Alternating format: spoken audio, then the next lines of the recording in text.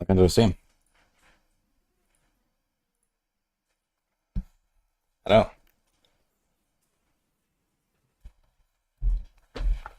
Hello. I don't know.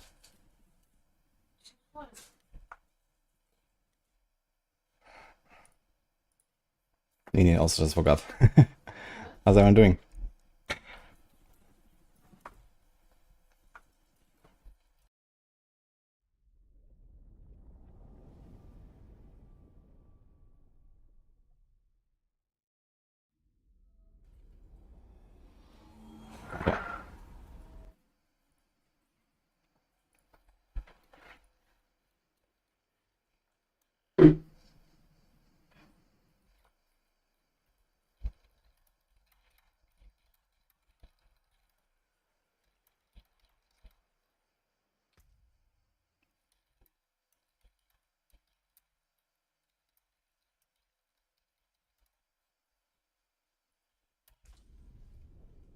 Okay.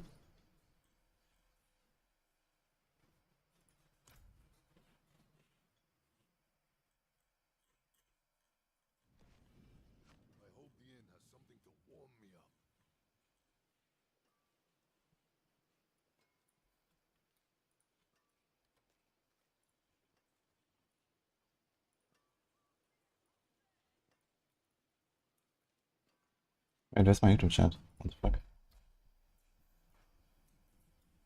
Okay. Here we go. Hello, Casey.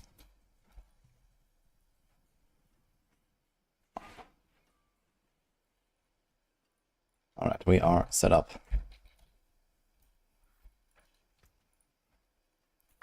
Dude, seriously, what the fuck is this? Why do I log in and I have to see this? How do I deserve this?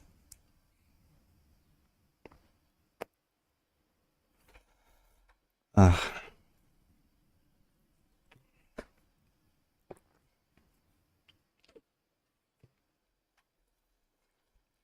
Has science, has loot buffs gone too far? Probably. But it sounds like it's gonna be fun.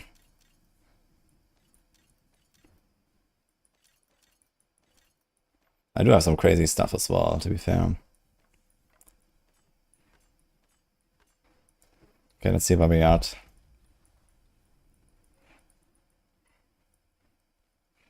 Oh, Bulb is in 3 minutes, actually. Let's do that, I guess.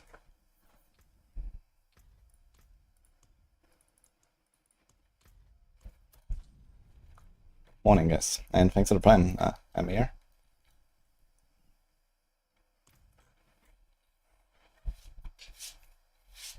Got the butcher with 4GA. Oh man. I'm gonna do a T3. I'm not sure how many people are in T4 already. Let's just go there. Hi, City. Hi, Patton. Macro got a 2GA Doombrain from Belial. All stats and life. Now, if only anyone would like to use a Doombringer this season. F. Morning, noobs. The Agile Wolf 4th dash still does not dash? Really? Because I think I remember reading for the 4th time in the patch notes that they fixed it. Over the past 6 months. How can this be so borked, man? Did they fix anything in Spiritborn? They did not fix anything. Also, there's no one here. Maybe I should try T4. Wait, can I change difficulty? Yes.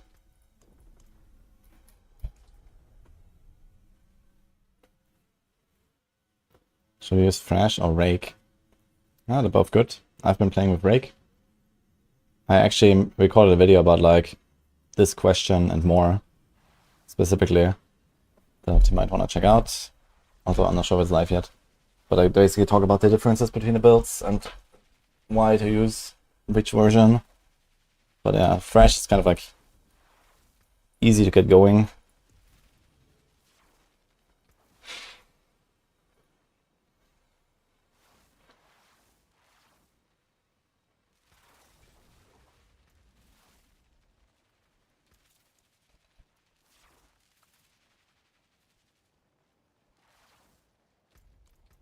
Okay, what do we got here?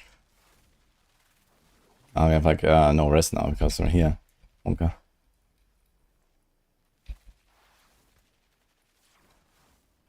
There are only 2 people. Great.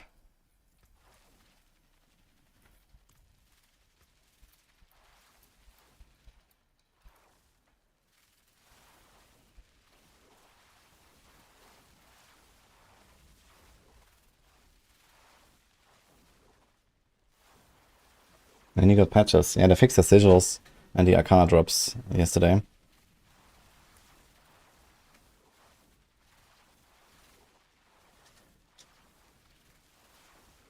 You can run T4, but T4 Belay is close to impossible with decent gear. Sometimes getting one shot at 75% HP, and sometimes it's a struggle. Well, sometimes it's getting one shot is because of all the double dipping with the Jaguar Hall and stuff. So you first need to understand how the Jaguar Hall works. And, you know, you produce some pretty big numbers sometimes. When the Quacks procs, you stand in a circle. Like, especially Belial, you might not stand in a circle. If you don't stand in a circle, then you don't do damage, first of all. And then the Quacks procs, that gives you like a quadruple damage. And, you know, and then the Jaguar Hall triggers, and then boom, basically. So this is why. What you can try to do, maybe, is do like a different setup for the Quacks. So if you go Ahu Quacks, maybe try something like Neo Quacks, because then you get it from the start. This is something I was considering to experiment with.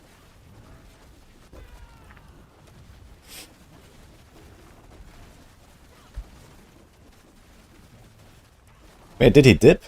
Where is he? I'm alone. He TP'd away! Fucking hell! Okay, fuck this.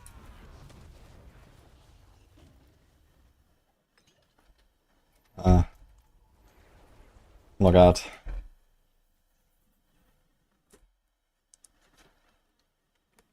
Let's care what it's in Fracture Peaks. Oh yeah. Maybe I can try to join someone. This guy, for example.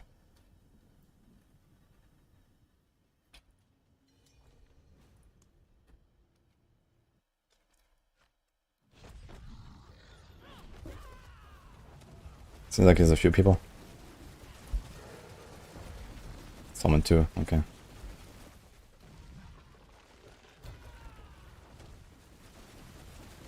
Wait, no, it's only one guy. Yikes, dude.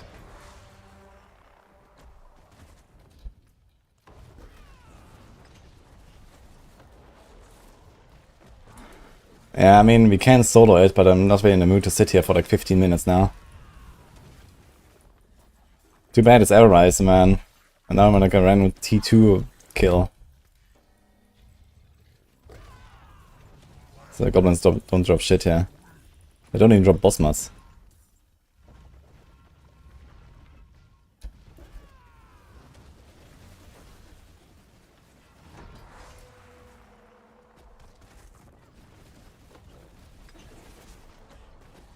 I am having fun. Well, today not really so far. Because I logged in and then I was alone at the world boss. But let's say in 5 minutes from now we're gonna have a lot of fun.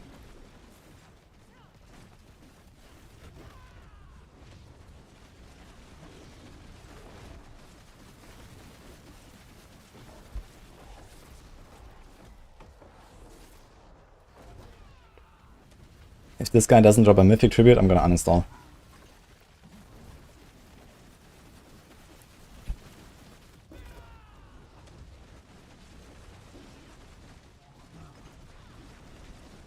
I actually need to start this kinda badly. Because when I play with a Quaxun, it's a bit clunky sometimes.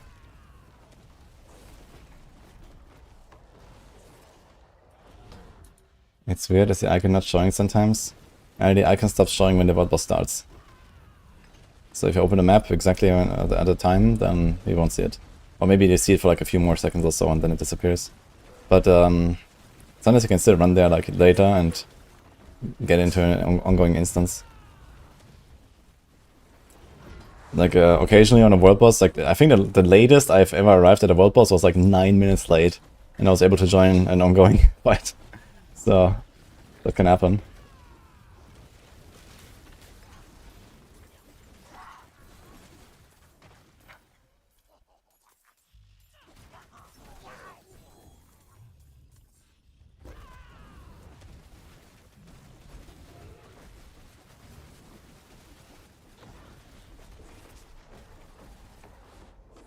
The Everest died without stagger.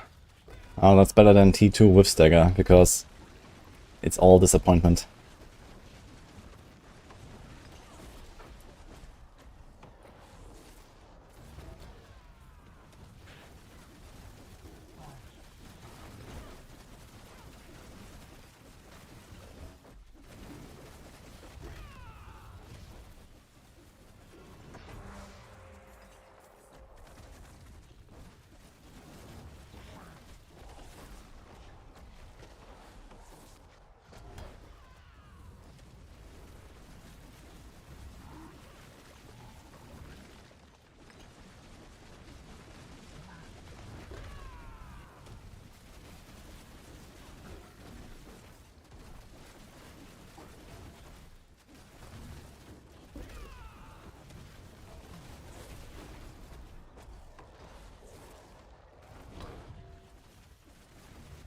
Apparently Thorn's the best build, or if you look, there's no Thorns build the last days.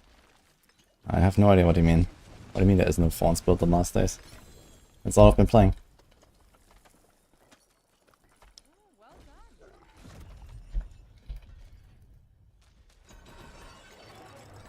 Alright, the fragments.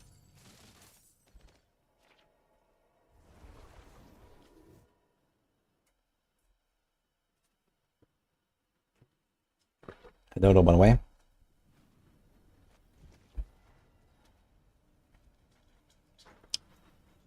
Why does your chain lightning build not have the crisscross ice streaks along the ground like you see in the build videos?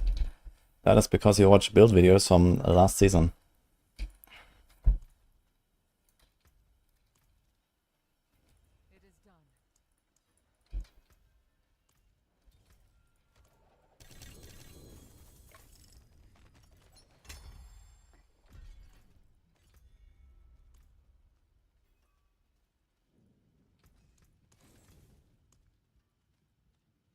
We got a Radiance.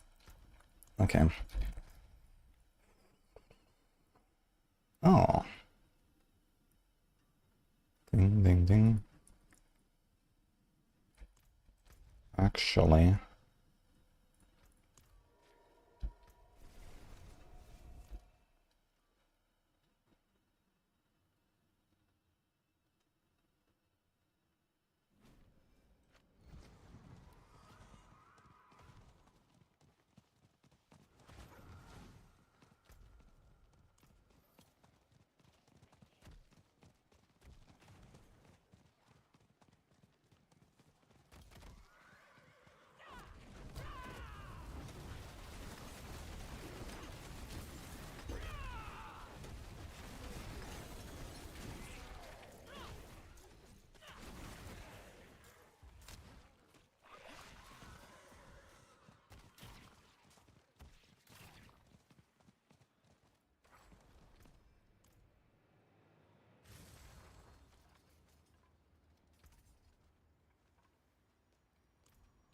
I need to grind some more Paragons. I want to get like 20, 30 levels today or something. That would be nice. Get a 250. We can push pit 100, easy peasy. I need to replace that thing. We can farm T4 bosses. And then hopefully get a Starless later. That'll be good. So I think that's kind of the plan for now.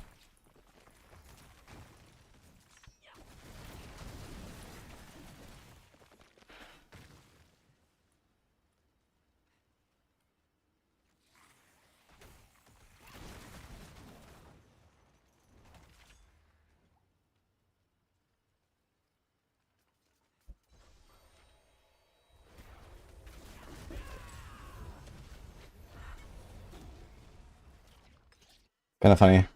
I think it takes 3 days for the PvP whispers to come back. But it's only my second stream.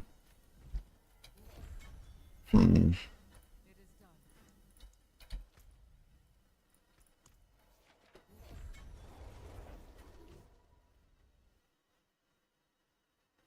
using Season 9 build, but I couldn't find any videos from this season. Well, you should probably watch videos from people that play the PTR or something like that, right? But, I mean, I guess that the build didn't really change much anyway, you know, even if there's like boss powers involved. You know, many builds didn't really change a lot or something. Like Chain Lightning, Azure Wrath, that has been a thing for a while now. So, There's nothing really fundamentally new or something.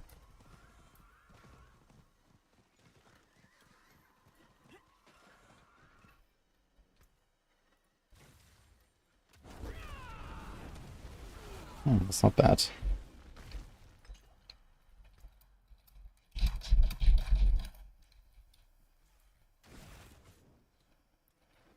Hello, J-Rockets. Why does a Rock Splitter guide not use the new pants? Because it's mostly like a side grade. And we already have a lot of stuff with the new pants.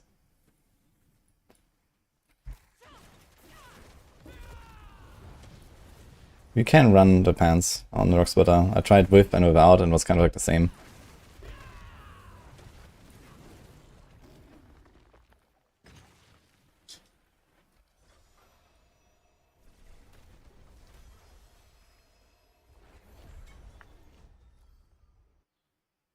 What's number 1 build so far in Season 9 after a few days of testing? Well, I mean, no one is really far enough to tell, like, you know, such a difference or something, I guess. Like, you know, no one is really, like, pushing or something. But, I mean, it's gonna be Spiritborn anyway, I guess. So...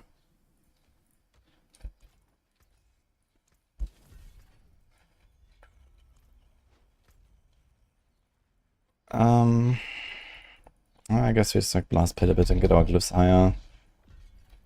How about that? I think I want to make the amulet now for the higher tiers.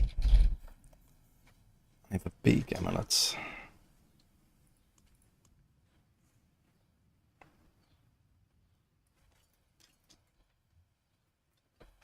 Dude, how much would that thing be worth? Would that be gold cap right away on softcore?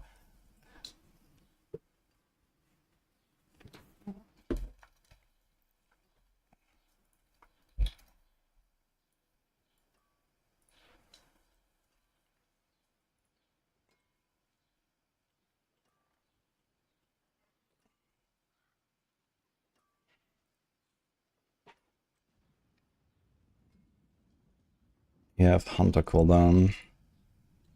And here I don't.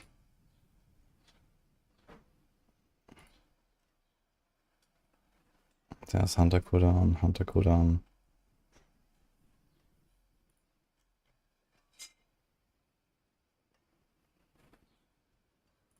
I wanna see real quick. This is the fresh version. Hunter's at 17. Is that properly calculated?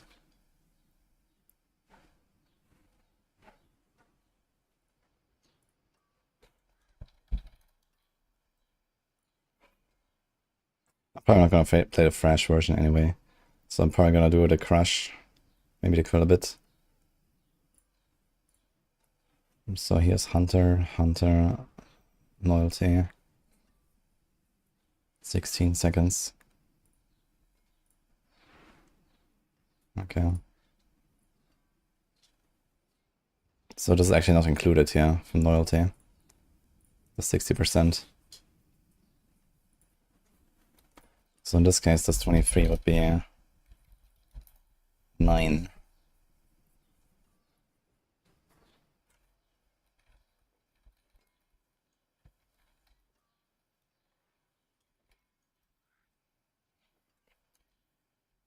Yeah, maybe this double hunter is actually a little bit overkill.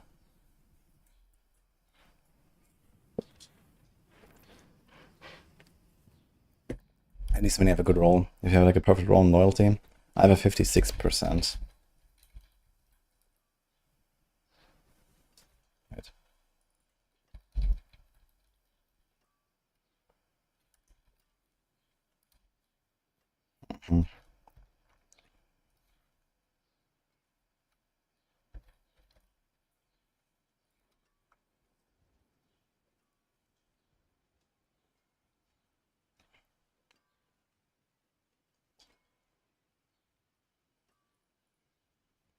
So I think we're gonna put Mystic Circle and Resilient.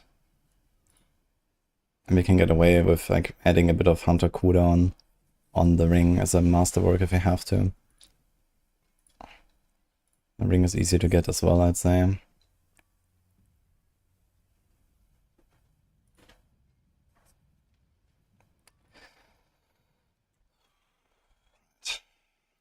What else do we have? Crush, Dash, Crush, Vortex.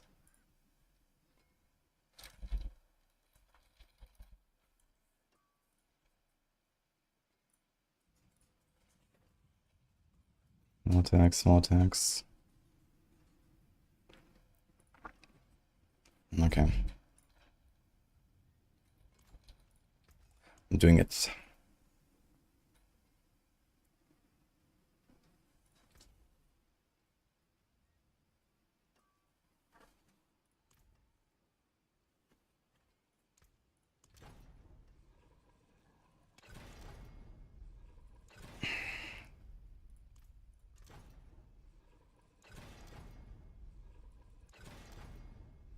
Nice.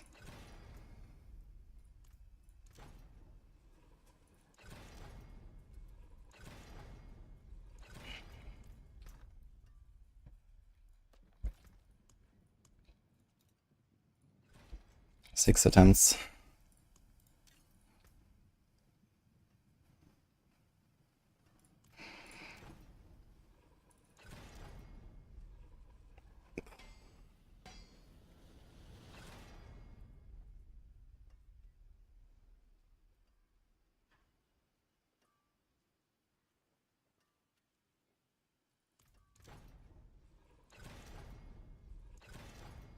Oh, okay.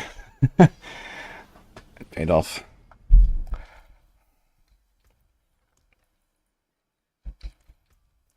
One more attempt left.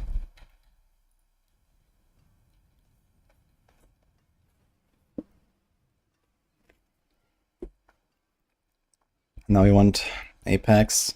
Actually, I wouldn't mind some attack speed as well right now.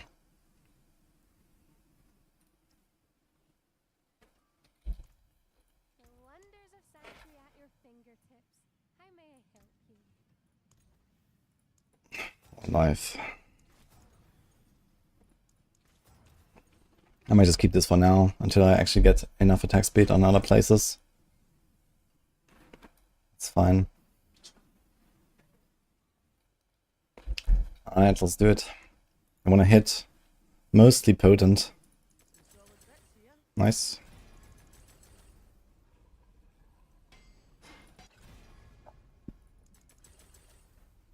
Okay, I'll take that.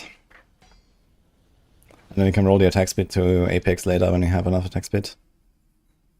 Oh my god, those things are nuts. Alright.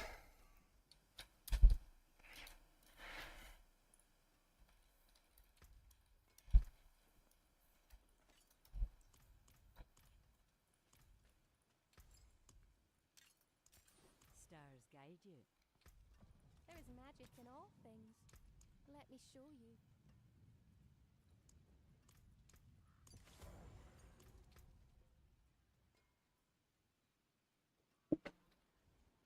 How much of a DPS upgrade is this?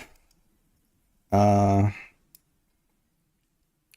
in the range of like 40% DPS.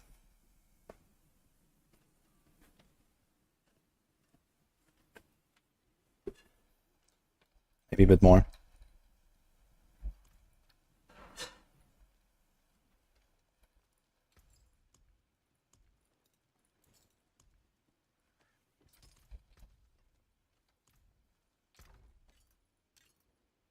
Can keep this here for farming still, I guess. Yo, Dodo, thank you, man. Will Barbs get buffed soon? Very likely.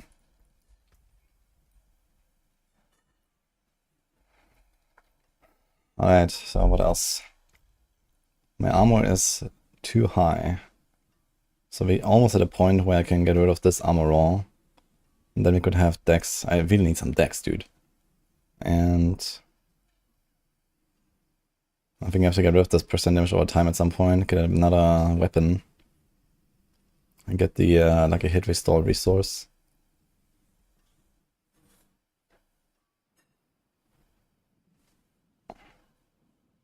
Then we have to get a ring where Oh, actually, if I get a Starless, I'll have enough res. So we could have here the Vuln proc. It might be okay. Just need a fucking Starless. Do I have Sparks? No.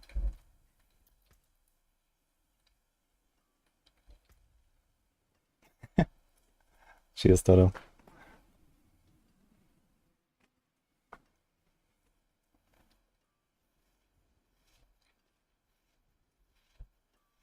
I link the planner. This is the reg guide on Maxo. Am I gonna master to the 12? Wait, didn't I have another pair of pants? Wonderson. I do, but it has GA on Bastion.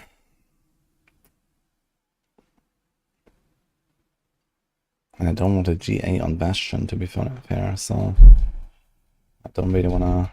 How's my mats?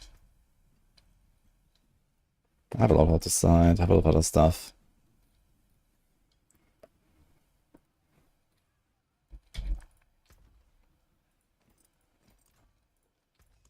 Let's see if I hit live. I hit Bastion.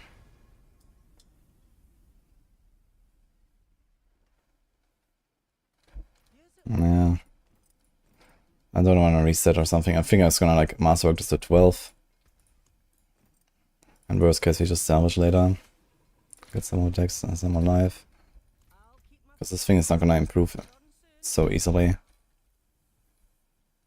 I really need some other boots. Like this is fucking yikes. The vortex size is awful. It's not even masterworked. And the wrong temper.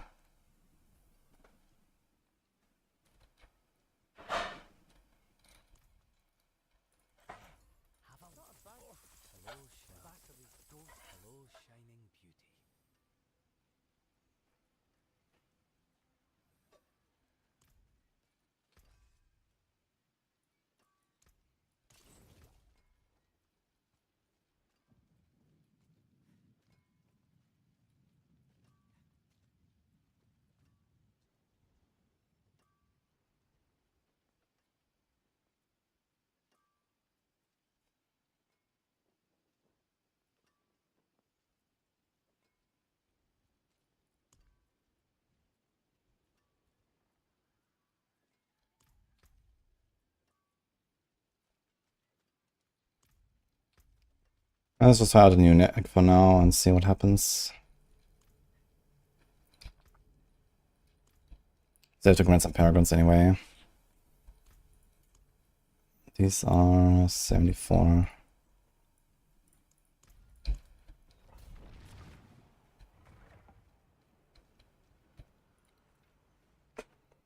Am I doing 300 Paragon this season? Very unlikely. I'm planning to play around 10 builds or so. So there's not really a lot of opportunity to grind Paragons since I have to grind a lot of bosses and these kind of things.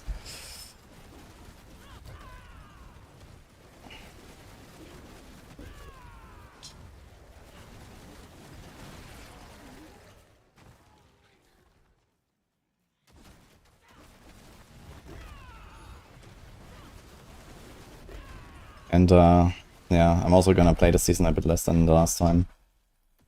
So we're probably gonna be largely done in around 3 weeks from now, I think.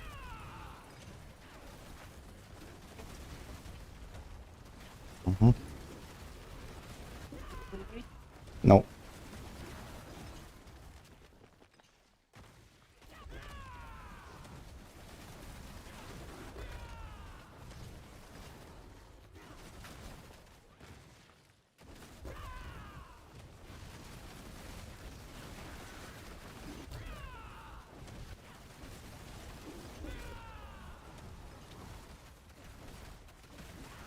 Just in time for no PoE2 League. Yeah, PoE2 League is far away right now. I expect sometime in like 4 or 5 weeks. So there's like a bit of a gap, and I want to use that gap to actually warm up again to some PoE and some last Epoch. So yeah, around 3 weeks to 4, I think. Then probably like a few days of last Epoch, do another Uber Aberov run or something. And then probably a PoE2.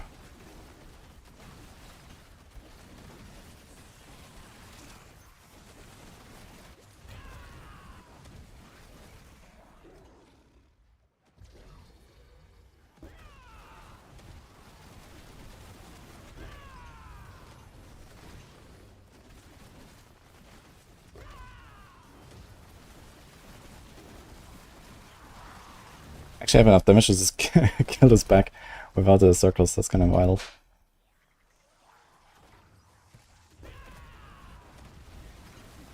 We have 20k life now. That's kind of cool.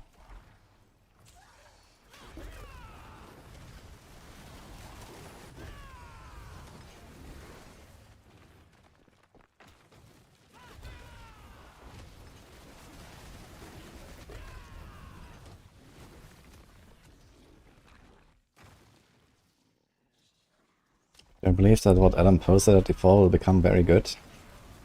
Well, with or without the post, I believe that.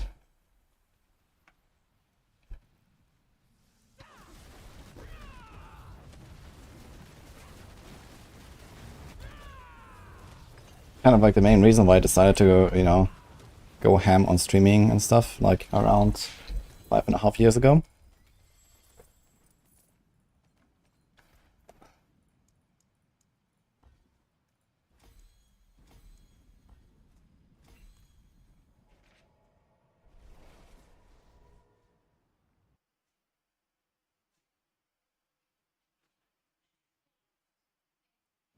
It's kind of weird, JE.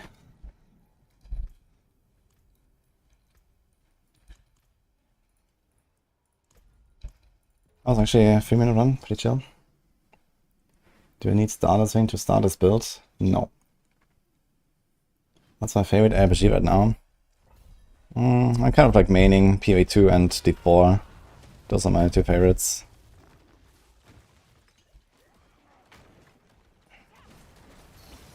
I mean, not too much PoE2 lately, but I'm definitely gonna do a lot more soon.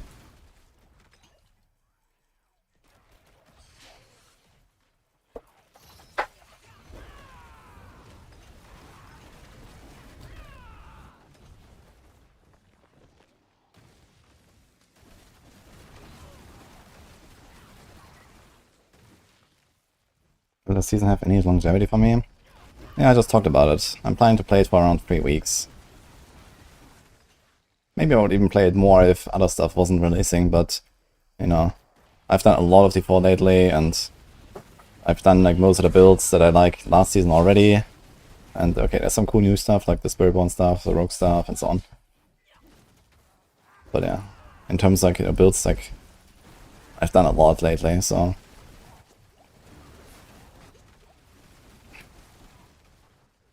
Excited for Pulf as well. I'm probably gonna start Pulf as my second character, so I might do up the Druid later today, actually. Start blasting a bit. Might get some more Gorns and stuff. Get like a character set up here.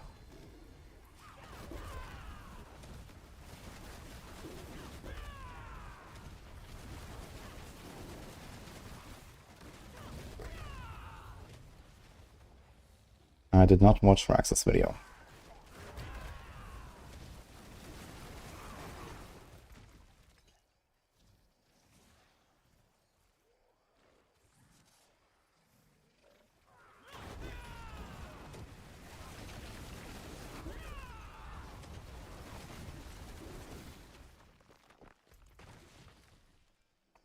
I'm planning to play a bunch of Spiritborn stuff, including this, the Crush version, maybe the Quill version. Yeah, more evade, I guess, to farm some Gorns. And Razor Wings. And then Pulf, Earth Spike, Finish Shot TBE, Lunge, nothing on Necro, and Hydra. So that's kind of the plan.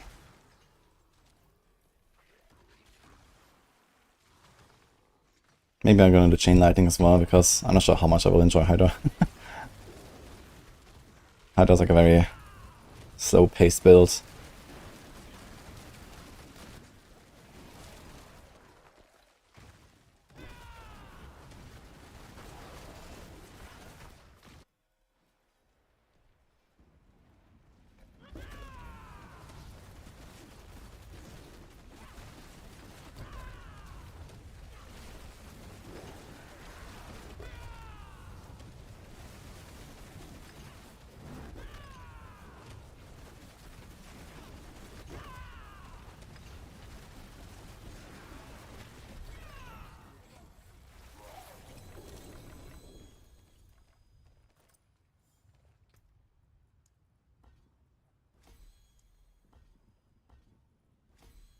No. Yes.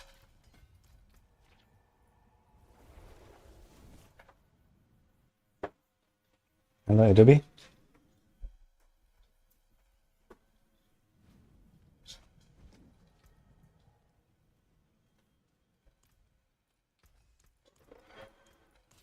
I mean, speaking of the longevity, it definitely looks like they've upped the pace of progression a bit.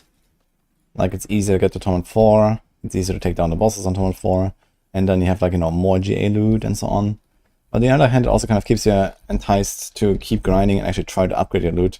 Because, for example, in the past, if you get like 1 GA everywhere, that's kind of like it, you know? You don't have any expectations to get any more than that anywhere, you know? And now it's kind of like, okay, I have some decent stuff, and maybe I'm gonna get a 2 GA item, you know, something like that. Or maybe a 2 GA item here. And it seems like you can actually kind of like hope for something more, which is kind of nice. I think it's pretty good, Lolini.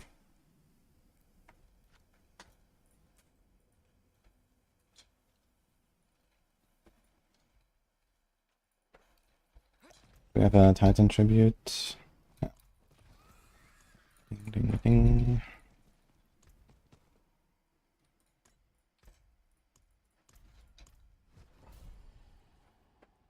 Yeah, they increased GA drops.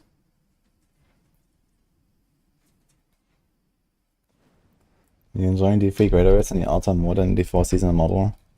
Yeah, I mean, the altar is like a really good innovation, I feel. They have to bring something similar to D4 as well at some point. And I mean, greater rates are just like way better designed than, for example, Pit. Plus, the meta is more interesting. Like in the Pit, you only go fast, and in greater rifts, you have to find like a balance between speed and difficulty. So this is largely why, I think. Plus the dopamine of like the progression globes, it's kind of nice. And these kind of things.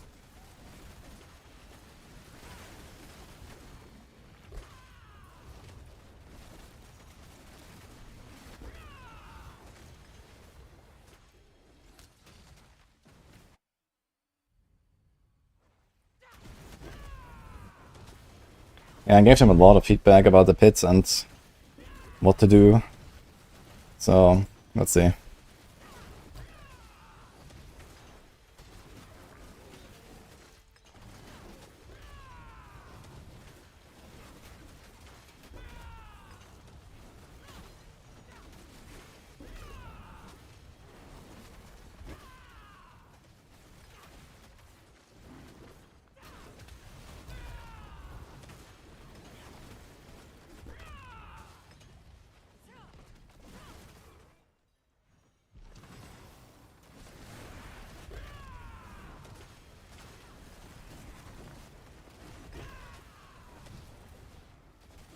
Change a loader while here? No.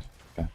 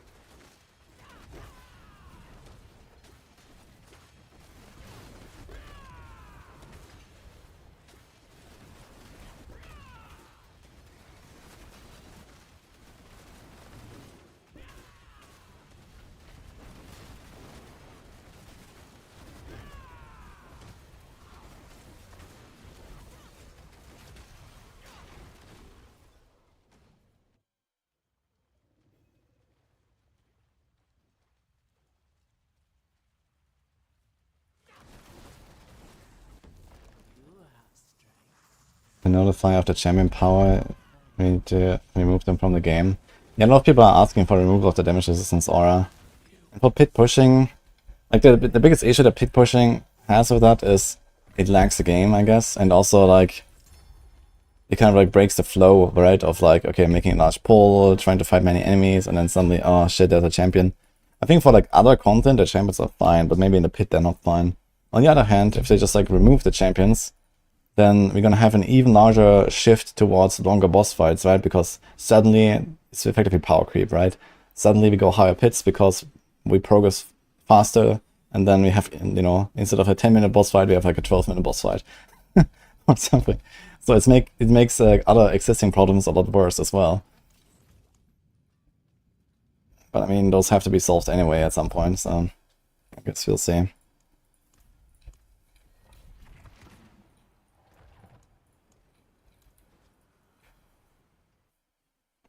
Why does Balazan feel more squishy than Evade? Because you have 1, 2, 3 absolutely not defensive uniques in all the defensive slots. That's why. And Evade is like just evading around with like nearly 100% dodge at all times, so...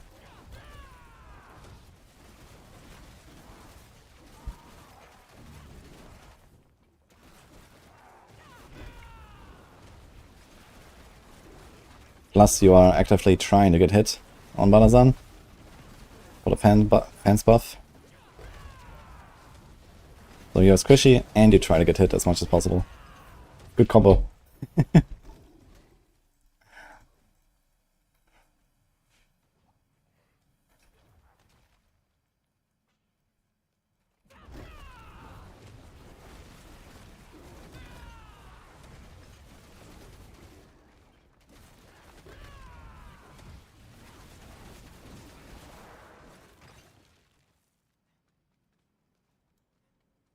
Just increase the life of all the monsters but the boss. Interesting, because they literally just reduce the life of all the monsters. Now I think they need to find a better solution for bosses in the pit in general. And honestly, this is like one of those moments where I feel like Bane of the Stricken might actually not be a bad idea. It did solve it relatively elegantly. It's a cheap solution, but also a relatively elegant solution. Kind of funny how that works.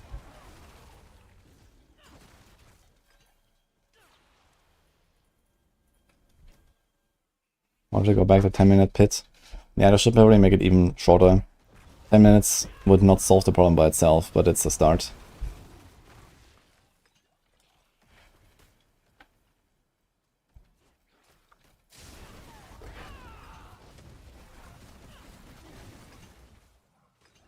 Yeah, with a 10-minute limit, then we would have many builds that do like a 3-minute clear, 7-minute boss fight or something like that.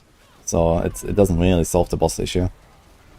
You need to get the boss fight down to, I don't know, maybe a quarter of the time spent or something like that. Or like a push. Plus minus, of course, depending on the build. You know, it's fine if like some builds that are absolutely horrible on single target, if they actually take like half the timer. And if like the good single target builds, they kill it in like a minute or something, you know. But the typical range should be maybe like a quarter. So if you have like, let's say, a 10-minute pit limit, it should be like a 2.5-minute boss fight maybe.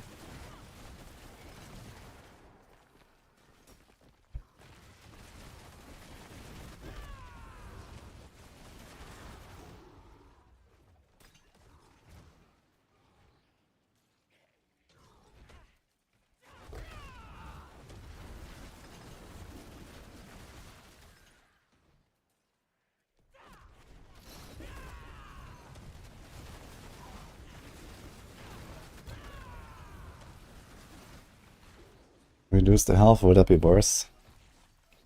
Well, one thing they could do, if they don't want to do something like a Bane of the Stricken, is to change the formula for the boss HP compared to the monster HP. So that is really what they could do.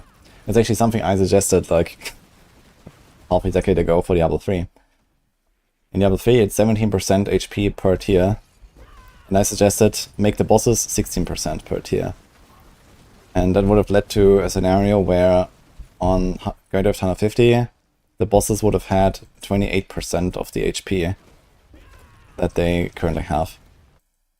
So that would be, you know, almost 4 times less HP, basically.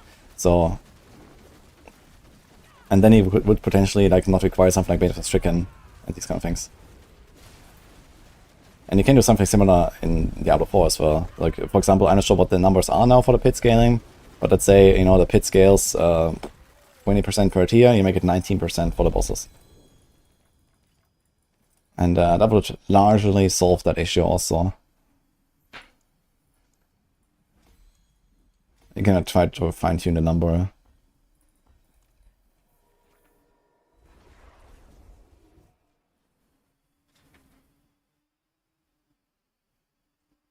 Because the thing is that the more HP monsters have, the more damage you deal. You know, they live longer, you pull more, you deal more damage. Like overall DPS, right? So as monsters get tankier, you deal more damage. But on the boss, that is not the case. The boss just gets tankier and you don't deal more damage. And so the boss fights get incredibly much longer than everything else. And this is why we have these 10-minute boss fights in pits pushing. Because it's kind of easy to get to the boss. And it's impossible to kill the boss. And the higher you go, the worse that problem becomes.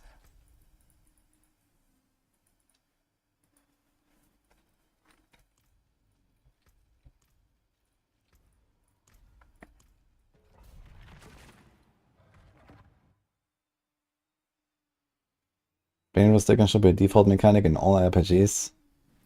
That is something I strongly disagree with. Like, it worked in D3. As I said, it was kind of like a cheap solution, but it did solve the problem in like a fairly good way. But I don't think that they should just rely on the Bane of the Stricken mechanic to be a thing.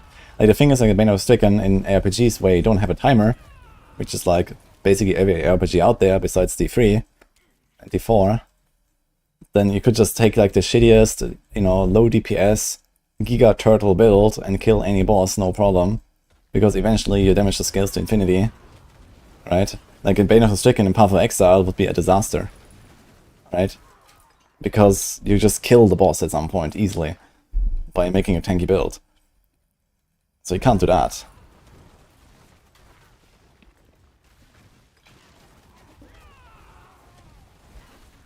It's just like a general like curse of Diablo games, I guess, that you know, we have a lot of AoE damage and very low single target damage, and we have like infinite scaling of monster HP, and that it just naturally leads to this problem of you can't kill bosses.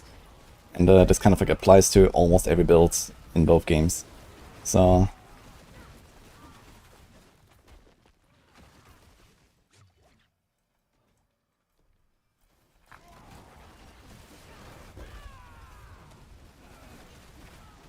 I mean, the Diablo 3 was even worse because you also had area damage.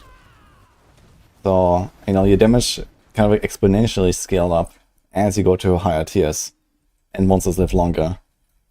So, you know, not only do you like just fight more monsters and do more damage because of that, but then you also scale through area damage and deal even more damage to monsters. And then, you know, you completely fall off against the boss. So, in the pre was even worse. At least here we don't have area damage. But I mean, we have many build mechanics that kind of have a similar effect, I guess. You know, you deal more damage when there's more targets. You know, many things that are reliant on lucky hit, or, you know, something like Andarios, if Andarios was a thing right now. You know, I mean, there's Andarios Spiritborn, for example. Like Andarios Spiritborn, you walk into a pit 100, you will destroy everything. Yeah. And then comes the boss, and you need like 20 minutes to kill the boss. So, you can't, you know? That's like one of those examples. Andarios Spiritborn, or like Andarios anything, is effectively like a Diablo 3 build with area damage.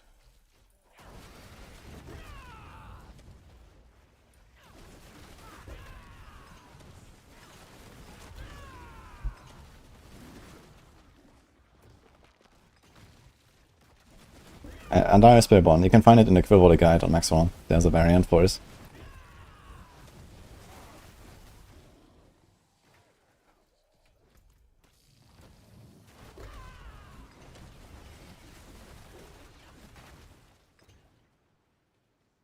How the hell was inner EP killing Guardian back when it was meta? You get Hammerlin and the Power Pylon.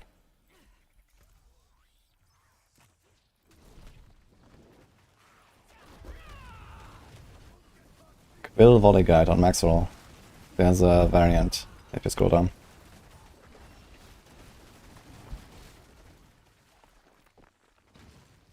Yeah, we didn't put like Andara Spiritborn on a tier list or something, but it is actually a fairly viable, playable build. Maybe I'll put it on a tier list actually, since we have the guide for it basically.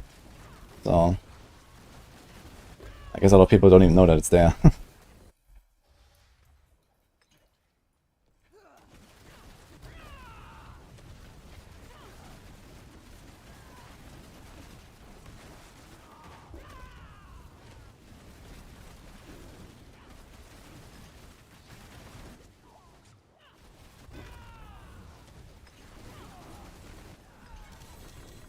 Uchi Amulet.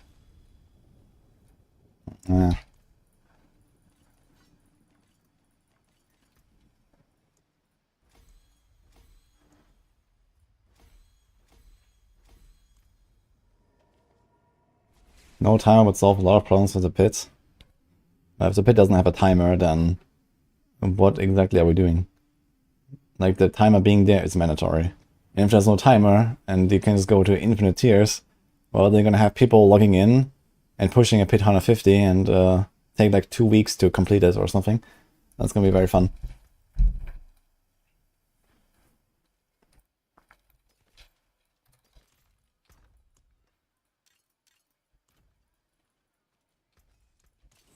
Should probably boost some of the glyphs on my evade builds.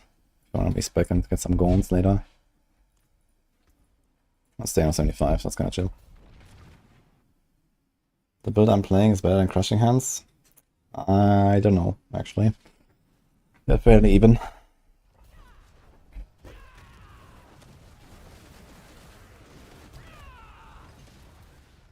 Pit down 50 in 7 to 10 working days, something like that. If even. Maybe it would be more like 7 to 10 weeks, or something like that. If I had to guess. So you might be able... Okay, let's say you can open 150. You might be able to complete it before the season ends. With our current power level of builds. And an infinite timer. You can't find Andara Spiritborn. Fuck. Quill Volley. Max roll. Scroll down to the variants. I'm not gonna say it another time.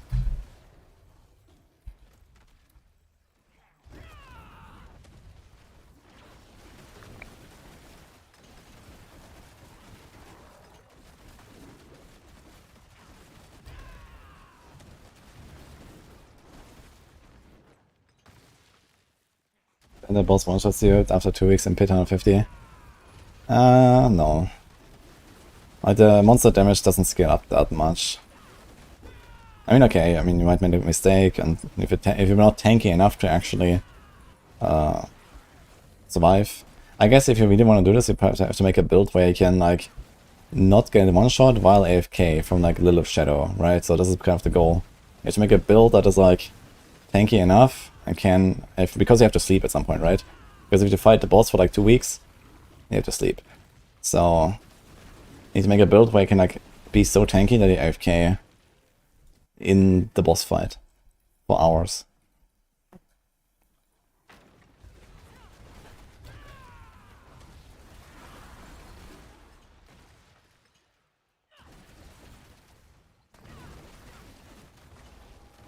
Valaria, time to go again.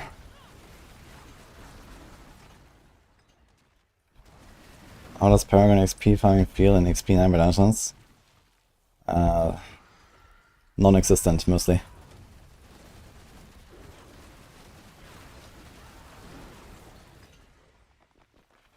Why are we not running Kenny instead of Colossal? Because Colossal double dips with the Jago Hall.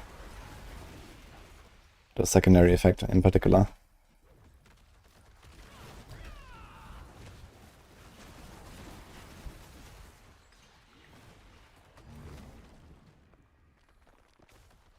So you get a pretty similar damage output from Colossal.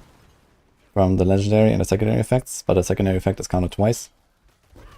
And the primary effect doesn't do anything, but the primary effect of Canny is not enough to outweigh the double dip from the Colossal.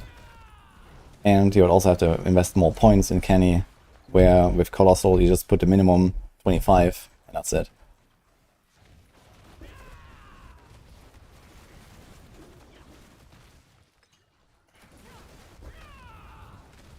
Grinding to 300, still bingo too much. I do not understand that question.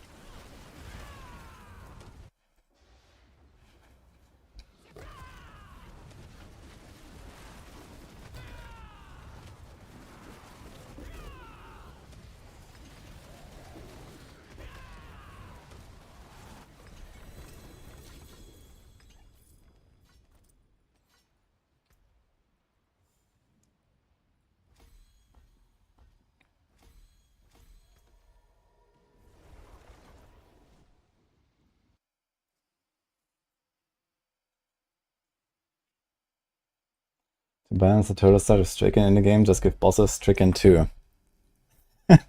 Well, we can say been there, done that, I guess. Because this is actually what the bosses had, kind of, until last season, right? With the automated stacks. But they removed them now. But I didn't find it such a bad mechanic.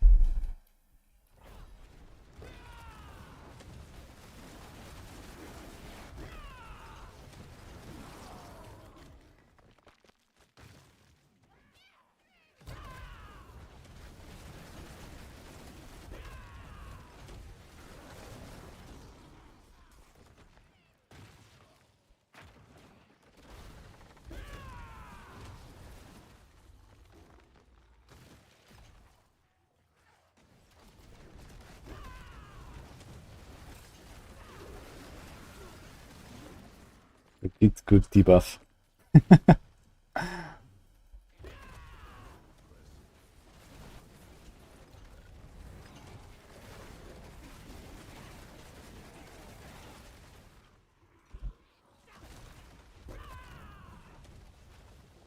I would say toss a coin, but I have not seen a 4-sided coin yet. So, I don't know, toss 2 coins. Crap.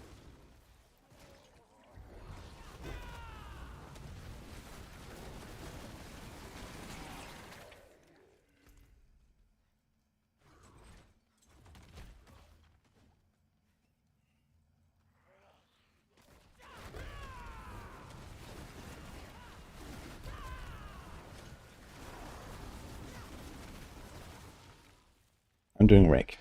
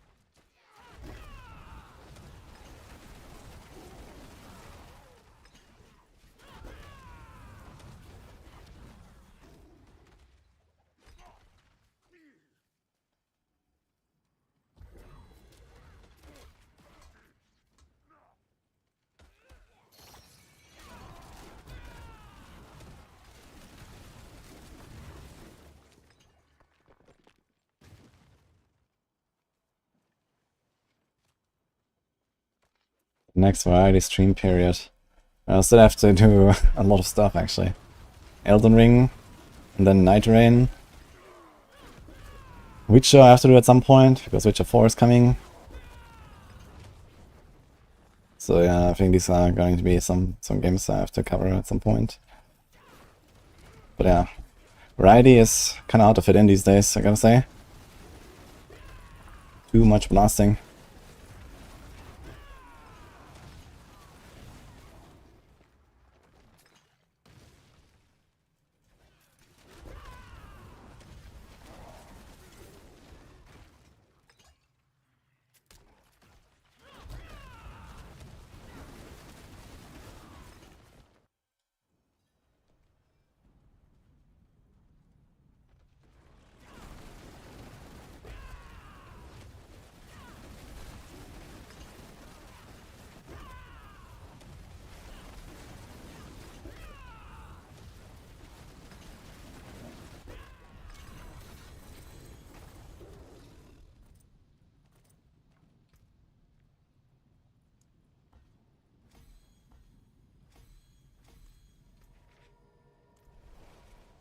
Hades as well, huh?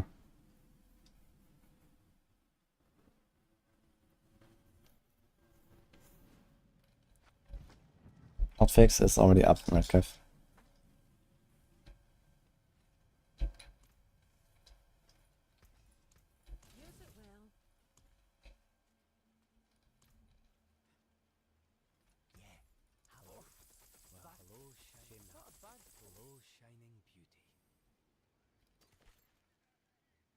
Ooh. GA life and a heal.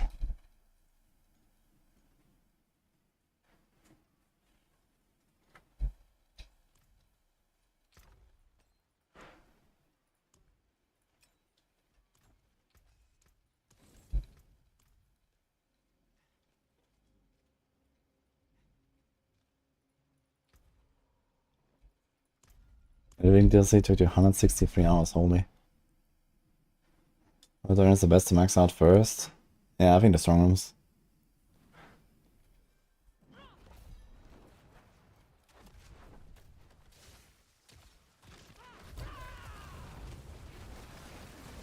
This guy got insta one-tapped. Okay.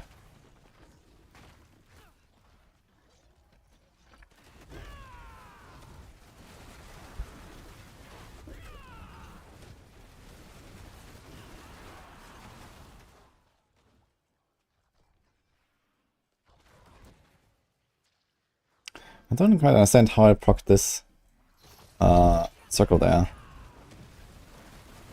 Maybe the catalyst, like, was there any beaming something?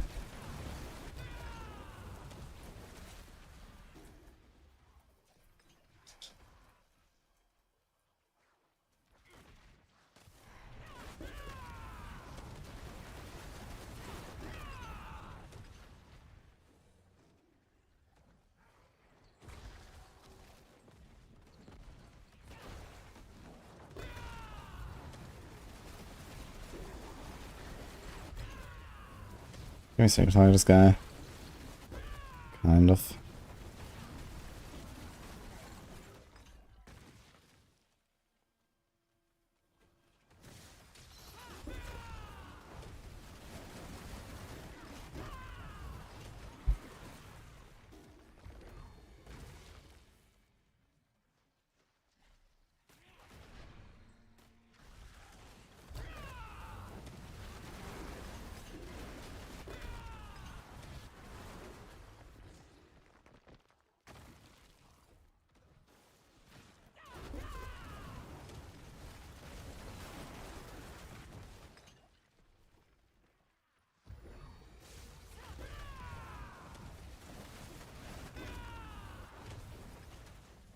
I wonder if I should actually go for double vortex size instead of one rake.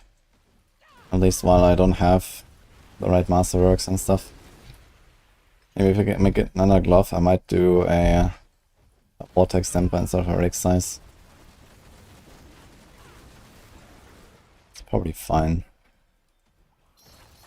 Because I rely so much on just like pulling stuff in.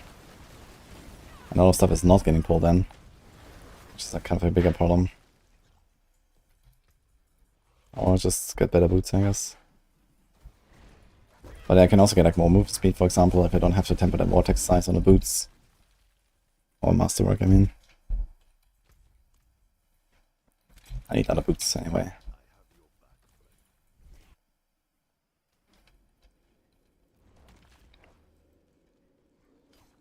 To have fun and enjoy the video game, maybe, with us.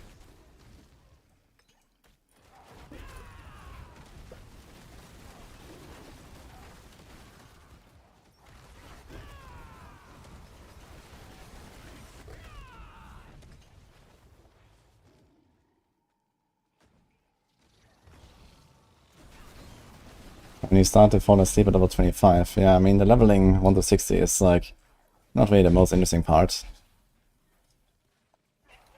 Although that depends a little bit on, you know, also the build you choose, or the RNG and what you're doing and so on. For leveling for season start, I've always just tried to like take it easy, do something that is fun.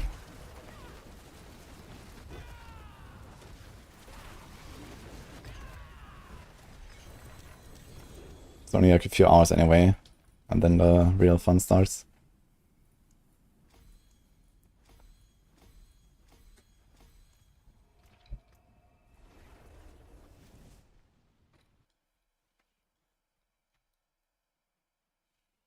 You'll find a Spiritborn leveling guide. For evade, I guess. I mean, evade is like a relatively, you know, face roll kind of build, so maybe you just enjoy something that is a bit more involved.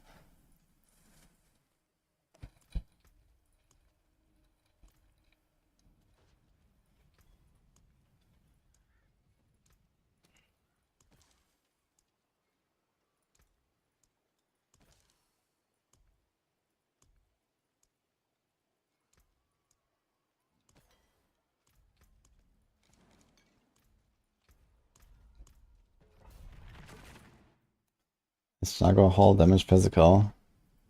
I don't know. But it also doesn't matter. Because there's no way to really do anything with that information.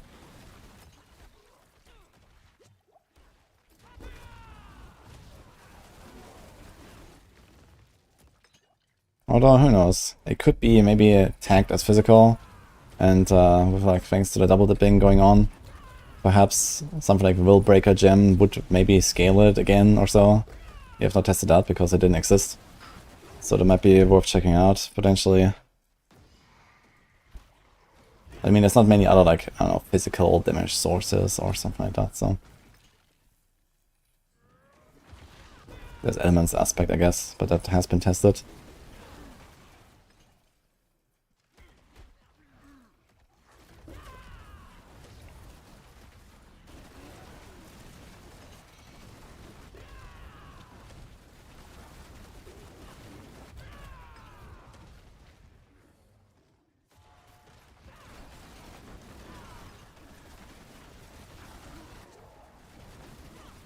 What was that question, Billy?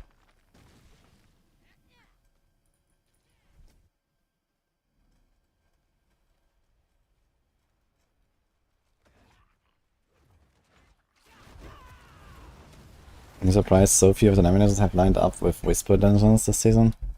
Well, the thing is that the 9.9 rotation doesn't have all the dungeons. And the Whispers can be in any dungeon. And also they reset, I don't know, how often is like maybe every half hour there's like one new Whisper dungeon and there's like 120 dungeons. So, I mean, the chances are just kind of low.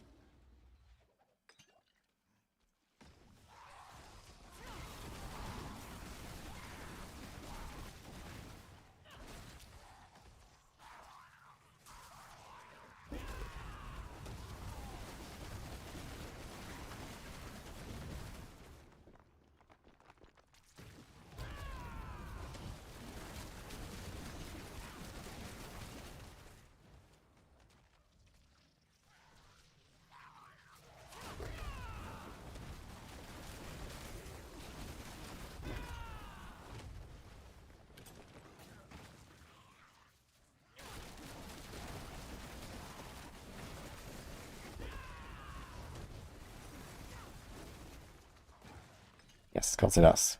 Apparently the expansion is on sale as well. I heard it was like a 50% sale.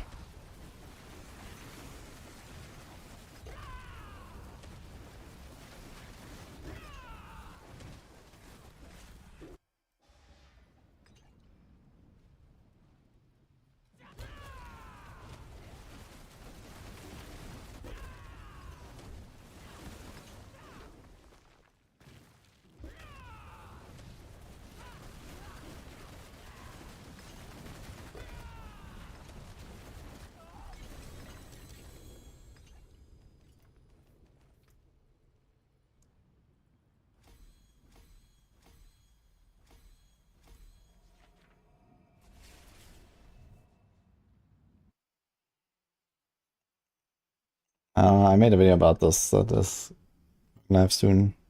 I must explain this in more detail, but reactive ooze is very good. chance to restore resources, which I don't have. Lumber rune I can use early on. I can remove the Quacks rune. Stardust guys helps. Mostly not.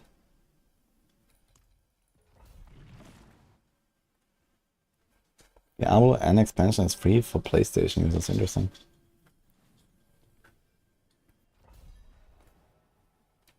Yeah, Billy, roll armor and rest if you need it. I mean, I'm not sure what to tell you. You wanna stay kept.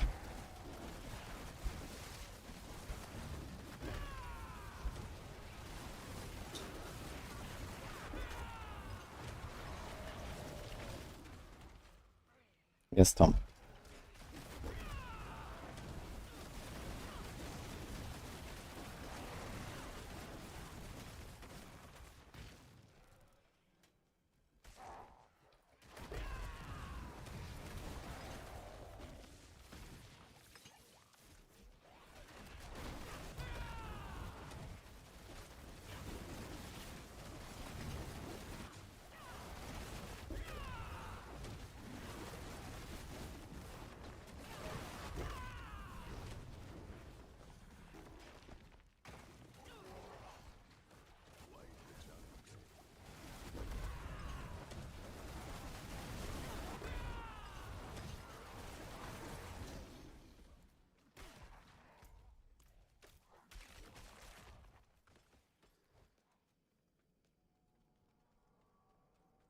Is Puncture no longer viable for rogue builds?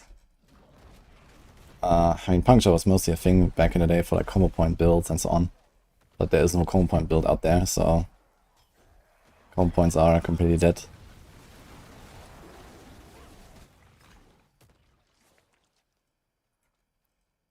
I'm not sure which build you're looking at. Some builds might run something like Blade Shift to proc close quarters. If you don't do it with Dash or Shadow Step.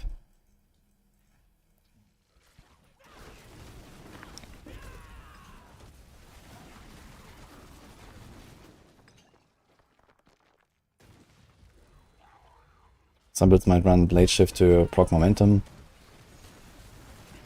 Like Death Trap, for example, I think did that a little bit. If you don't want to do it with Dash and Shadow Step. Although this is not happening anymore.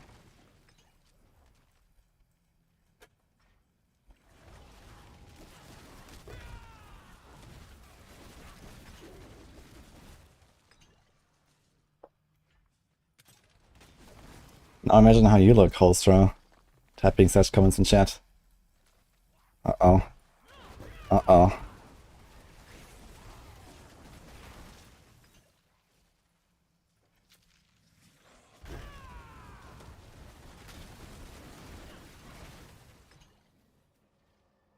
Do you think they will buff Death Trap Rogue? No. They just nerfed it, what do you mean? And rightfully so. And it's still one of the best builds in the game, so there's no buff necessary. Or, you know, healthy for the game even. See you, Holstra.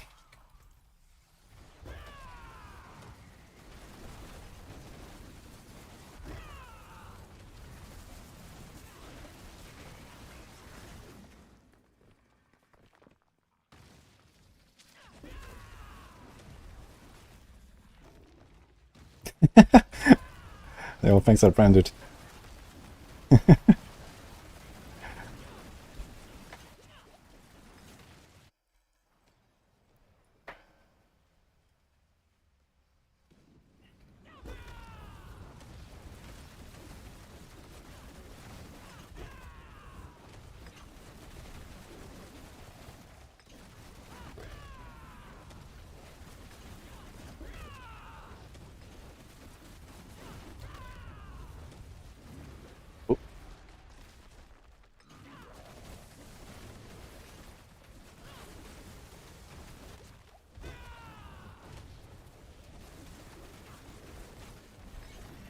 That was a bit scuffed. I'm not sure why my Mystic Sword didn't proc. I think I had like a 5-second stone time or something, and I couldn't finish them before Lilith came.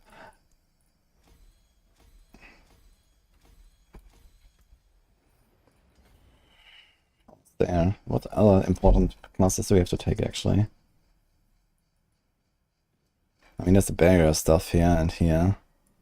And the life armor. So this is 1, 2, 3, 4, 5, 6, 10, 14. And then there's a bunch of armor things. So this is 16, 17, 18, 19, 21, 2.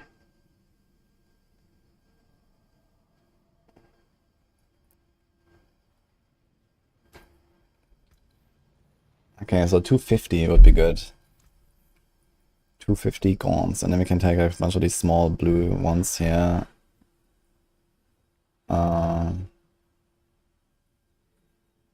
Yeah, and then like more poison damage and so on, but this is not that crazy right now. But yeah, 250 would be good, so I actually have the armor and the res and so on all in place. So I can actually wear the final gear at some point.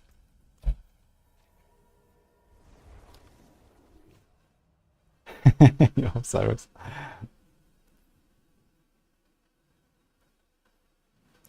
Rake is easy peasy cooldowns and very comfy. Crush is tanky. Curl is good on single target. And Thrash is like good all round and easy to get started. And little cooldown, little resource management. So this is kind of the TLDR.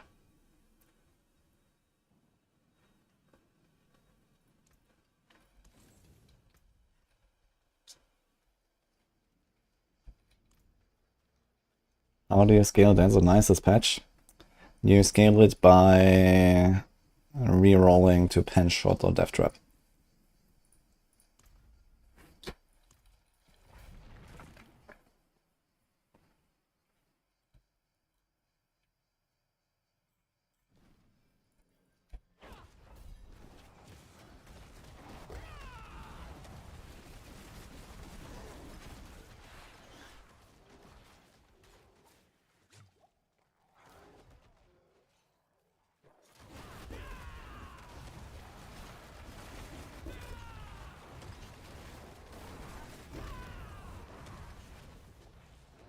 Yeah, Nice is pretty damn bad. I mean, you can maybe also do some shenanigans with Azure Wrath, but it's basically just a shitty Azure Wrath build. Or you can maybe do some shenanigans with Poison Trap proccing with the gloves or something, but either way, it's gonna be kind of shitty. So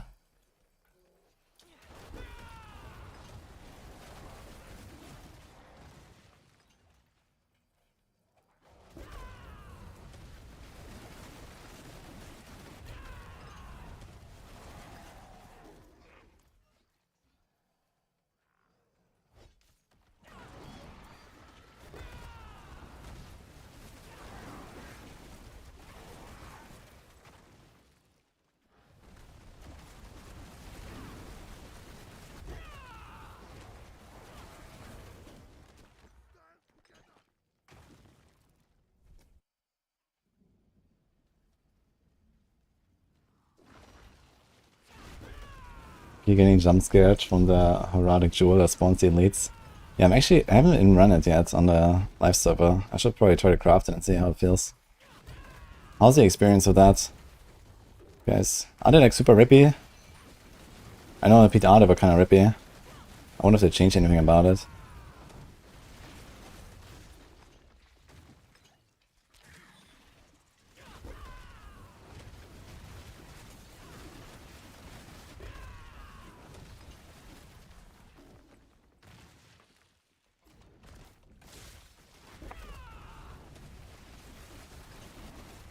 Kind of good to see that even on a 75 without Mystic Circles, I just insta-kill that pack there.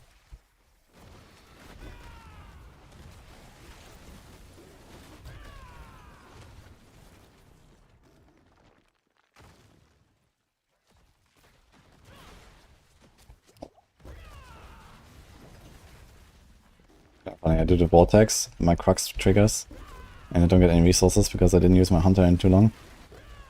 I just stand there. Okay. Super easy, even on hardcore. Okay, so I wonder if they nerfed the idle guys.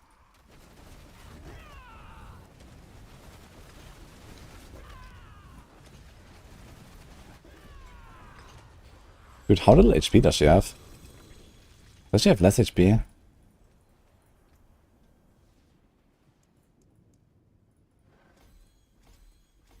Or did I just get good procs?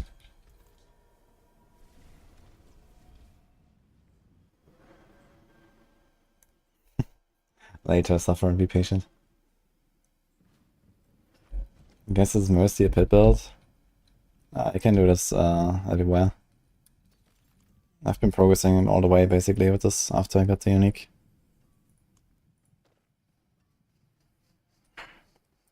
But evade is faster for like T4 stuff, for example, and so on.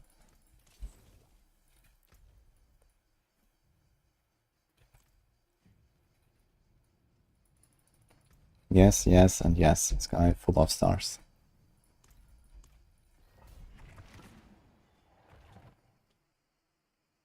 They're like normal elites. Okay, so the idle from below guys, they don't have like this special like burn affix anymore and stuff like that, or what? I remember on the PDR they had like this, I don't know, fire chains thing or so that was absolutely destroying you.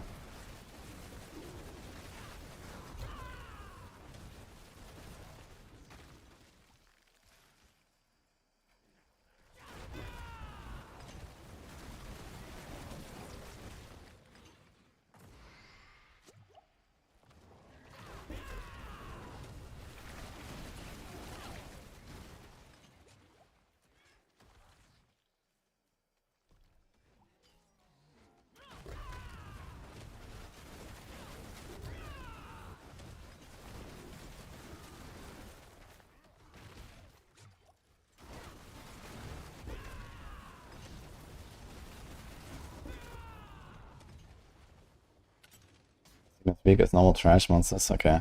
Yeah, I need to try the idol actually. See how that feels. And then I don't have to run the take 10% extra damage anymore. It's gonna be good. So you have a bit more life. Tiny bit of extra damage. But more importantly, a lot more defense. Did it change Skid Up Prisons? I didn't notice any change.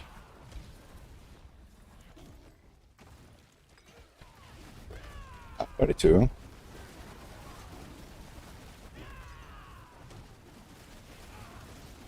I remember at one time I got 4 from one of the gym goblins.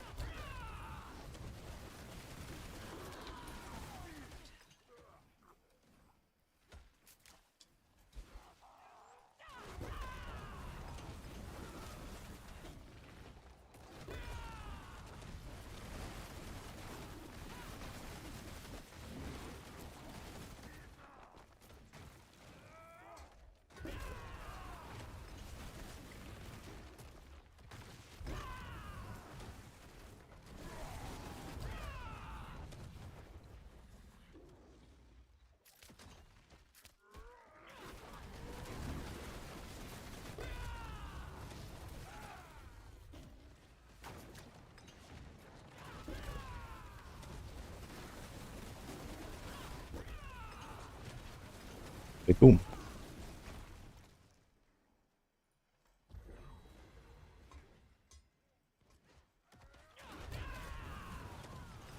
HP moved.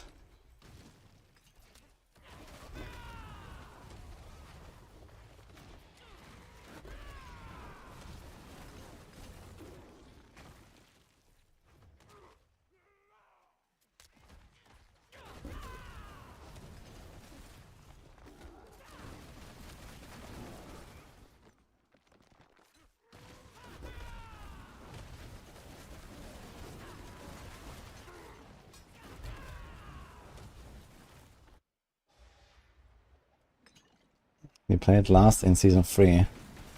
What is my advice? Well, read your way through the entire resource section and getting started section on Maxwell. Then go to the tier list and choose a build that sounds cool from the S or A or B categories. Good luck.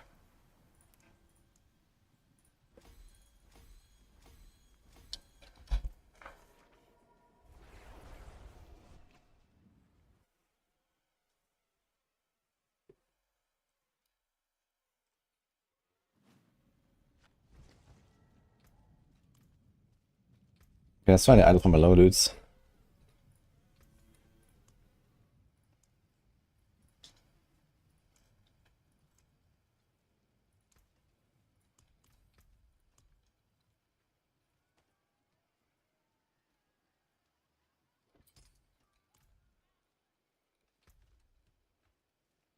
I actually should check how much damage this actually is. It's probably something like 4% DPS or so. Not very much, but yeah, a bit of life.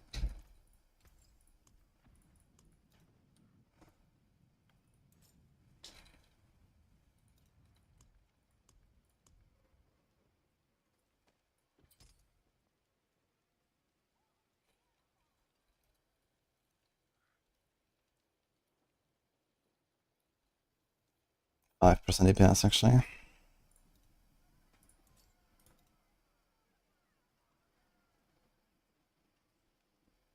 Wait.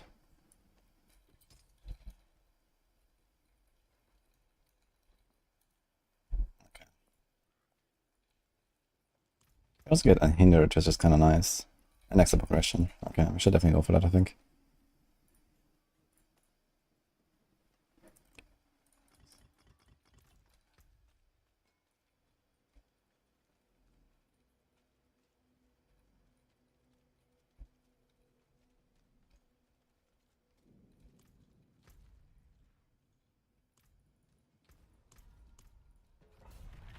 Is that like a timer or so? Do we see when they spawn?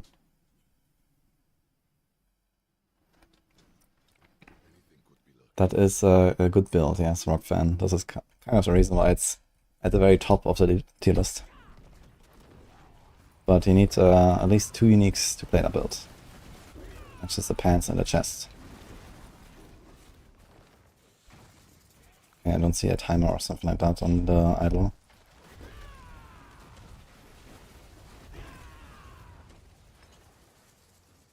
21k life.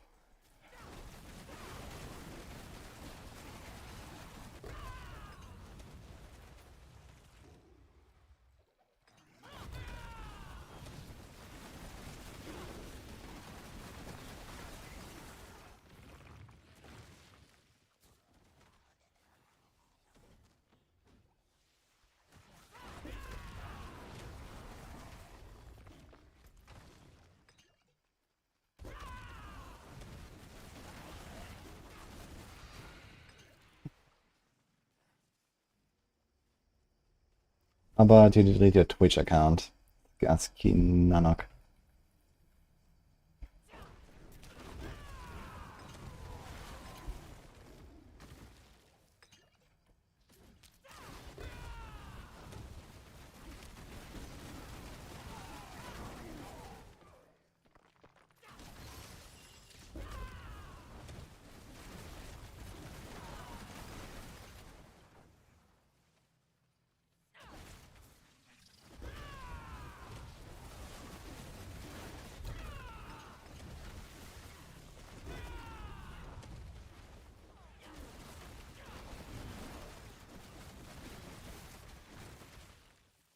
I'm playing the Rake version right now, which is very nice. Tricks in.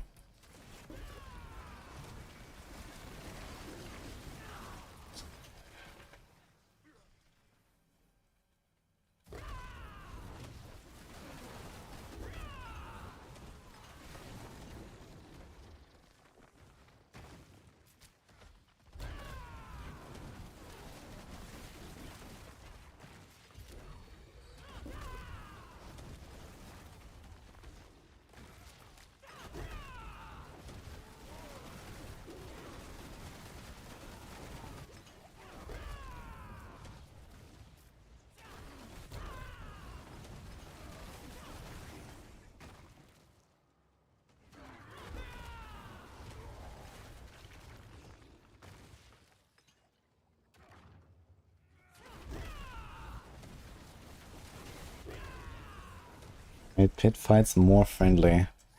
Yeah, we're having a good time here, we're vibing. The monsters are very welcoming.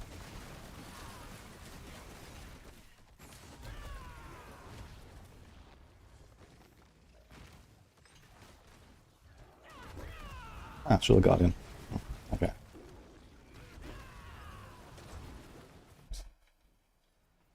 But yeah, there's like no buff or something, right?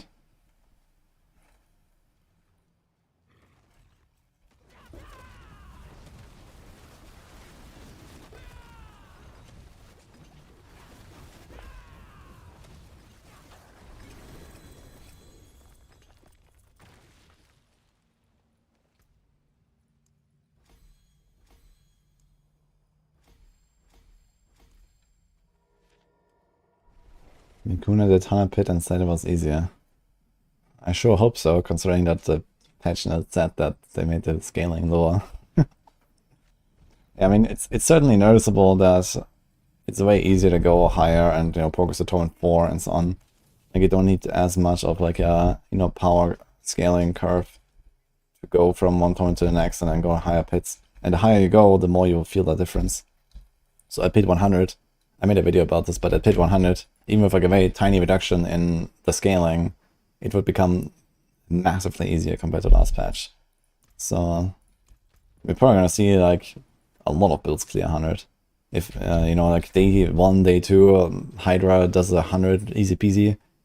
Yeah, probably gonna see like basically all of the A-tier builds complete 100 plus, I guess.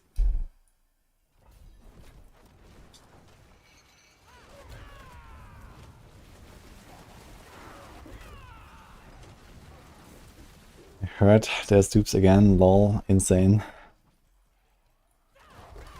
Wait, it's all dupes? Always has been.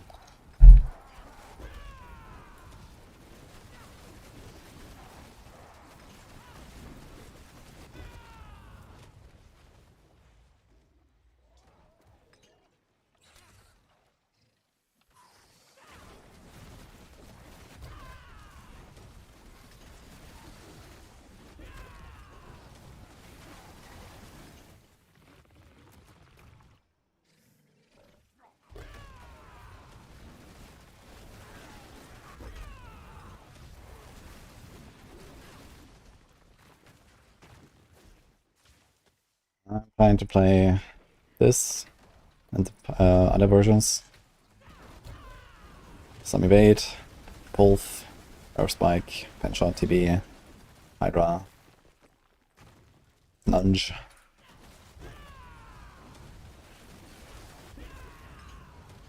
That's probably mostly it.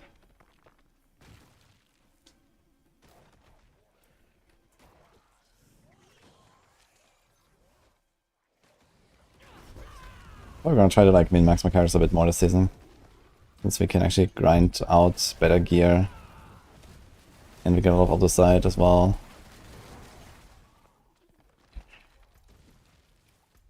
Okay, I think it should be fine. And Archibald.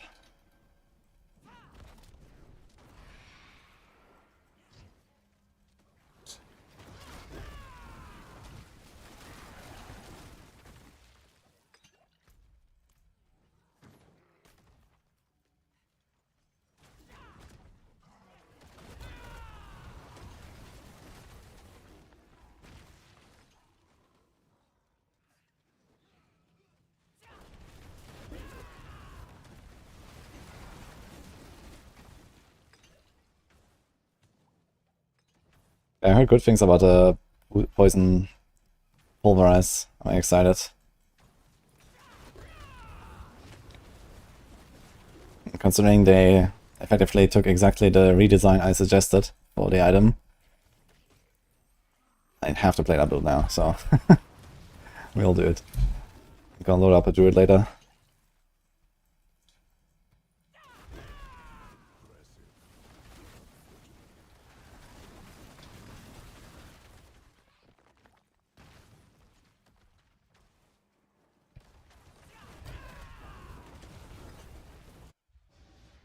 I heard there's something going on with Crazy Rage being infinite duration or so, but I'm not sure exactly what's going on.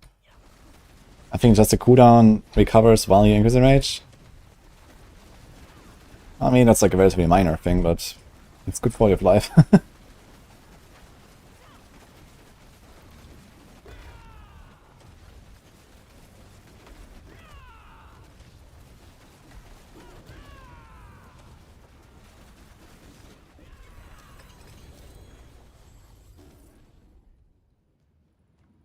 Is it Chinese? Did a 5-minute 95 with Pulv?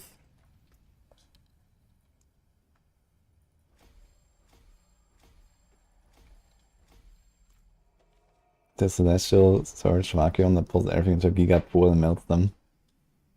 That sounds nice, actually. Damn, 5-minute 95 with Pulv is kind of nuts, actually. I wonder how easy the pit has become now. I mean, okay, we have it in 8 here. You could just speed out all the 8 here builds will just do that. Sounds actually somewhat reasonable.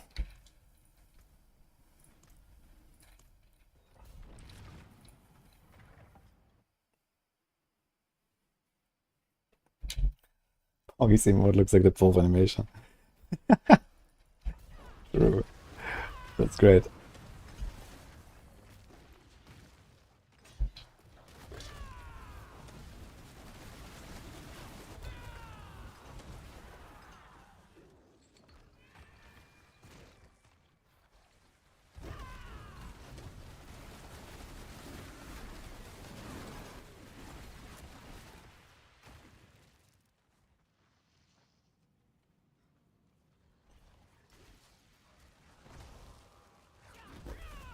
Polarize as a combo.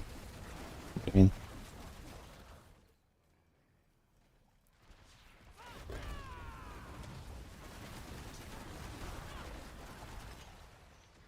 I don't think Spiritborn will be fixed soon. They had 9 months and have not done it yet. So I think soon is Season 10 soon, if anything. Now that is a bit of a spotlight on some of the remaining bugs. I don't think they're gonna do it now though, during the season.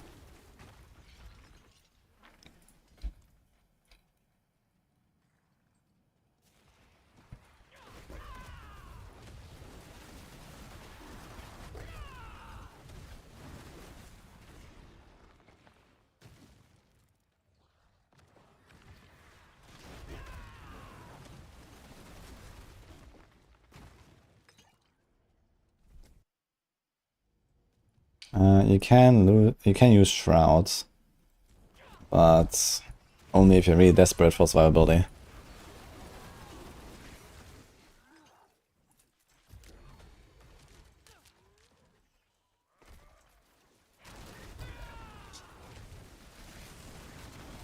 Considering how powerful the build is, it's not a terrible idea, I know, if you go for like lair bosses and whatnot, to go Shroud and, you know, you have an easier time. Because if you just one-tap them anyway, then it doesn't really matter.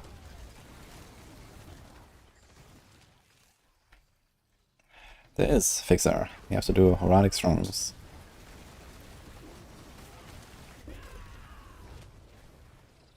And there's a Night Manager affix that guarantees a Horadic Strong Room.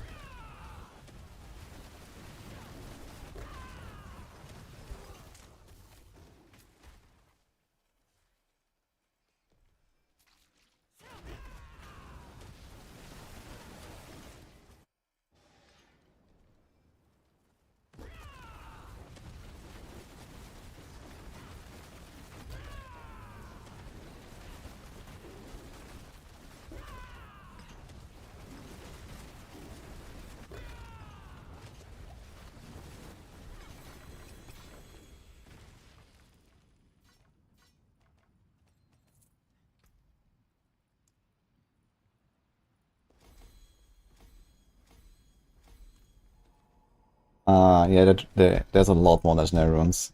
Stick size. The drop rate is much higher.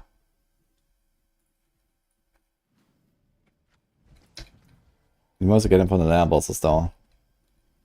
You have to farm those.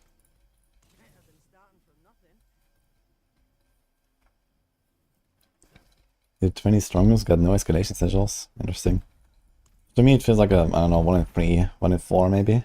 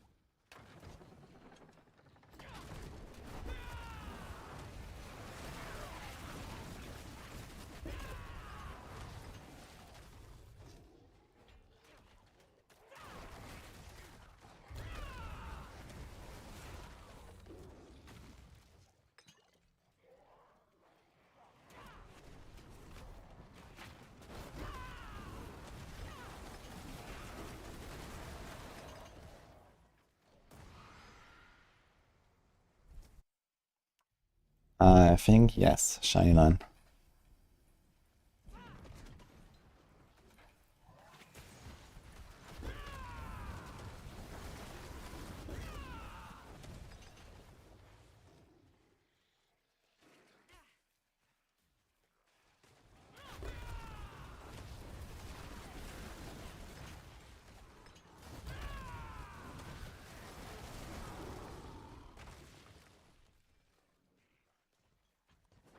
Smatter. Focus is only offensive aspects, so it's easy to get it.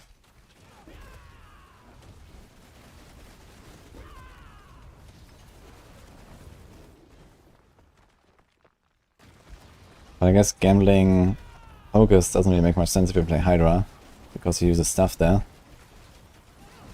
Unless you plan to play another build after that with a focus. So I could also recommend, for example, gambling Ring. Because at least you will have one normal ring, right? You have Tarasha and a normal ring. And Ring can have resource aspects as well, but they're somewhat rare, so it's still mostly offensive.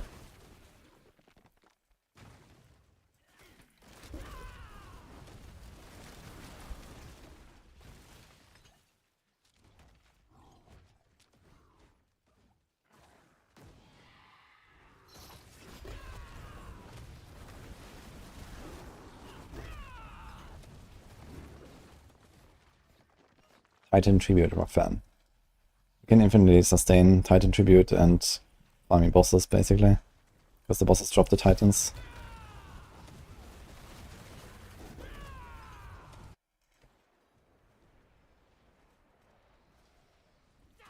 What is unclear, Matom?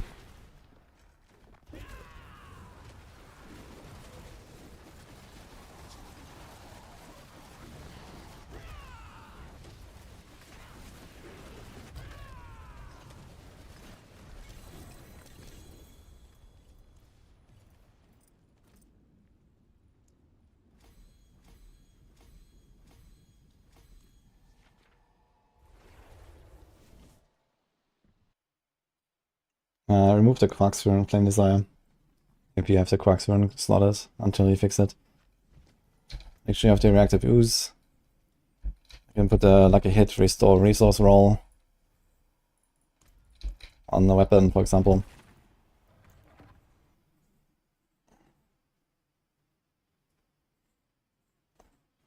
Any of the Balazan builds either. I'm playing the Rake one.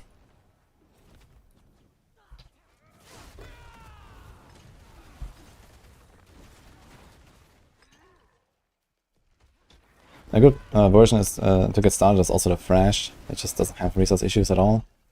So if you're struggling with that, you can do Thrash.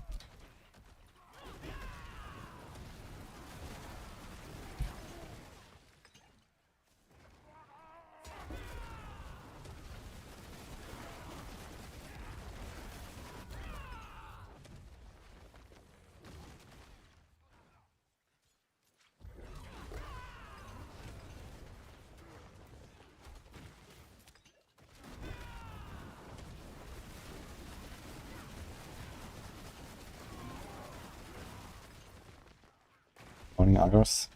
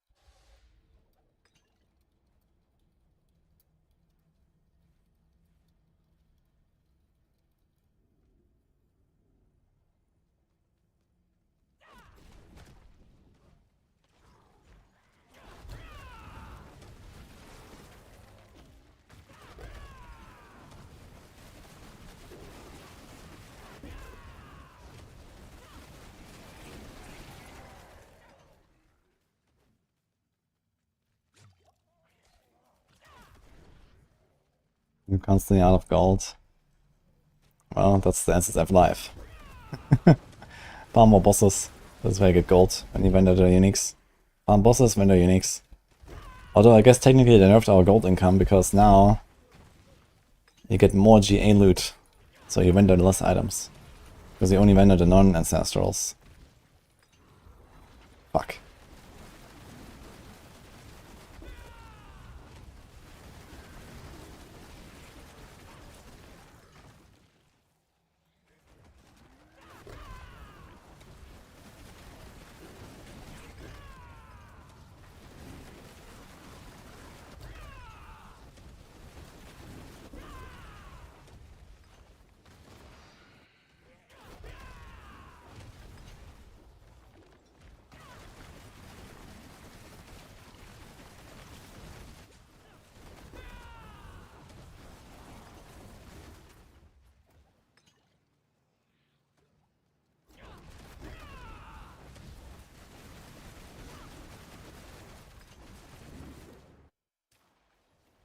Don't vendor ancestral because they sell it for the times 10 amount.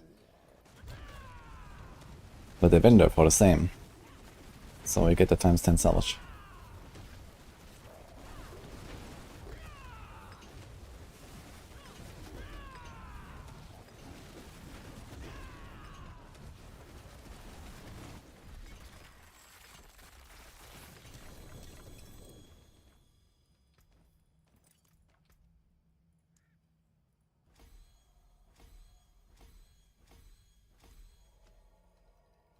Put the thing in the video description, I think I forgot.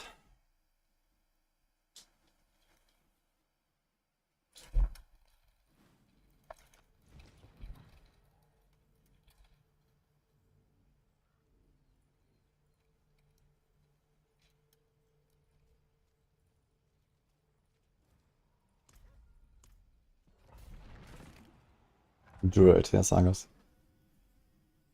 The vigor comes from reactive ooze mostly. The season power.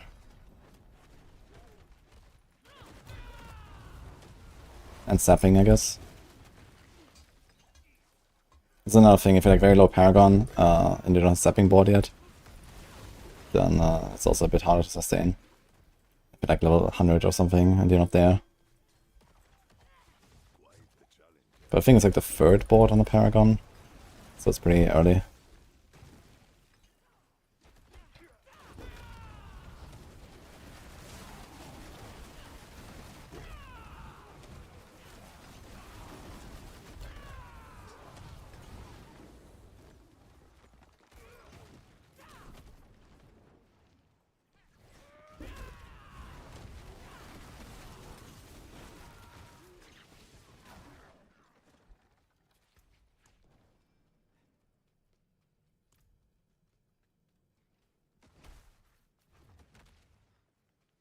Might not be such a bad idea to go for the explosive disable.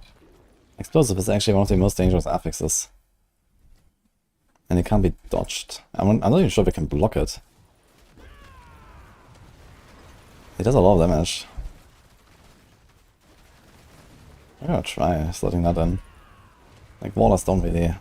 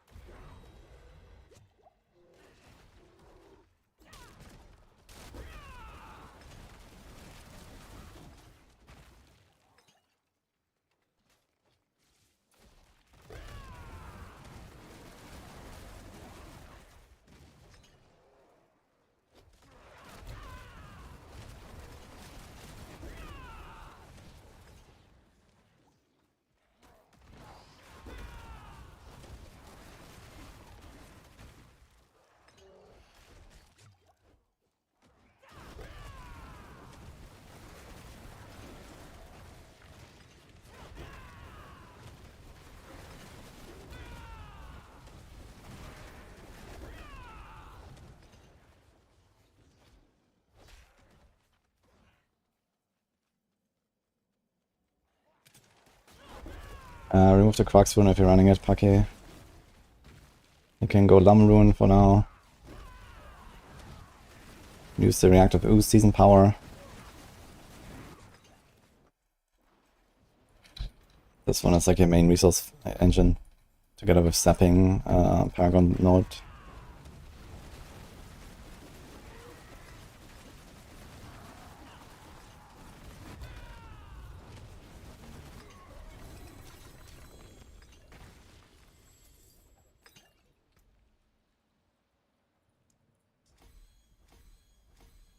Okay, do I need any other glyphs here?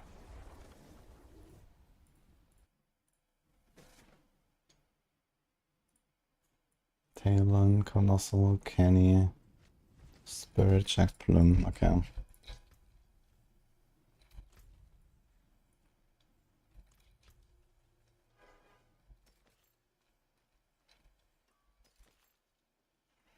Oh, it's a perfect interdiction. Man, back in Season 6 I would be rich now.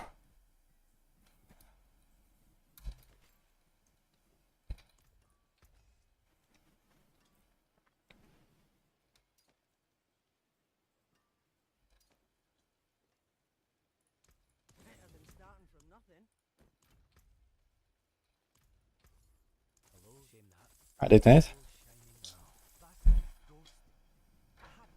Nice.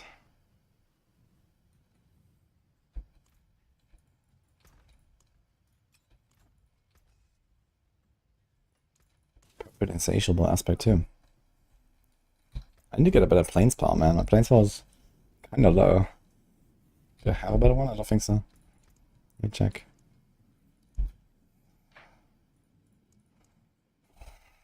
No, it's still the same. How Eaglehorn turns out of pen shot. OP, I think.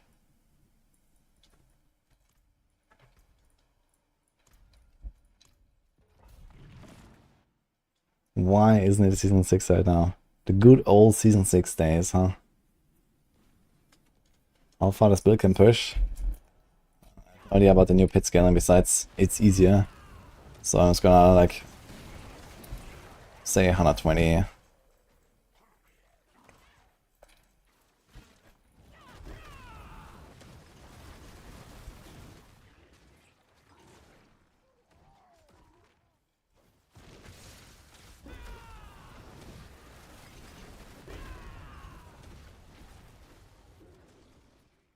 Lamau, Coils.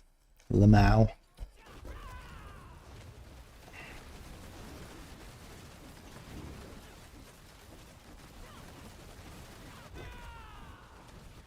I was really in the mood to masterwork items that I'm actively trying to replace.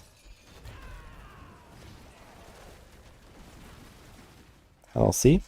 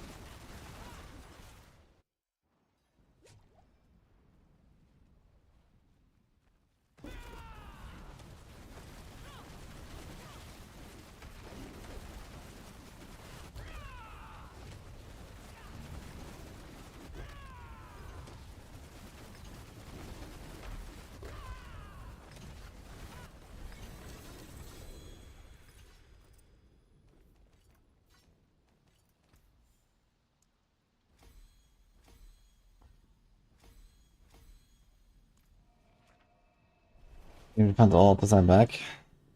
You refund 60% of what is currently masterworked, which is not bad. But the bigger problem is that, you know, I lose a lot of gold and these kind of things. But I mean, maybe I can start mastering stuff higher. I mean, how many masks do I have? How much does it cost? I have 2,000 souls. So I just waste like 50 souls on this.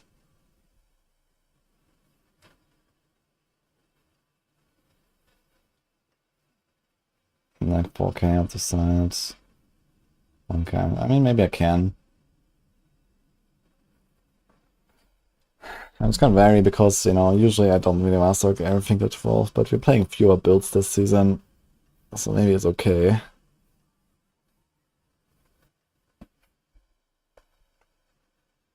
But it kind of feels bad to master an item like this to 12 when you're just trying to get rid of it. And this and so on.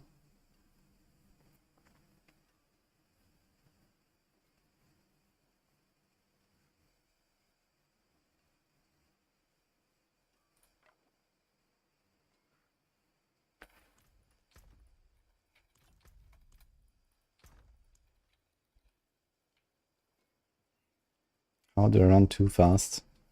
I'm running very slowly right now, actually. But I can put movement speed on your gear, especially the boots and the amulet.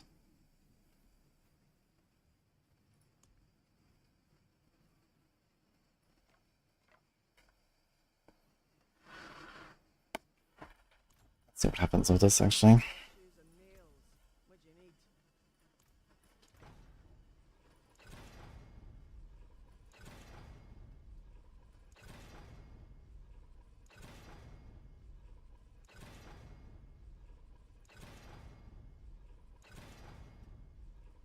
Great.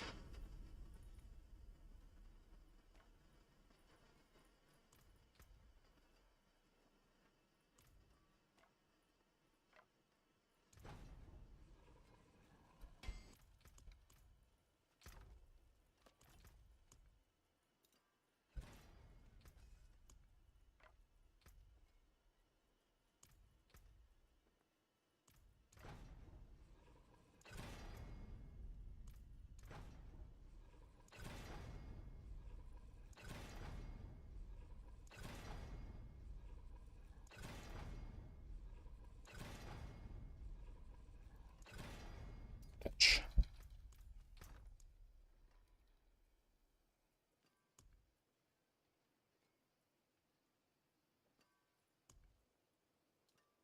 Don't have another 2 GA. They're all 1 GA.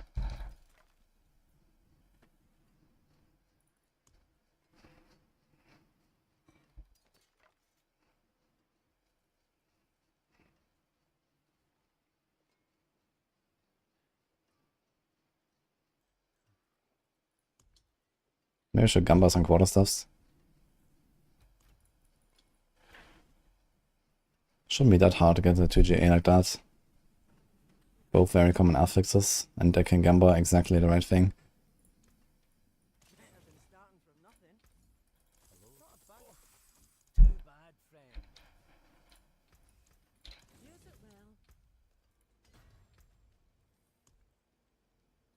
Okay, 12% overcapped. Time to remove that, I guess. One more point.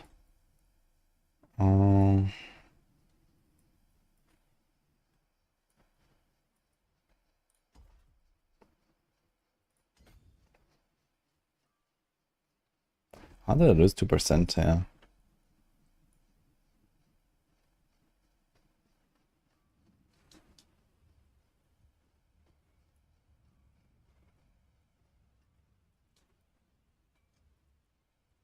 And everything's already tight. Gonna take one out there. We can get rid of this. We can actually get rid of the entire glove, I think. Maybe a few more levels. We can take a few armor nodes. Then we can replace this and put a vortex size glove. And we put the won't proc and attack speed and life. Our dex Attack speed life wouldn't hurt. Do we have a glove like that?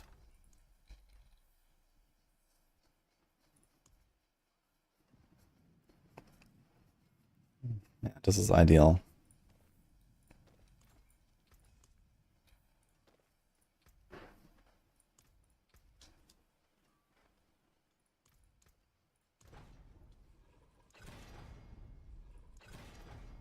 Oh.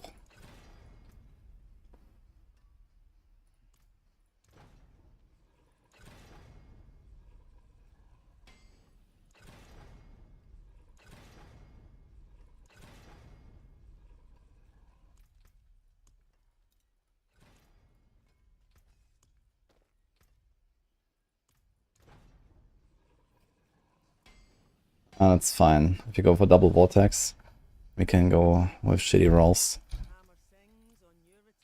Okay, let's save this here for later. We need 97 armor. So like 6 nodes. 1, 2, 3, 4, 5, 6. Okay, yeah, we can do that.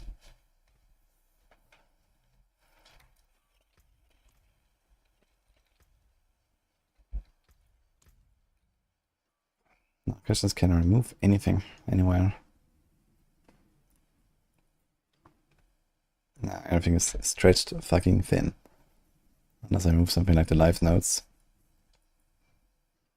He's 1% damage node we can remove actually. But I goes here.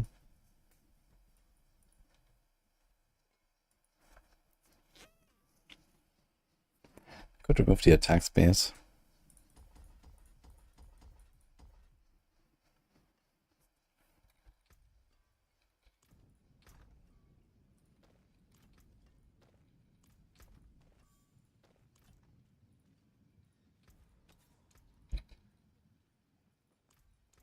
Masterful work.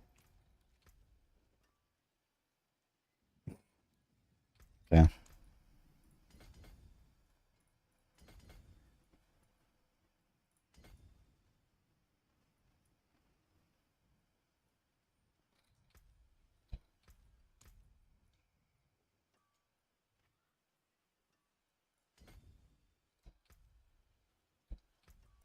It does say 85, but I don't trust it.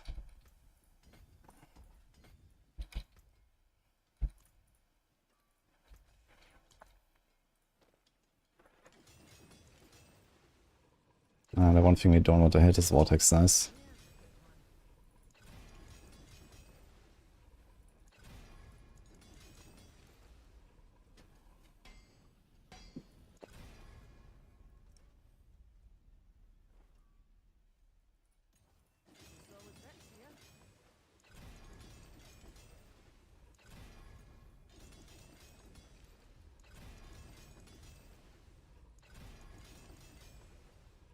Okay, still alive.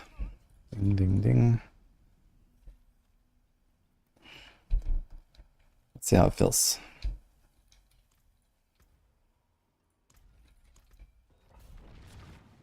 So you replaced armor and res with dex and attack speed. It's very good.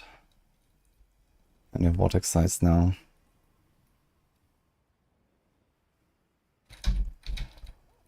Dude, I still have a bricked non-ancestral ring equipped. That's actually wild. Like, not only is it non-ancestral, but it's also bricked. God damn it. Why I sought to the fire catalyst? Because it can destroy wallers.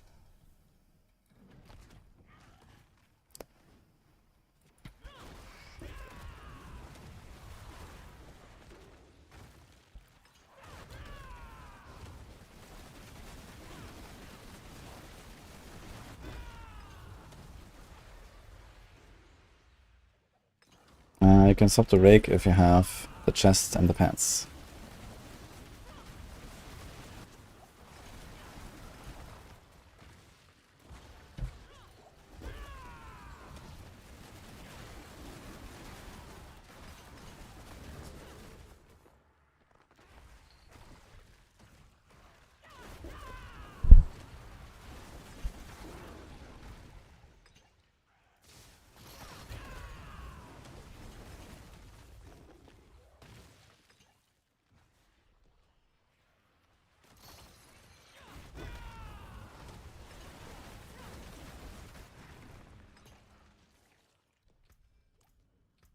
1.6k live.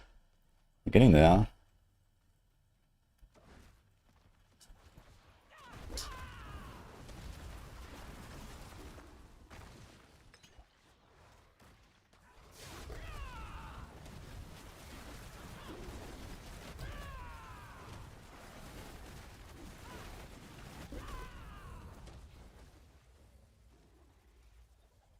Do another video on that build. Alright, I made an FAQ video for the Blazon builds. That should be up very soon if it's not already.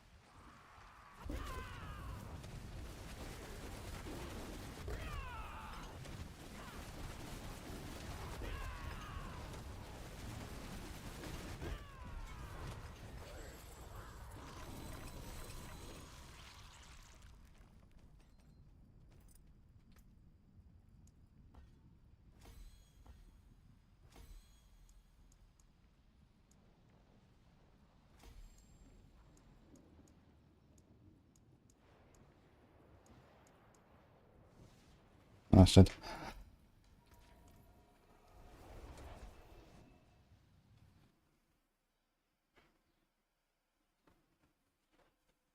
I did not comment on the negative feedback for the season.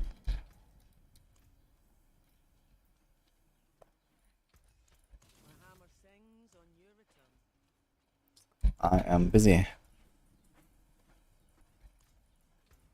Delivering my glyphs. Arcana are from the Heraldic strong rooms in Admiration's armor.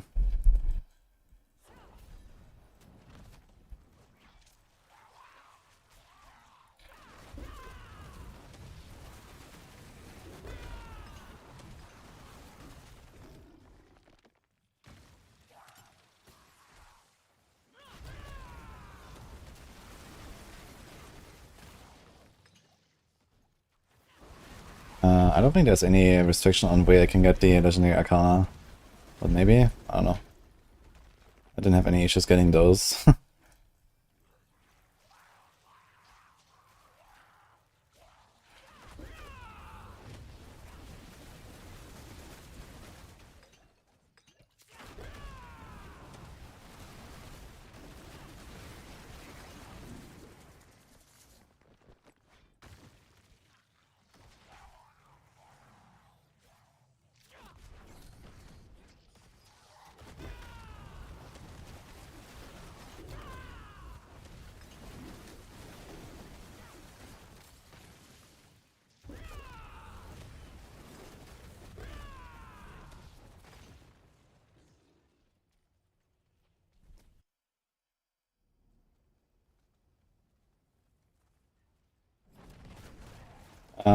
Maybe I haven't played since the hotfix, Almar, but they buffed the Arcana drop rates a lot.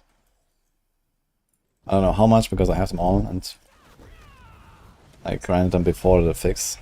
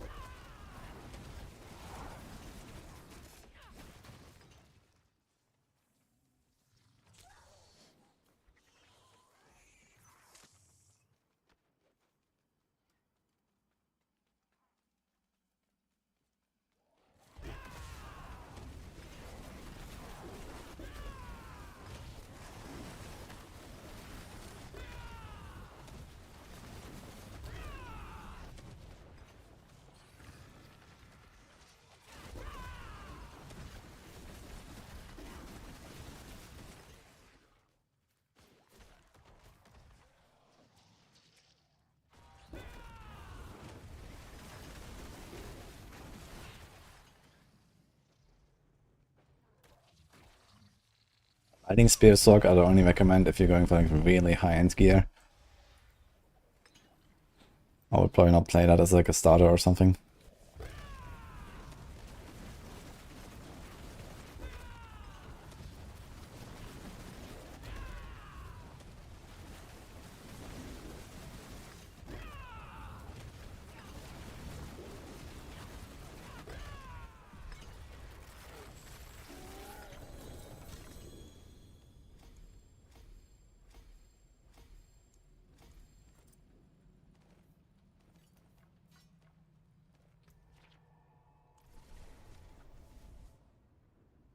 Mythics come from the bosses.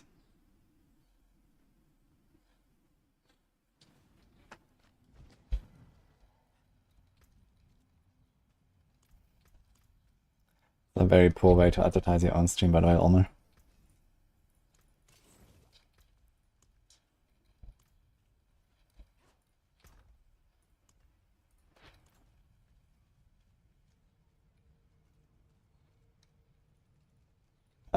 Cowl. Mandek, yes. Cowl is usually what you play on any rogue build until you get Perdition. Or, I guess Flurry goes for the other helm.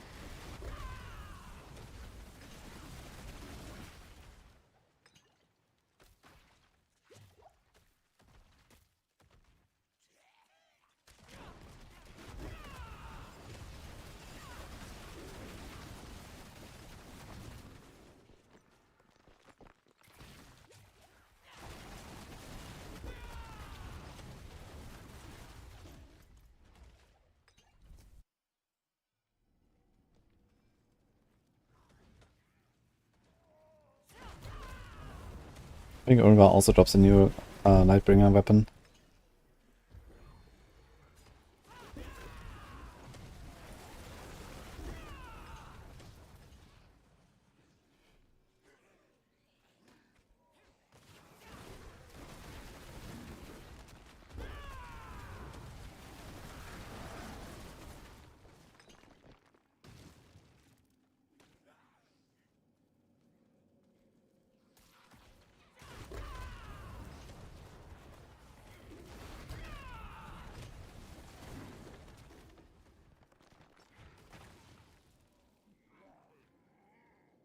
You know, Fiddy? How are you doing? Best early game rogue build. Dance.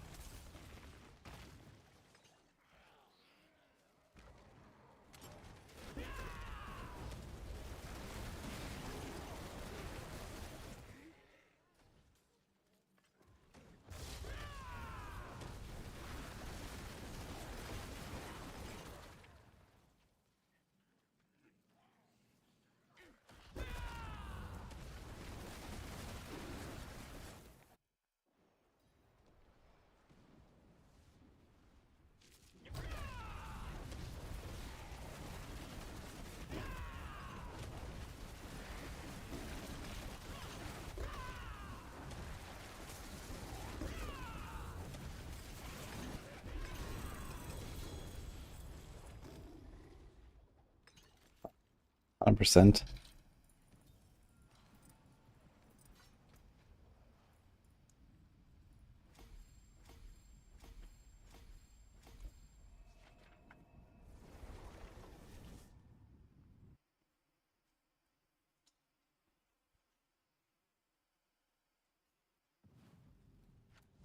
Good luck, Alma. My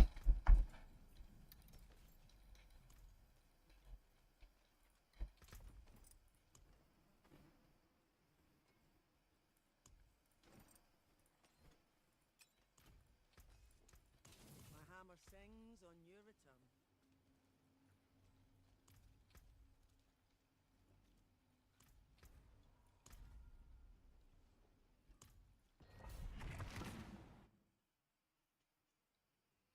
Using that early game rogue build in T3. That's nice.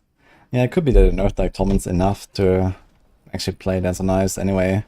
For T4 plus. Pretty reliably. Pretty sure like a lot of like even the weak builds will go to Tommen 4 at some point.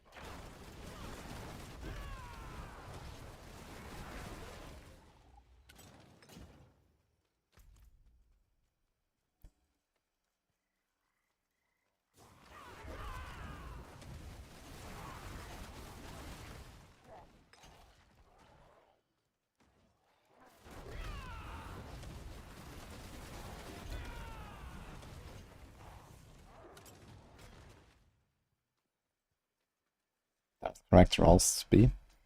You should read the tooltip of Judgement. Yes, DHN. I've not actually done a full run of T4 escalating legends.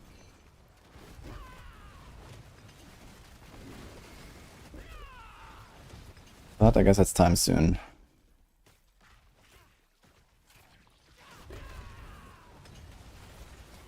Although I guess I might make the Druid first and stuff. Because I kind of want to play the Pulverized a bit. Get that going.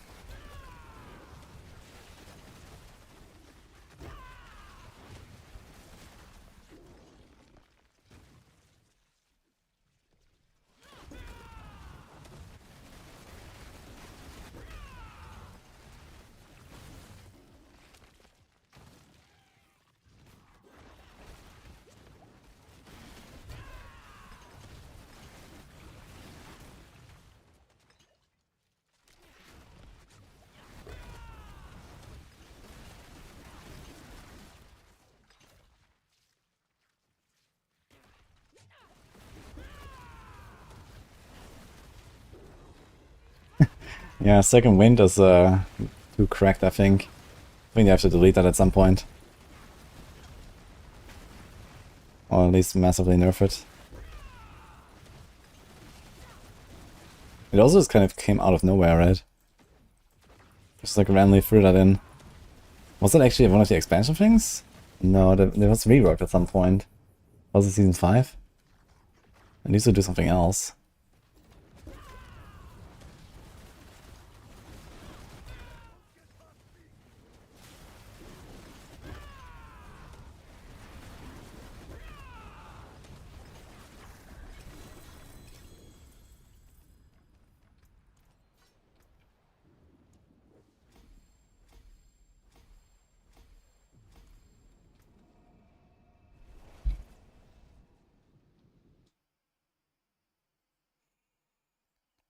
Hyder and Meteor are both pretty good, Anthony.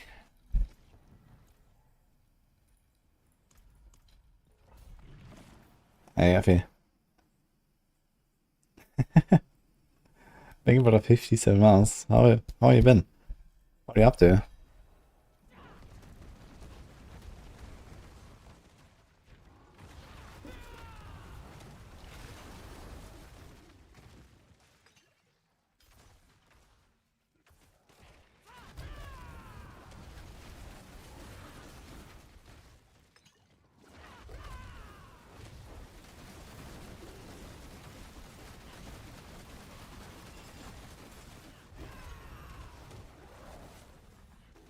I do not play with Wildfire.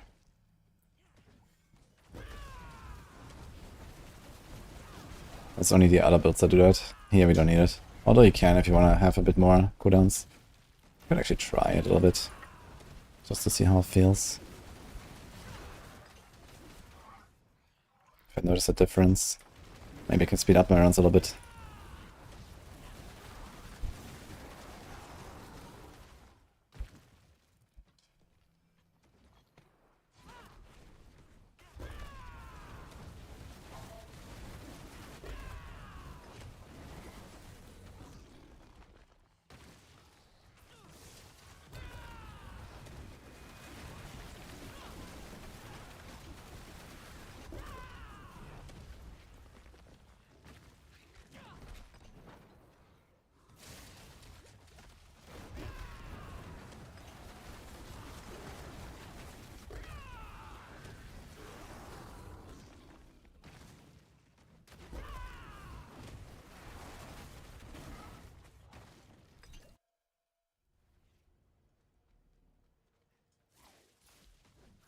Okay. Sounds pretty good. I'm not sure what you're doing exactly, but good luck, Heavy. Maybe at some point it will be a lot of time to play video games.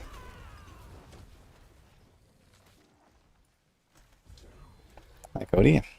I'm having a blast here with the new season.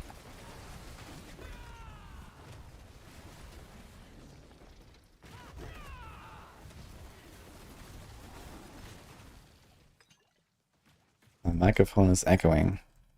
Or you could just close the second tab that you have open.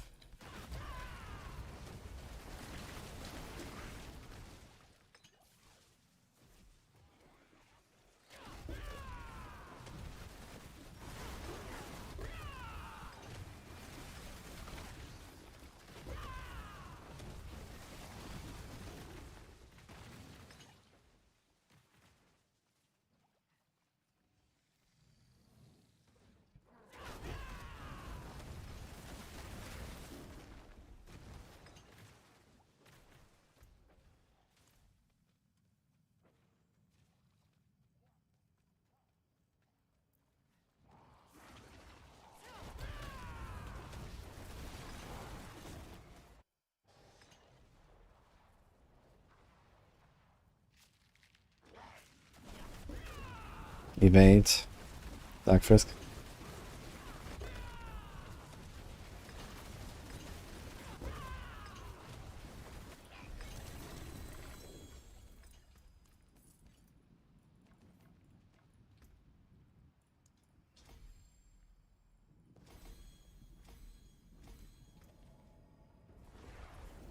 What do I do now with my points? Did I remove something earlier to make this work? Let me check.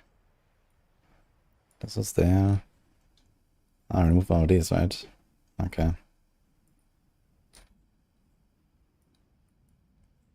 And then there's that, there's this. Okay.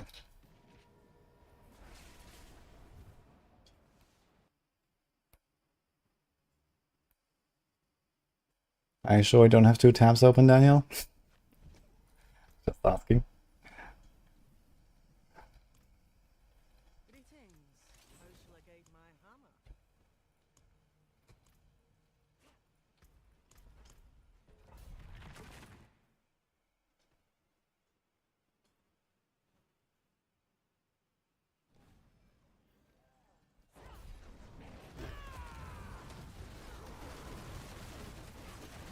You could have listened to me from the start.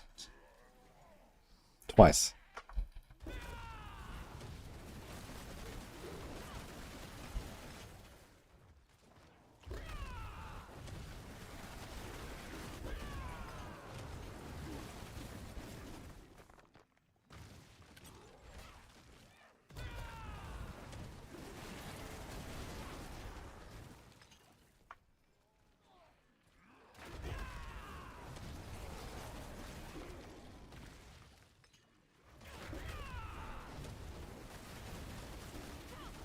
Evade is like super chill, farming and stuff.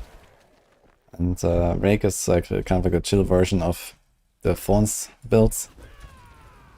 And Quill is like a bit more of the tryhard.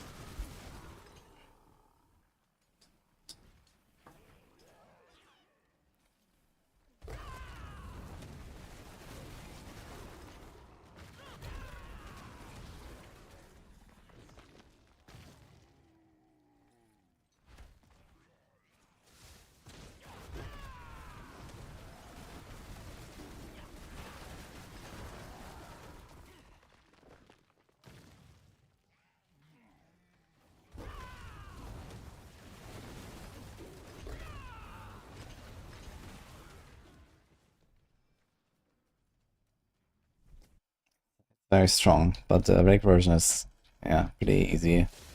Mostly because of the cooldown management. Also resource management, because you have Loyalty's Mantle, that also makes rakes costless. So it's easier to get everything going, you know, and to pilot it.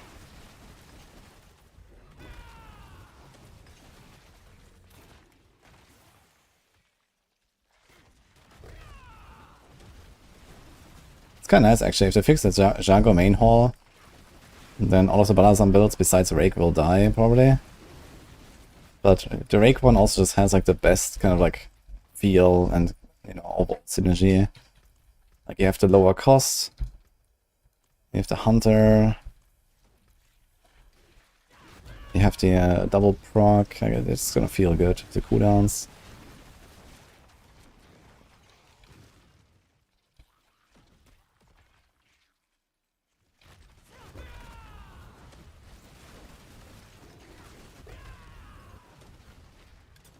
And this gives like Rake some pretty nice like build and identity for the future, I think. That's like a cool evolution of Rake. And then for the others, I guess I have to do something at some point.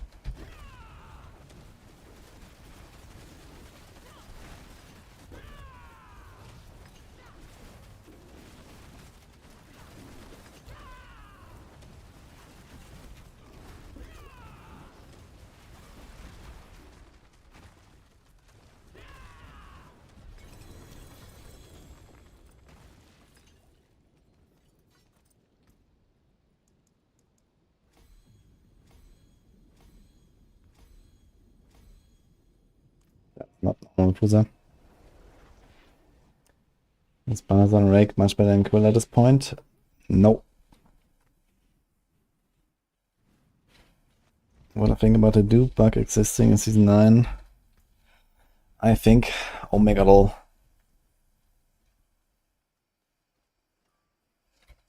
Greetings. How shall I guide my hammer? I'll keep my forge hot. Return soon. Should do that actually.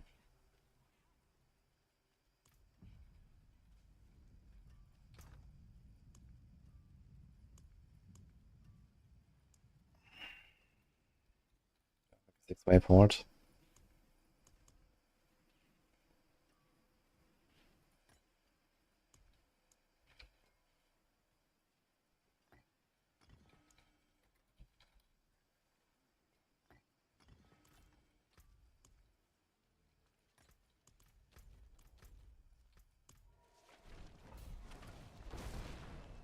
It's very squishy. Any way to tank it up? Well, one is you could run a Shroud instead of Razor Plate, but you can lose quite a lot of damage. But the build is so powerful that it doesn't matter too much once you get to that point. Other than that, yeah, GA life on every piece. Masterwork that life. That is mostly it, to be fair.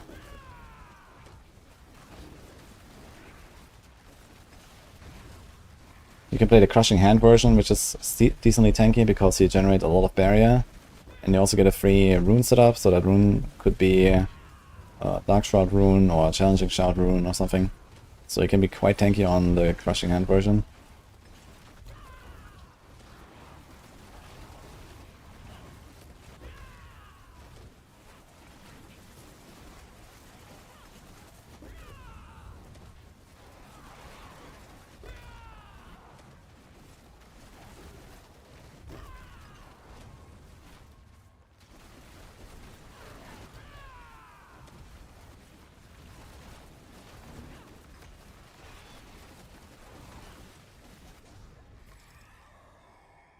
Yeah, Crushing Hand doesn't need the Bulwark rune. The others need it. But on Crushing Hand you have built-in barrier. So I get another rune.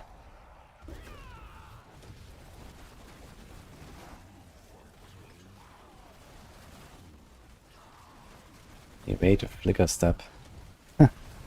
Interesting combo actually, if you don't have good cooldown early on. But it's also like for farming especially kind of clunky because usually one is just like one-shot everything in front of you, right? So and you generally want to like position yourself so that the quills fly into the pack and not evade through the pack and then have like some guys on either side of you.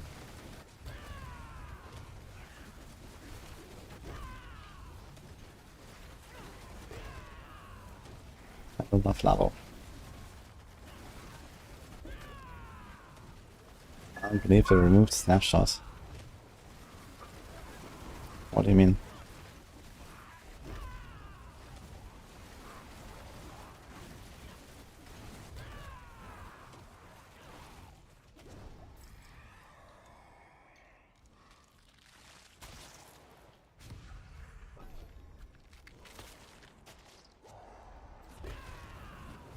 They didn't fix the CDR jewelry. What do you mean hand sanitizer?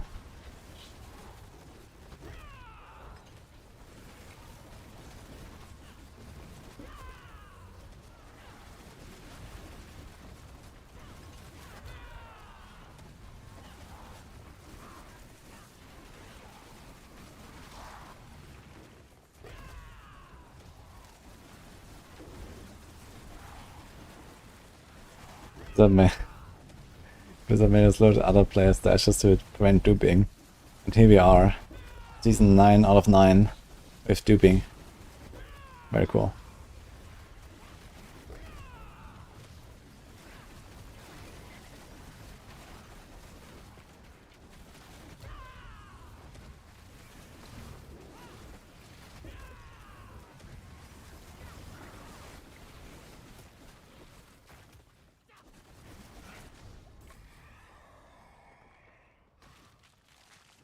You don't have to spam click it.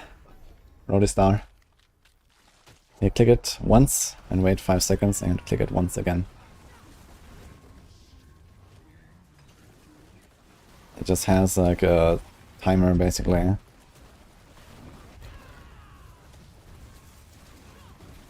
A carry guard proto. It is annoying.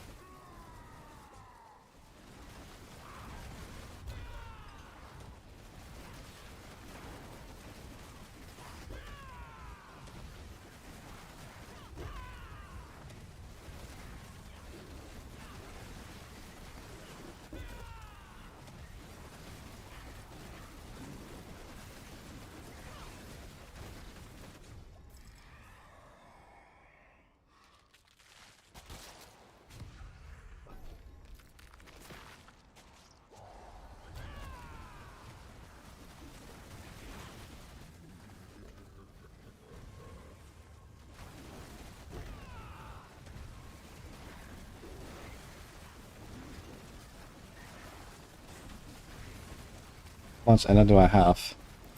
Only God knows. Or Bobby.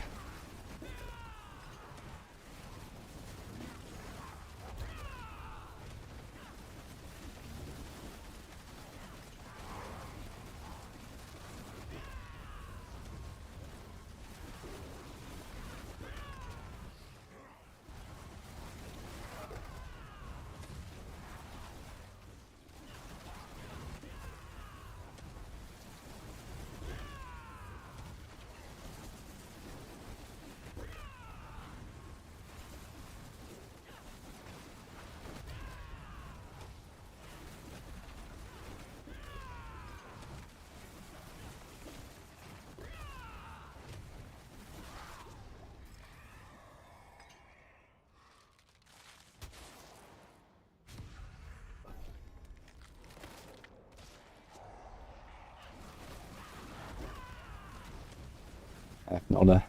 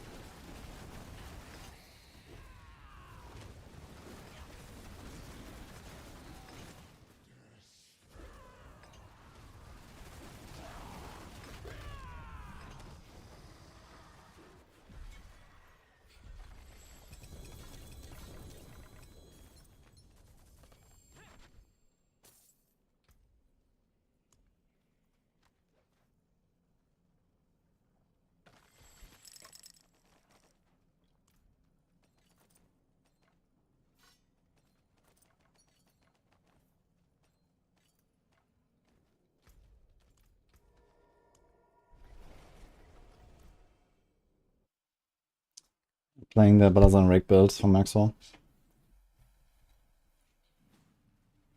Get that Experimentation Rack build.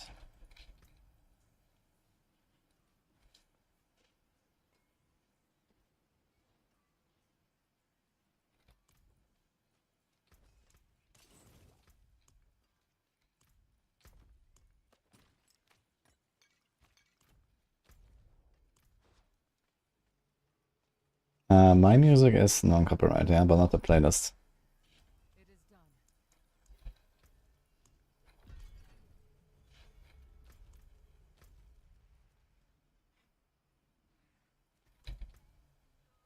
What's my sigil situation? Ah, wait a minute. We now have infinite sustain, right? We don't actually need to farm sigil powder anymore. Okay. So I guess we don't really care about health anymore, suddenly. Okay. Health was deleted again.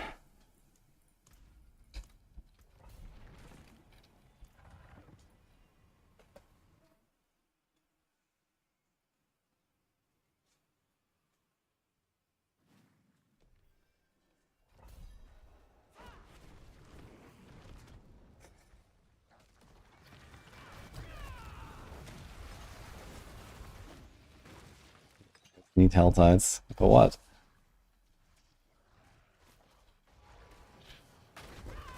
It was actually kind of refreshing to have health tide part of like the overall gameplay loop again. But now it's gone again.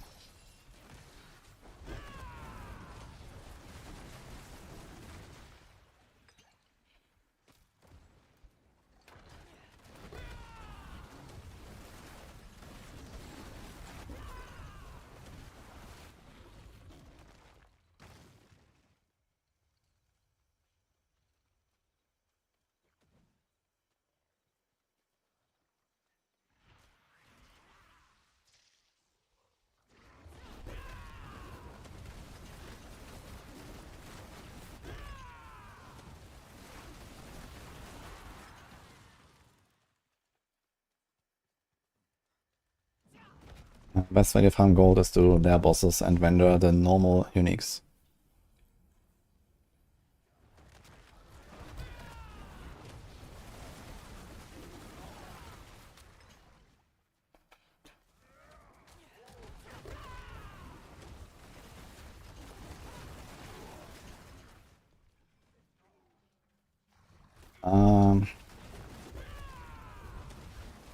This build is not modified for hardcore. There is no modification you can do for hardcore, really.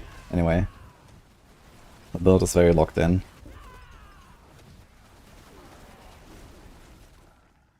And it's generally a relatively squishy build, so I already made it as tanky as can be, basically, for the guide.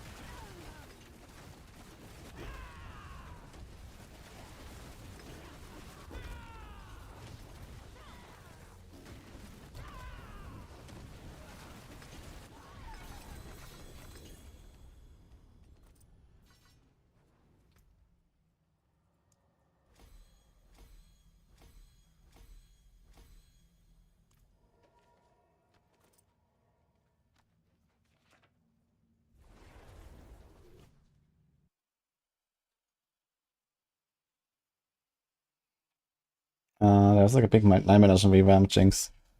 Plus tons of new builds. And other changes.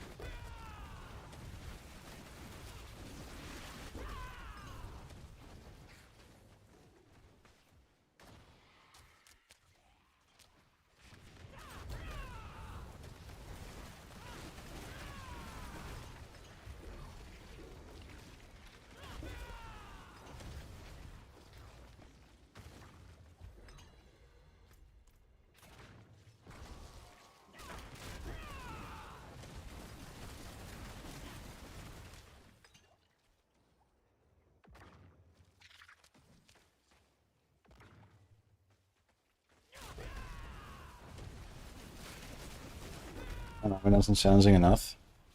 The escalation stuff definitely gets pretty challenging. I see plenty of people that are like, oh man, I can't kill Astaroth, or I died to Astaroth on hardcore, or can someone help me kill Astaroth?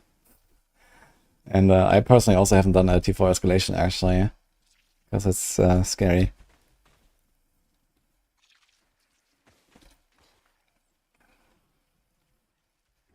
But it's time soonish, I guess.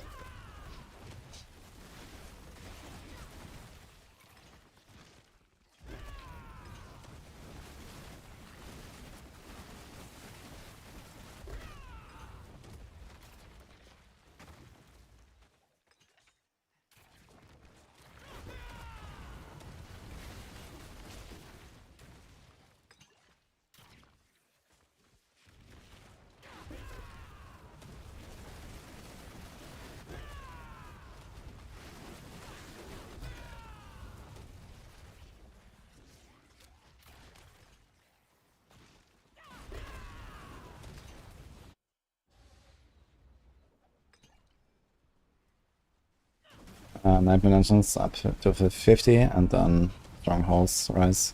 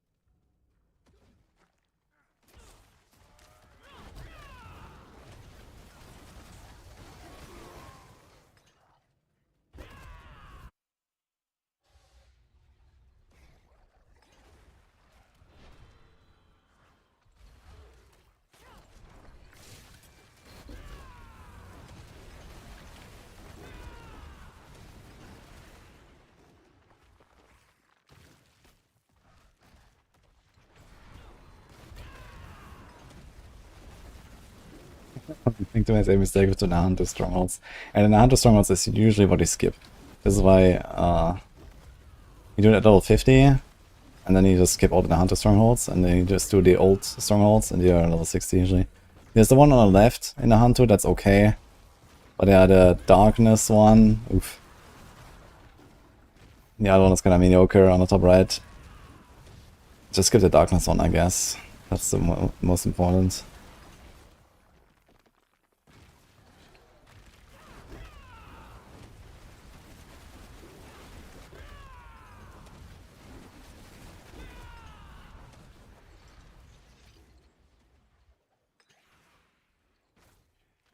Starless 404.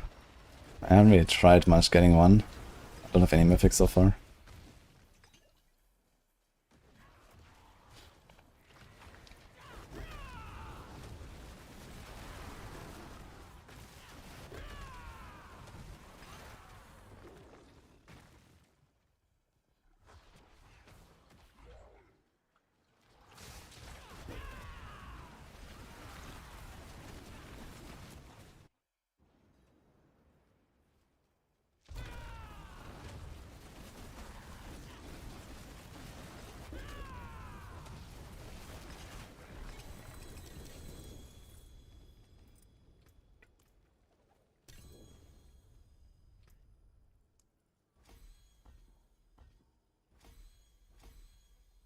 The left stronghold was the one in one shot here. 1000 armor, hardcore Spiritborn. Wait, what killed you there?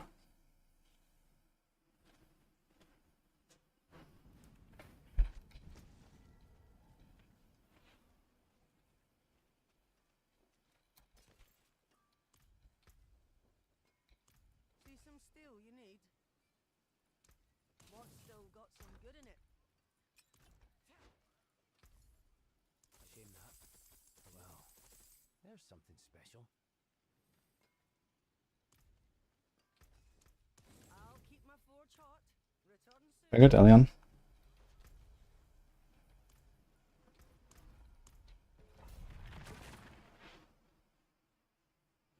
Oof. Okay, interesting. Never noticed that there's like some danger. Maybe he has like some big attack or something. I haven't done a stronghold very often, a few times only.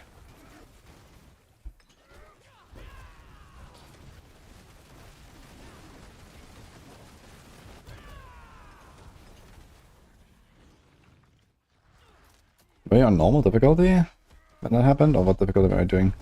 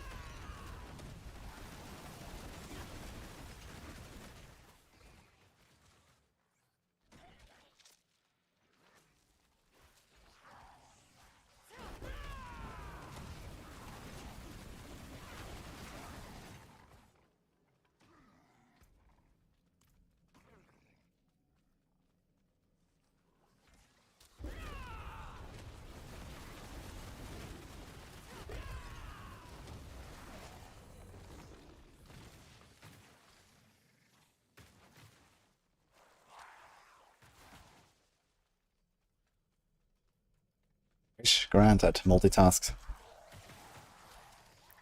Open the world map and right click on your favorite waypoint.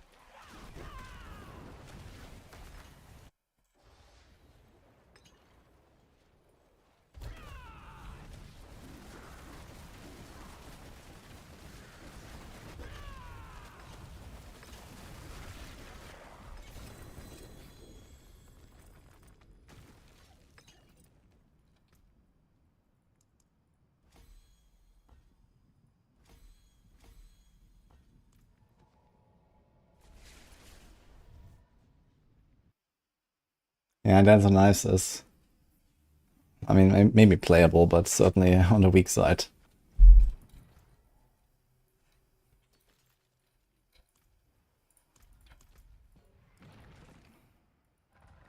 It does have one thing going for itself, which is that it's relatively high single target damage compared to its overall output.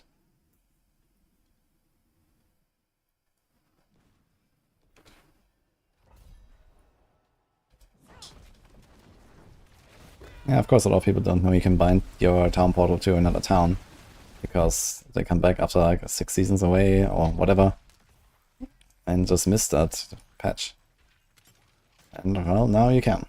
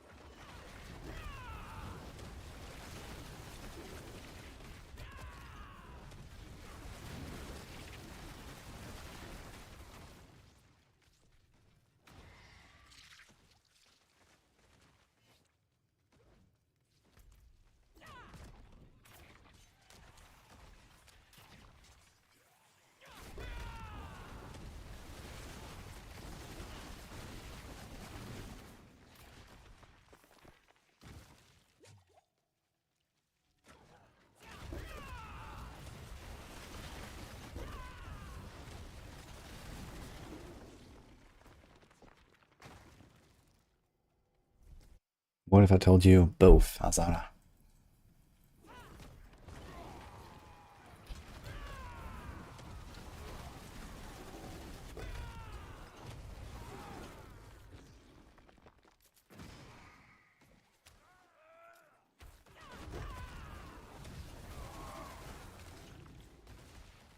Good luck, Donkey.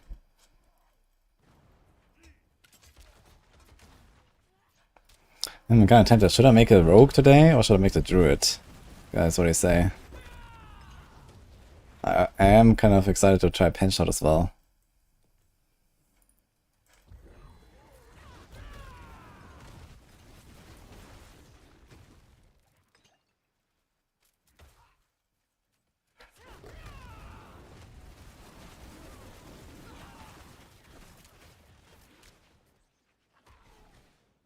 I'll do Twisting Blades too at some point. Maybe a level TB.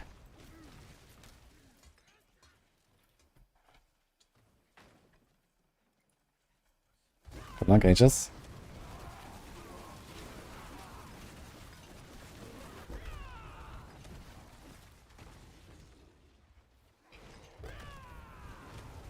How's Bitscale looking? Definitely easier than before.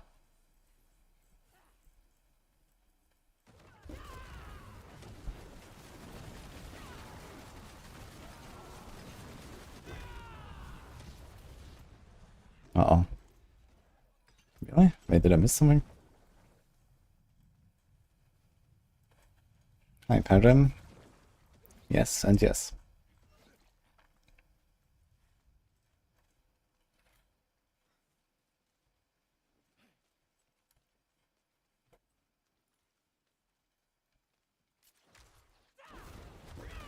Okay, Jewel Guardians to rescue.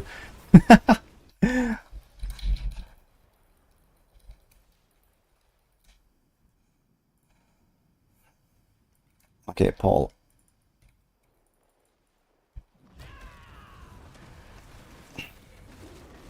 If you have to backtrack, just wait for the Jewel Guardians to spawn. Easy.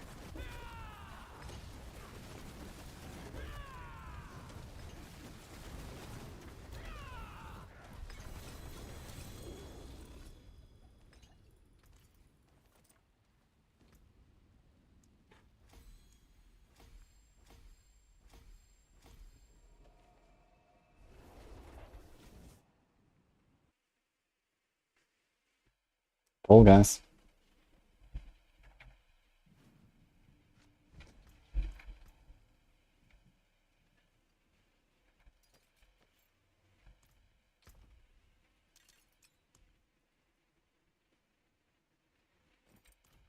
See some steel you need? I've been starting from nothing.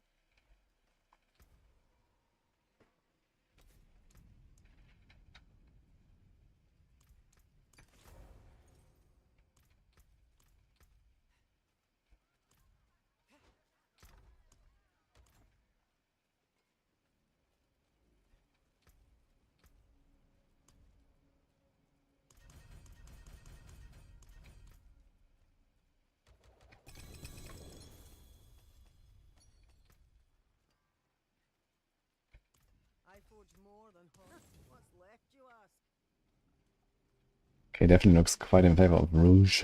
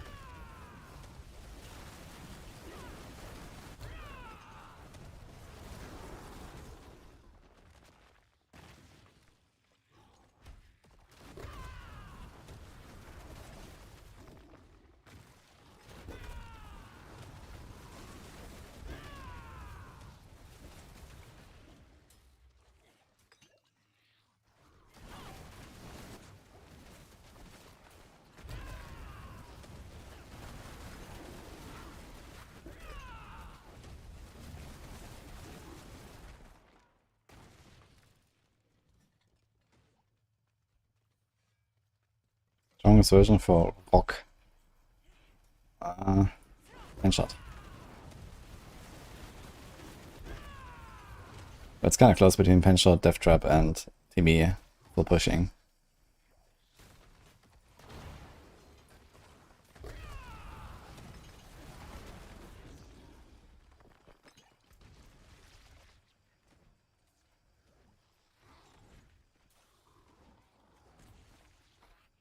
What do you mean soothing relaxation?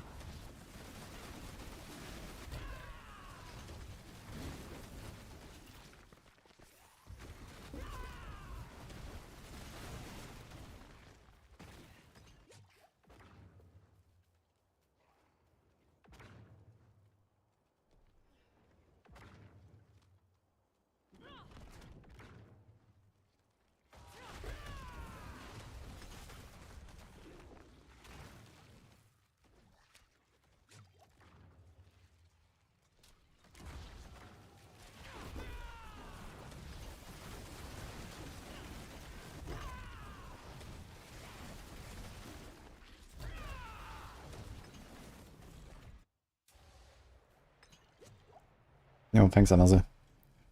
I do like it.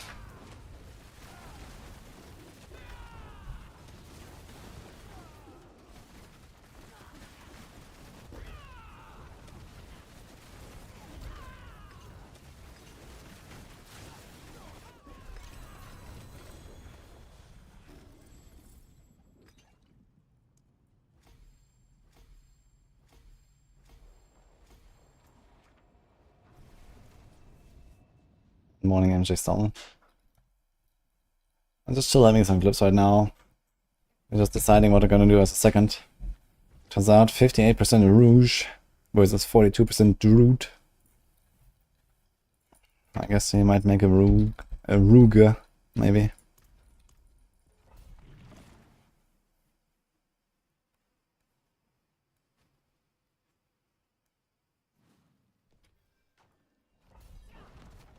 Druid Bird then, I guess.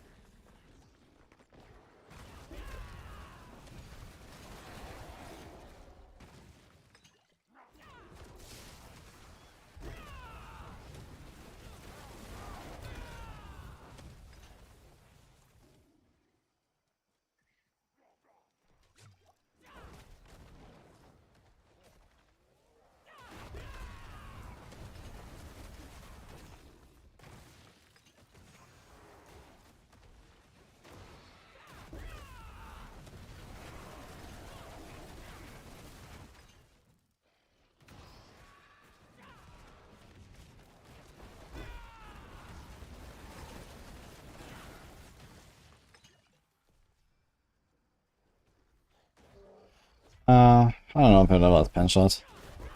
I might do TB to get started and then switch to pen shot once I get Eaglehorn and stuff. What kind of prep do I do to roll a second character? I will do none, because I have done it already. You need 4 Torment 4 Whisper Caches to get to level 35, and then equip the mythics that I have 0 of, so I guess it doesn't really matter. And it's gonna open all I have. Equip some random items, temper, and then go blast at level 50. I guess I might just do it for 9 dimensions and try to go fast in 9 dimensions. And then 50 to strongholds, that's it.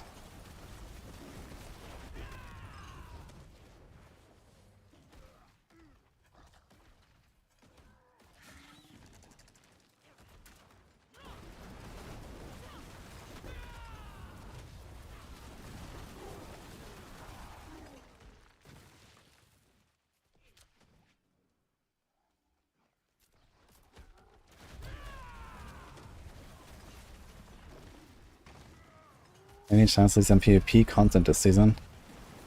Well, if you spot someone in a PvP zone, let me know.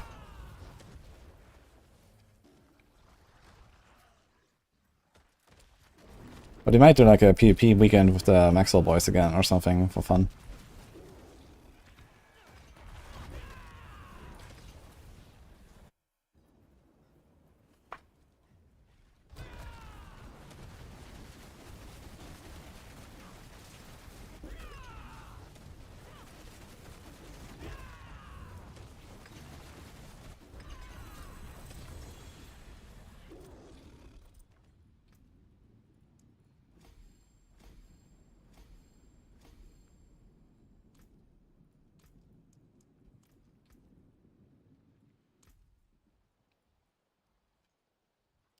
Guess I go towards this now, huh?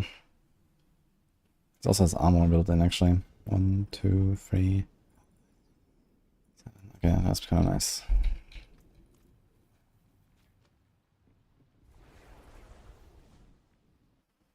Might struggle to get racks on.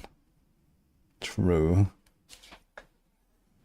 But I mean, you know, it's also not really part of the Maxwell guys anyway at this point. You know, I mean, yeah, he's like somewhere in the family since he was there at the start and so on. But I mean, it's been a long time since I actually had a meeting with Rex. For Maxwell purposes.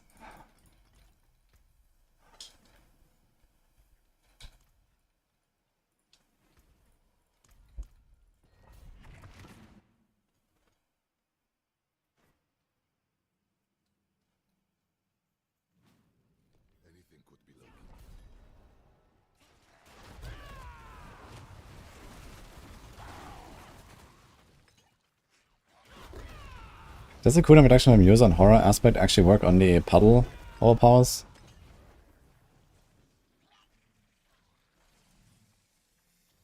Yeah, Rex hasn't done any like Maxwell work for like, I don't know, 2 years now or something. I think he was there when Diablo 4 launched, but I'm not 100% sure about that actually. I know he was there pre-Diablo 4 launch, back when we had the open beta weekend and these kind of things.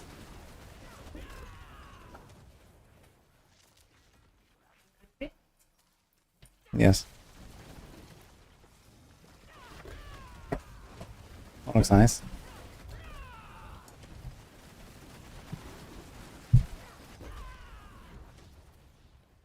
Yo, bro.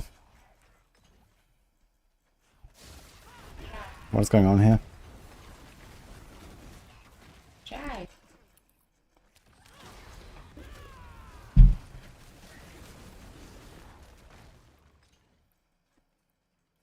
Mm-hmm. Mm. Mm-hmm.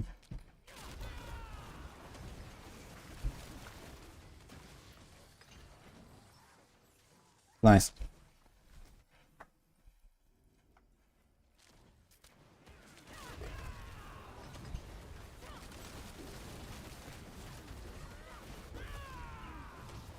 Why not Hone? Well, I'm not sure which build you're referring to, but it's likely this build. And the answer is, your skill, Rake, doesn't do damage. And the damage comes from the pants, which is not a Jaguar skill, so Hone doesn't do anything. You also don't care about crit. But you do care about Colossal, because Colossal has the secondary bonus that gives you damage per resolve stack. You have 8 resolve stacks at almost all times, giving you a 16% damage bonus. And that double dips for the Jaguar Hall, which is all of your damage. So you get 2 times 16%. Not just that, it actually multiplies with each other, so it's 1.16 to the power of 2. And you have a decent legendary effect. And you barely have to invest any points to get a Colossal Glyph online, because the primary bonus, Gorilla Damage, does not work for what we're doing here. So you just invest the minimum points and save them for other stuff. Bro.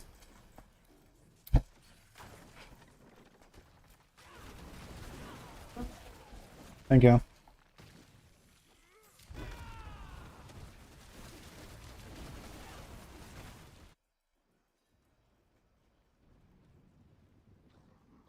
The damage dealer is in my pants. And let me tell you, it's some big damage.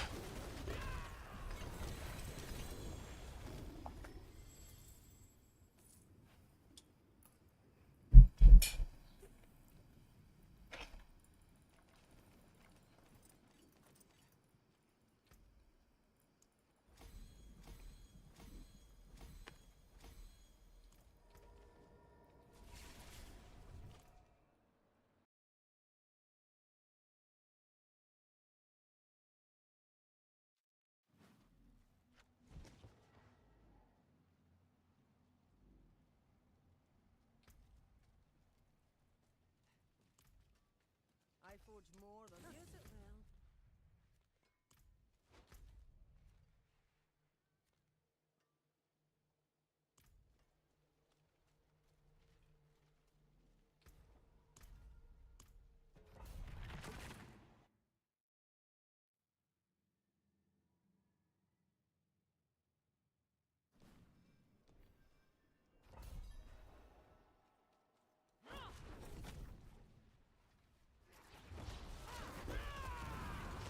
Chinese comment actually agreeing with what I just said. Yes. Thank you.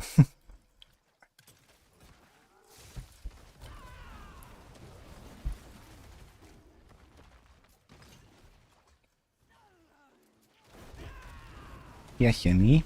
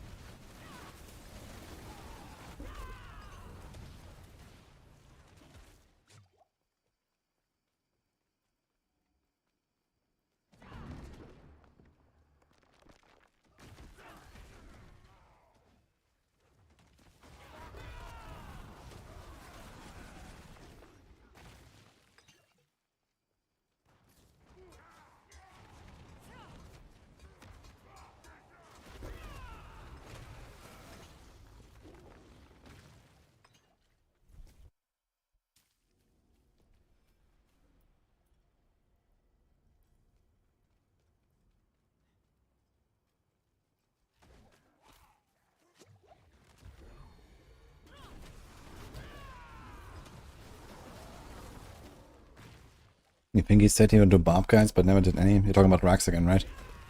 Yeah. I mean, I don't know. Rex started out with the 3 guys, you know. We were like the first people on Maxwell, basically. Rex, me, Chewy, Rob back then, SVR. And we did like the original, the 3 page. But then, like, over time... Okay, Rex was also working on the Diablo Immortal page, and then, yeah, at the start, the D4 stuff, pre-launch. But yeah, somewhere around that time, I guess he I don't know, he didn't want to do more raiding. I'm not sure exactly how that actually happened. And I mean, it kind of makes sense, right? Rax is at a size where he doesn't have to bother, let's say, right? He just doesn't give a fuck, I guess. So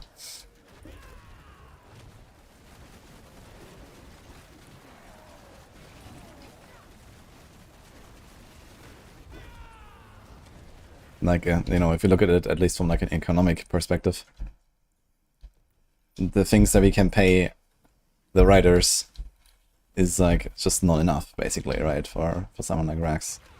So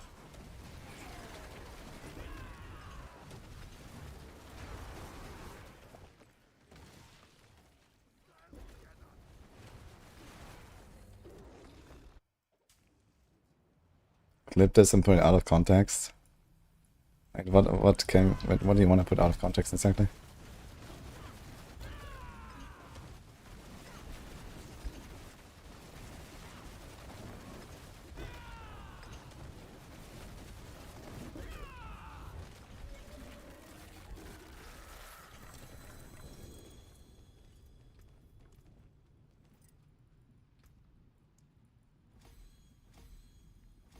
You want to start drama? I think you will have a 0 chance to start any drama between Rax and me. So good luck. My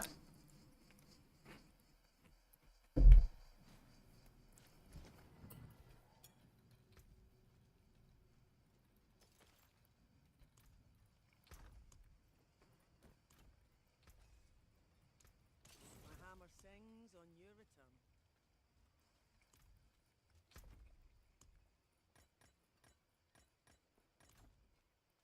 Pretty good, Muslim.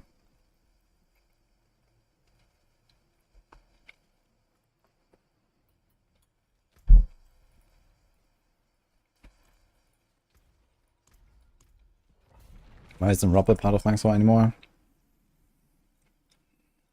Well, TLDR, very long story, and nothing for the public.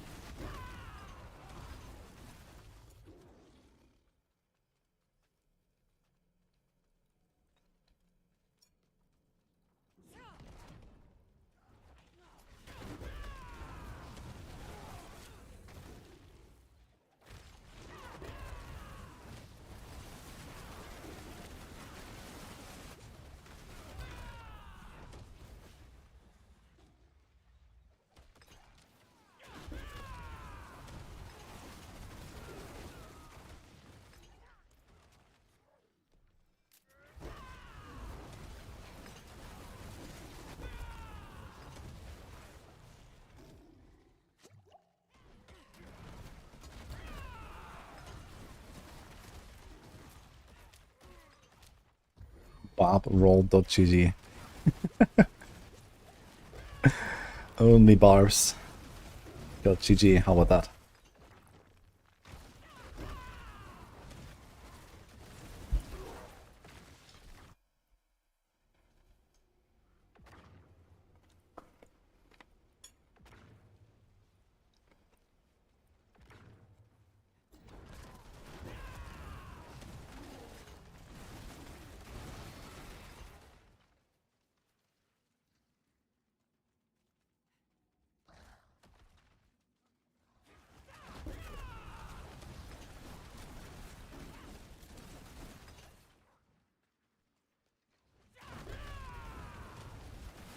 Sorry, Kimito, the what?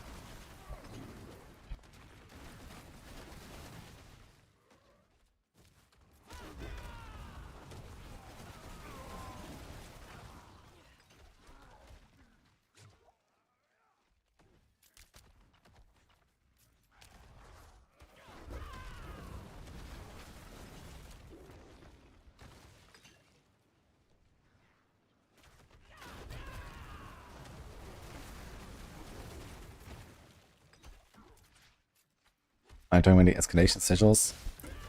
Yeah, TLDR, go down 1 torment tier.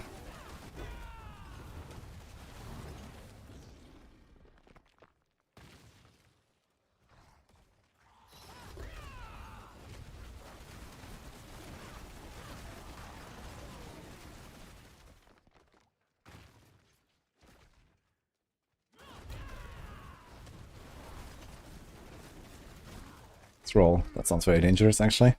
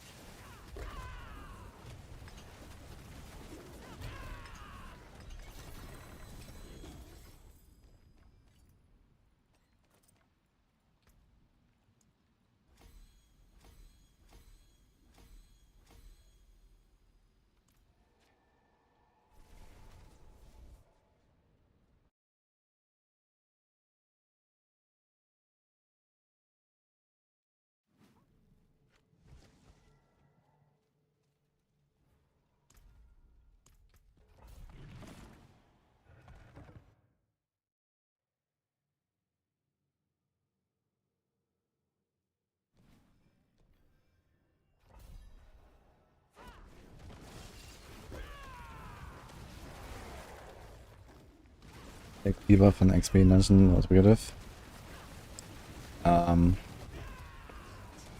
Yeah, generally all all temporary XP buffs are additive, and the multiplicative is the difficulty. But temporary buffs do not apply to completion rewards and, like, you know, non-monster kills basically. So the XP buff, for example, from Nightmare Dungeons is relatively useless because you farm XP in the pit, and in the pit 2/3 of your XP is from the completion. So it's like a very minor buff.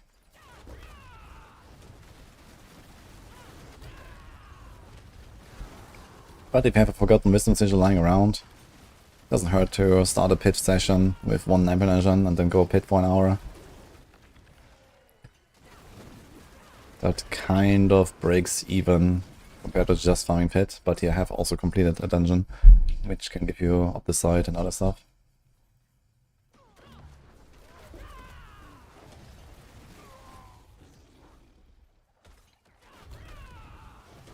Titan Tributes. So once you have a few boss mats, you go at those bosses and they drop Titan Tributes, and then you just infinitely sustain.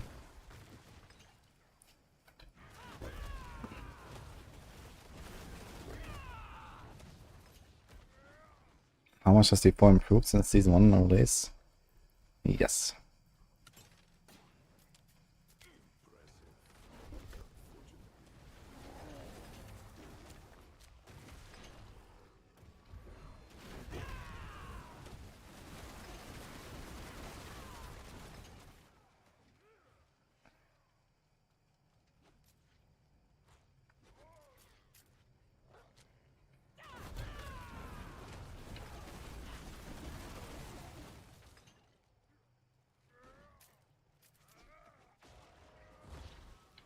I think generally the game has gotten better.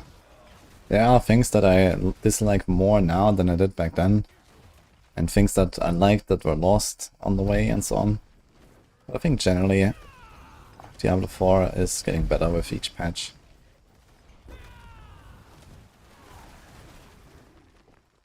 But yeah, I also hope that they're gonna go a bit more back to the roots with some things.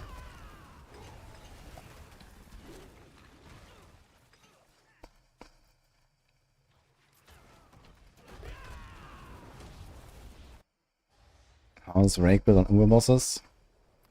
Once you have a decent setup, you're gonna basically insta-kill them. I mean, I'm doing 75s here. These bosses have a lot of health. And I mean, I don't know, in a few days I'll be farming like 90s or some shit, easy peasy. So, at that point I will just one-shot every boss in T4.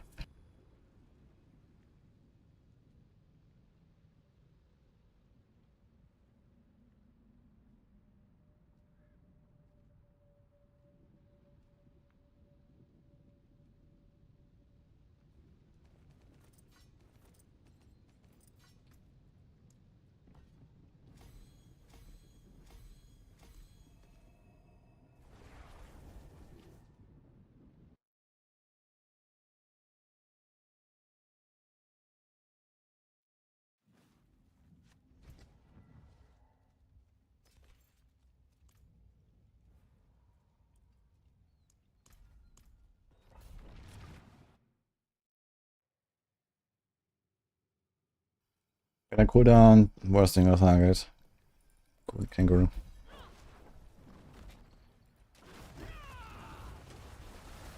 And easier resource management.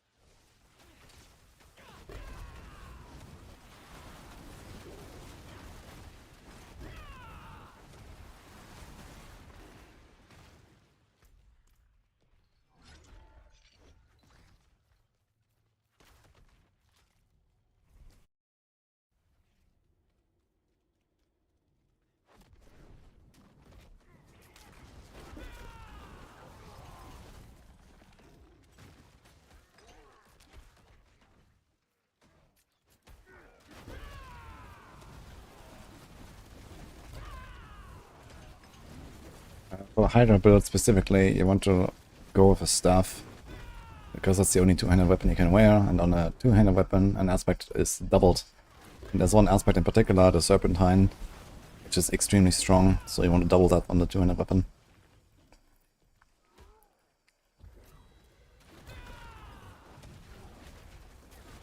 Generally, there's not really a big difference between one-handed offhand and a two-handed setup. But there are these cases where, for example, you have like one really strong aspect, so you want to put it on a two-handed.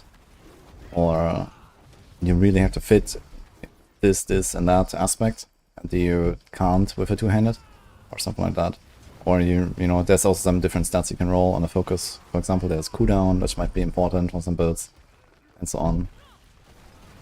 But by default, all weapon combos have the same DPS. So one-handed, offhand, and like two-handed, like any type of two-handed, any type of one-handed, they all end up having the same DPS. Then, you know, you have differences with like the aspects, or the damage per hit is different, and that might matter in some cases, and so on. Shit. 24 seconds. This is F. I wanted to not use another round of stuff here, but okay. Let's see if I can find a party or some people for the whole boss. I guess this is gonna be another skip otherwise.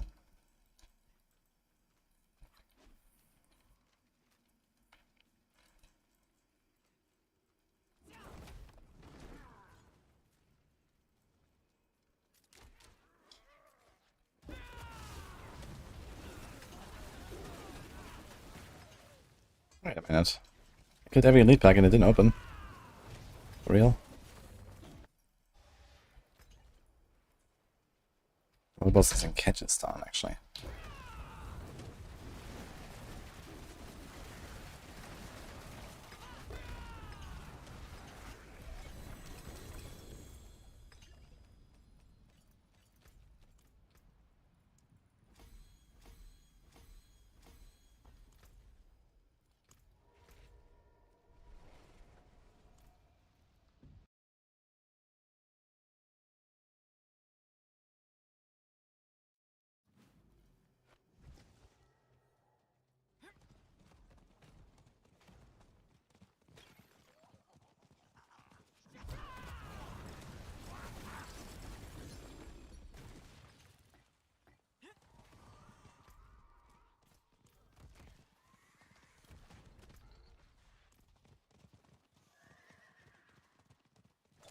The world boss.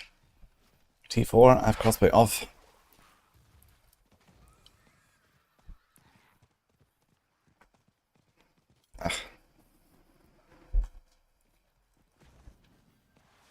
I guess there's no one here, right? Oh, there are some people. Holy shit. What? Ah, wait. My crossfire might still be on, actually. I can't believe I forgot. Maybe it's fine.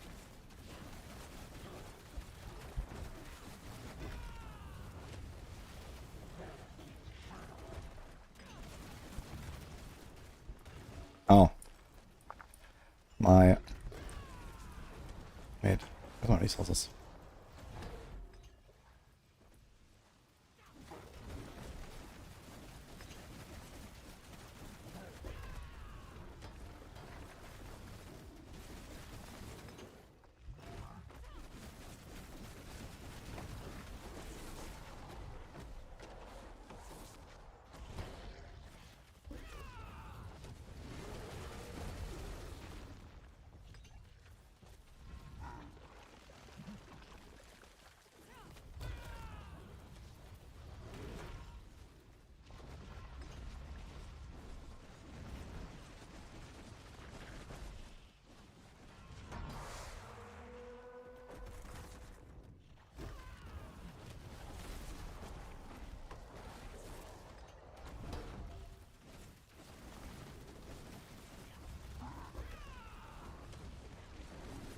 You should see me actually playing a fast build Death Grip. Soon. Very soon.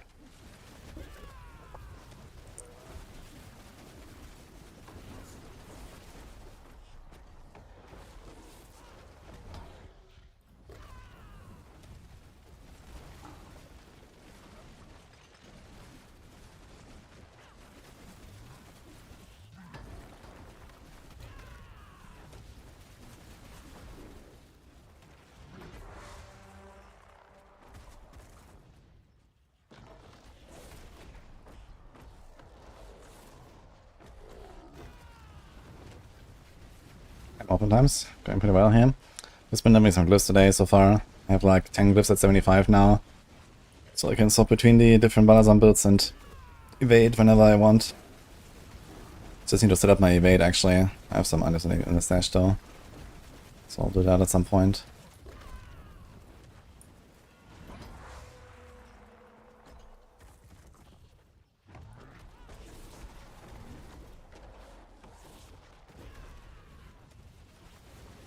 Will be a fun rogue builder season. Everything. But mostly pen shot. They did nerf the Shadow Clown, so it's not really so crazy anymore, which means that the rogue has overall become a lot more fun again. Are we gonna ever stagger this guy?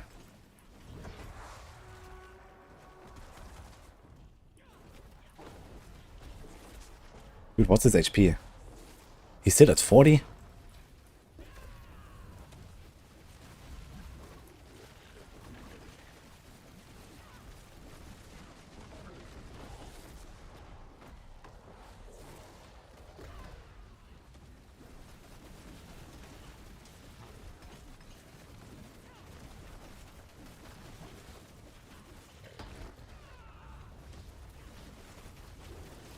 There's so many people here.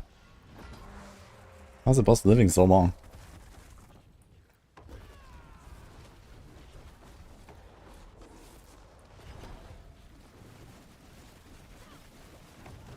Four minutes already.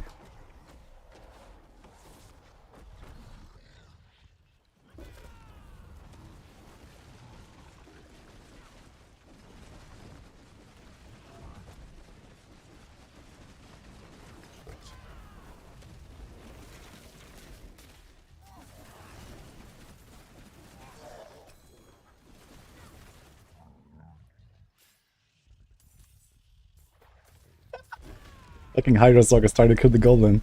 Good luck. Okay.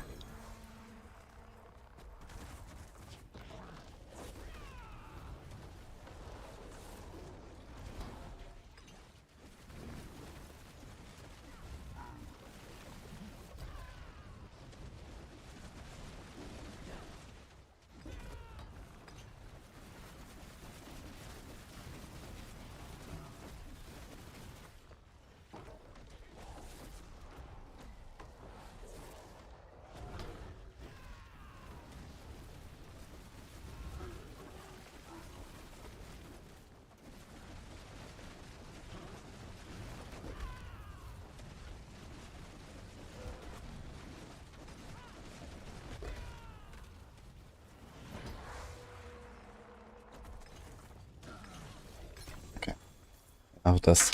The thing is essentially a fucking blindfold, man. I'm just playing by smell.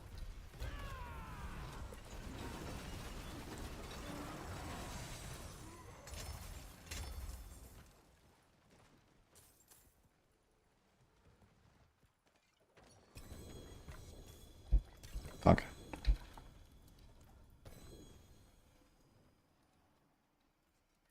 Stefan.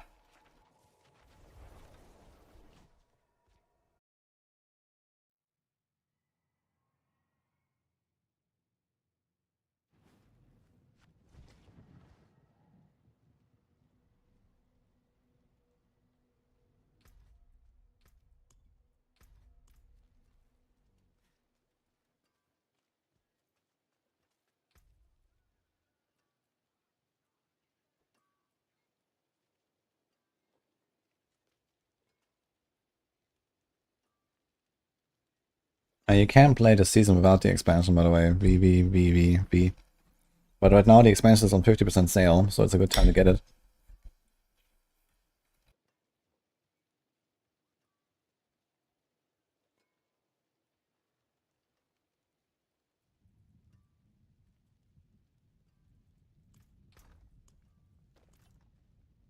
I forge more than horseshoes and nails.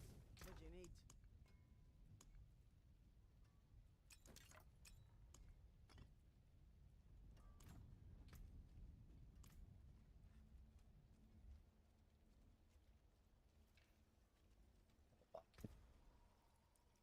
Yeah, I guess we're gonna finish these elixirs and stuff, and we might load up the rogue after that. Oh, we have that too.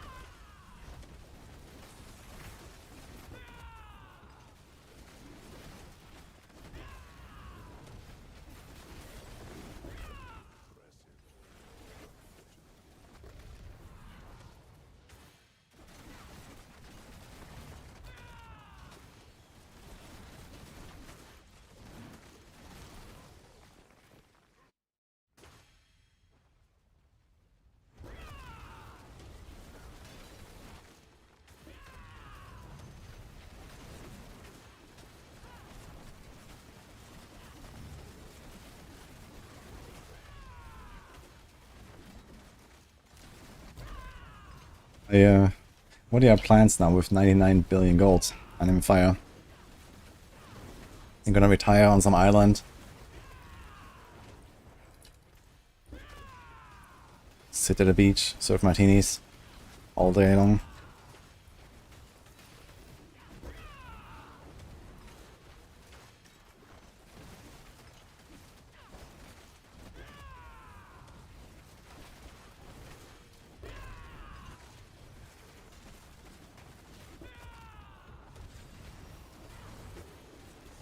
Like the Penrogue.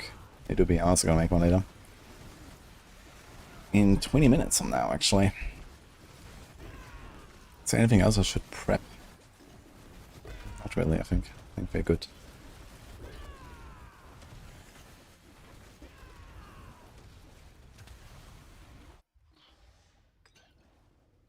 Spread the wealth to your competitors.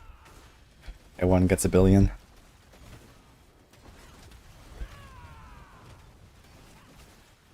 Penrogue in 20 minutes.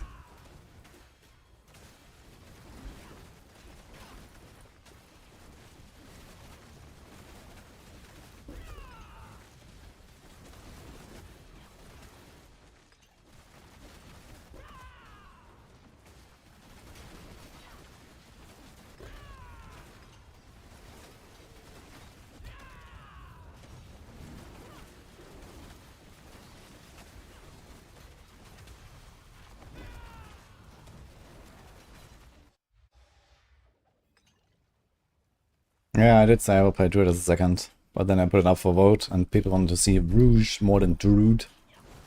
Here we are. And honestly, I'm kind of in the mood to do the rogue stuff, and, you know, maybe grind some more gaunts and stuff. Because, you know, I want to continue with the Spiritborn as well at some point, but I don't want to just like grind all the Paragons now on this. And Rouge will be pretty good to grind those gaunts, I think.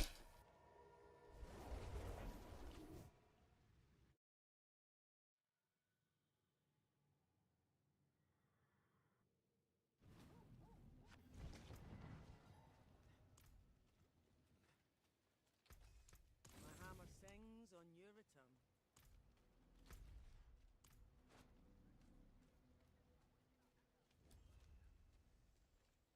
It is done.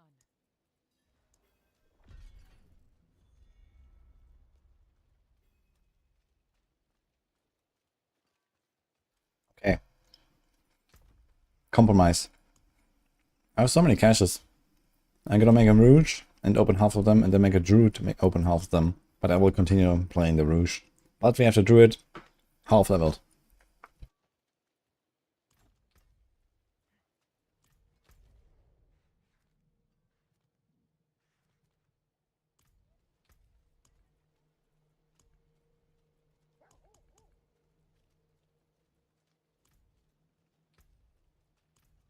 You know what? Let's just do it now.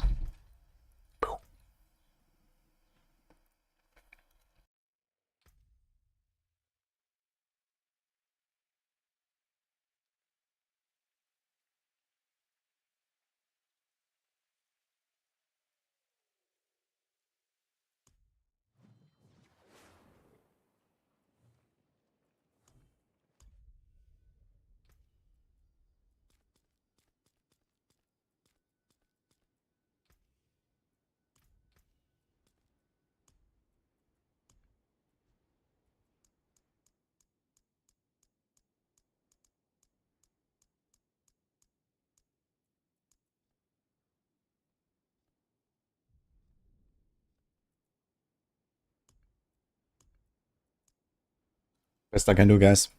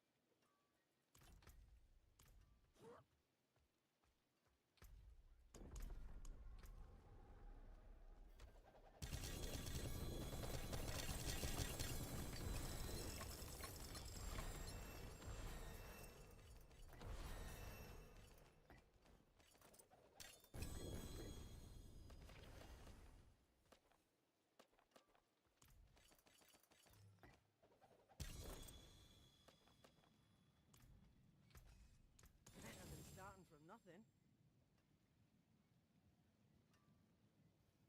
Oh, okay, ça c'est là. Mhm.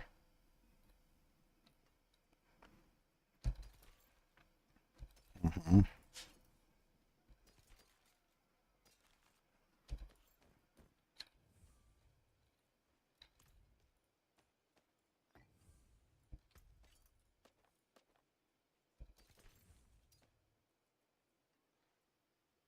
Willpower, willpower, everything. Single one has willpower. What?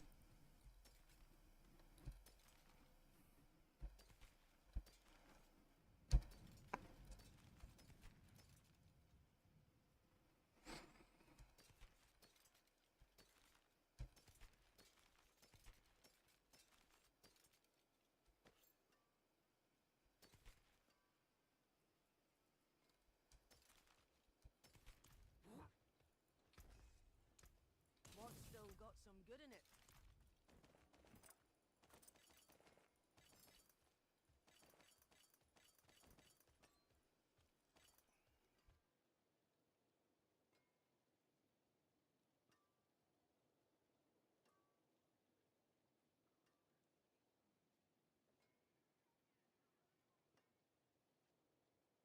The pension bill should be illegal.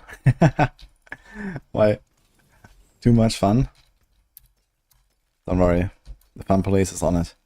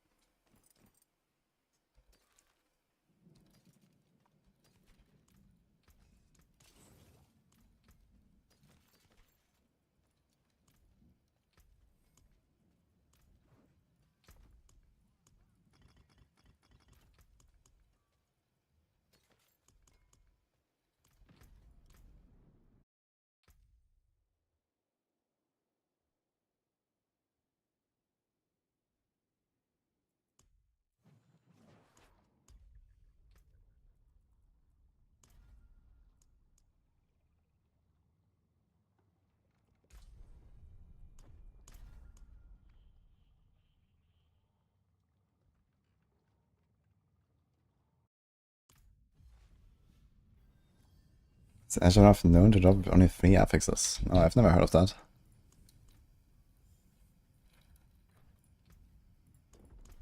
Okay, unfortunately I don't have any mythic to equip. But thinking it out, we should be fine anyway. Would be nice to have like something like a Shackle though for some cooldown and so on.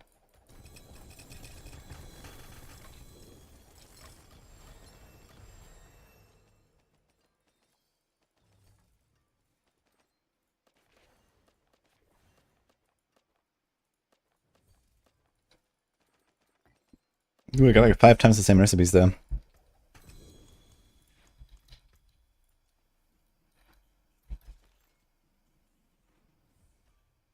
I think the 21 resource cost reduction is gonna be useful.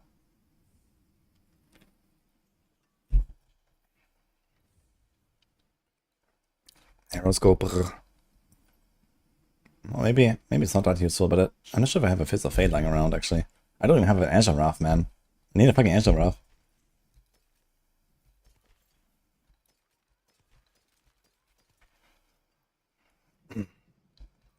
Let's take this and hope we don't have cooldown resource issues.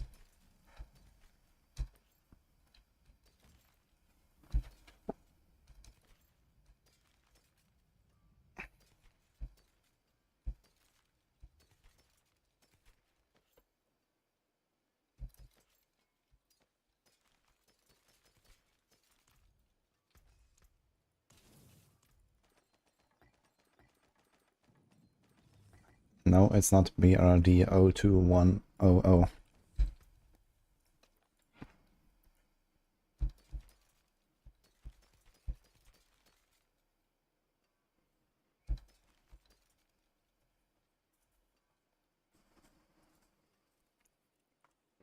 A non-GA Fist of Fate. I think I have one, let me check. I think I'm mostly an Azure Wrath, I don't have any. But I guess I can just, I don't know, start with something else. Just gonna start TB and go ham. Yeah, 51 lucky hit. 270, that's okay.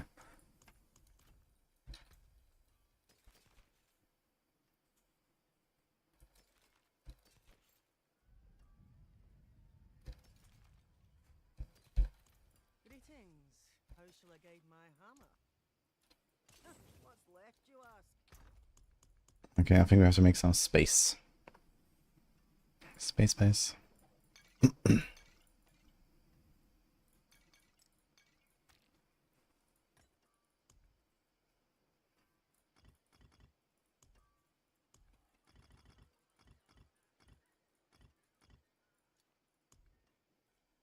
I don't even have an Ahu rune. Fuck. Wait, how many runes can I craft? I can try to craft some actually.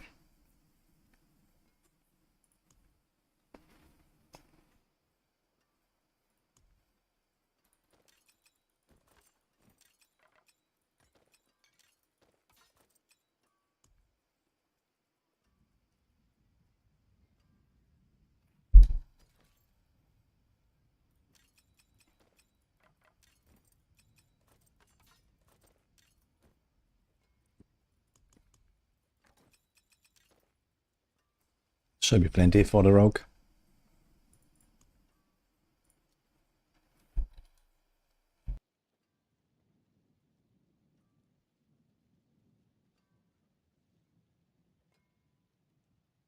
I have my own AWB.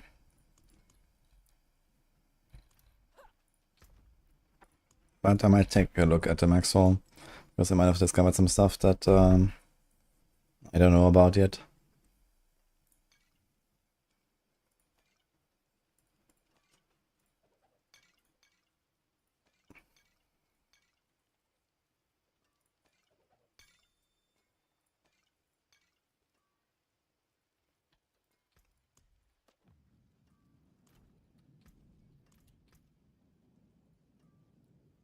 Yeah, thank you, Sophie. I have one. Alright, what do we do? How do we get started?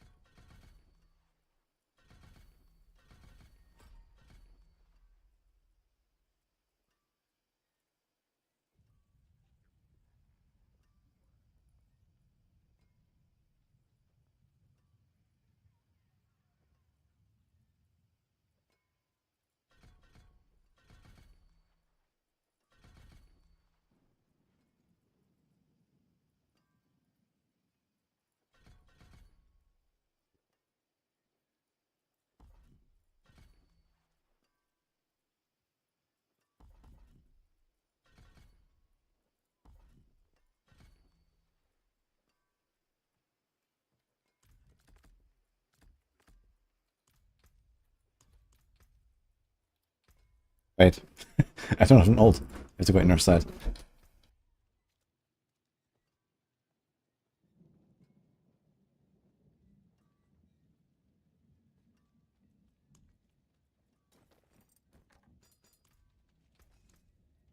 hammer sings on your... That's the spirit. Give it a go. Well, there's something special. Oh, not a bad pull, that. Not a bad pull, that.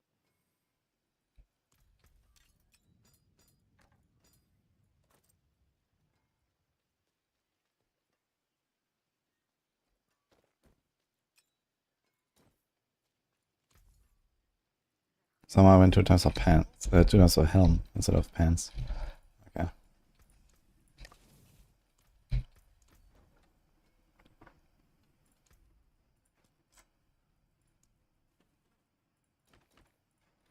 Let's see. You have to go for the appropriate drip, as people say these days.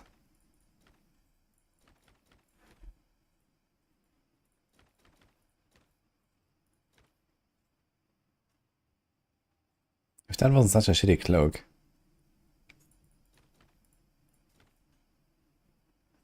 Don't like the shoulder.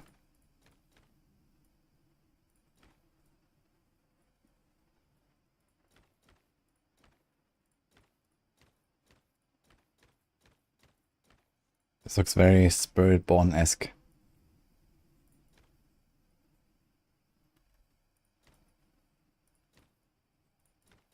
Ugh.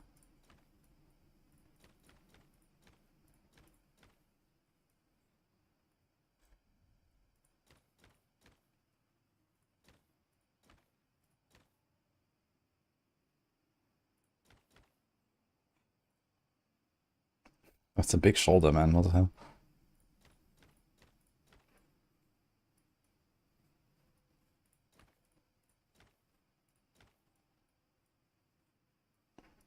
That is kind of cool. Where is that? Earned as an in-game reward. Wait, is it a PvP one? That's a PvP one, right? Oh.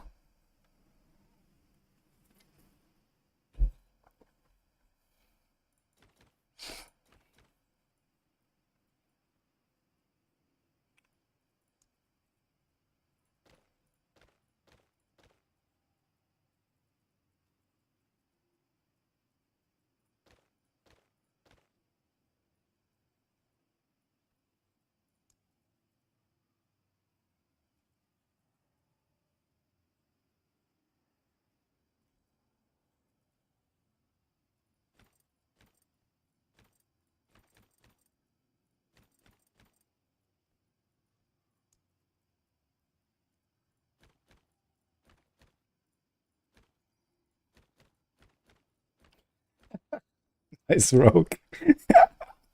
Fucking peg leg.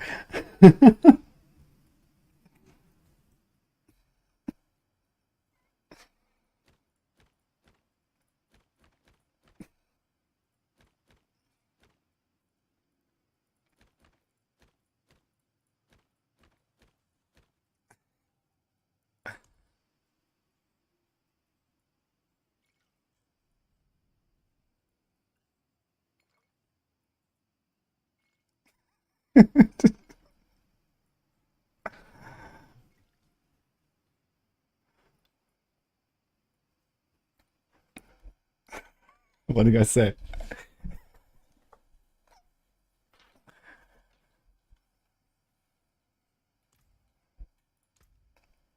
Aspirational birch.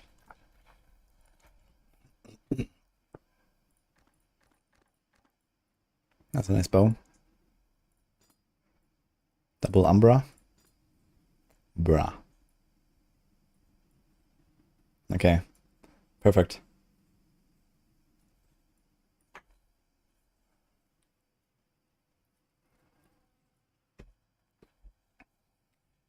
Wait, the helm has this weird thing. Should I go for a helm?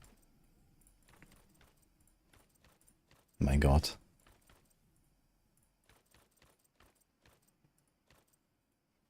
Huh.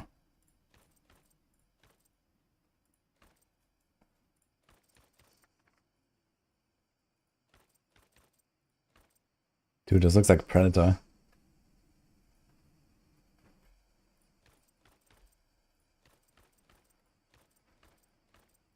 This looks like Saw.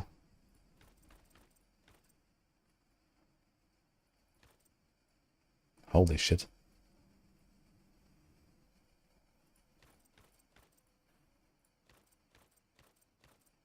I don't really like any of the helms. That's kind of funny though. Oh wait, it's found in the Sins of the Heartseeker Reliquary. Huh.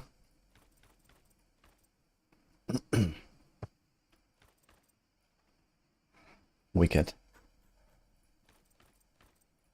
Okay, fuck this. So...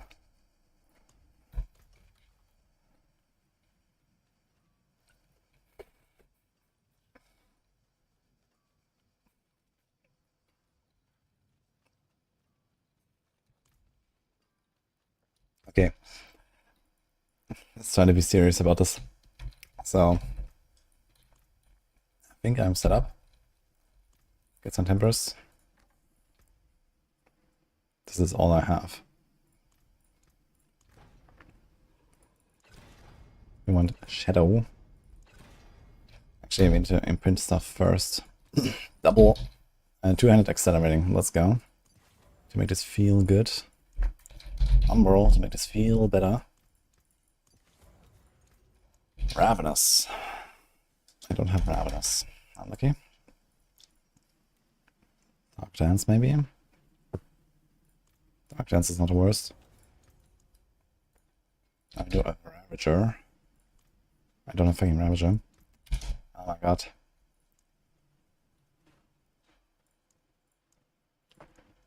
It's the Wind Striker, I guess.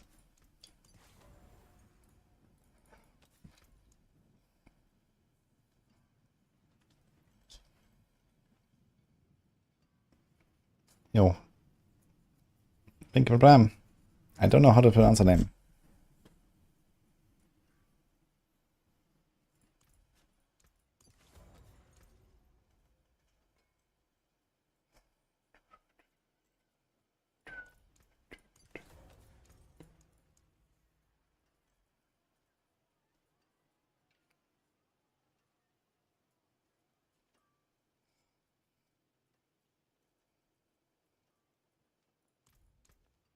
Captain or Cap? Just Captain? Okay. Fine, I can do that.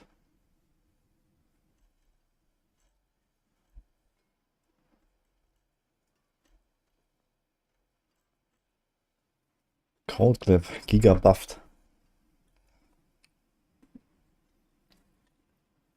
Are we gonna keep Conceded up? I think so. We can also do H Masters. Let's see how that goes. Then we don't have the TB aspect. So you're gonna play old school TB. Until we get that.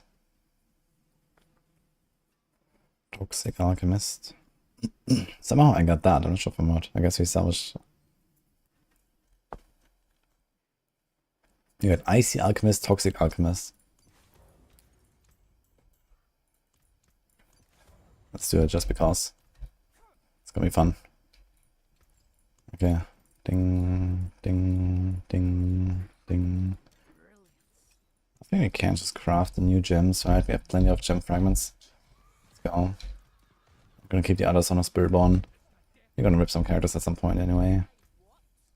Well, that's what I said last season. Acquired Heraldic Knowledge rank 15. Oh, so you can't even like twink it up here basically. So these scrolls are actually completely pointless. Nice.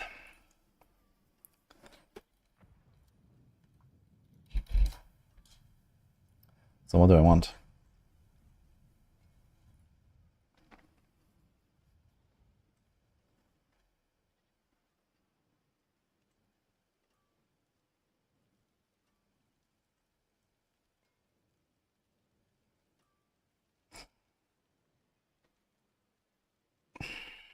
Control, Scornful, Idle. Okay, let's do it.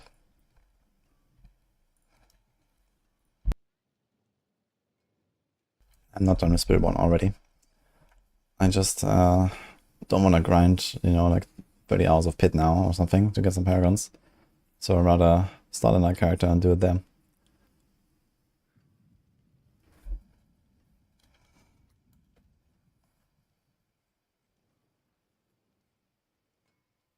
Why is my camera overexposed? My face that is overexposed. There's a lot of sun in this country.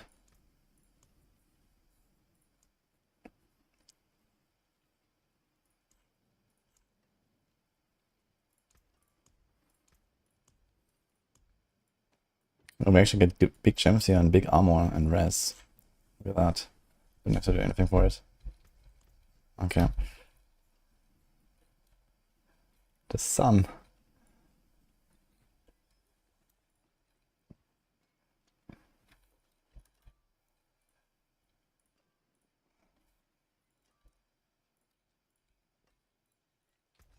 Greetings.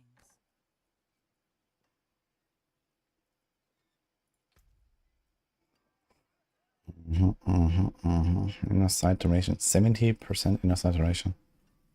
Crit 1. How much crit do we have? Nothing.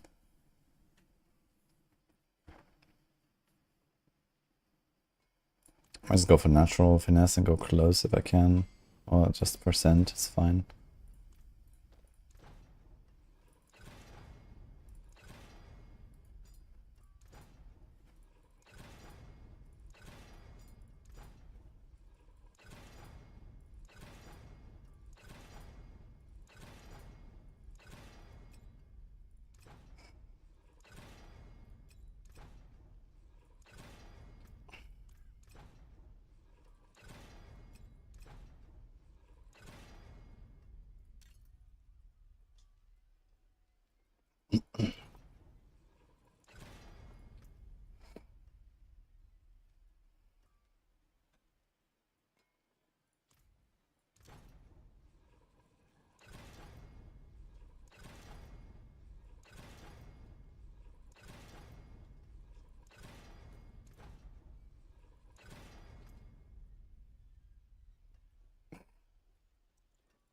Okay then.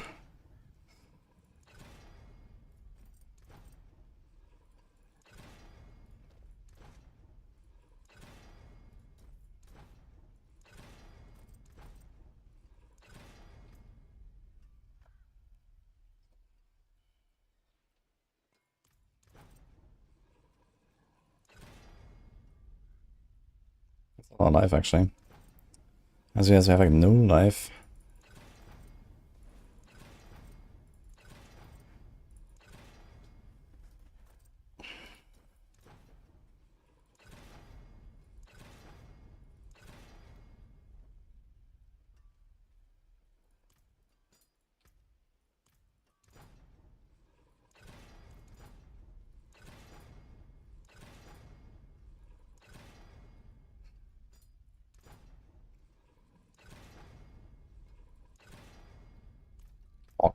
Okay.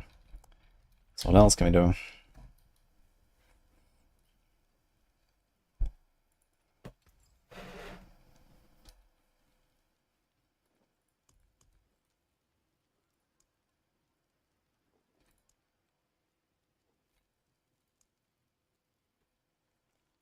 Oh.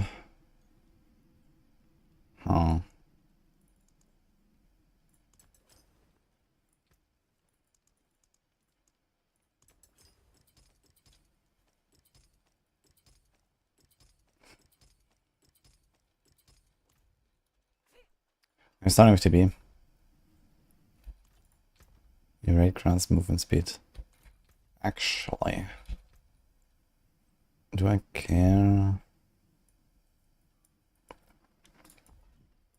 Nah, it's probably fine. Easy. Okay. We don't have the TB cleave. We don't have the spinny blade. So we have like nothing. So we have to do actual old school TB.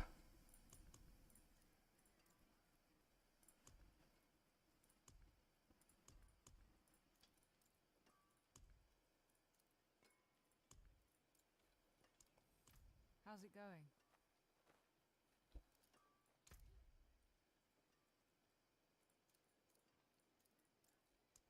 Wait. Halt. Okay. To go full old school. 9 max life. There's a Fawns rogue, man. I have so much Fawns.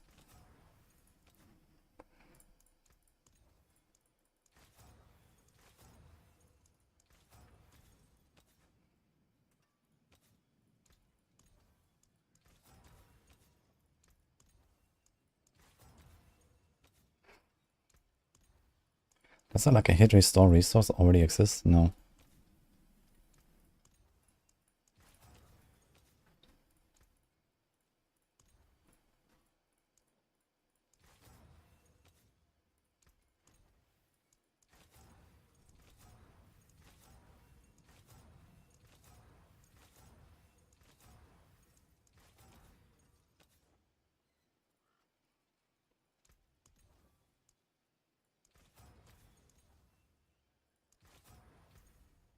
There's not much, right? Movement speed maybe.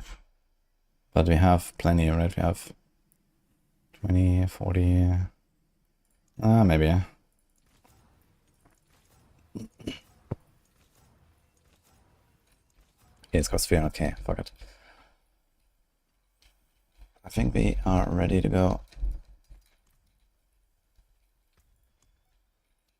Resourceful, advantage. Resourceful, advantage. I think we do this. We are on penitent. I need a sigil.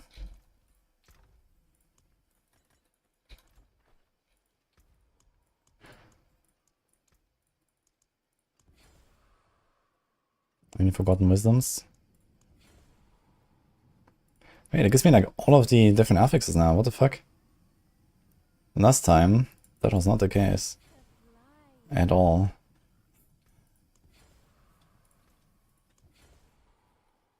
Holy, let's see how much that is actually. Otherwise, it's gonna throw a few in there.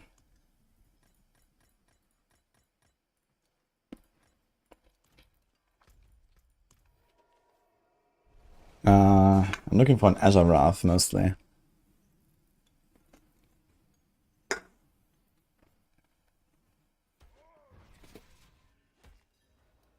He ran into Don the Crown and World Boss in T4, he couldn't kill the Treasure Goblin.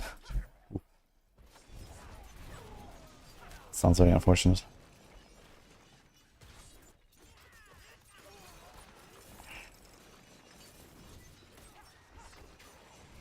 Maybe I should do the dungeon for the spinny blade.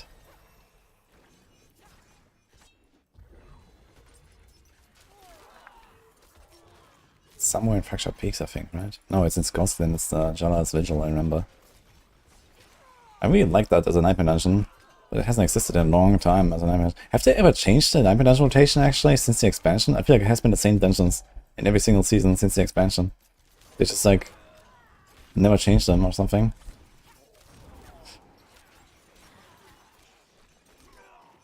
Dude, these fucking XP gloves are useless.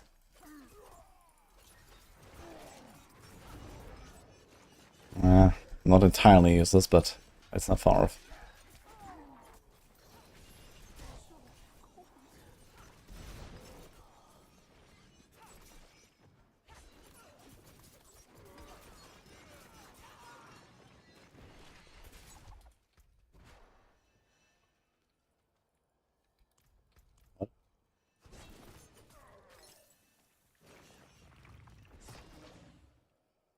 Actually, that's quite some damage, yeah. The pop.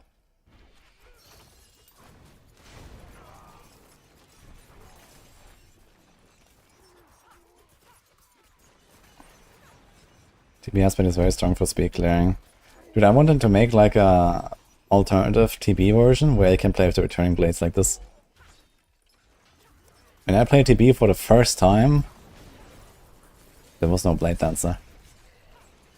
And it's still like one of my favorite builds of all time. It's just really fun.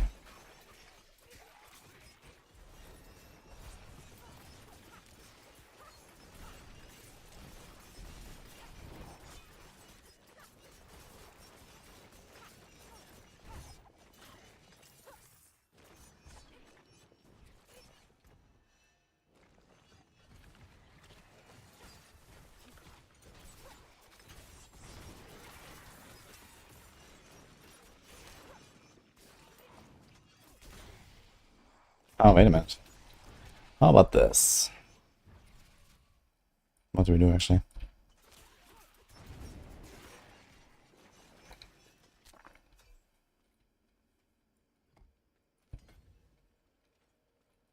We don't really care about resources right now. But okay. You want to control, actually, right?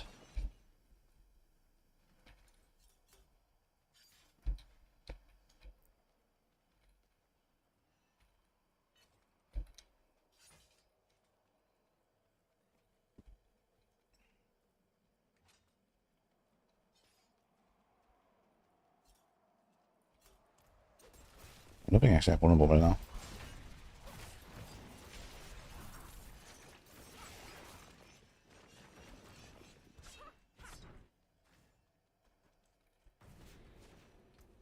Forgot about powers, how could I?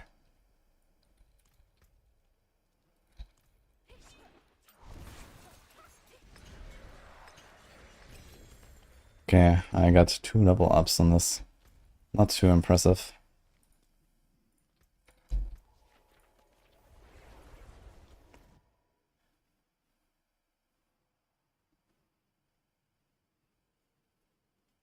Do I like these powers more or less than the boss powers?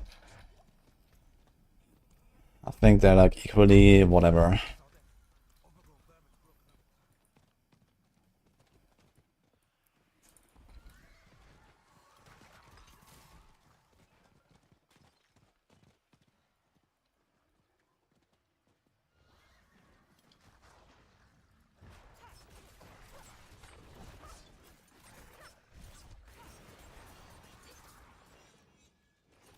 How far do you normally get a drink before you remember mercenaries exist? Something like Tom and 2, Tom and 3.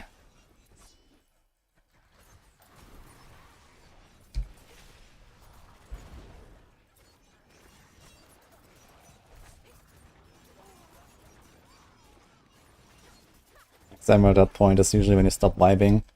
You're like, fuck, I actually have to do something with my character now.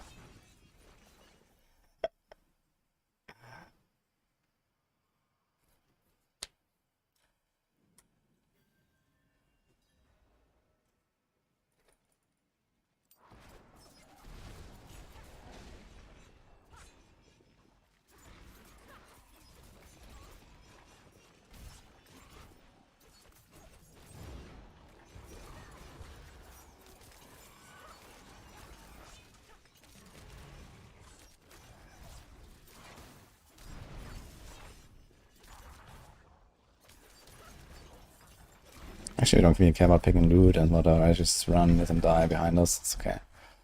Let's go. Legendaries come to the mail.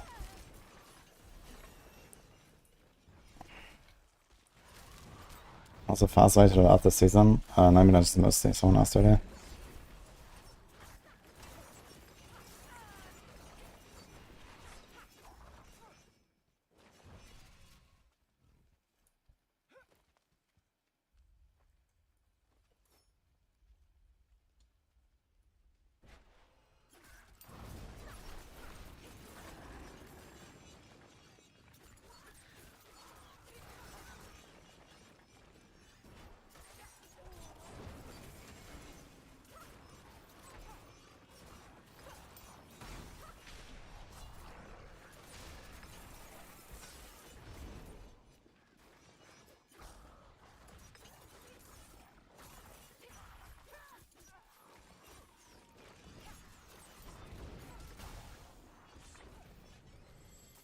Kind of strange, I don't know where to put the points.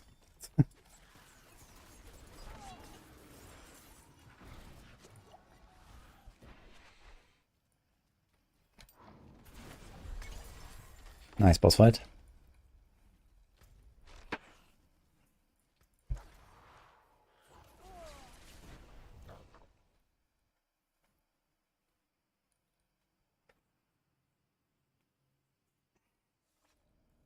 Does not state what skill to assign it to. Wait, if you see the this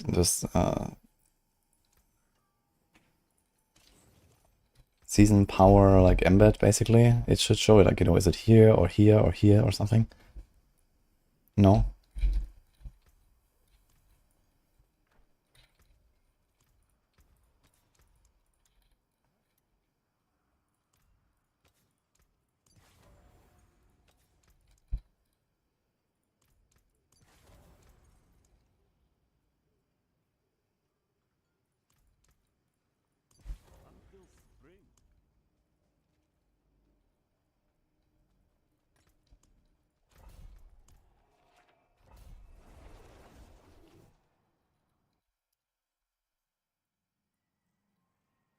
Yeah, it shows on the right.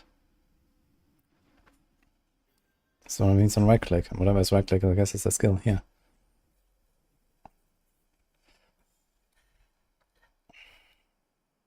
But yeah, it says disintegrate and it's pillar, so I guess just use any of the two. You can ping Matthias about it, or you can ask him.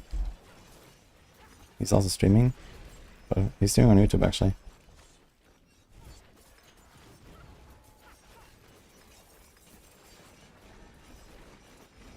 Wait, what do I have to do here? Slay villager.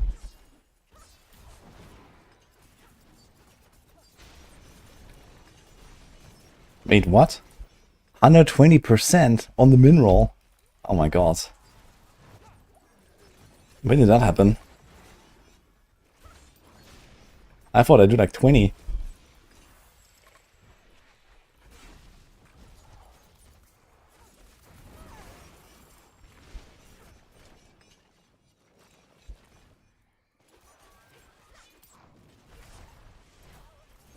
I don't have a leveling command, guys.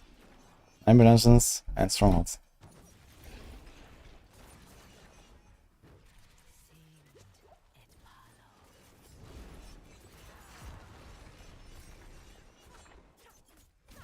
Dude, I didn't realize these mirroring chests still exist. Whatever they're called. I haven't seen one in a long time.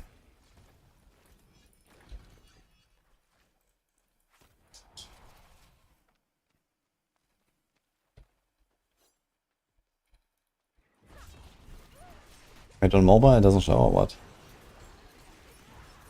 Truck. Should look the same, no?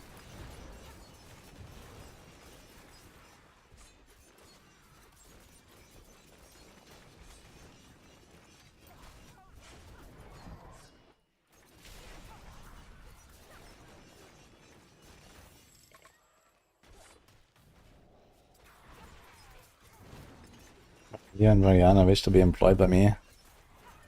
Only. Can I spare a coin?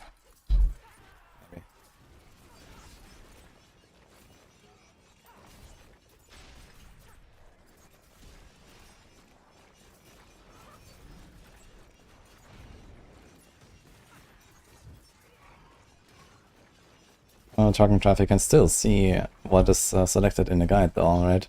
You see that the guide has pen shot on that slot.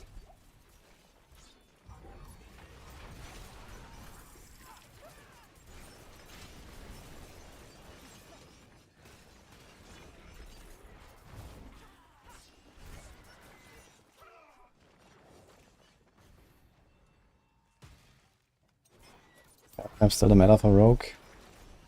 Maybe. But everyone is having too much fun vibing with pen shots right now.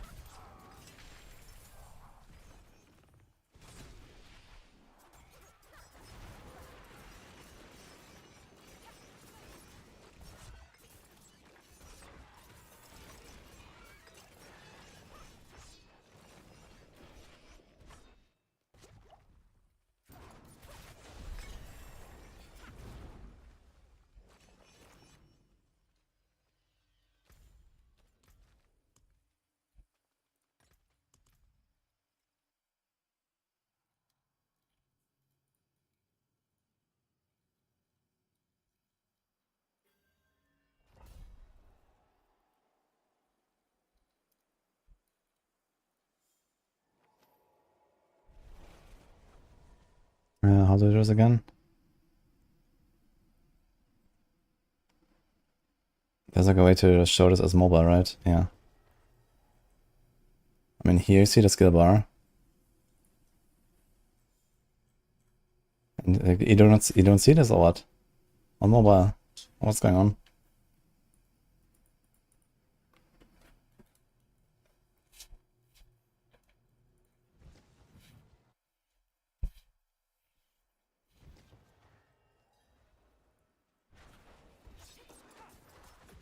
Same dungeon?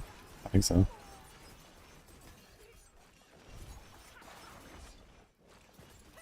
I think the other one was Fire Eclipse, maybe.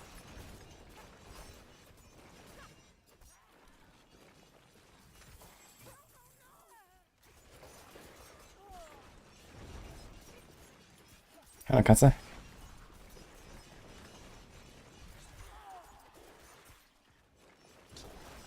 Strongholds are very good XP, yes. But you do them at level 50.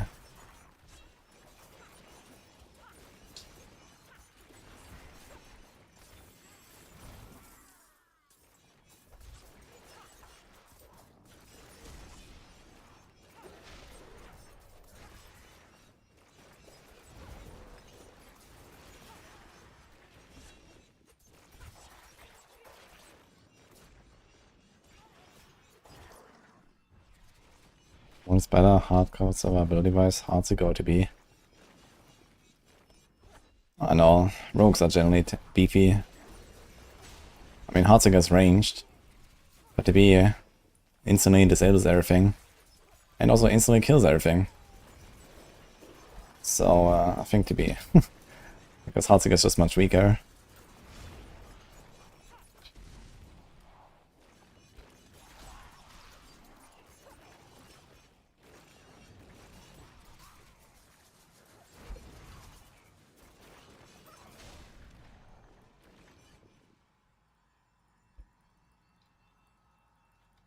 Nothing happened to Spiritborn.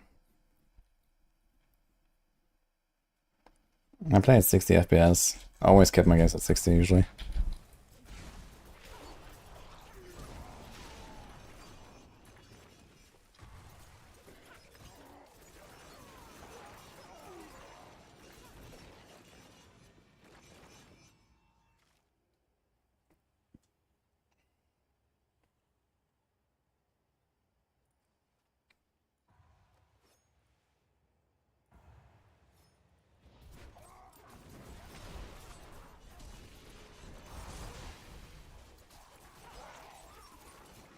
Room time, let's see.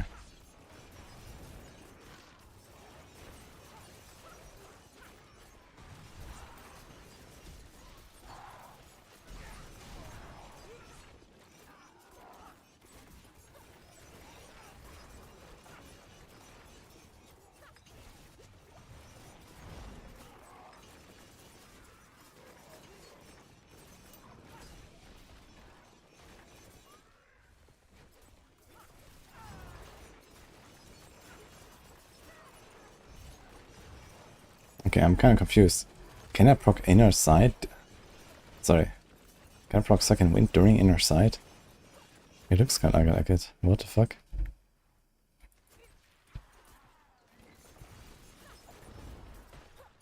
What? That's wild.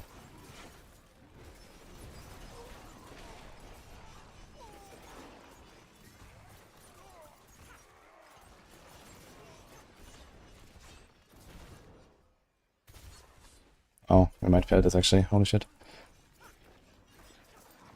Didn't we pay attention?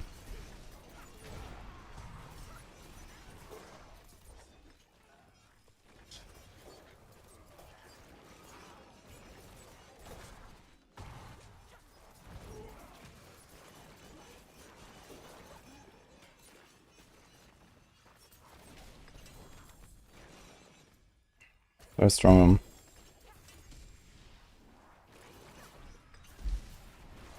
And we didn't actually get it. Interesting.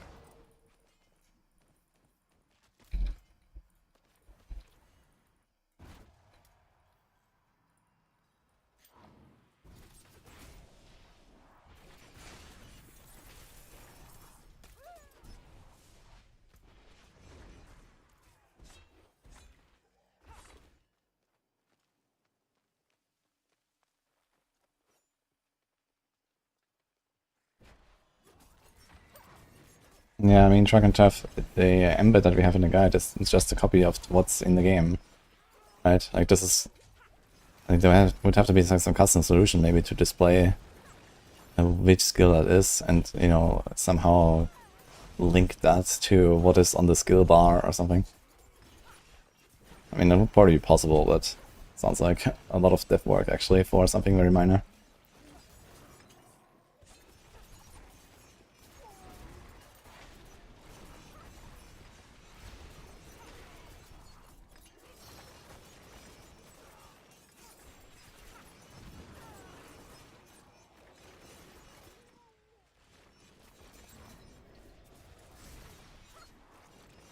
You can only craft one of the special gems.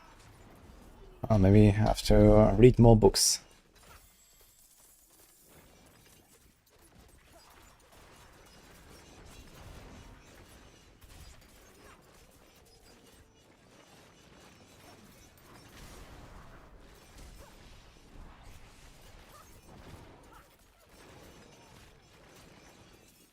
And the season so far is really good, I think. And for this rogue, we're starting with the B now, and then we're gonna go pen shot. The books are from the strong rooms.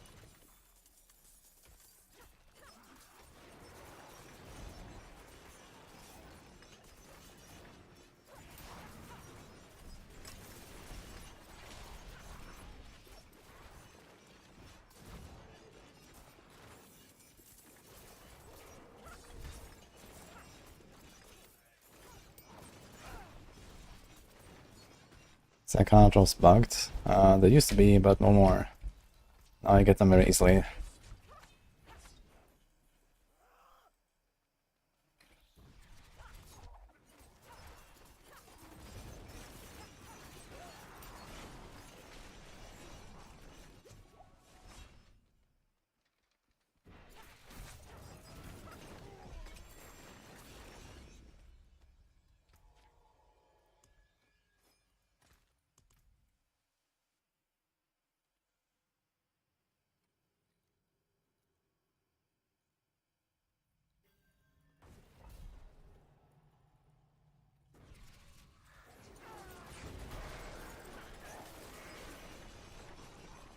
Okay, log in.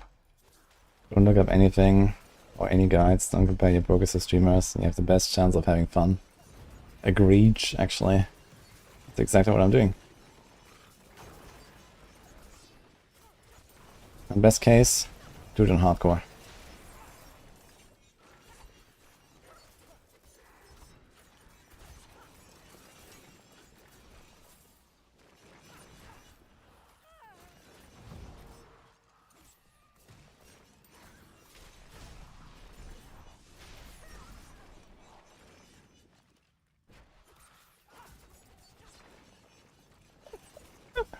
What happened to the Druid?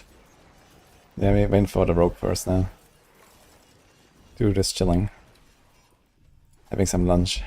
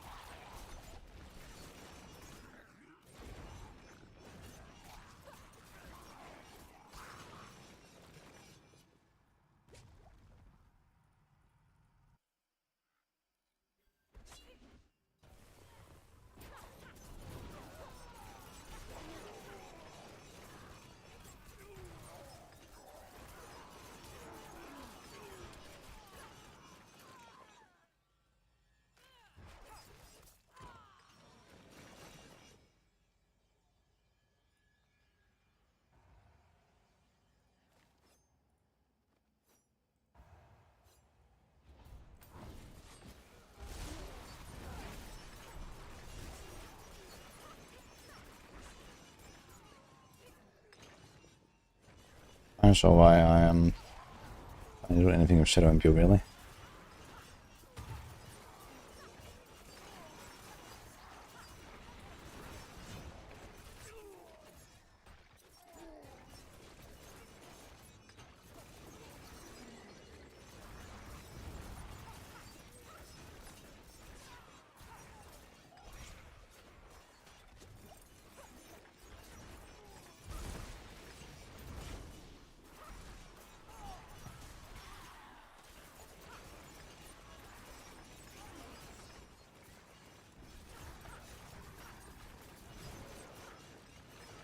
The strongest Barb right now I think is Bash or Lunging Strike.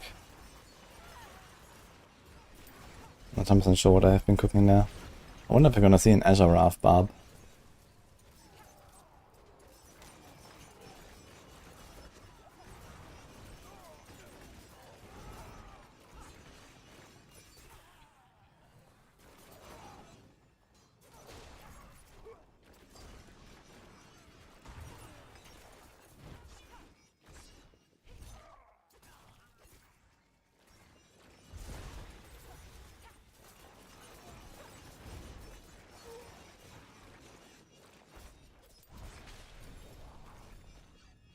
Oops. Of course it's Panics and Griefs.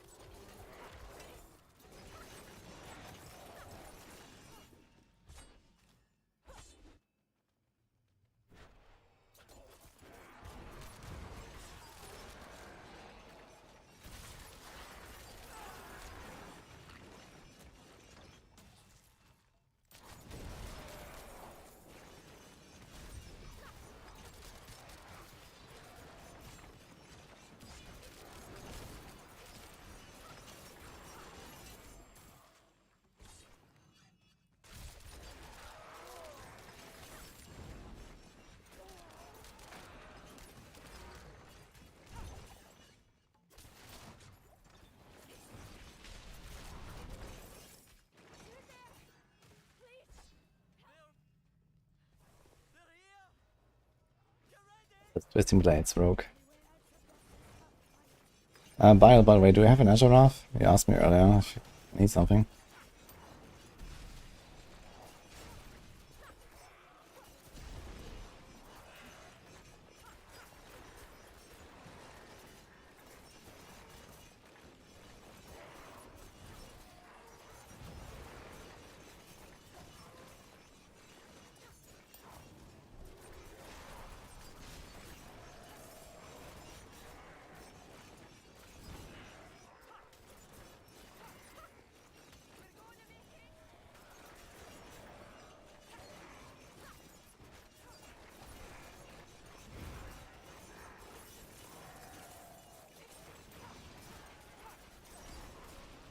Druid died, the Spiritborn died, all of my previous season characters died. All the other characters I've ever played in this game died. It's only this rogue now. Everything else is dead to me.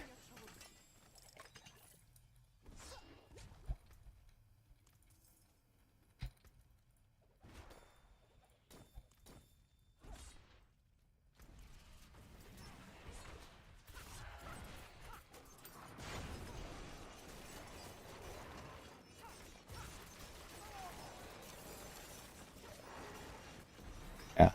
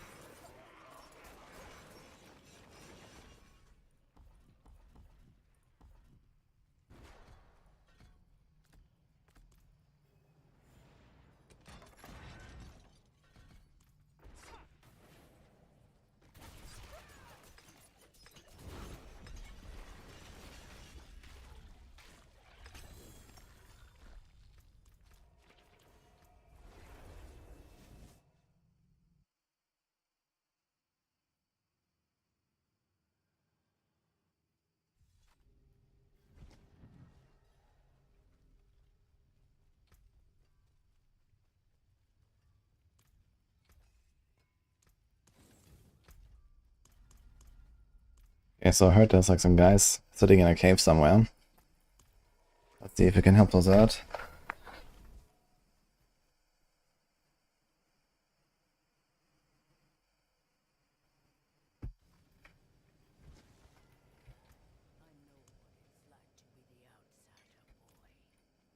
My shield is yours.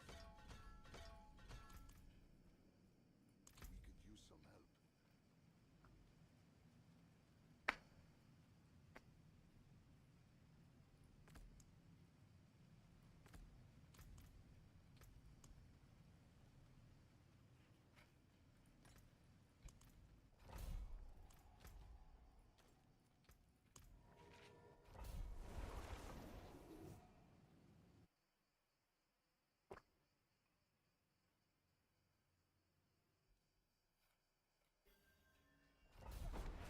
I have Matthias on my friend list. I need to check.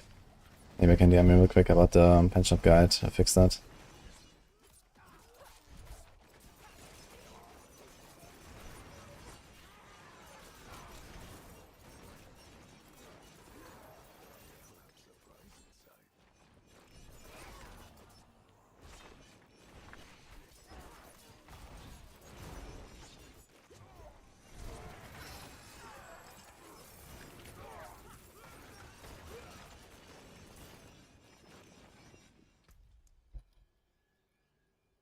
Do by offline. Okay.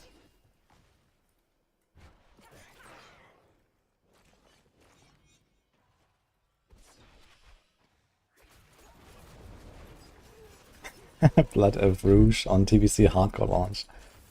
Oh boy, I actually played Blood of Rouge.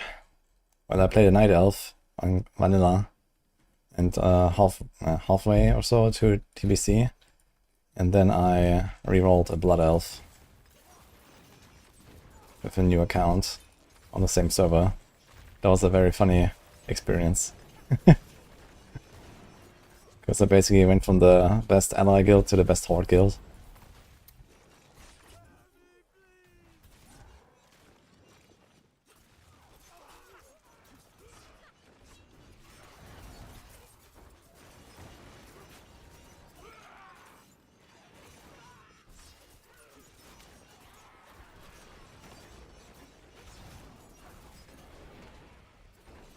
Orc Rogue. Yeah, Orc is just OP.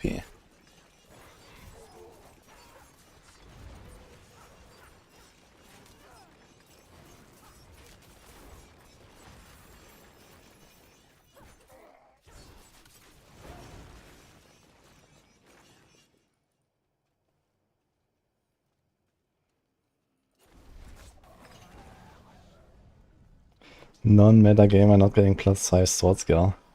I mean, back then no one knew how good I was. Especially when when this was like one of the first characters that they ever created, right? Like that took until AQ or so for people to really understand. But then you wouldn't like reroll, right? It was already done. You're not gonna make a new character.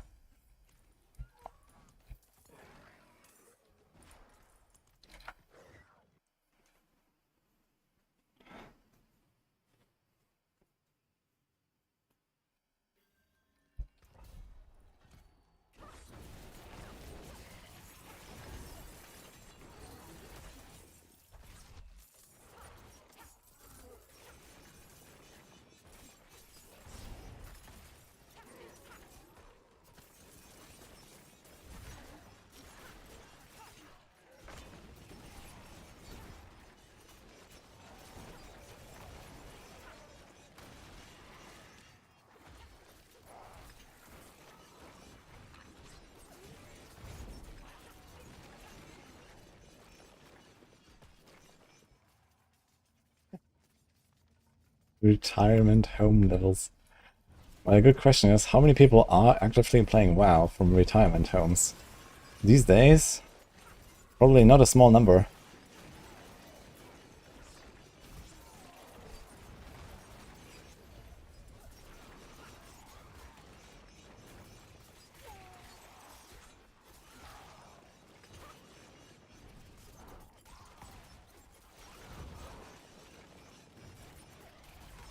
Who do you think the gold farmers are? Trying to up their pension money a little bit.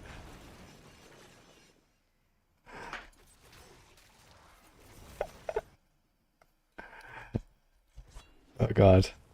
China farmers have been replaced with pensioners.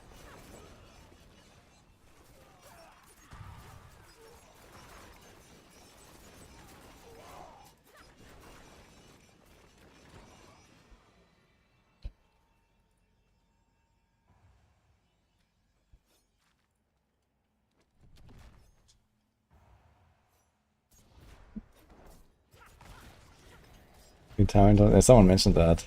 Retirement homes. But yeah, I mean, WoW is, what, 2.5 decades now? Almost? So yeah, people that started when they were like 40, they are not too unlikely to, there's gonna be some people there, for sure. You know?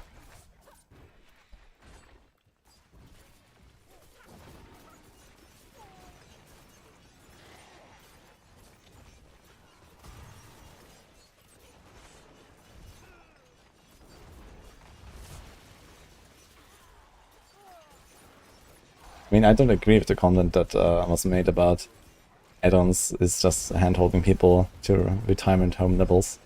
You know, I mean, the raids are, in, you know, the meta and all that stuff, you know, that changes, right? Like, yeah, it makes the game technically easier to have add-ons, but on the other hand, the game is also advancing, and the developers are making stuff harder as a result as well, right? And in the end, you always have the comparison to other players as well. You know, the raids are tuned to be hard for the top-end players on Mythic difficulty, for example. And no matter what, it will be that. So if you take away all the add-ons, then the raids will be easier. So it doesn't really change anything if add-ons exist or not. As long as, you know, everyone kind of like has the same possibilities, I guess. I guess what changes is that, you know, some players are better off without add-ons than others, right? Like, for example, me, like, I'm like more of like a purist guy, you know, I don't like any kind of like stuff. I usually played with like standard UI and WoW and these kind of things for the most part when I could, and you know, I try to avoid all kinds of stuff. I'm never really a fan of any kind of tools. And for example, I would like if they forbid add-ons completely in WoW from one day to the next, I would be probably like someone who really thrives under such an environment compared to most others.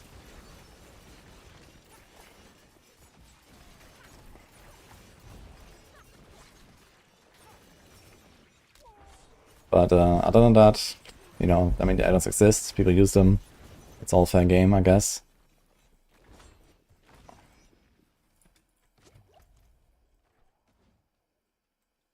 become mythic, right? Nah, no. Like RPG and MMO is not a good combo.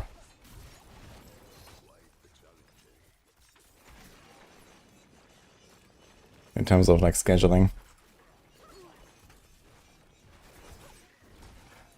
Maybe when I stop playing RPGs entirely, I'm gonna just like blast WoW Classic all day long from my retirement home room. Easy clap.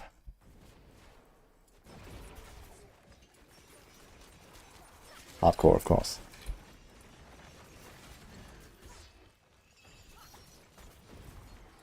There's no new technology for speedy leveling. I'm like, just open a few caches. Now we just start blasting. Penitent. Hardcore mythic rating.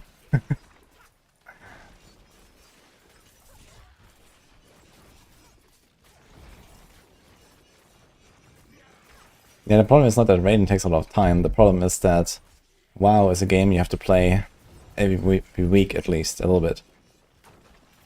And RPGs are games that you play non-stop for a week or two, and then stop. And so there is no time to do the WoW stuff when I have a Diablo season start, or a PoE launch or something like that. So this is why these things don't match really well.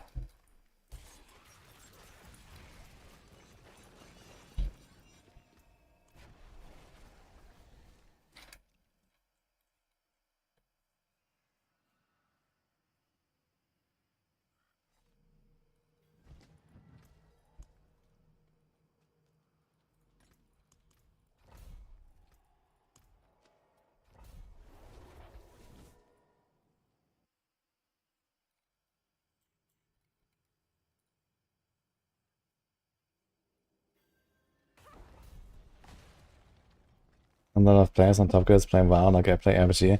Yeah, I mean, of course, you know, when it comes to like, okay, the new season launches, the new raid launches, you know, you start blasting and heroic raid, and then the second week the mythic opens, and all that. I guess it's pretty comparable to like an RPG cycle actually.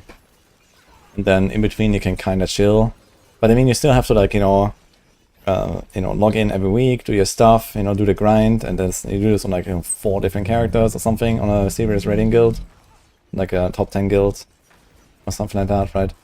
So, but yeah, I guess it is comparable in terms of like how you schedule it. But on the other hand, you know, I couldn't really commit to that because the thing is, I can always skip a season if I have to, in like D4 or in PoE or something. Or just take it easy or something, but in Mythic, raiding at the cutting edge, you can't do that, right? You are part of the guild, and this is a commitment, and you have to be there every single time, you know? So this has to take priority over everything else.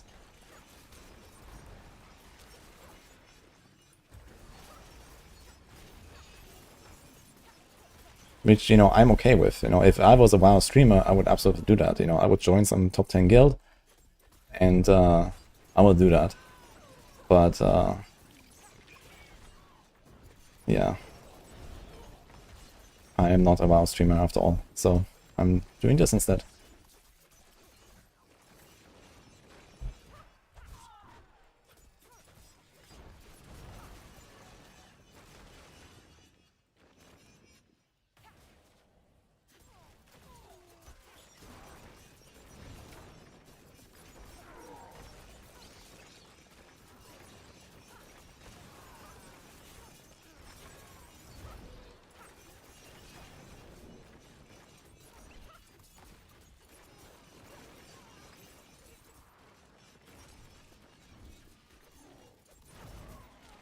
And work at the joke that people who mythic raid also write that shit in their CV. I mean, honestly, if someone comes with a resume and he is writing that he got like a world top 10 kill of this or that boss in mythic raiding, I would be interested to read more, at least.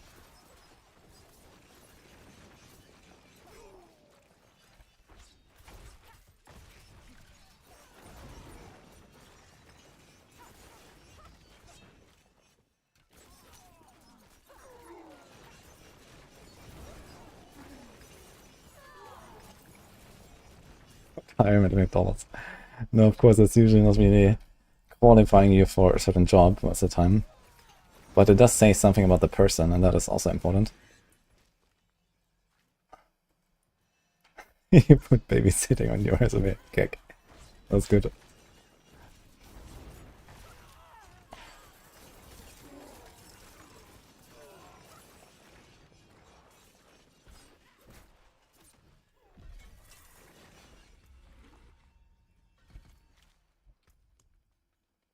So many sigils.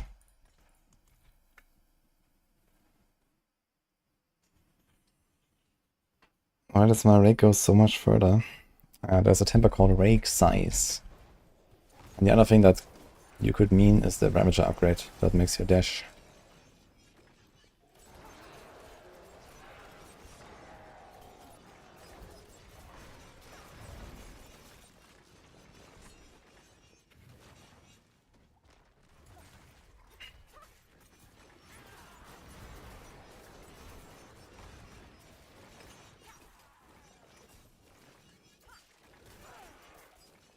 If I see an ex-mythic raid leader's resume for a job that I'm hiring for, I'm hiring that guy. Yeah. Yeah, I mean, of course, you know. Like, this is pretty intense stuff. Not just the playing the video game, but, you know, everything around it as well. Also the social part and, you know, like the whole, like, you know, coordination. Like the problem solving, let's say, as well, and so on.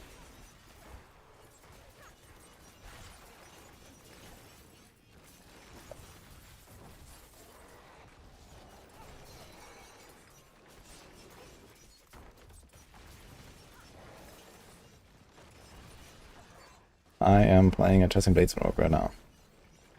Trying to get to 60.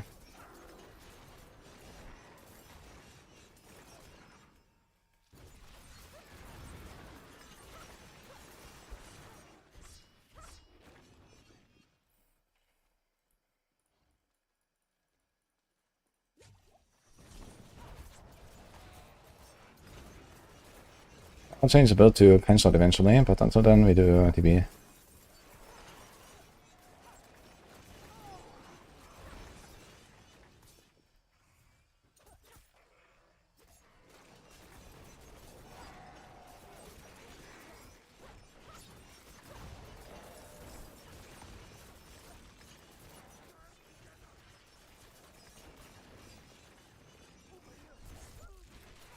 There was no ripperoni.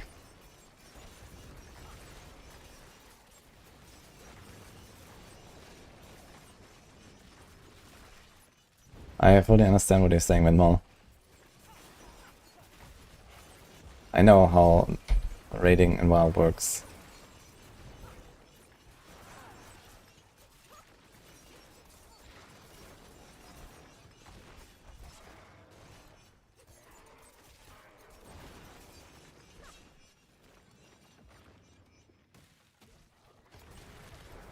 Got a free GA, but one is vulnerable. I mean, I was actually kind of getting away without the like a hit restore resource. So you might wanna try it at least and see. I think ultimately you probably go for the like a hit resource anyway. Maybe not though. With Starless it might be fine without.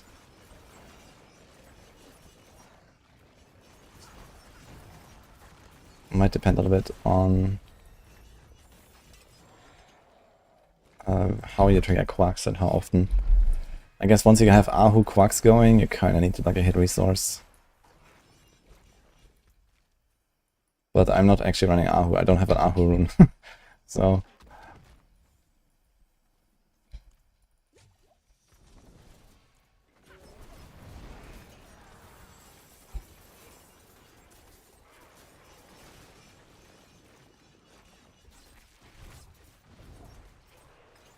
I did not rip.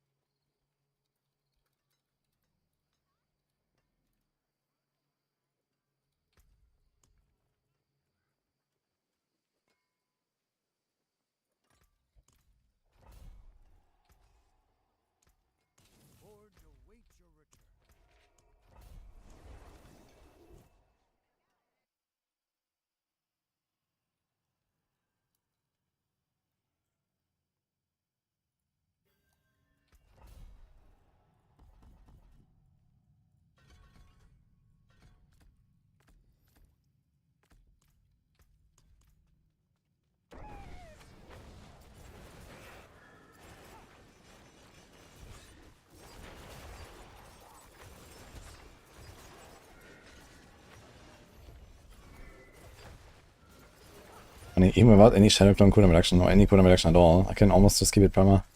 With this little bit of attack speed I have. I think this is the last dungeon actually, and then we should be fine.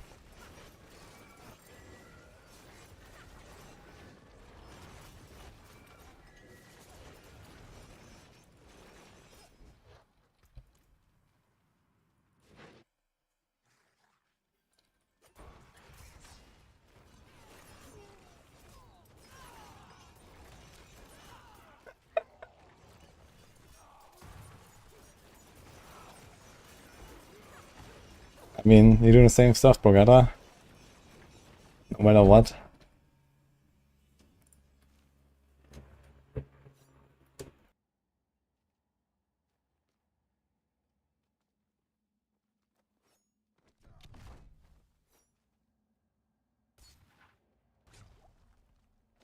What? What hit me, yeah?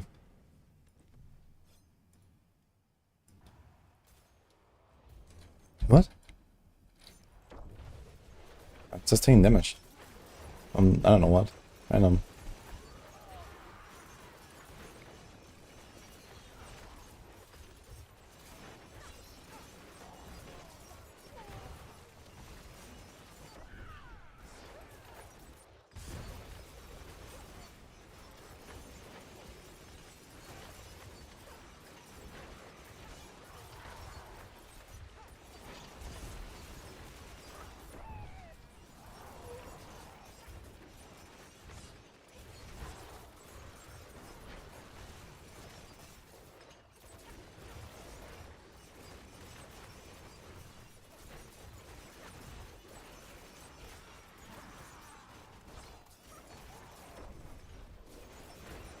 Oh. Wait, carrying just takes it. I have take physical damage every few seconds. What the fuck, dude? So this is like a random debuff. I know there's like one that gives you like a minus move speed debuff. But I didn't realize that this also can deal damage to you. I guess this is why it says that you're not supposed to use a potion.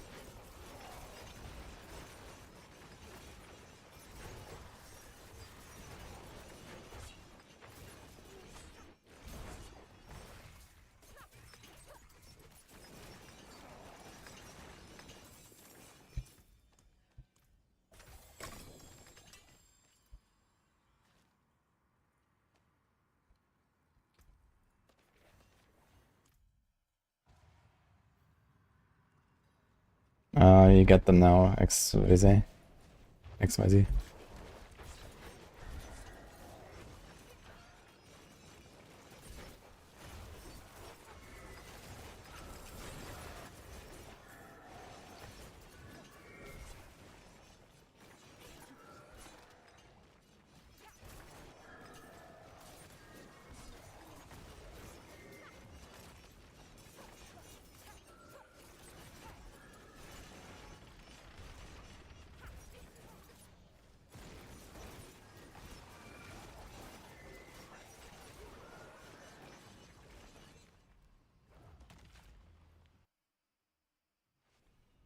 The quickest way to add speed to a Necro leveling. Can use shifting powder. Just use it, you know. Otherwise, there's also a rune that gives you speed. A blue one.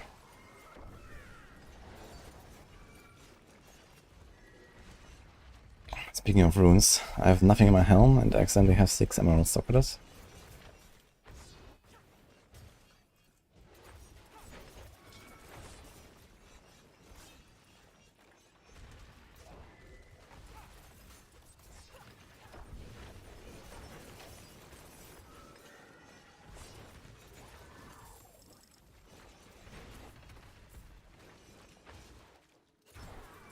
That's nice, it's good to level up, and not much beyond that. I mean, you can progress with the performance a little bit, but one of the weakest rogue builds right now.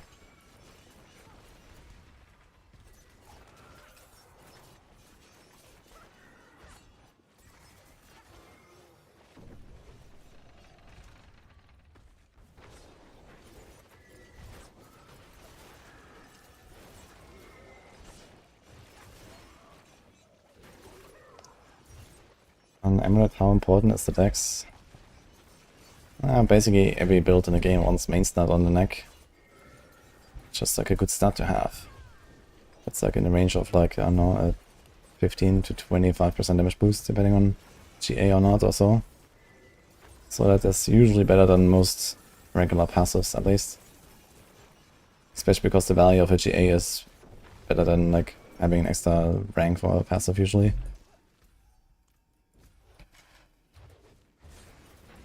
It's also very easy to get. Percent dex or like, you know, any main stat on the neck is pretty common compared to, for example, specific passives.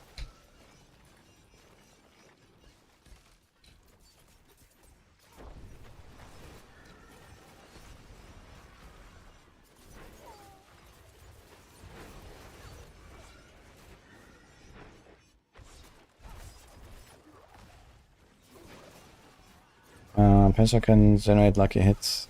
Yeah, lucky hit resources from innovation. And otherwise, you can use a season power, reactive ooze, or a chance to restore resource on the weapon.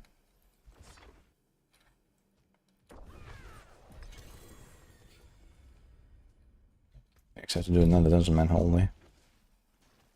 Forgotten wisdom. I heard the same, Alex. Let's see.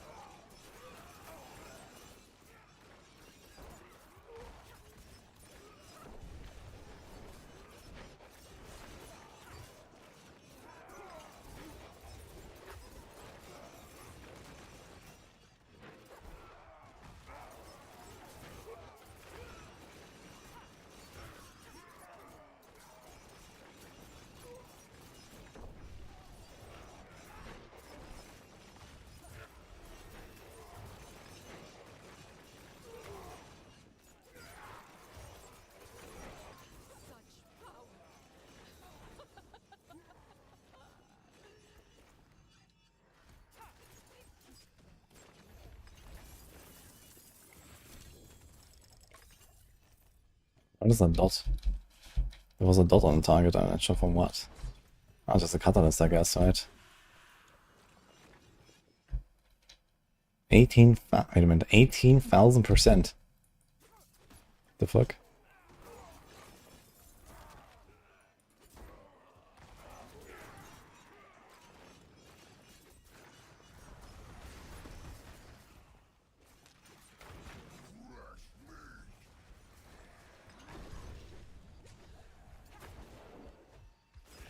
Let's see, Butcher versus Beam. But the Beam is getting cancelled.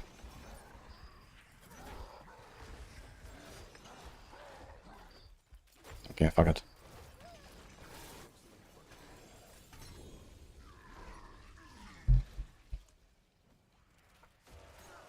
Oh.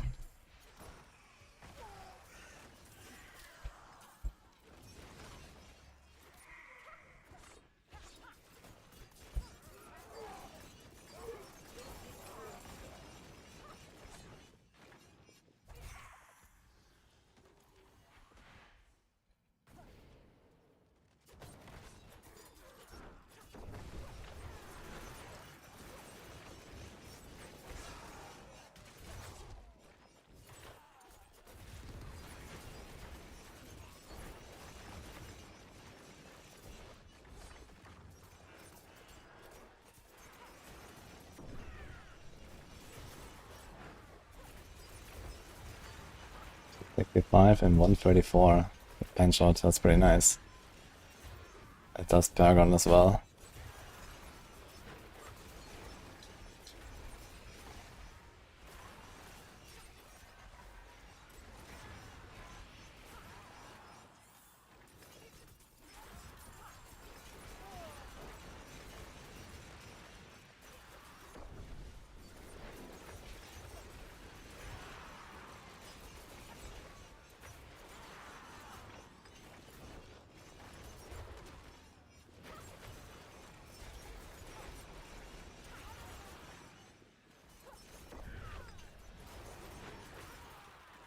I just talked about that a lot, by the way, in Battle Wolf.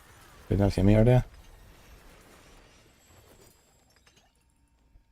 But yeah, anyway, main stat is very good on the neck for like any build, really. So you usually want to have that as like first or second priority or so. And it's also relatively easy to get luckily.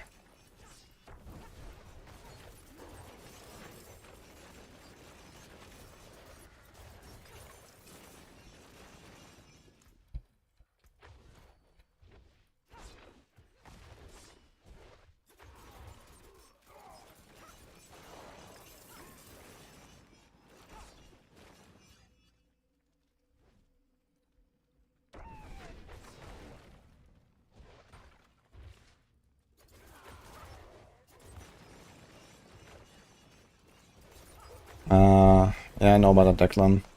I'll tell Matthias when he's online, but he's not right now, so... Either way, it won't make a big difference.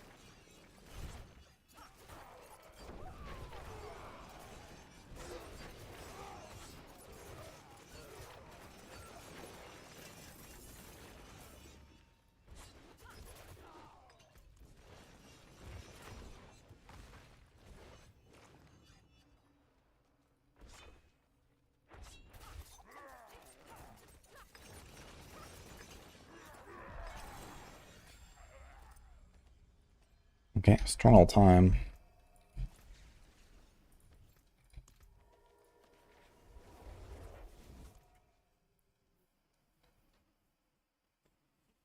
The most replaceable stuff on the amulet. Apex is something you would not replace, no. Apex is like the second best passive to have on like any Spiritborn builds, pretty much.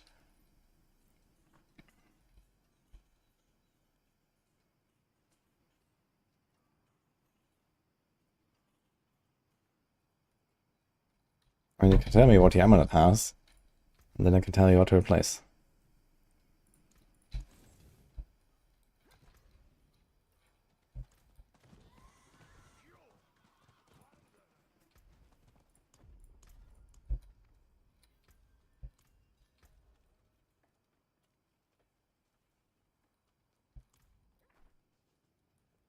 What runes for speed? Wait, we're here right now, so... Yeah, Qua is speed. Or you're gonna be cool and just slot in a jar. How about a jar? And just like throw in a Vex or some shit. Or full. Or a Zek. How about that?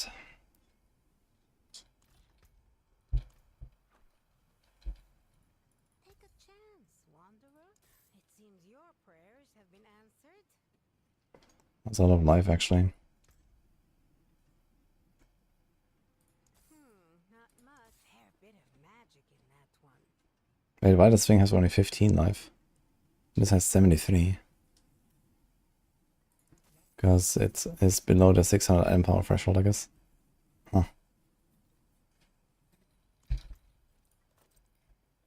Wild. Anyway.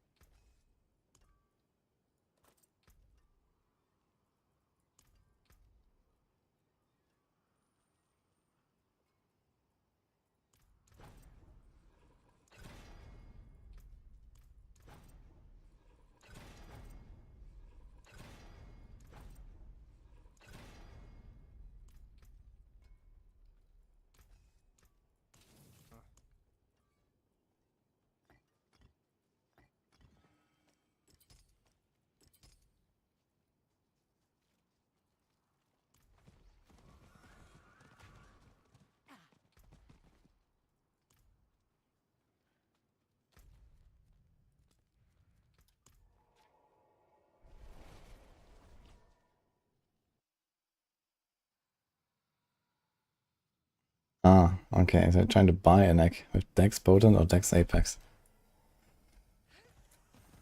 Okay, so in that case I would say try to get that one that has a Potent and then something useful, you know.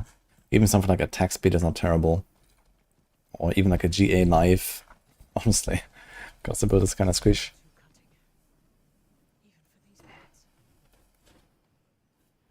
Or something like that, and then you just roll the decks.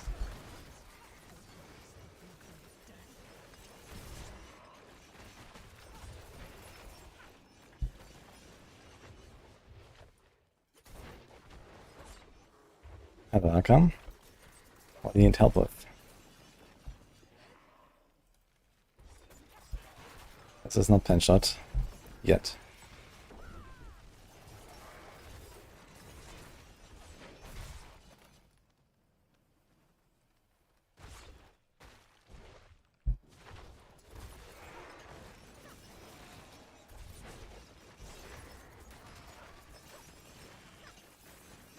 The Khazra storm is ended.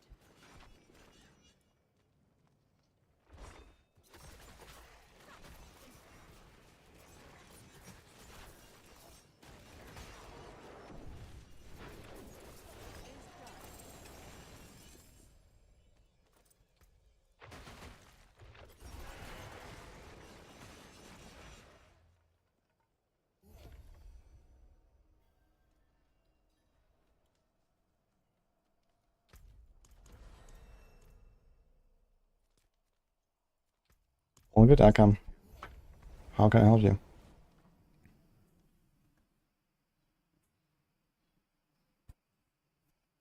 You don't have the invigorating temper yet. I can try the like a hit restore resource on the weapon or on the rings.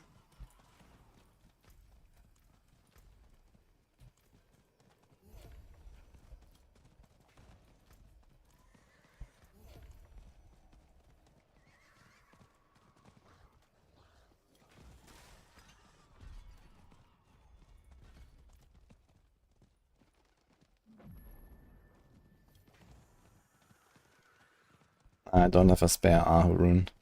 In fact, I don't even have one for my character. I really need one. But more importantly, I need an Azure Wrath. Want to buy.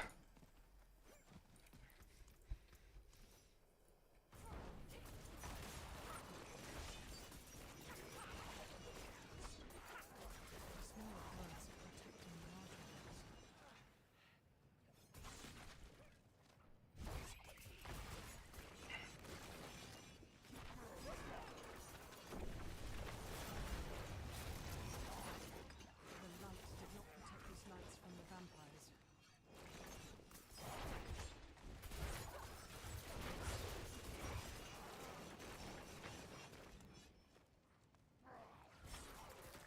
Did Azure somehow become usable? Because they made an expansion that rescaled item power around 9 months ago. And that made Azure Wrath somehow scale really high.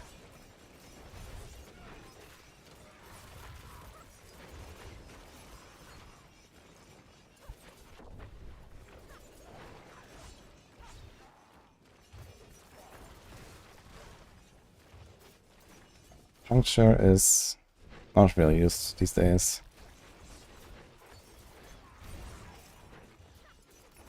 That's usually like a thing for combo point builds and stuff, but it don't really exist.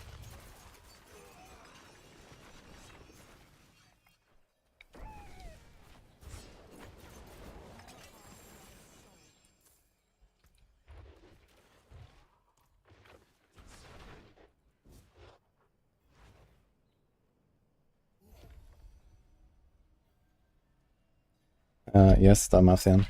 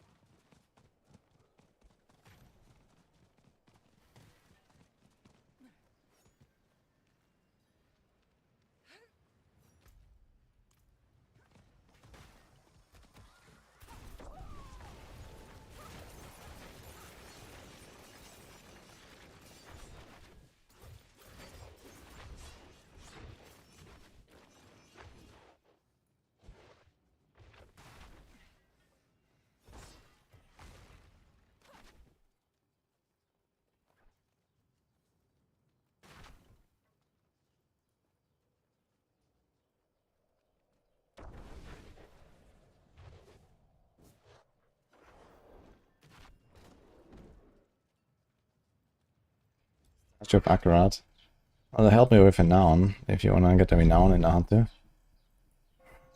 And other than that, if you collect all of them, you get a mount. That's it.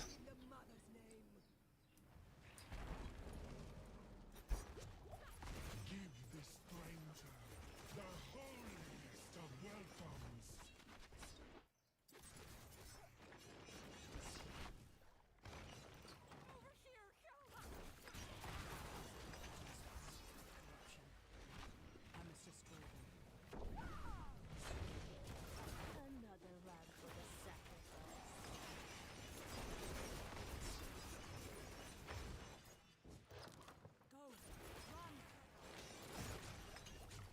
Thank you, Axon. Good luck.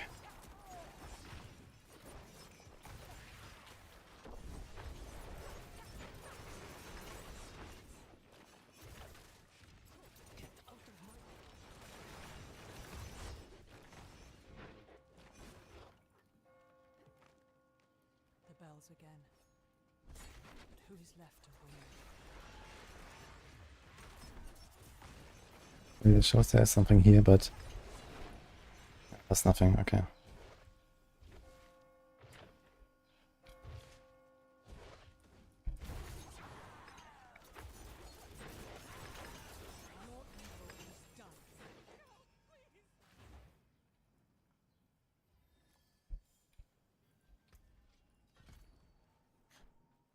Oh, my loot.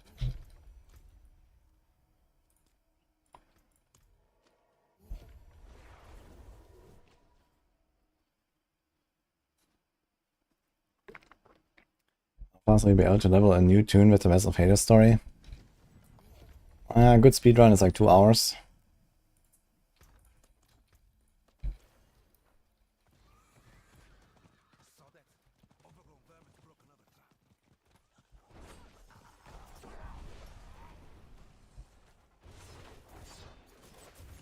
Vessel of Hades story is pretty fast.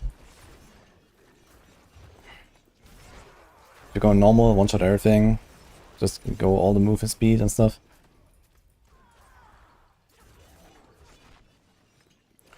I can probably prepare this whisper here. Do a turn in. If you go down there.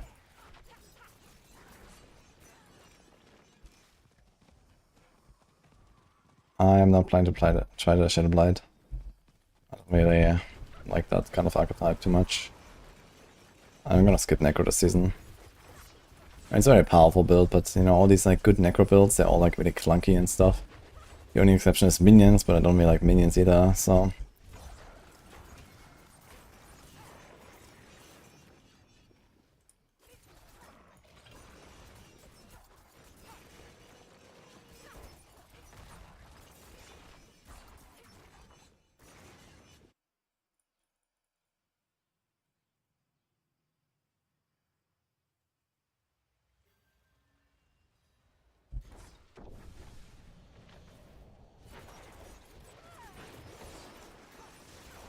That's just the starter, yeah, for sure.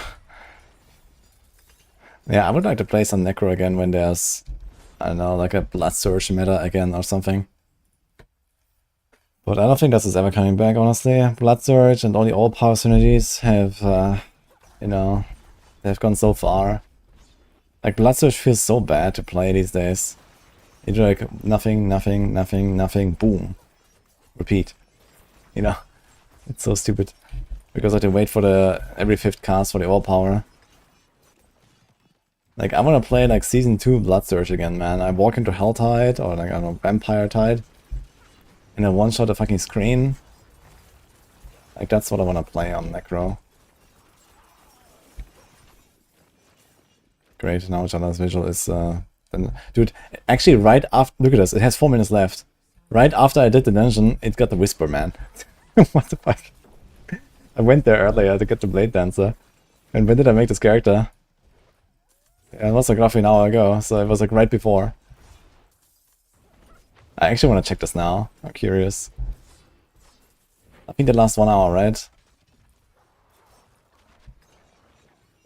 Thank you, Modimas.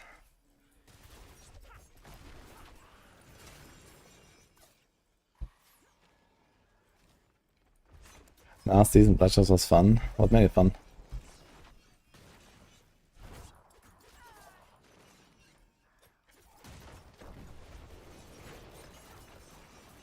You want the burger? Actually, a burger is not a bad idea, I gotta say.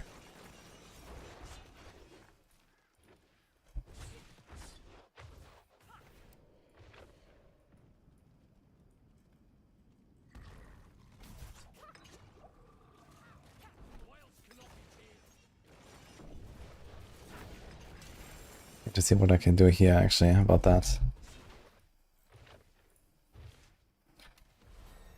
Okay, I'm gonna check this now. So, wait. Let's go there. So 1 hour ago, yeah?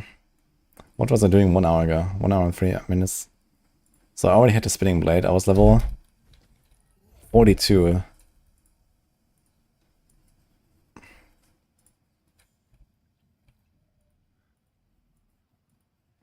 Here. Here I went to Jalal's Vigil. 5:15. And I finished it. 5:18. Okay, so I think 12 minutes later I got the whisper pop-up. What are the chances, man? I am moderately salty now.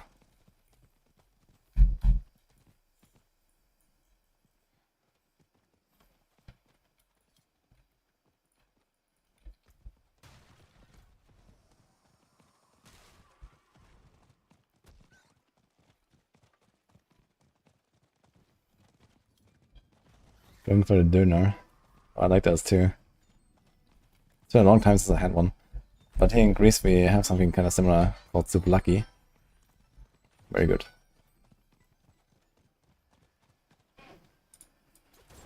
There's a lighthouse out on the rocks. But why is its beacon unlit?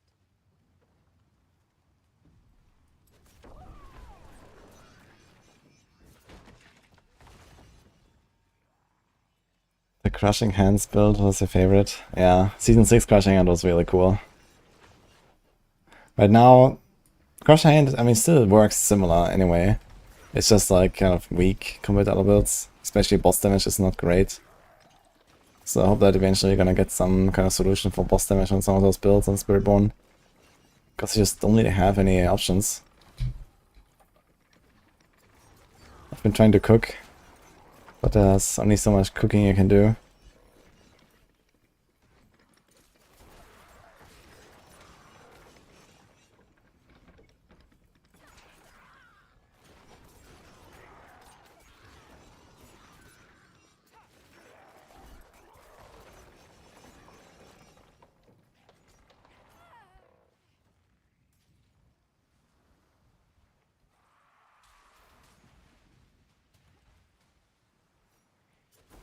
Looks like it's like low around me.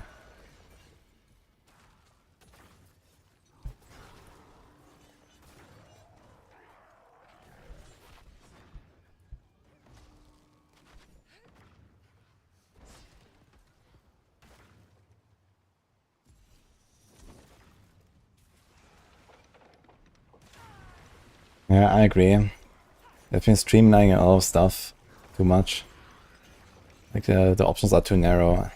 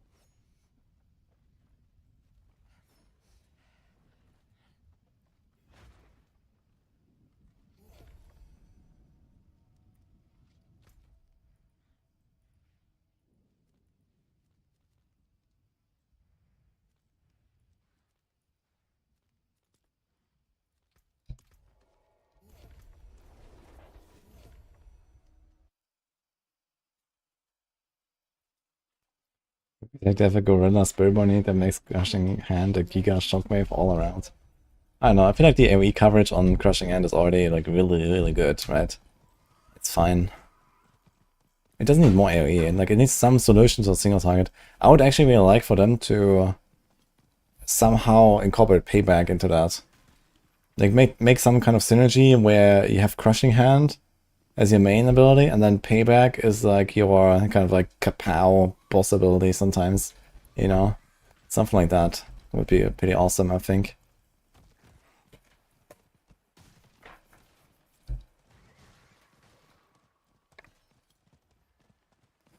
Because the way it is right now, Payback is basically just like a, you know, slightly altered Crushing Hand build anyway. So there's not that. I mean, okay, we have like a Fawn's version of Payback, but either way, it's like nothing really unique, I feel. This would be a fun solution, maybe to try to make like a 2-skill build. We have like some kind of single target cooldown for a big nuke. Masonry stained with residual magics. The aftermath of an arcane experience. This is madness! We will not survive! Really good boss mats, mostly Titan tributes. So once you do a few bosses, you get a lot of Titan tributes and you can sustain just bosses and tributes. It's over. Otherwise, you go around and farm the target farm the certain materials. Light Management for Beast, Helltide for Gregoire, Blood Maiden for Zir, Whispers for Shan.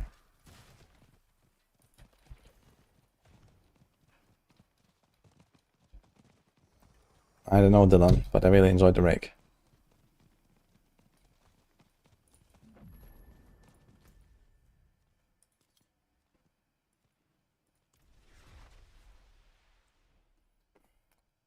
This rogue has potential to be broken, yes.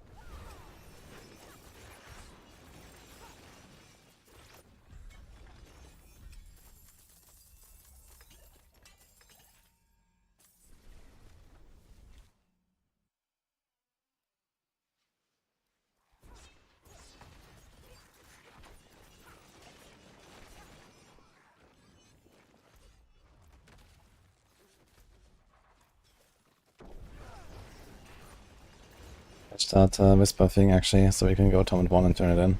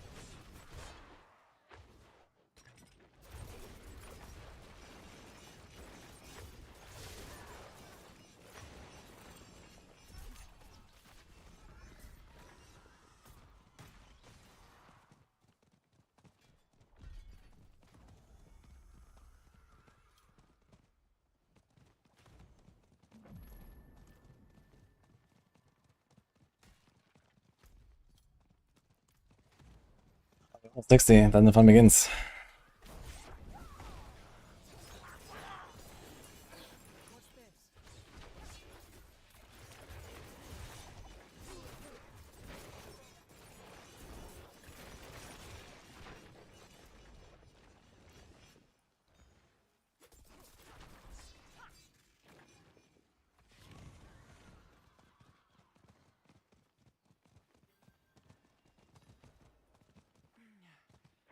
What's happening here?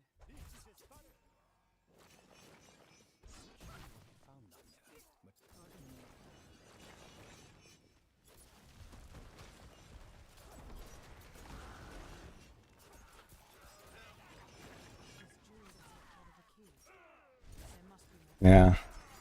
Watch them freak out when I play Barb, thumbs up.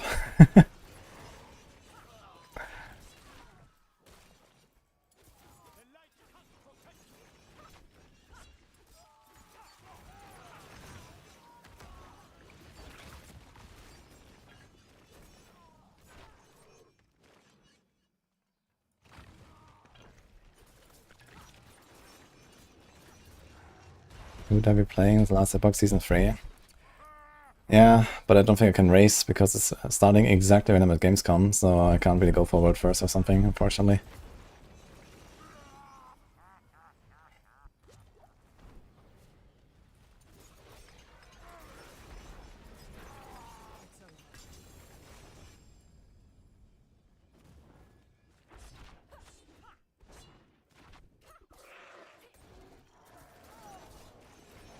Yeah, doing a world first on Steam Deck would be something, huh? Sure, no problem.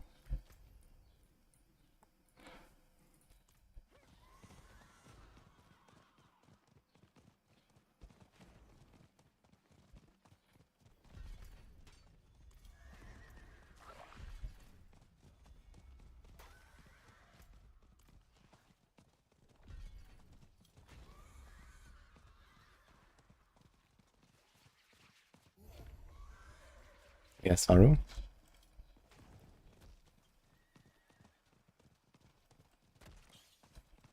Spiritborn could hardly kill T4 bosses last season.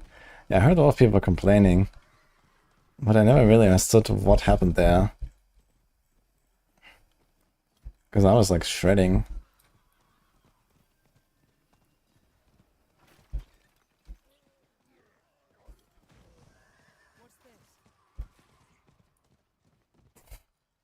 It's so horrific. You can buy it back if you didn't leave town.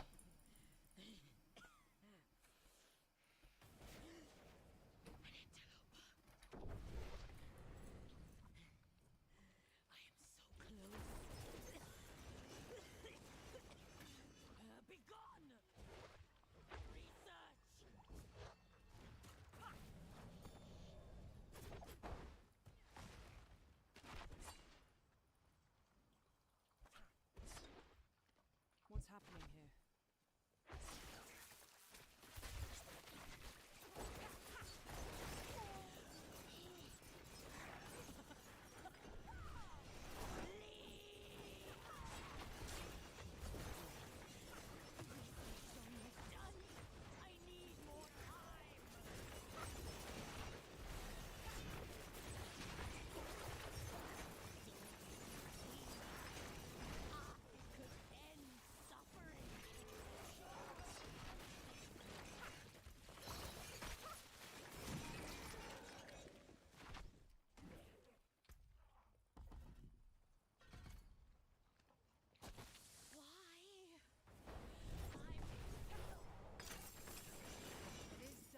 Okay, that answers that question. You can one-shot her and not do the phases.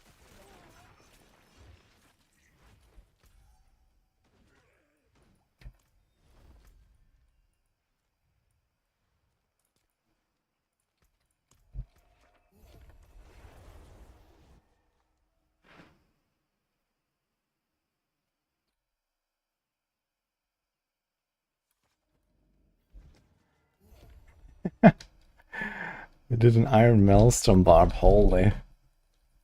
Nice. I mean, of course, there's more builds out there that you can make that can clear the content that are not on max roll. That's way too many builds. So you already have like a ridiculous number of guides for a lot of stuff. And yeah, Iron Maelstrom is certainly one of those. Or I don't know, Isadora's Sorc or some shit.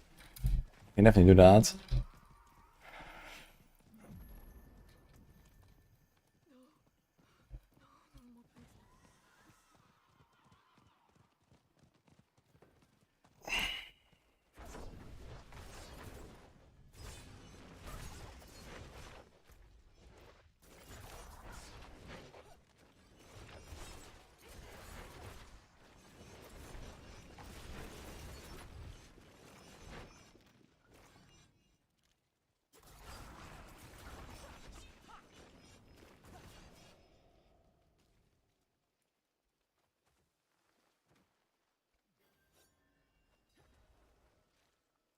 This whole place is in ruins. What happened here? Yeah.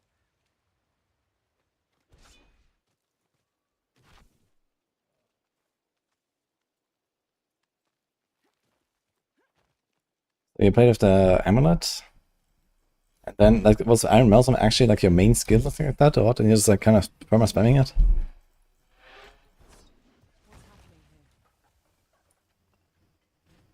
happening here? A memory.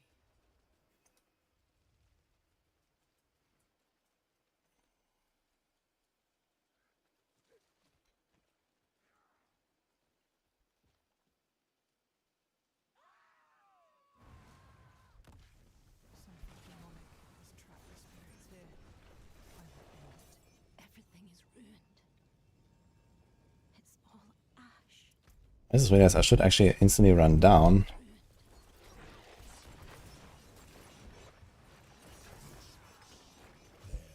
And you climb to this thing here while you're waiting for the dialogue.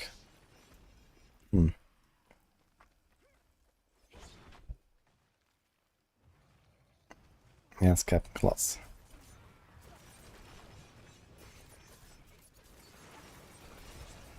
Fire in my blood! My skin!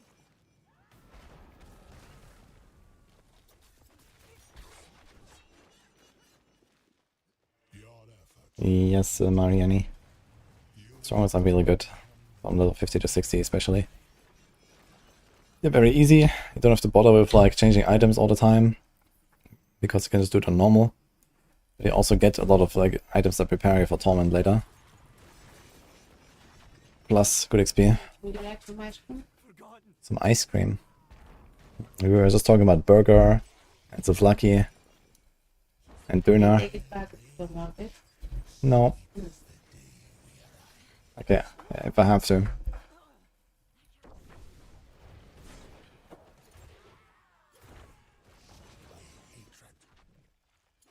That sounds really shitty, sick of hell.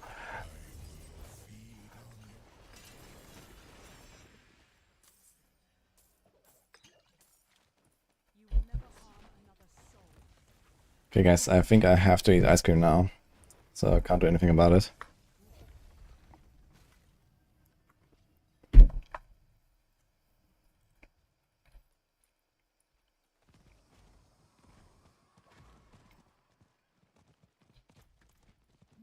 Yes. It's an unfortunate twist of fate.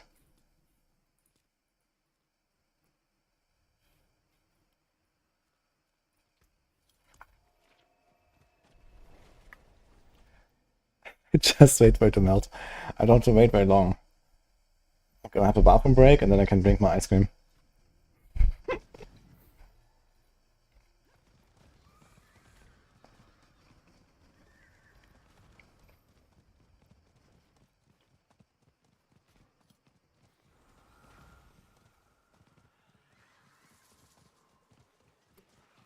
Is that plan to still be competitive in PvE2?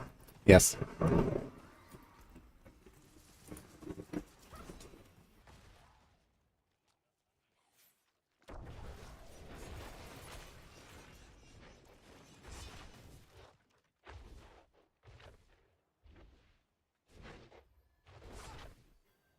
I mean, I started both original launch and then the Hunter's launch on SSF softcore, and in both cases I did really well, at least ladder-wise.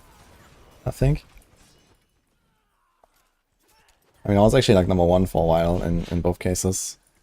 Or like top 5 or so. And then, okay, at some point people just keep grinding XP, right? And then they are on the top of the ladder, but for like the first days, it was going pretty well. And yeah, the thing is that PoE 2 doesn't really have like a lot of competitiveness going on right now. There's only like these campaign races right now. And I was participating in some of them and did pretty well. I think I got like number 3 Merc in like 2 of the races or something. But they're not really that interesting long term, I feel. So I'd like to see maybe other race formats, especially gauntlets. You know, if they make PoE 2 gauntlets, that will be very fun. So I want to do that. Or some other hardcore races at the very least would be fun. But yeah, we'll see. I think PoE 2 is a game that's really well suited for hardcore stuff and races and stuff and so on. I could use someone like you on my crew. I don't run with bandits. Yeah, I also think that it's gonna become hardcore as F races in the end. For the most part. Gauntlet and these kind of things, so I definitely want to do that.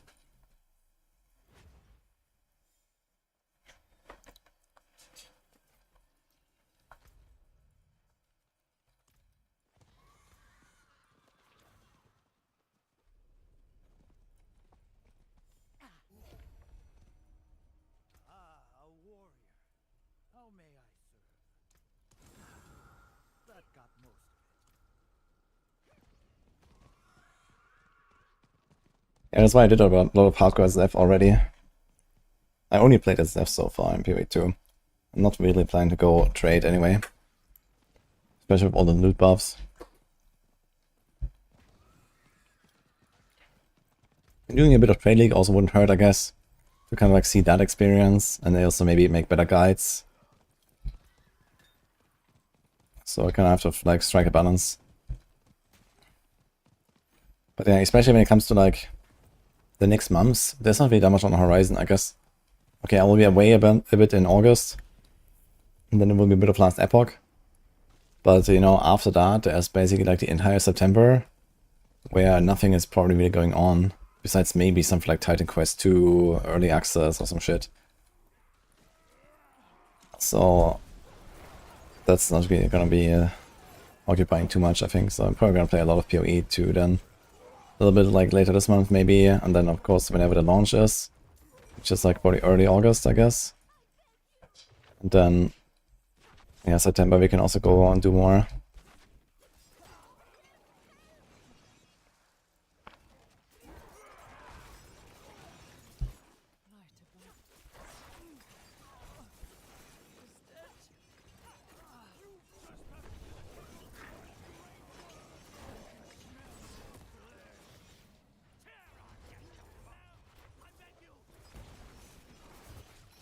See you, Ramathian.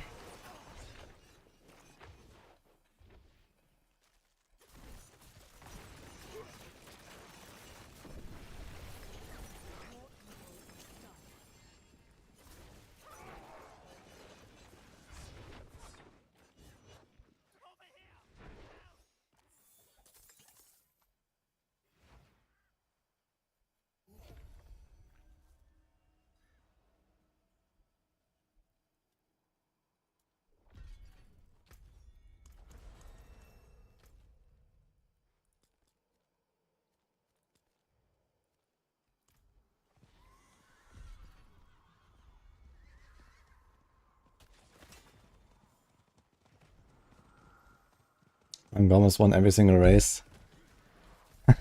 Yeah, having completed the PoE 2 campaign around 300 times, more often than anyone else, is it's a really good advantage for these races, I guess.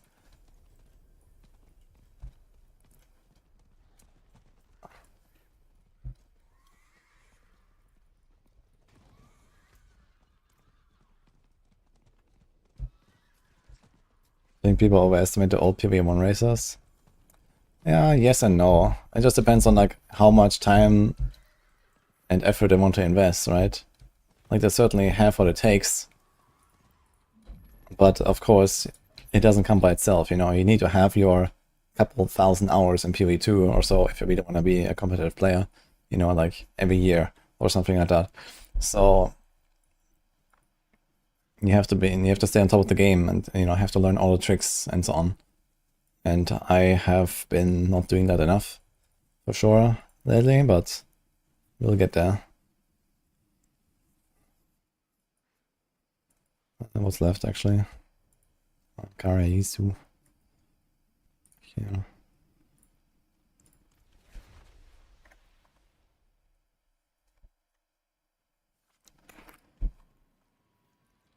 "13-hour arbiter race." That was really insane, actually.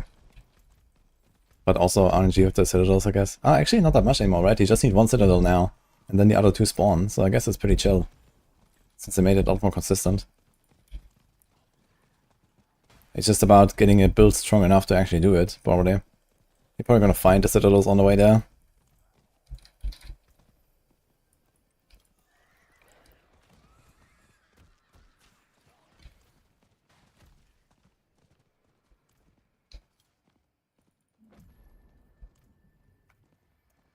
That's gonna be the race of all ages. True.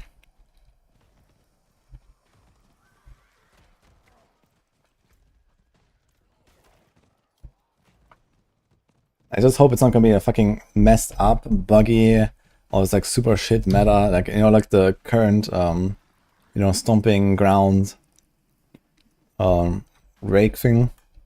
Like, hope it's not gonna be something like that, man.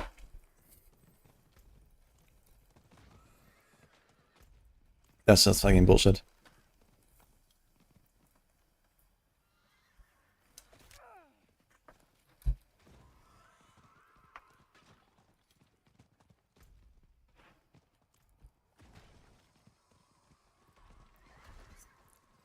By mage, you mean Sorc, I guess, and Sorc is mighty fine. Yeah.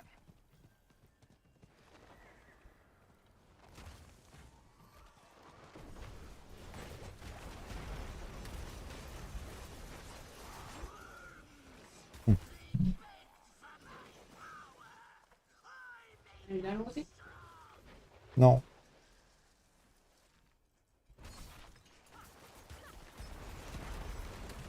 That's a big chunk.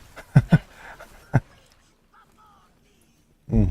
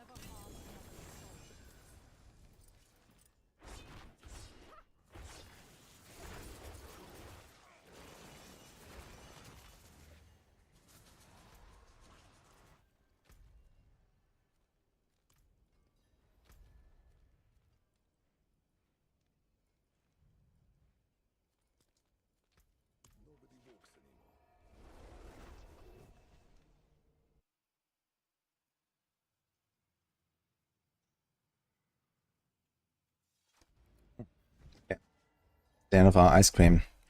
Now, about that burger.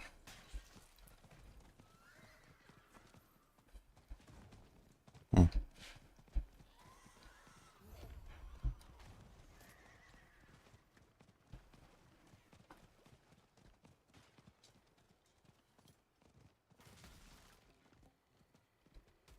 had to commit to 2 races because of server issues or period 1 league start. Wait, can you explain that?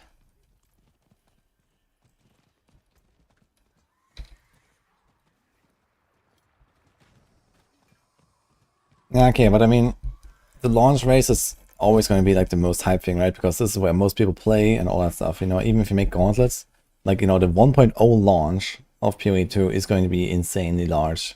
And it's going to be like the D4 style, exactly as Isaac just said. You know, it's like the Diablo 4 race all over again. And yeah, in Diablo 4 you also had, like, you know, server issues and, like, you know, buggy stuff and whatnot. And but either way, I mean, it's like how it works. And this is when everyone's attention is on the game and on the race. Later on, it makes sense for, like, a, let's say, a more fair competition. at the very least. But it doesn't really matter for the hype factor of the launch race. You know, it doesn't matter if it's fair to people watching the race. People are just there and enjoy the hype, I think.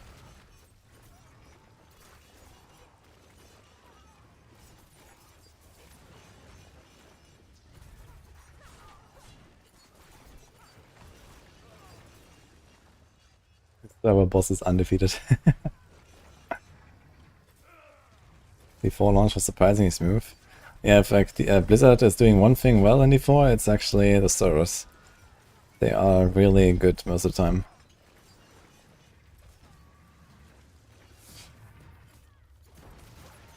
It will be 1.0 PoE. I don't know, April, I guess, or something like that.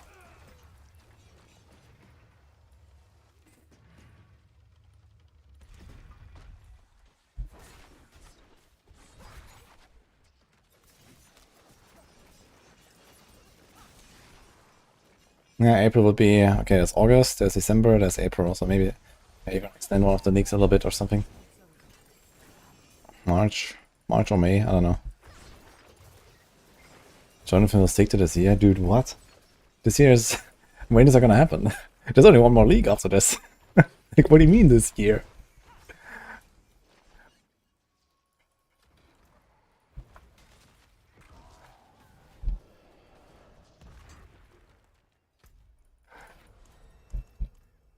That'd be wild.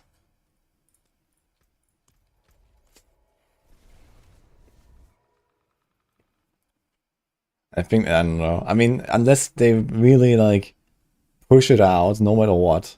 But there's no reason to. Like, they're not in a rush. You know, they're not threatened by anything. Like, what's the point, you know? Like, I think they clearly understand, like, 1.0 is the thing, right? Look at fucking last Epoch, man. They waited fucking 5 years in early access to polish their game, and then did the 1.0, and that was gigantic. And PoE 2 has already, like they confirmed this, it has already recovered the entirety of the development costs, just from the early access. Not only that, from the early access launch, just the $30 that people paid, not counting the MTX. They already have all their money back. They have no reason to release early.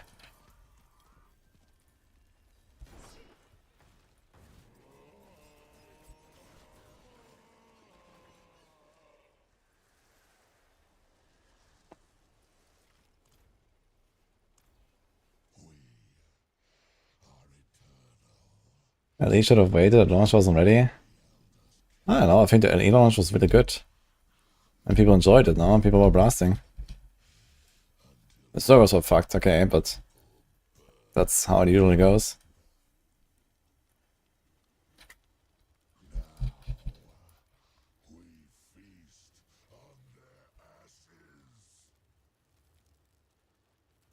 When do you think POS will finally move on from PoE 1? Let's see, I mean, what's the average age of the big blasters, let's say, in PoE 1? They're probably like mostly in their 30s or so. So they have something like half a decade left to live with current like life expectancy. But that is likely to rise thanks to, you know, new technology and medicine, and who knows how old we're actually gonna get. So I would say we're talking about like half a century to 1 century when people will move on from PoE 1.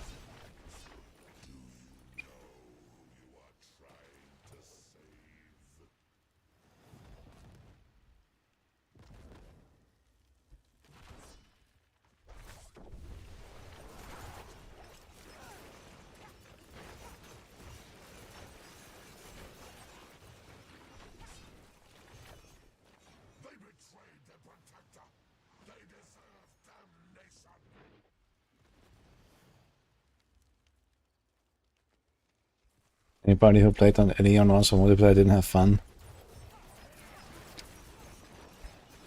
Yeah, okay, but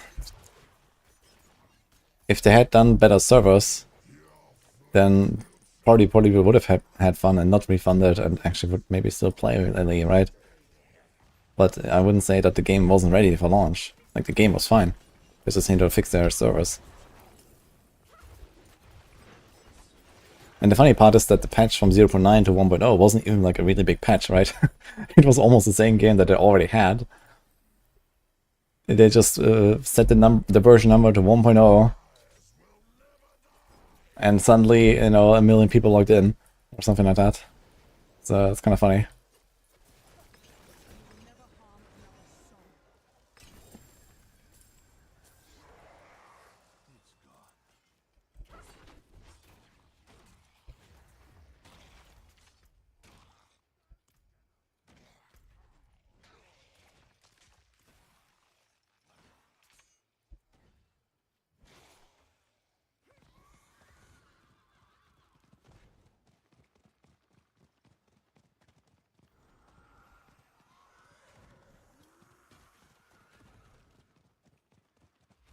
Does it fix the food system? We're not getting much older, quite the opposite. I don't know. I would be surprised about some crazy, miraculous, you know, breakthroughs when it comes to like health and life expectancy this century.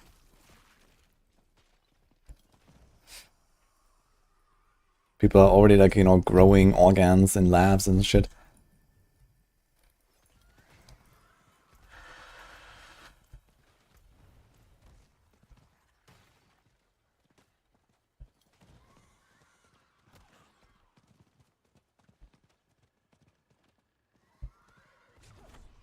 We're not talking about LE Season 2. I wasn't talking about LE Season 2 at all. We were talking about LE Season 0, actually. Oh, was it? Was it actually Season 1? No, it was Season 0. Season 2 was April, Season 1 was July.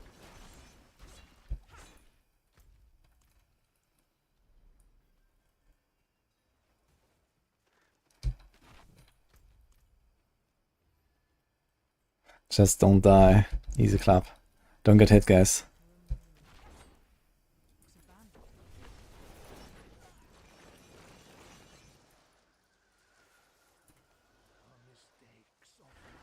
Vienna boy?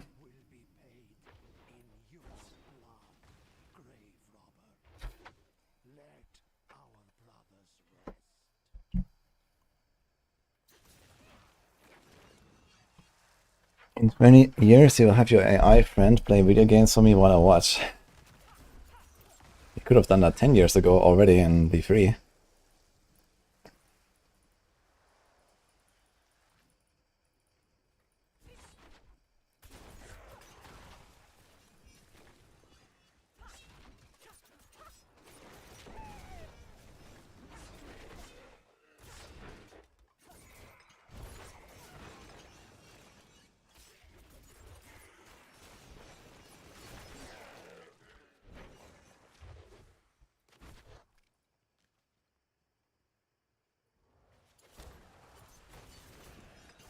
I actually saw like a recording of a bot and like what it looks like on the interface once. I made a video about this like many years ago, showing this off, which was very interesting. I found it just like kind of fascinating how it kind of like, you know, targets, and you can actually see like, you know, that there are like little like, I don't know, lines and dots and circles, and you know, you could kind of see what the bot was thinking basically, and where it was trying to go, what it was targeting, and so on.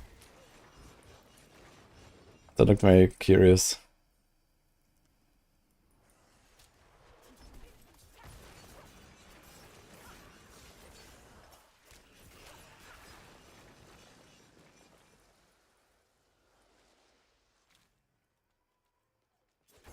Sorry, Kawasaki. But I guess now you have to enjoy it.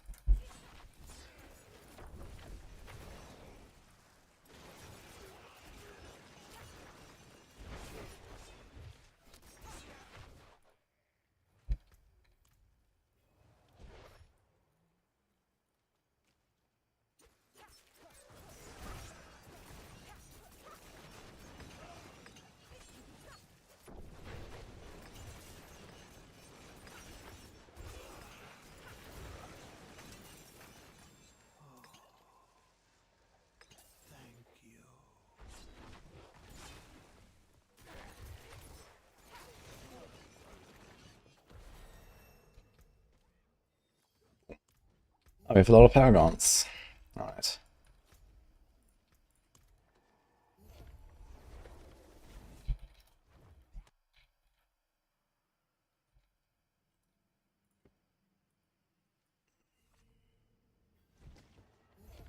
They have the same boards, right?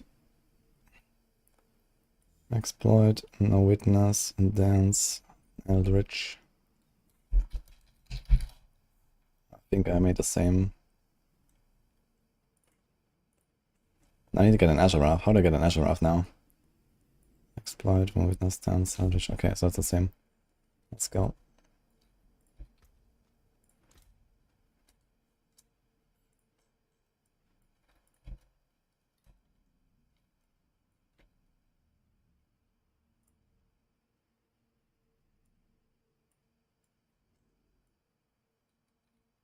Just gamble for it. Maybe actually, but I also had to get a bunch of 750 loot. But we played a Spiritborn before, so we have dex items, I guess.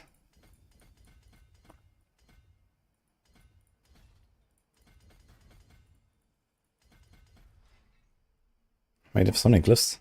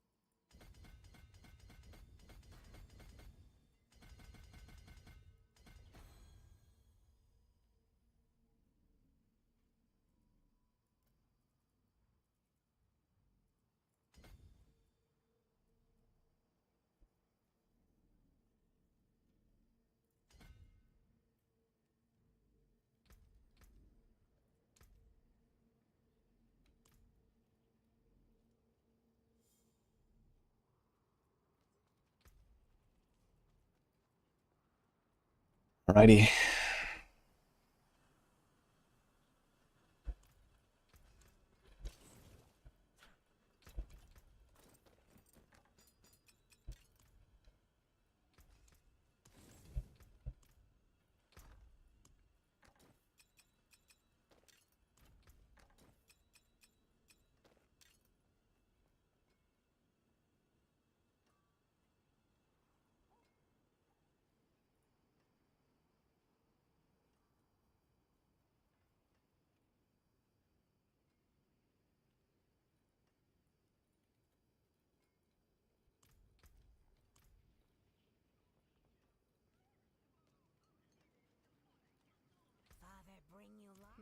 Until next time.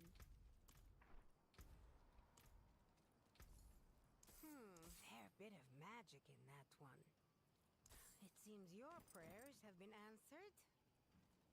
Very nice. Fair bit of magic in that one. Oh, bad luck. Try very nice. Until next time.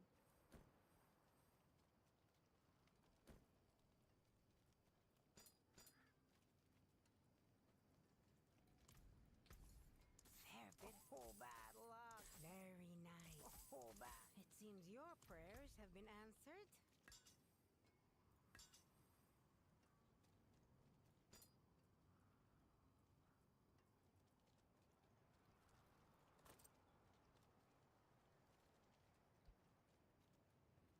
Ozaki, appreciate that.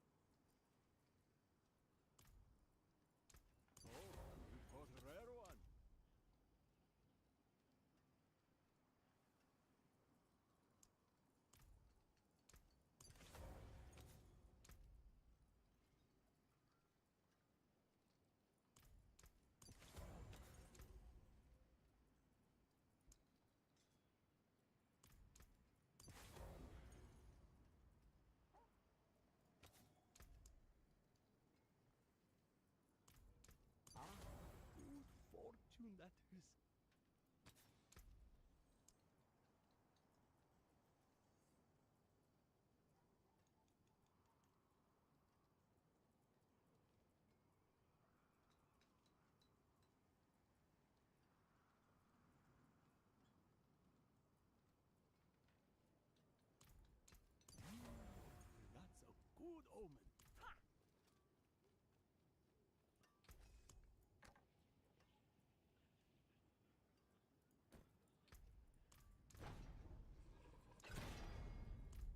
Need something for it?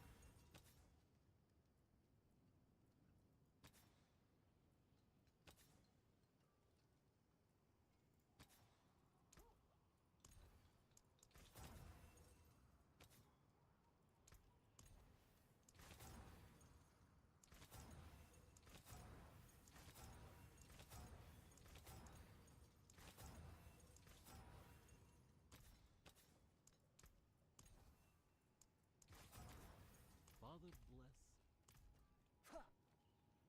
Yeah, kind of set up. Just need to get that Azure Wrath soon, and then we are chilling. We could do that actually very quickly. We have some Belial mods.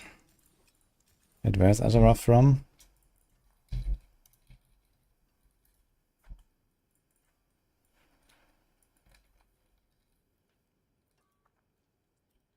Fuck.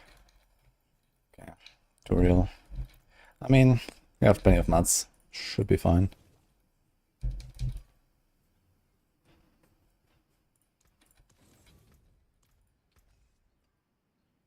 Come back if you need work.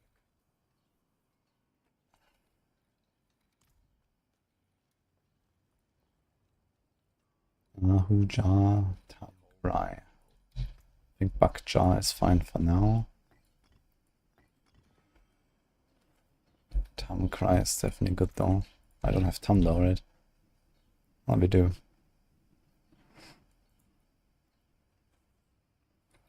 But Neo.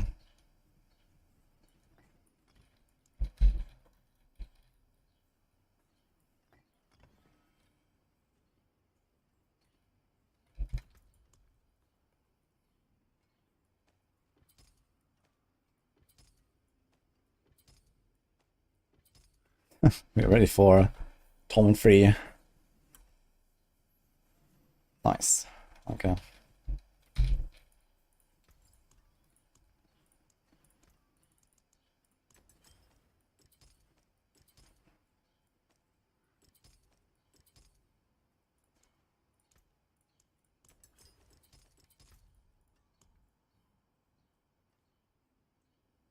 Ah, they made it 40%. I forgot. So you kept it pretty easily.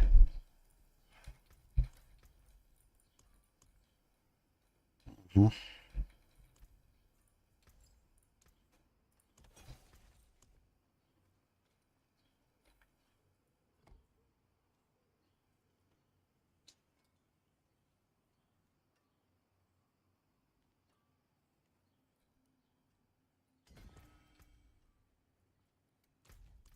The other here is kind of nice. And here, I think we'll take the 30% attack speed, honestly.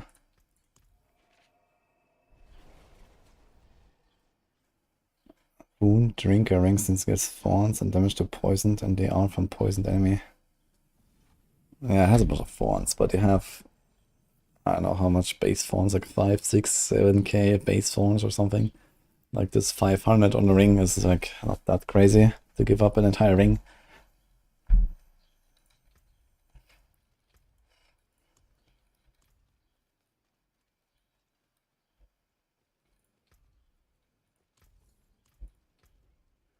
How's it still at 1? Do I have to do the quest line? Oh my god.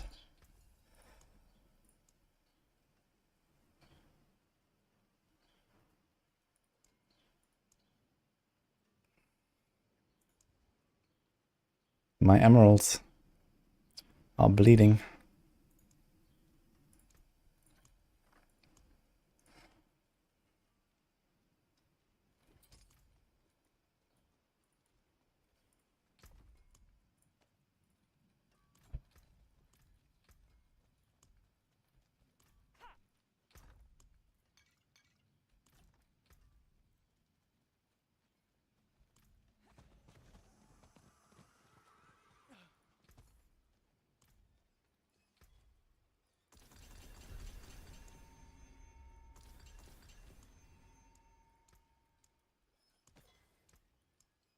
Oh, an exquisite concoction.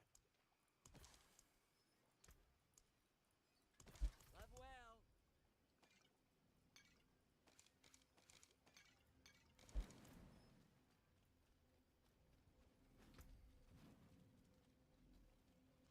well. Let's just load up like Torment 2. Should be easy peasy.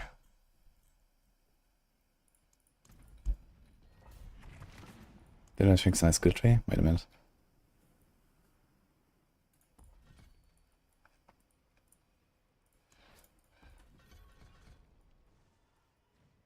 I was just wondering I had one point in Twisting Blades all this time. For no reason.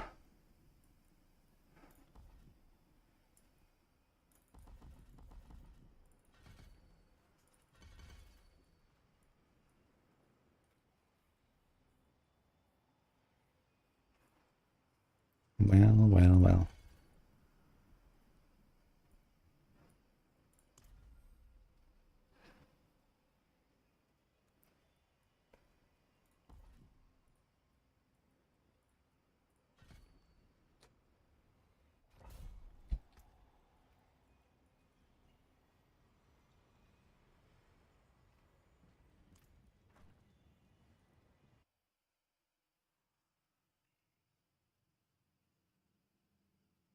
Resistance is supposed to be in Torment 4. Yeah, you want to have capped armor and capped resistances. Especially on the Spiritborn builds, because the Banazan stuff is to be squish. So this is not negotiable.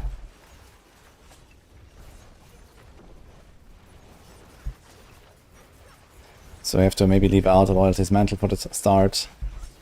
And get a helm that has like Giga Res and so on, and armor.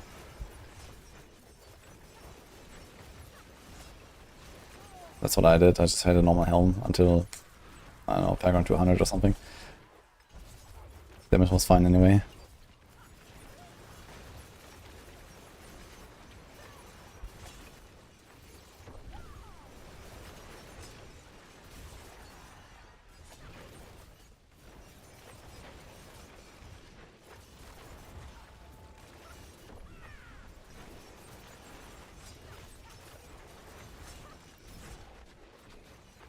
Okay, this is pretty easy.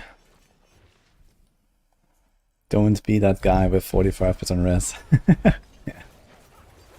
Exactly.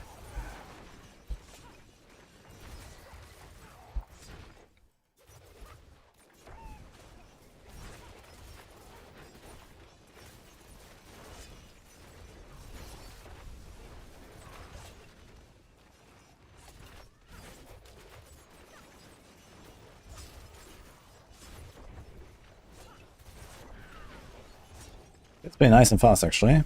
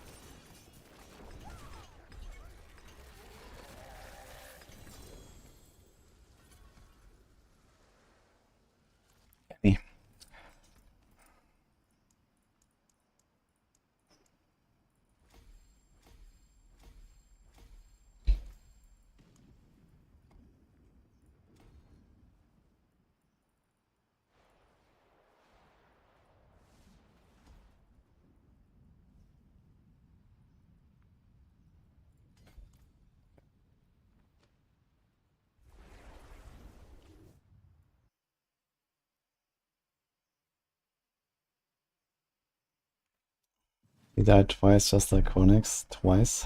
Wait, what?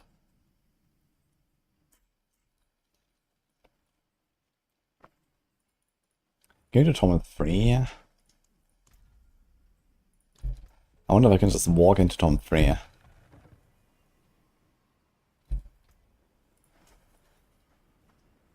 Monka.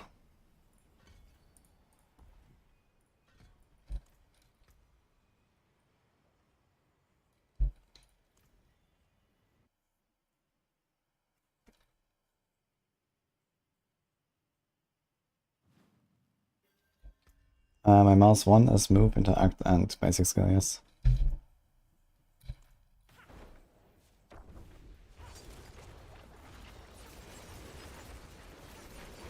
Oh, we are killing stuff actually, but a bit slow, I guess.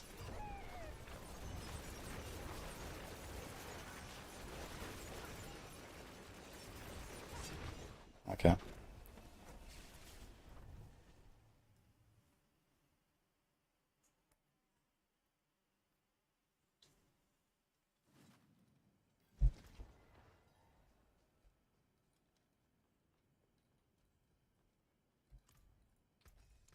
Come back if you need work.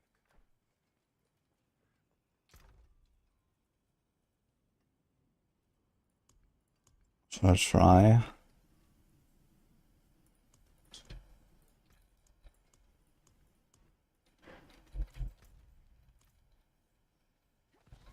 T1 Belial. What a waste of mats. But I'll try it.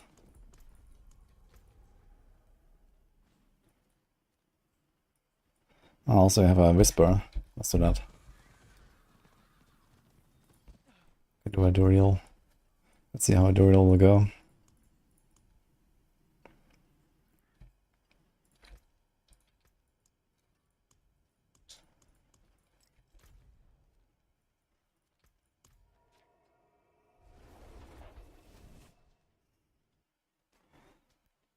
It's very easy to sustain sigils now. They made it so that you always get one back when you have completed a dungeon. So you can just chain dungeons forever now, you don't have to do other stuff.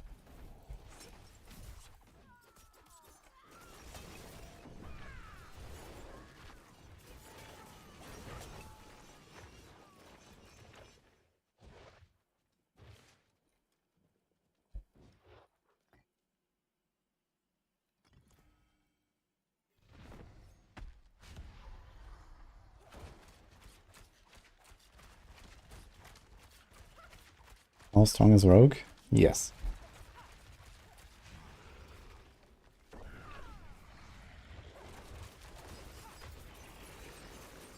Okay, just insta melts actually.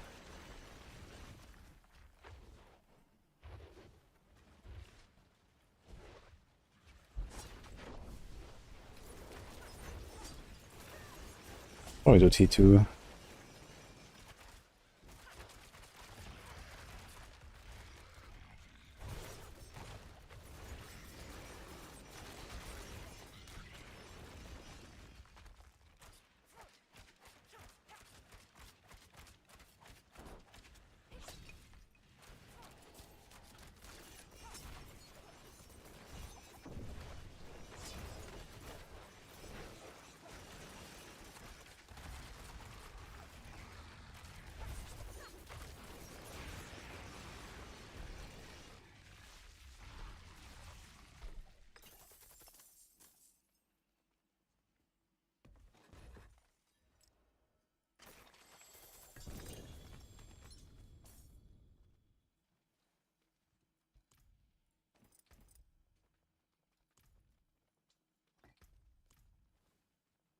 Side tier 2.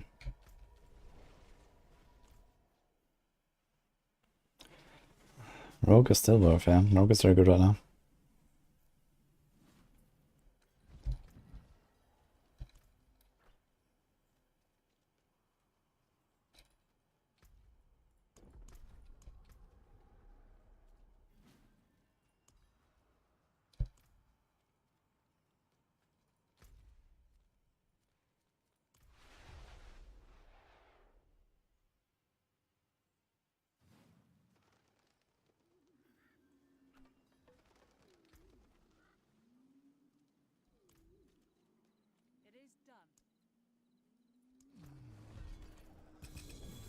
What?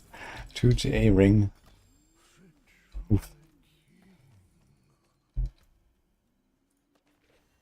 Oof.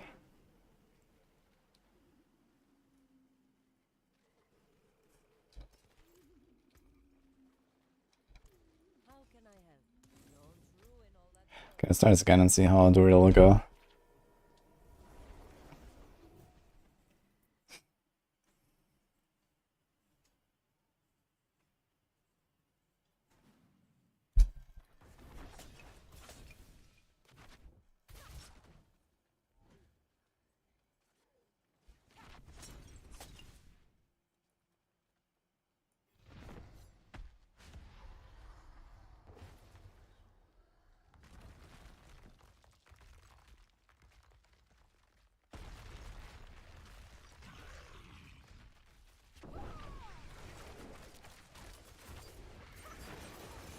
Okay, T2 is easy.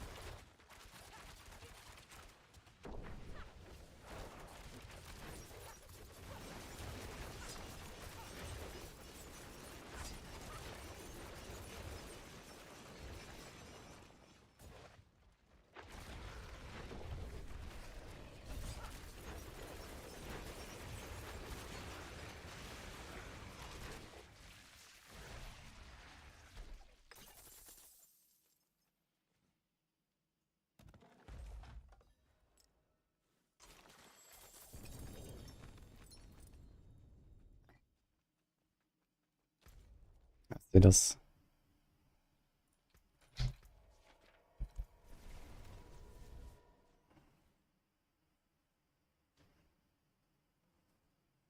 We're doing Duriel. Well, I can't really contribute on higher Topman though. Just try and get an Azure Wrath. I don't want to do much here. Wouldn't mind a Mythic though.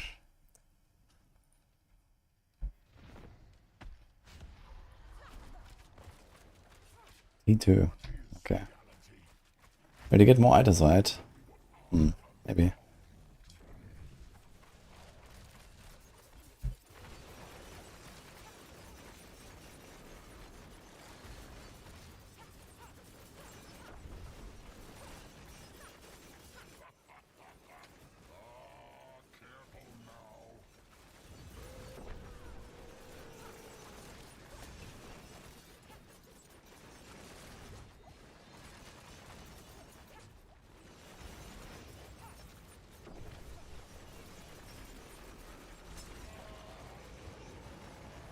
Dude, mechanics. Crazy.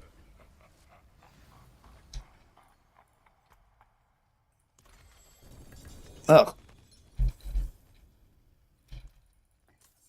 Wrong G8. Let's try another round.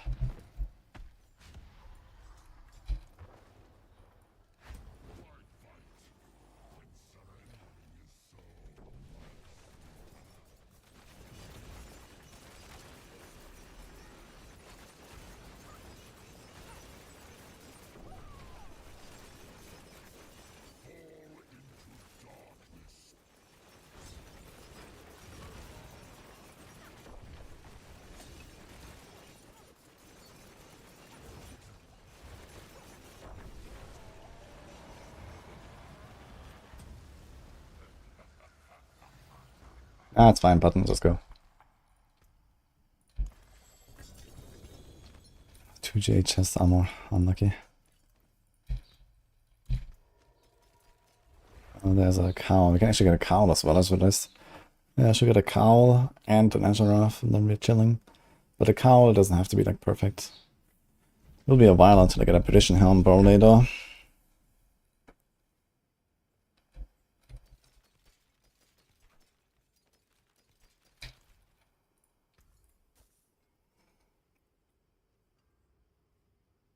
Be wary on the road.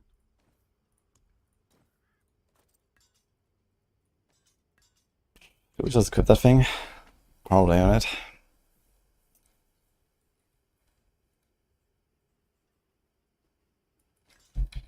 Let's see the difference.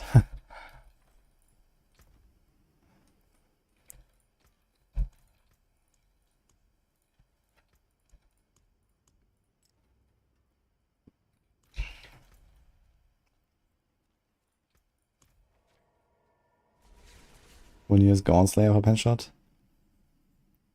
Nah, 12 seconds cooldown. I mean, Gauntslayer is fine, but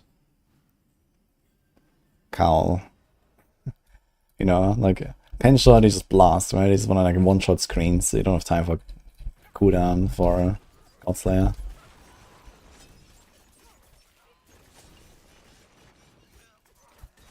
I mean, Gauntslayer is not a bad choice.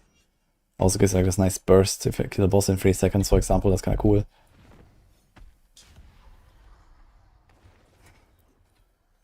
And putting enemies together definitely helps.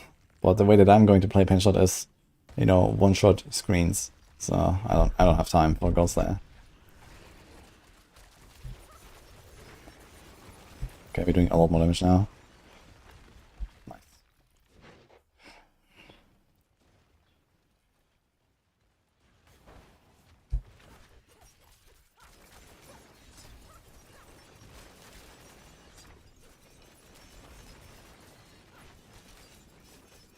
Kind of strange how these guys live, despite the returning blades. Ah, wait, we have blades return faster, right? So that actually means that there's not really that much delay of the damage.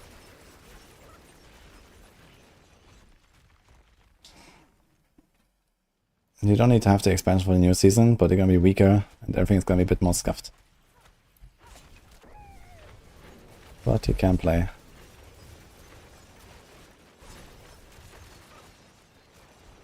How's it if I just kill him with Heartseeker, I wonder? What a lose. That's just Azeroth basically from Heartseeker.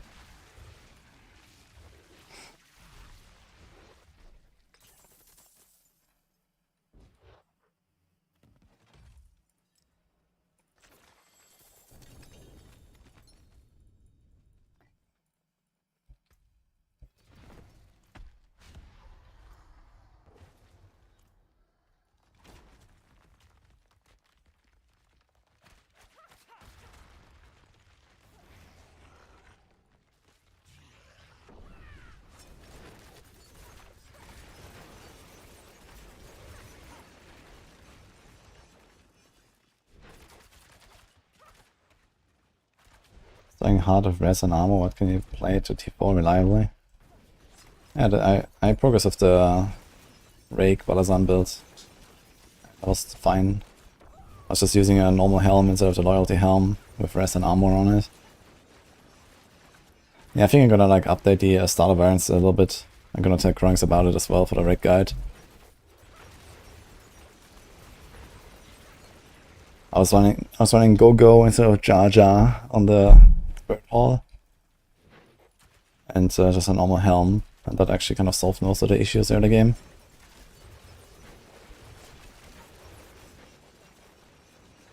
And maybe no Quaxarune, I could also remove that from the starter.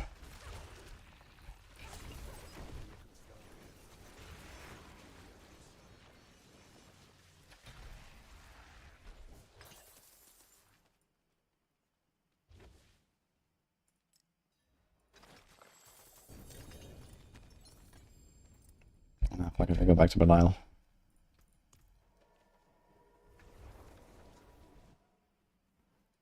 Rake and D4 with 6% res. Nice.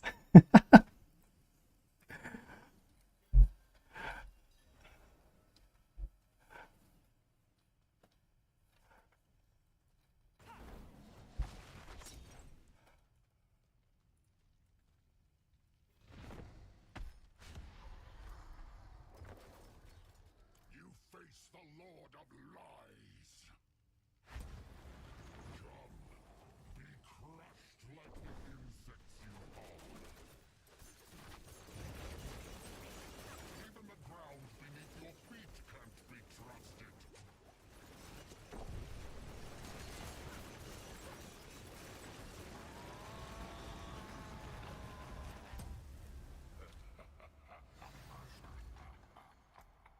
Shit. God.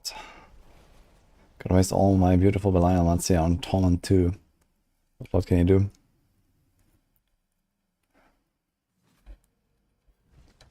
This fight is actually... It looks very much like the D3 fight, but it is actually quite different from the D3 fight.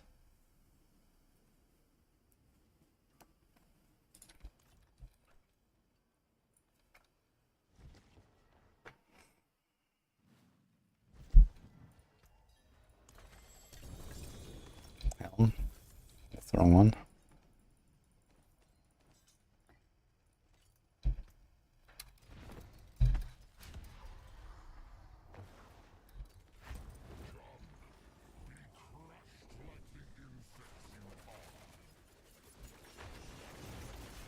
Did he hit me here? What?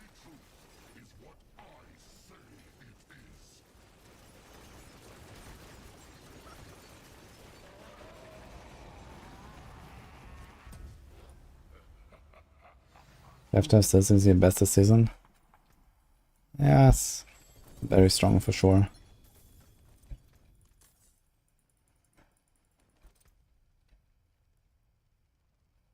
Ugh. Also, Carl has the increased lucky hit chance against Crocodile. I mean, it's actually kind of nice. I forgot about that.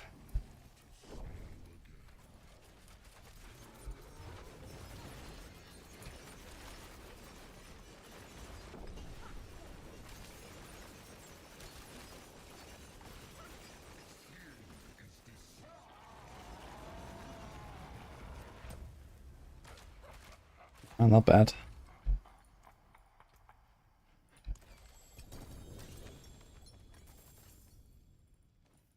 Dude, I really don't want to start masterworking my Azurath as a wrong GA.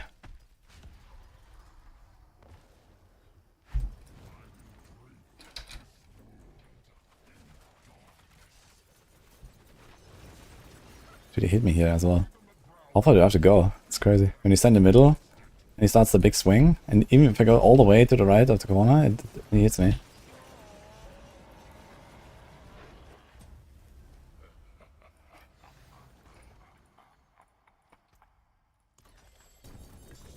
Oh.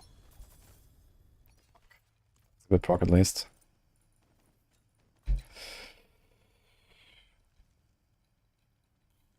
Do we just take this to get started? How many BLI months do I have? Barely any. I think it's gonna Masterwork to 8 or something and go.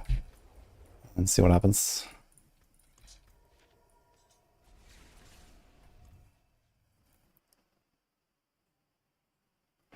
Support Druid is actually strong now. Tons of group defense and times 2 damage for each player. Yes, welcome to the party. Support Druid is on maximal for a long time already. I saw that people were clearing 120 last season. Sato he posted a video to me. 3 men, I think. Pretty good. Okay, we do take this Prudent Heart, Heartseeker Duration. You're probably some res.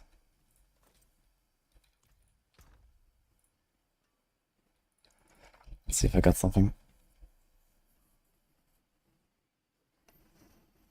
Ah, shit, that's tempered.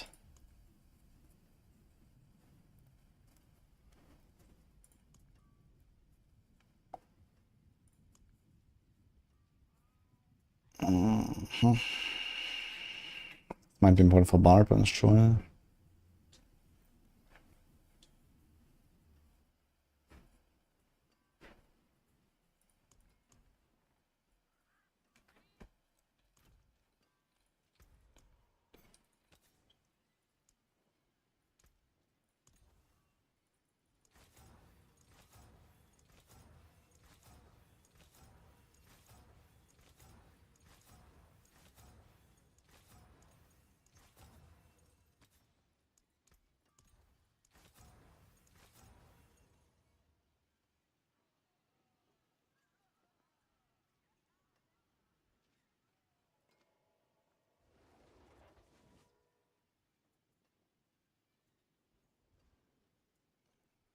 Don't need a Vuln. For pen shot I'll need a Vuln roll. But here we don't. And for pen shot I want a different temper. Kinda have to take that. The magic's awaiting your Actually. return. And save this for later. When you go pen. You lose a little mass to dust.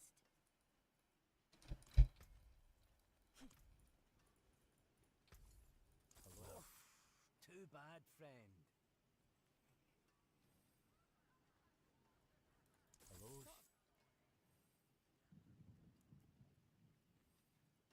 Not a bad pull, that.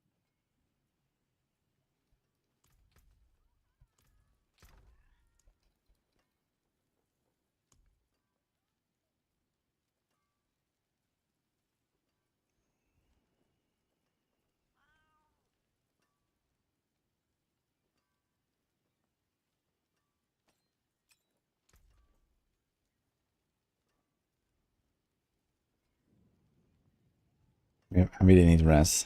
Like there's no way around res really.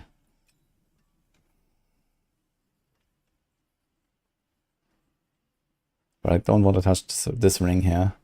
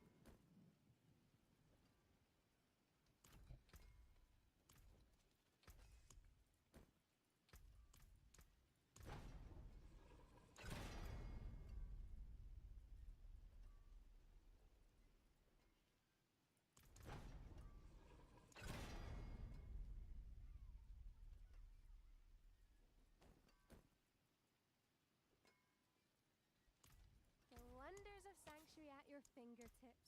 How may I help you?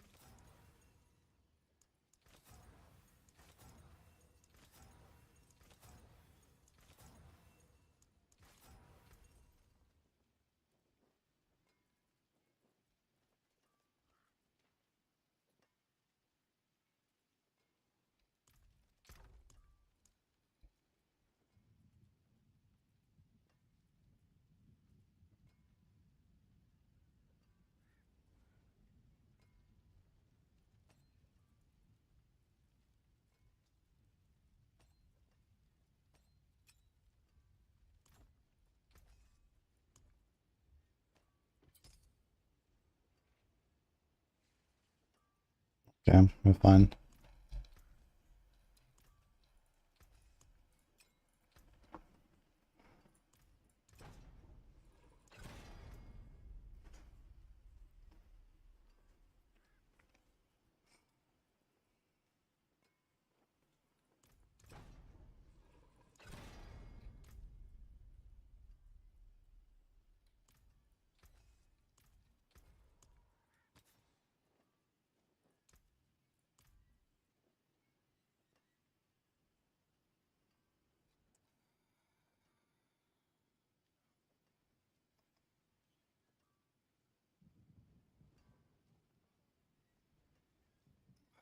Fuck. I think I can just save this one actually as well.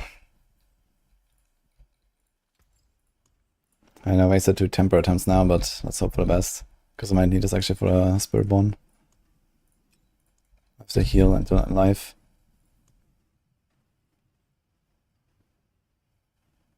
Because I was thinking about this one, but I kind of want to life instead, and we probably need attack speed on that thing anyway. Or res. Life crit. Yes, okay, let's do this one. This is what we should do.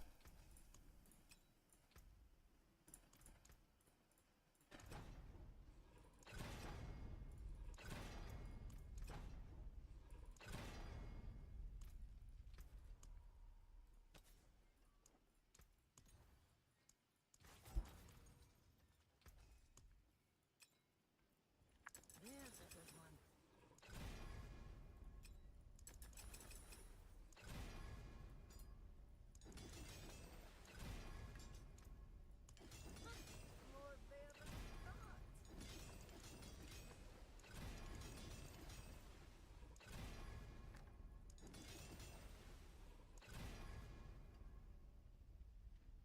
thing has no life. Can I get away without it? Magic is neither good. It's a bit risky. How may I help you? That's a lot of life.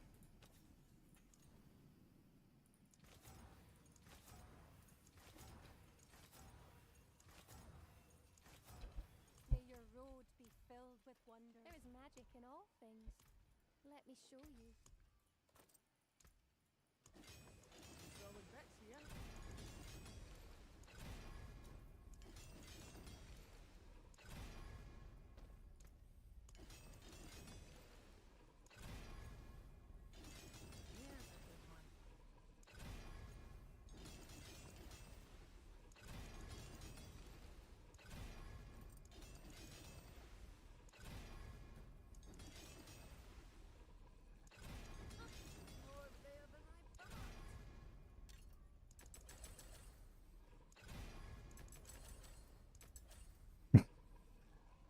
Oh, we're almost too full already, I guess. Set some res.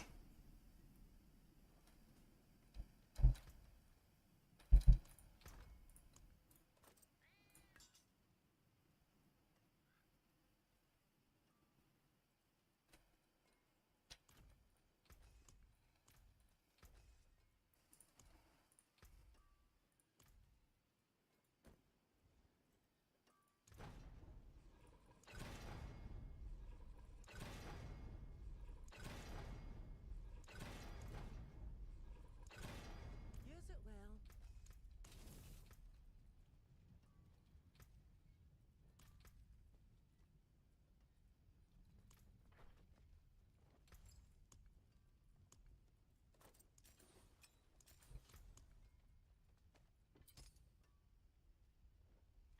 Someone's pretty ready.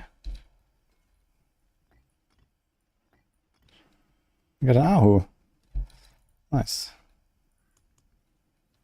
Do we do Ahu Jar? I don't think, do we need Neolum?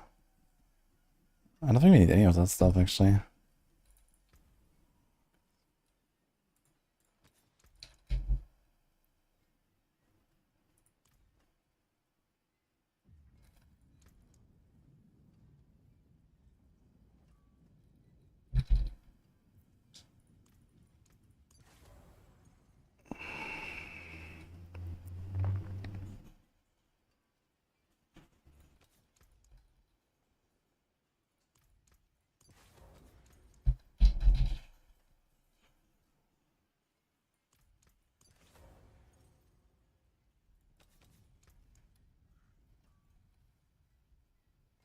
Fuck.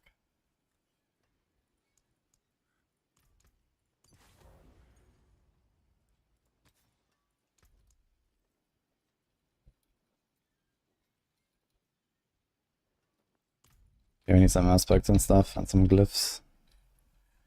I think it's gonna go to just below Torment 3 level and just blast a bunch of glyph levels. I think that will be the best solution right now.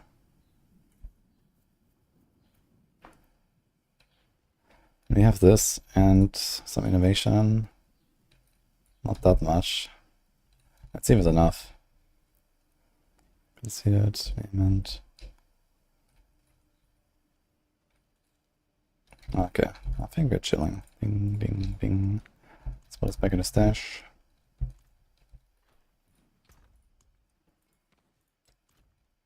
Thanks, Isaacs. World boss. Oh shit. Ding dong.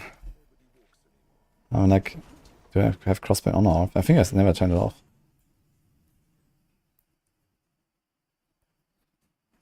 Full consultation rerolls. Yeah, I have to remember like all the aspects I've already imprinted and all that.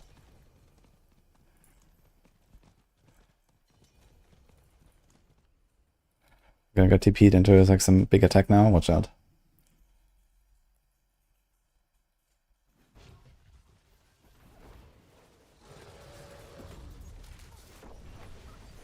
Sorry, hand sanitizer.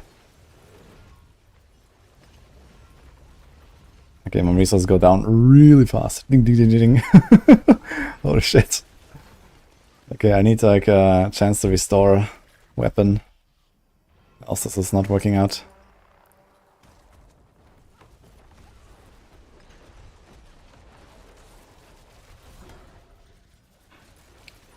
Oh my god, man, my resources. Look at the, you see my character in the middle? With the and it's empty. Fuck.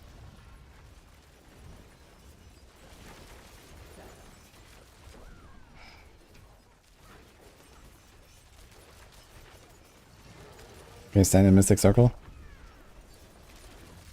Wait a minute, this guy just poked a Mystic Circle. But the Mystic Circle has no color.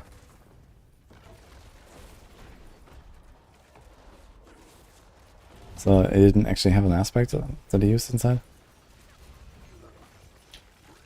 No gem in Azurath. That's unfortunate.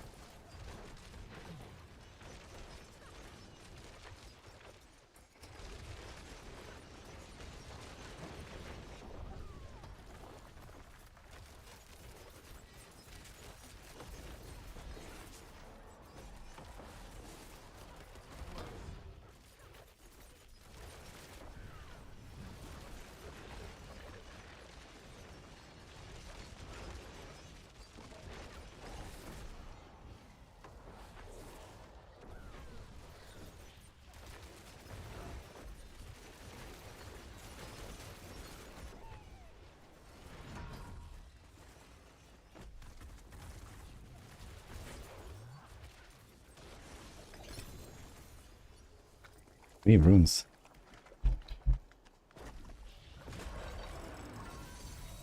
Okay, thanks for the invite. Okay, we have to do this thing now because I can't actually progress my quest line here. But I see the board. For some reason, I don't get anything.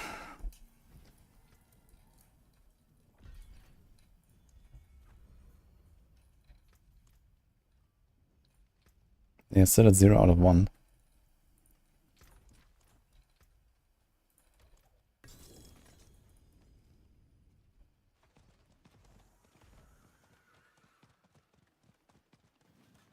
The mages are from the glove, Robin.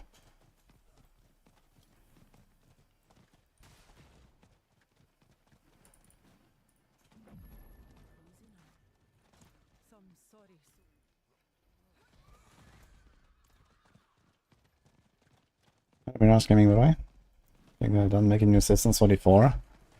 Considering this is like one expansion of, I assume, at least 3 or 4, I'd say no.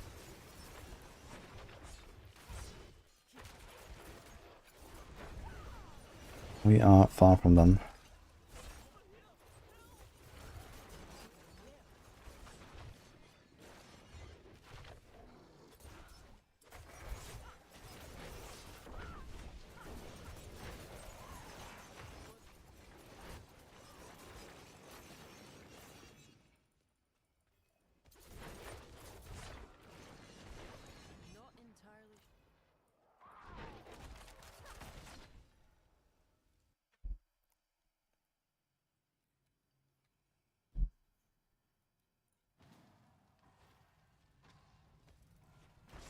Where's my energy region coming from? Very good question, actually. Not the right places. But one of them is Neolam. And, ooze.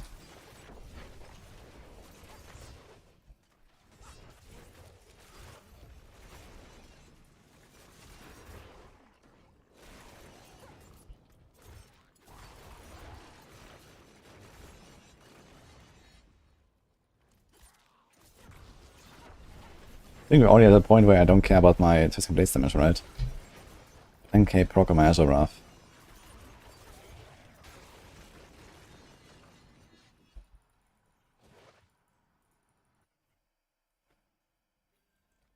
The base build one is good, yes. But I'm going to try the new stuff. The new stuff is also fun. And very powerful. How's my Rouge experience been? Well,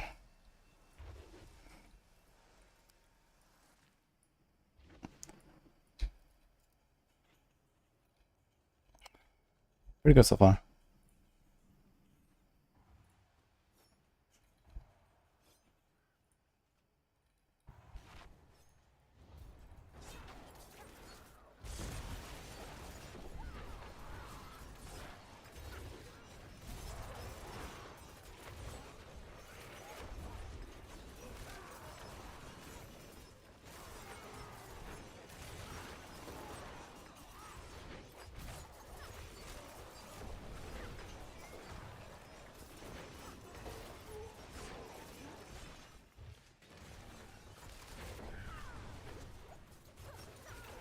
Well, I have a way to resolve that by a strike. Have you heard of exclamation mark max roll?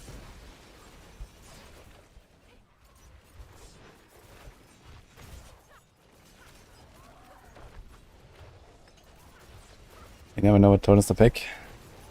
Well, the good ones are those where you carry a thing around, as long as you don't lose that thing.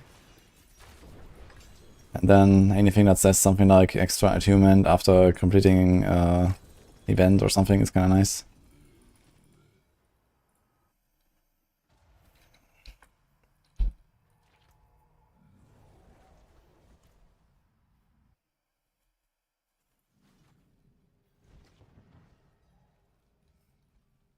Maybe audio blood. You have one guess. So that's why the I guess now it works, huh? Okay, let's see. Is that it? I don't have to do more from the season quest line. Has anyone tried making an alt already?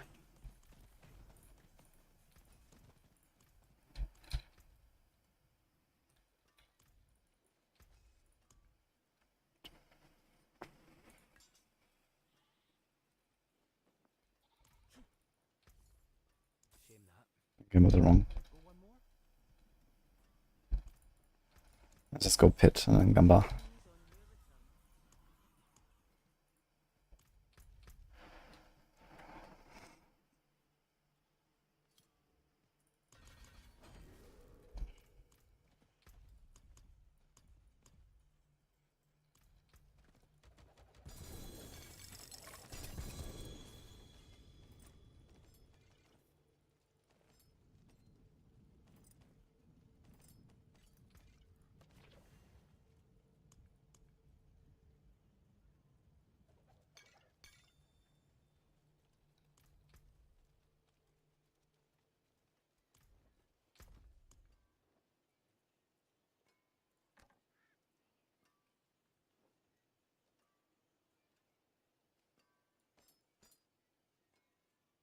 Is there a chance I'll play something like Flurry with this?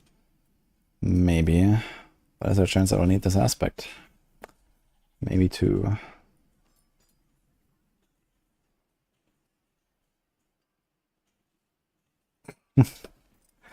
Oh god. Bring me back. Actually gonna salvage this for the aspect. I'm running this one right now. It's kind of nice, man. The cheese aspect is pretty nice now. It just gives you DR and speed. It's pretty sick.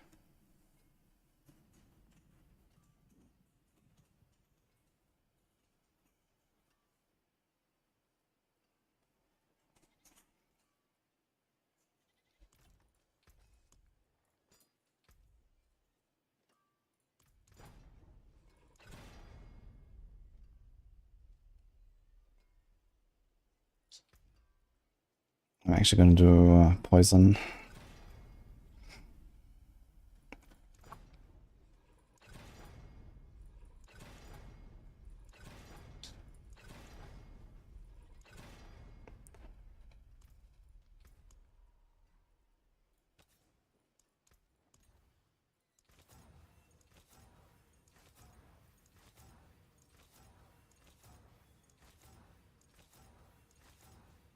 May your road be filled with wonders.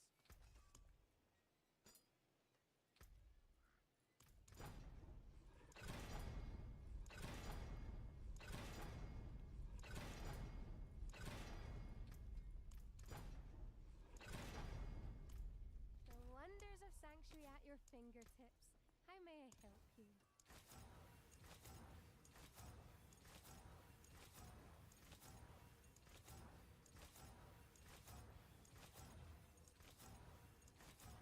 God damn it, man. Okay, here's another one.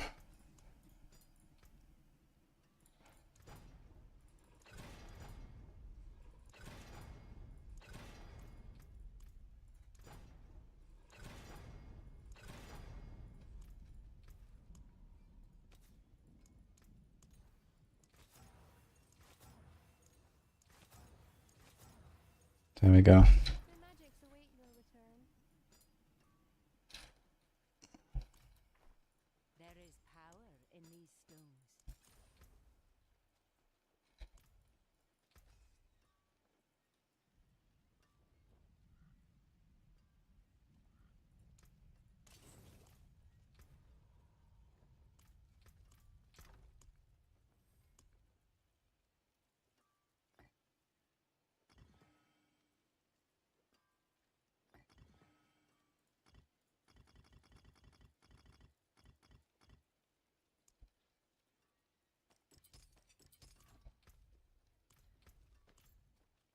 100% I'm gonna hit the poison proc now. Actually, that would not be that bad. It also does some damage. Like 20% of my Azure Wrath. But more importantly, it triggers my alchemical right now. I don't have any poison here.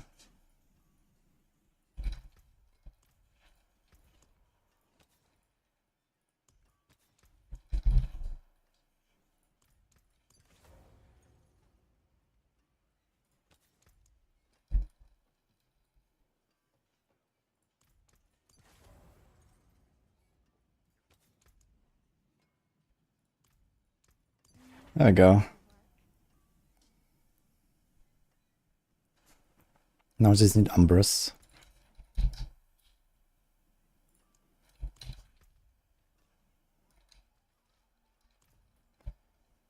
Okay. We're almost Tom and 4 ready for our res. Nice. And 10k life with Dark Shroud. And Rugged. Looks nice. It's 539.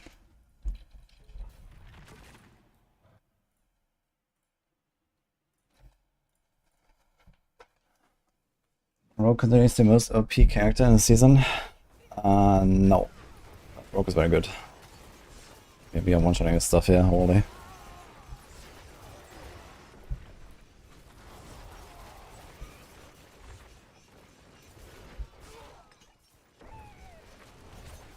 Wouldn't mind the Bravisher aspect actually. Maybe I should put Slice and Dice on the chest. That wouldn't hurt.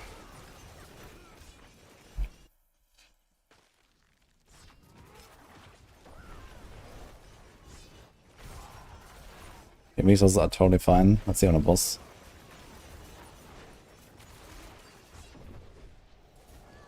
We have to go back to floor 1, I think. This is gonna be a disaster.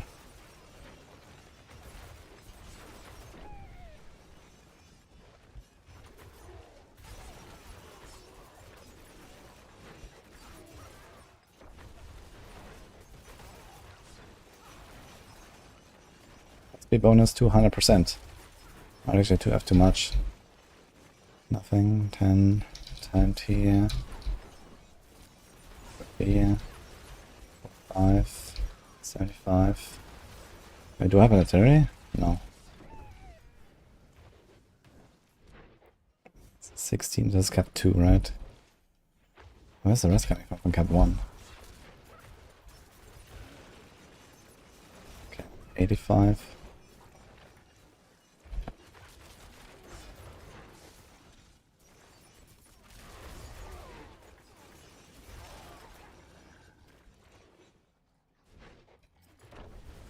I'm not sure where the last 15 are coming from. Ah, the pots actually. Okay, so that's fine. And then cap 2, 60, 75, 90. So that's coming from cap 2.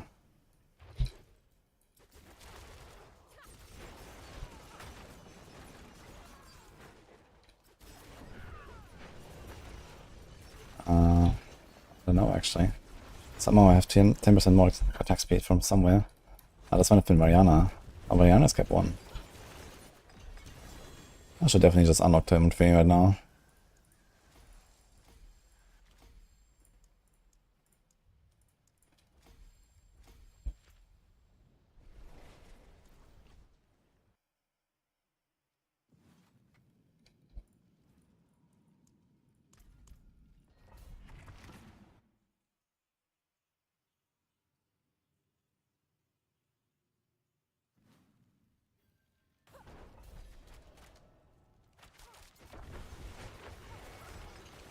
Oh, Kirito.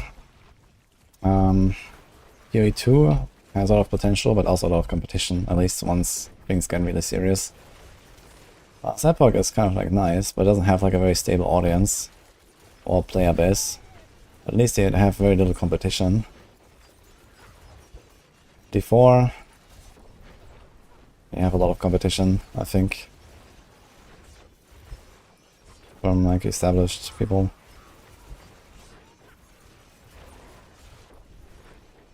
I think the best potential would be PoE 2.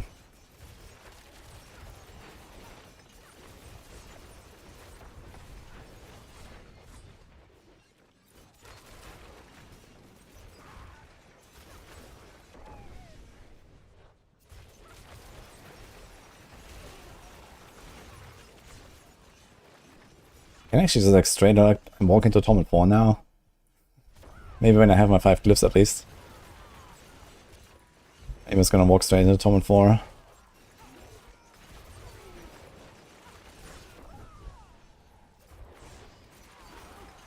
Dude, I should just spec Victimize and never press Heartseeker. How about that? Just right click and run.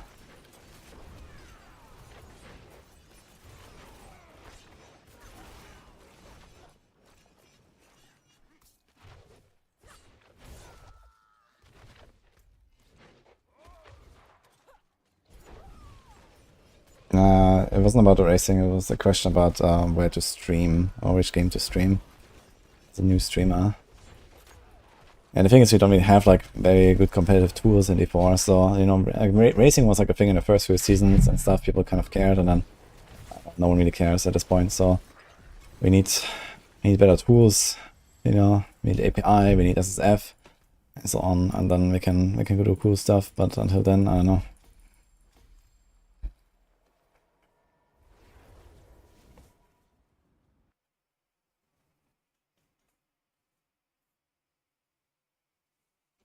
Maybe better than Death Trap this season? It probably pushes a little bit higher. But other than that, I guess Death Trap would be a better build. Okay, armor is fine, rest is fine. Nice. Let's do a 45 and see what happens.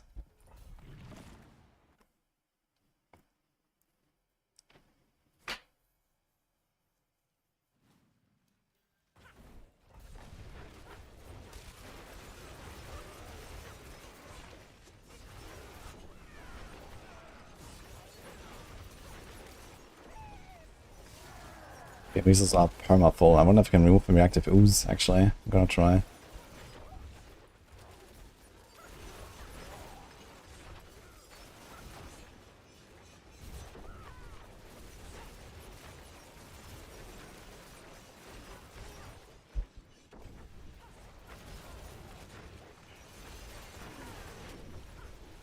I don't find PvE too boring at all.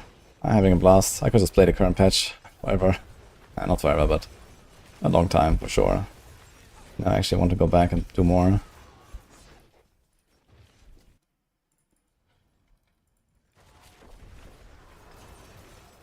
Well, the world doesn't stop turning just because I did a 30-hour stream in Glimmer Short.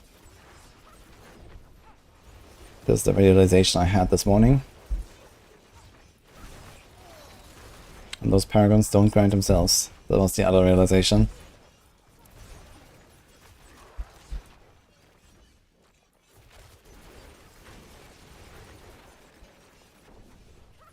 Although...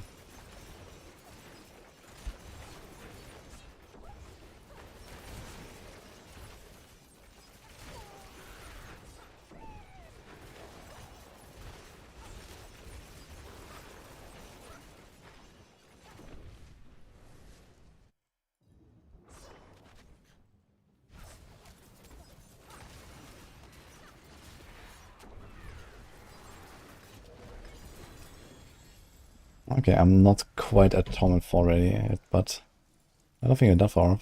With Trunker, Ranger, Infusion. Are we running DBS? If not, why not?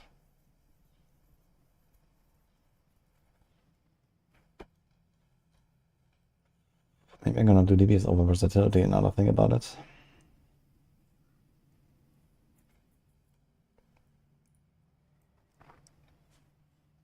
Maybe not. Turf.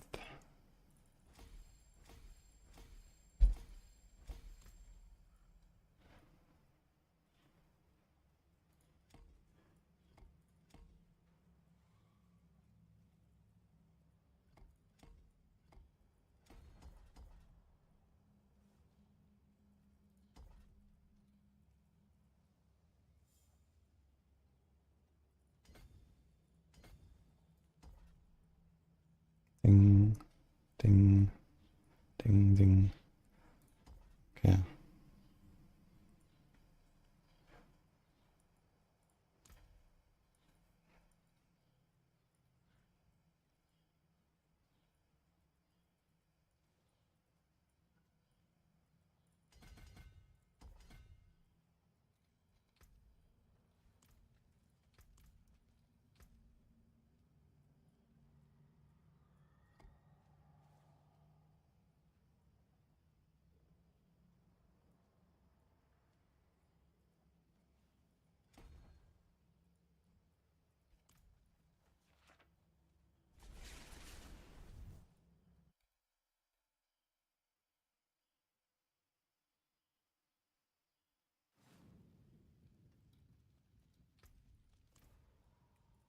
Okay, let's try A50.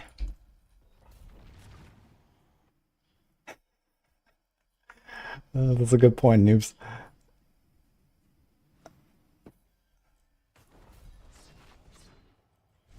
I think we get set items in expansion too. That's a pretty hot iron. I don't think I should do set items. I mean, set items are not even like really offering anything special, I think, necessarily. Because we already have items, you know, we already have aspects and uniques and stuff that we can use, so at best, they're gonna be a side grade to something that we already have, or like, there's not really anything that they add to the game. Outside, okay, I can maybe do more builds that we actually rely, you know, similar to Diablo 3, right? On certain combos and stuff. But you can just as well make those builds with uniques and aspects if you want, right? And make like pseudo sets. And it's okay. So set items don't really bring anything to the table, I think, that we don't already have.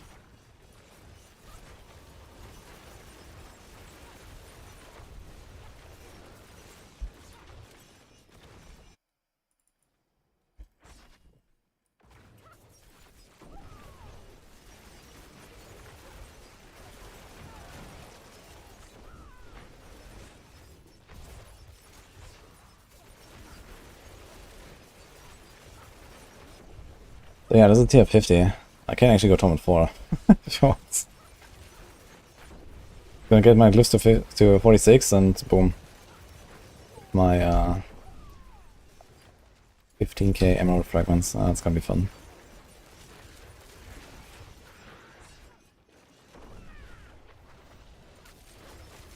Although we don't have any dex glyphs, I guess it should be fine.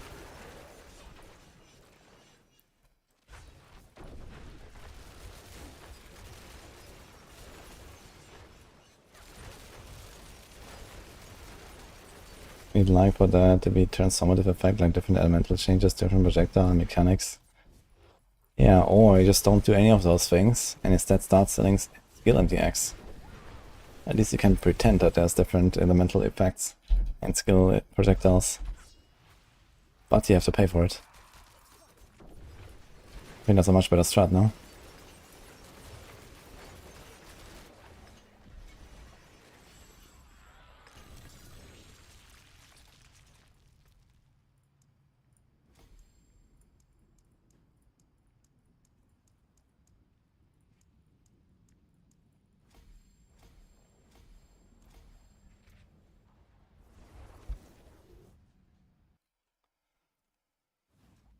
The best boons to choose in strong rooms?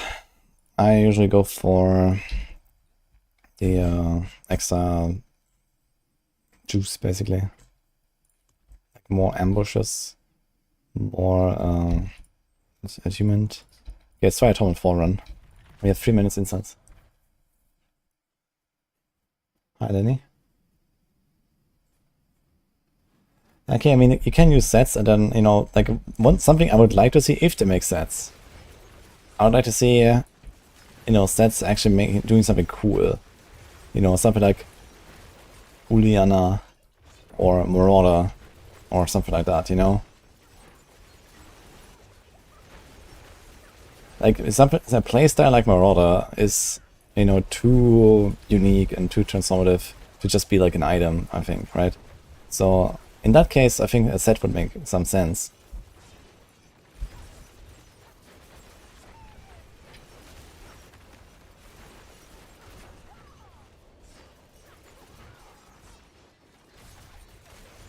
But either way, this would like really risk running into this like Diablo 3 trap, basically, even more, right? With like big numbers, power creep, all the builds are set in stone.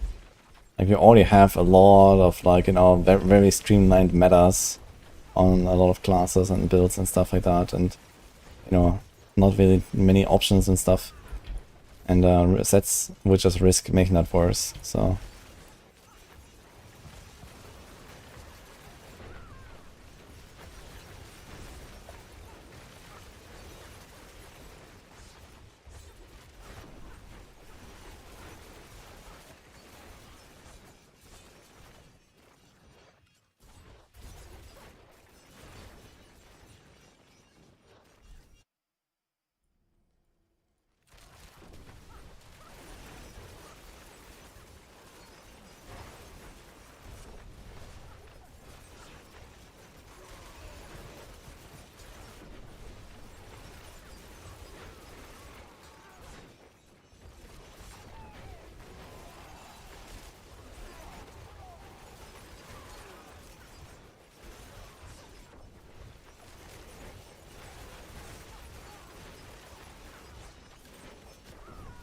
Been a while since I twinked a character out without any mythics.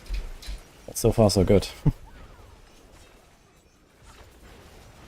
Usually always go to like grind some mythics and then make ults. But who needs mythics, man?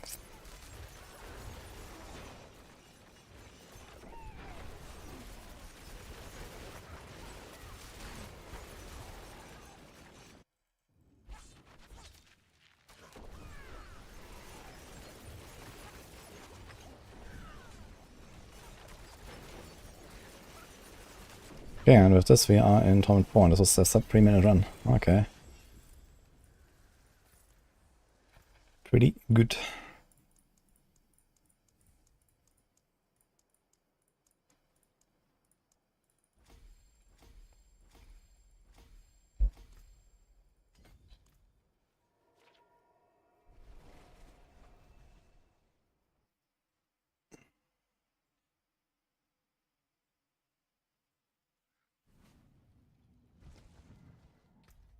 I did not get bored of Spiritborn. Quite far from it. But I didn't want to grind like the Exile Paragons that I want to have right now on the same build. I wasn't in the mood to just play Eve 8 now either, so I do this.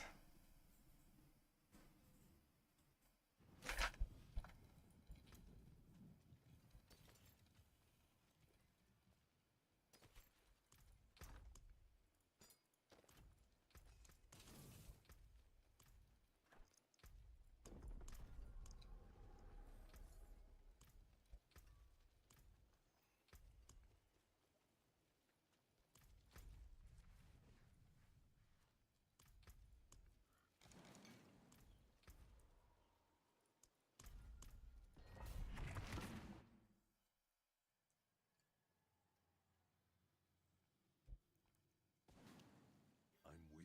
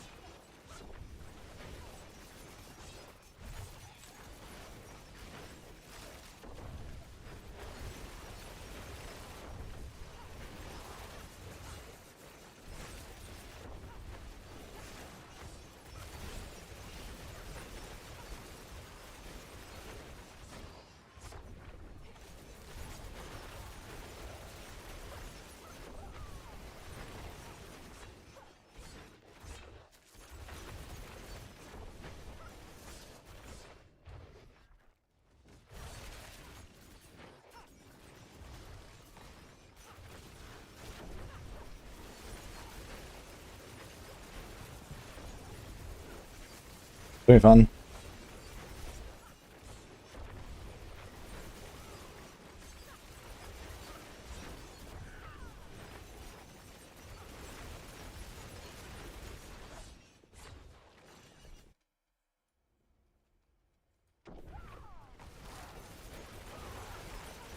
Second must be one of the best puzzles in the game. Yeah, it is. The event is insane. Really have to nerf that at some point.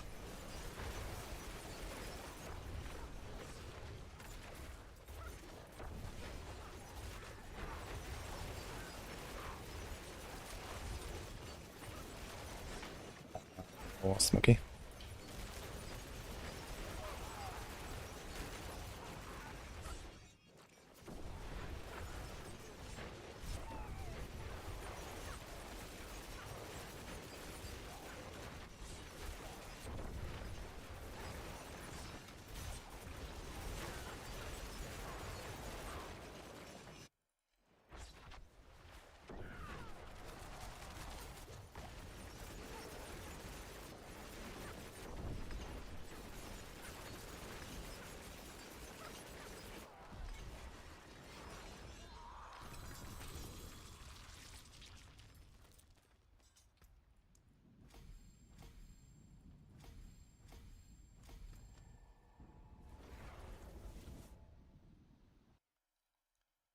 Poison. Nope.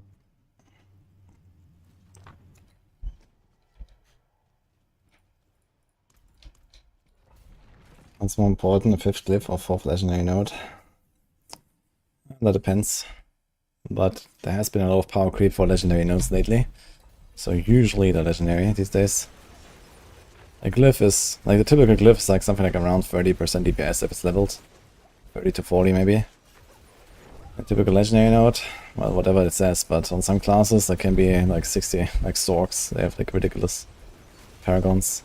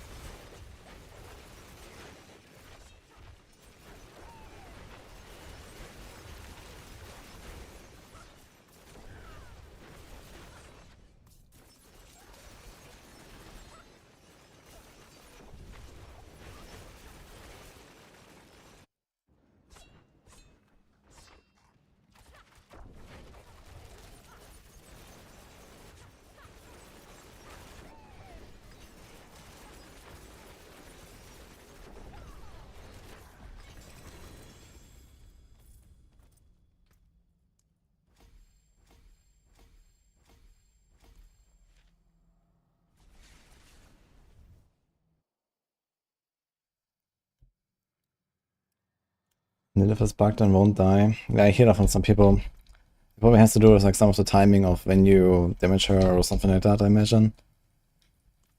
Or maybe certain builds.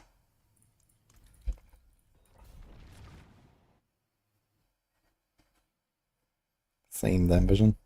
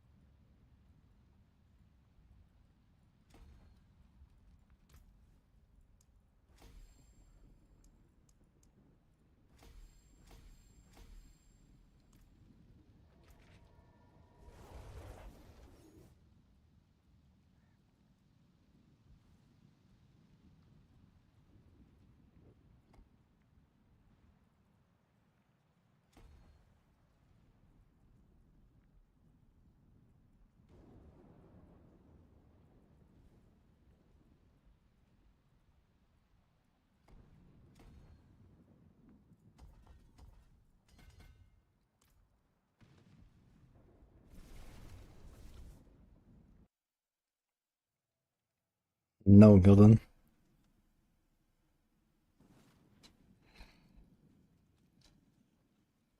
The new Druid up for Polarized feels good.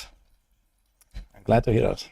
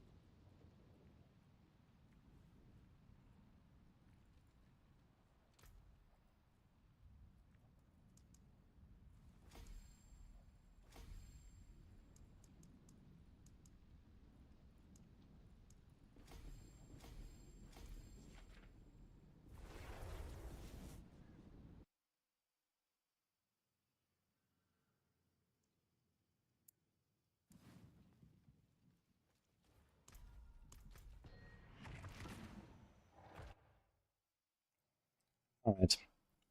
Well, now cliff leveling, maybe less even. We got everything at 46. We found Tom 4. That's it.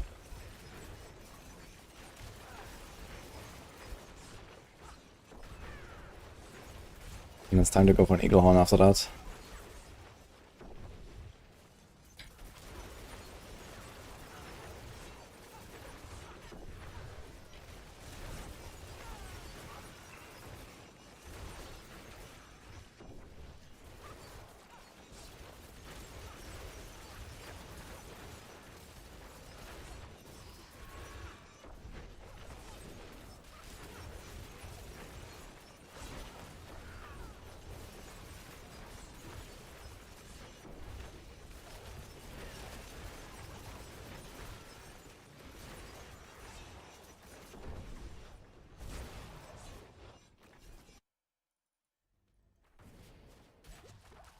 And Rogue is super fun at CB again.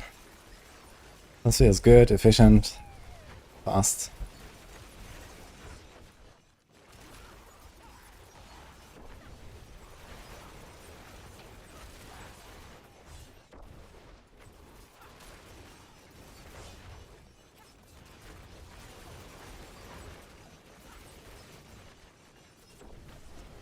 No, I haven't done pull yet, but I did create the Druid.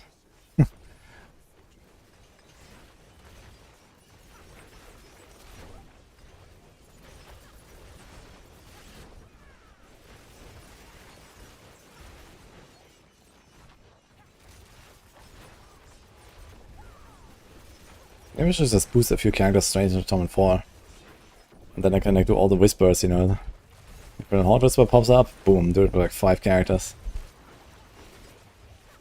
Kuras Whisper pops up, and boom. I should do something like that, I think. That'd be pretty good.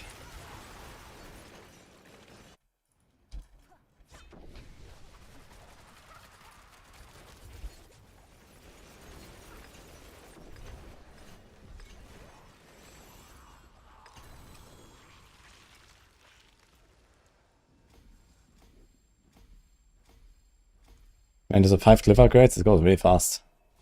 Ding, ding, ding, ding, ding.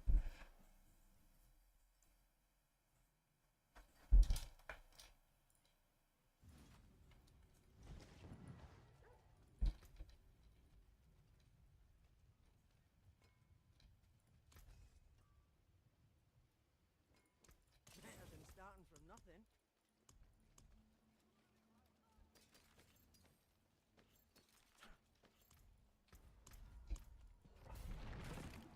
Yeah, I have Azeroth.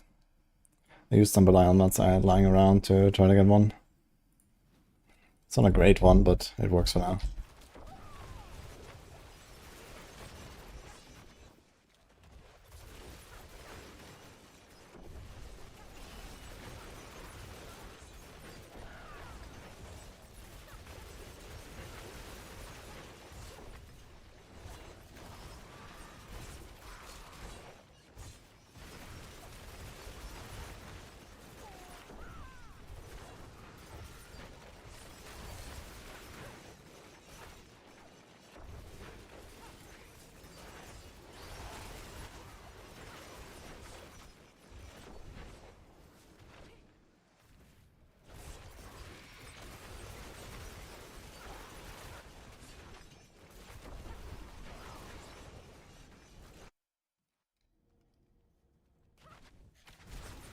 Disseminate is very powerful right now.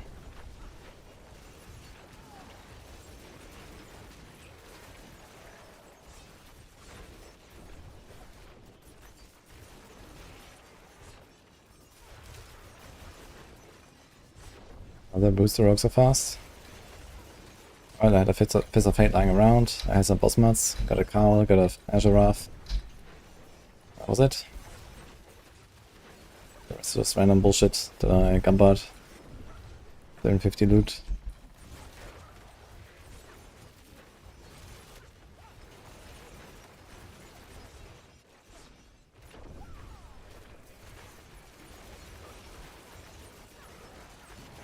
Heartseeker is not here for resources. In fact, it doesn't do anything for resources. It is here because close quarters combat. I could place a Victimize, but it is a pretty noticeable damage loss. Because at the very minimum you lose 15% attack speed in cap 2. Don't want to lose that. And also 50% on the multi. And another 16% in cap 2 you lose because Heartseeker actually gives you attack speed as well. And it's not just attack speed, but also it triple dips on this build. More attacks is more procs. More attacks is more stacking of the Twisting Blades debuff. And more attacks is also a bug, but Azeroth does more damage per proc with more attack speed as well. So attack speed is pretty good.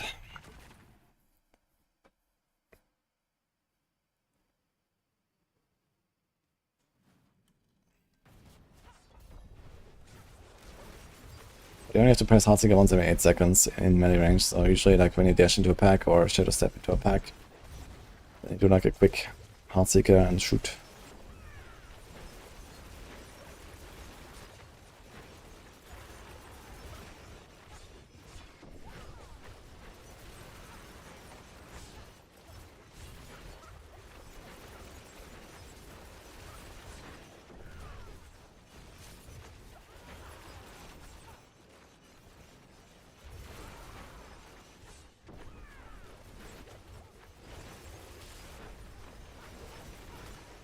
I recommend Break mostly best deal, but they're all almost equivalent.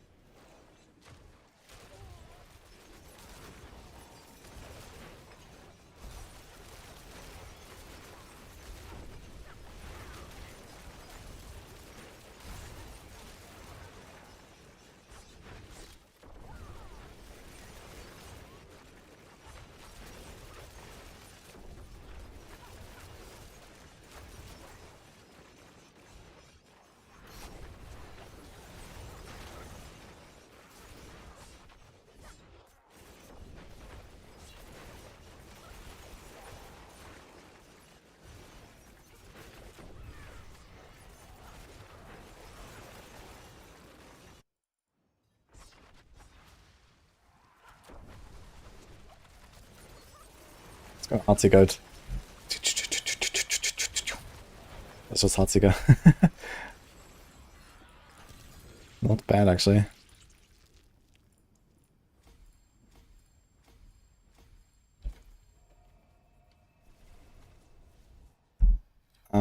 Probably Quill Grumpy.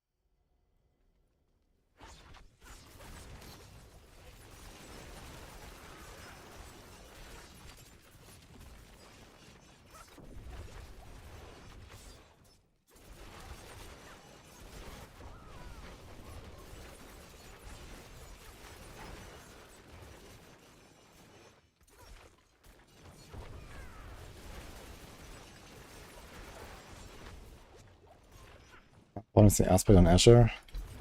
Not at all. The only thing I care about is the proc. Needs to be GA and Masterworked.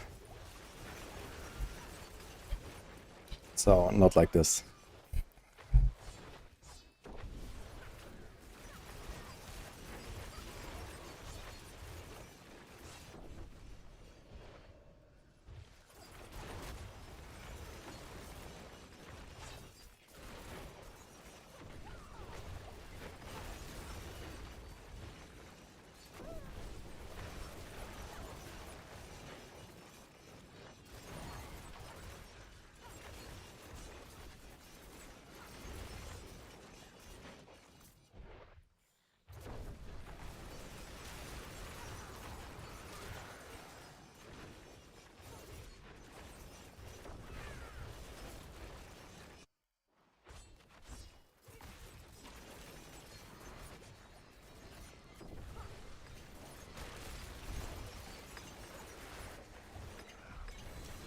I need like a little bit more like 8 man. Or another temper maybe. Shut up, don't could we can do like the restore.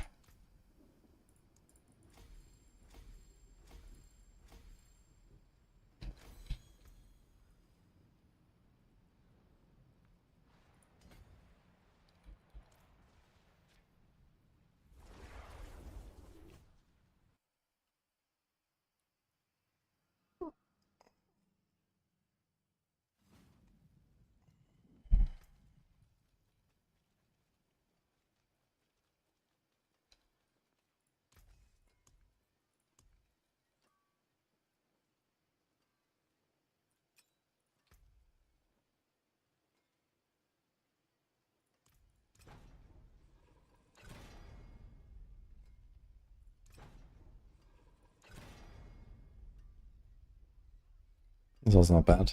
Let's see.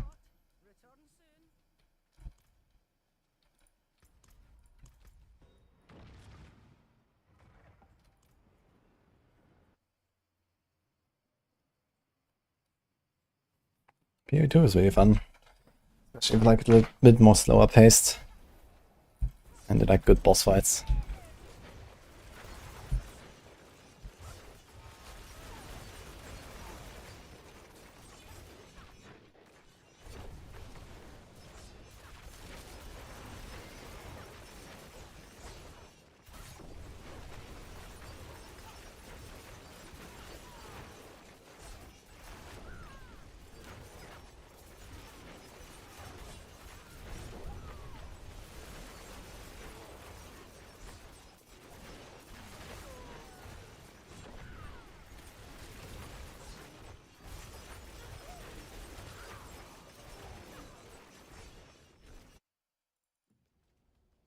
There's Twisting Blades.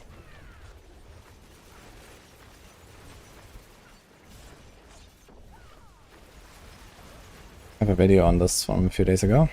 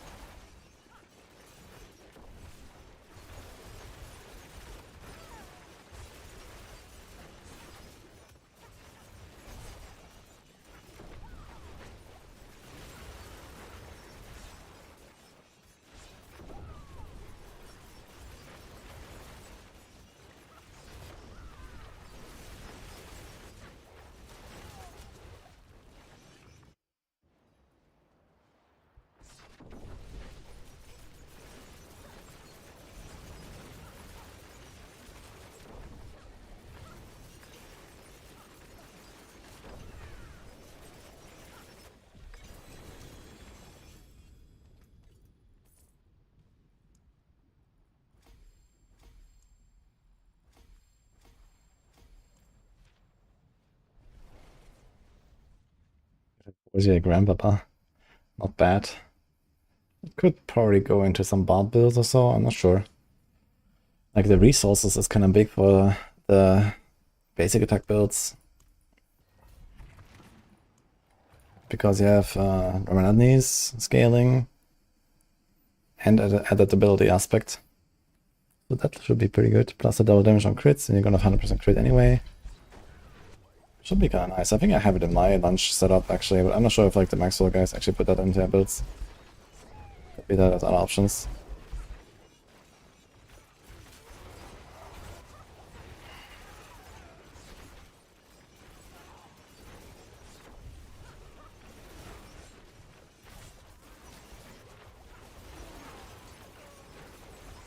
About.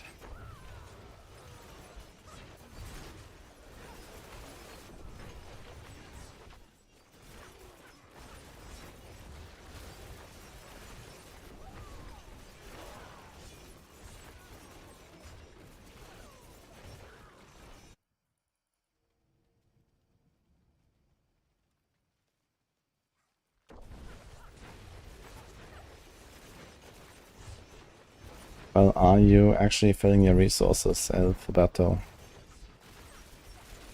when you cast it?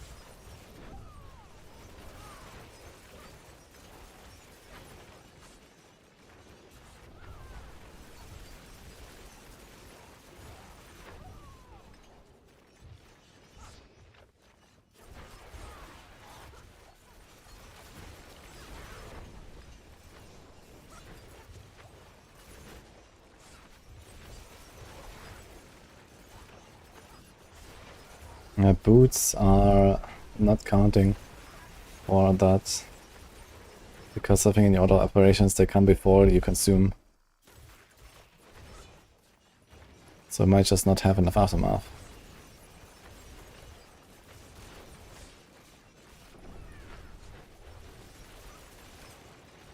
Like when you press Death Trap, do you actually go to full resources?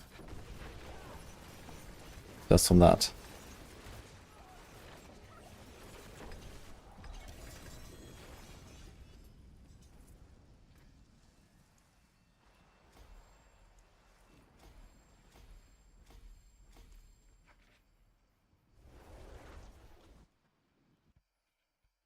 Get a tribute of ascendance on a pit chest. Nice. Yeah, keep in mind you have multipliers to resource generation, Alphaberto, especially strength. Maybe more.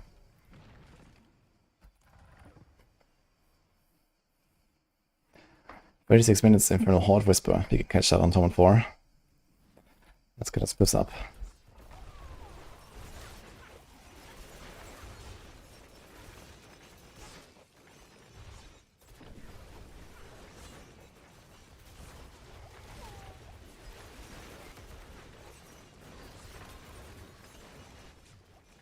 Potion. It's resource cost reduction, not resource generation.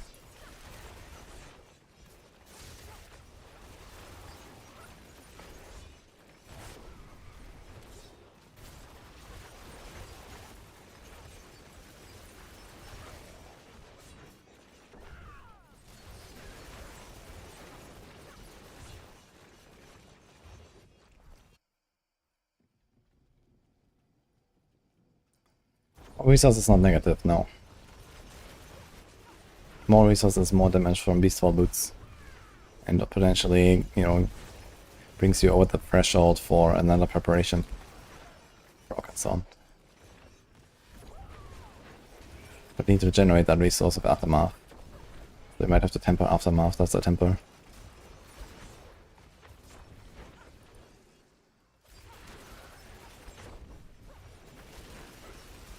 Yeah, I don't think everybody's supposed to have 230 energy, first of all. I think you're supposed to just go for like, you know, 10 seconds cooldown, 150 energy, and that's it.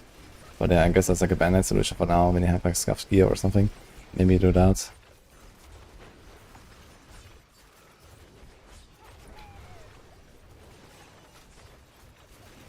What is better, Pen Shot or Death Trap?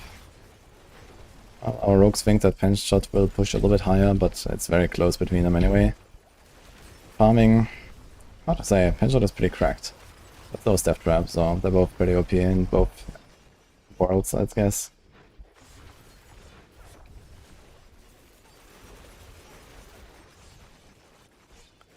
I guess Death Trap is like a bit advantaged at like T4 bosses. Because you don't rely on stagger or something. But depending on how you build your Pen Shot, maybe that's fine too.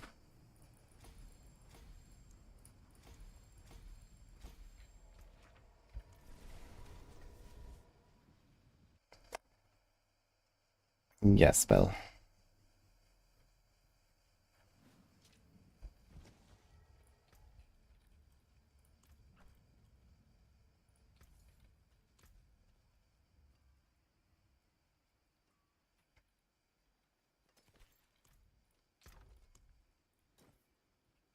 I forge more than horseshoes and nails.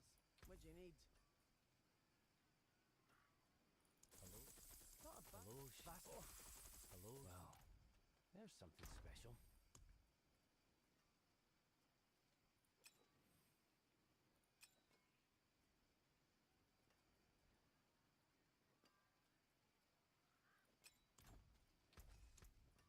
Use it well.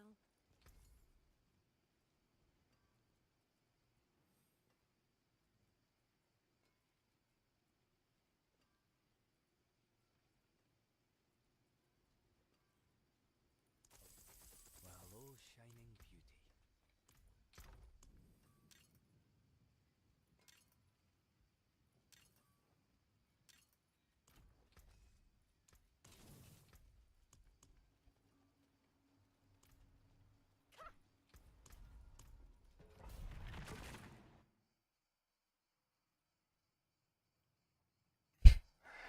I can get more mythics. Good luck, Bell. If you get a free guaranteed sparks, you can already get 2 mythics on that. You get one from Lilith, one from the season journey, one from the season rep. Then you can do 2-to-1 random craft. If it sucks, you just salvage, you have another 2.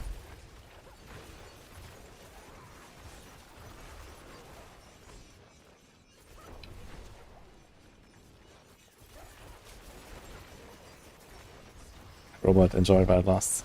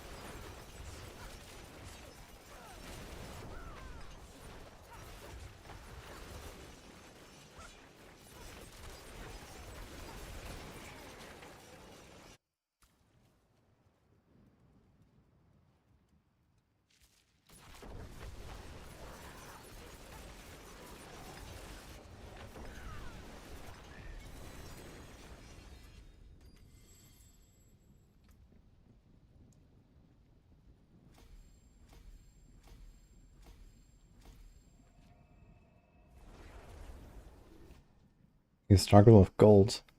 Yeah, by far the best way to get gold is do lair bosses and render normal uniques. And only salvage ancestral.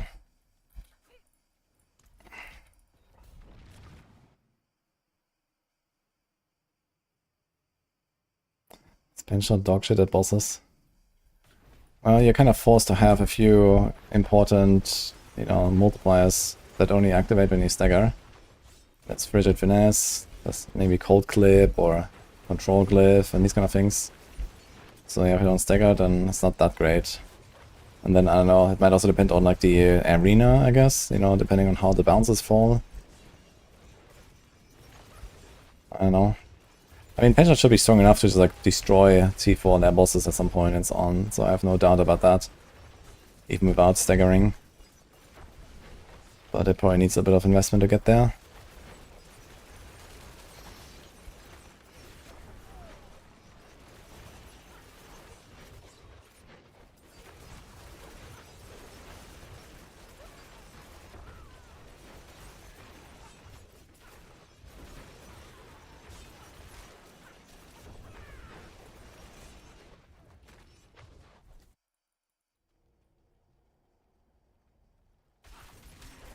Hit me with 2 billion, I hit only 750 M. 2 whole billion. Wait, what are you talking about?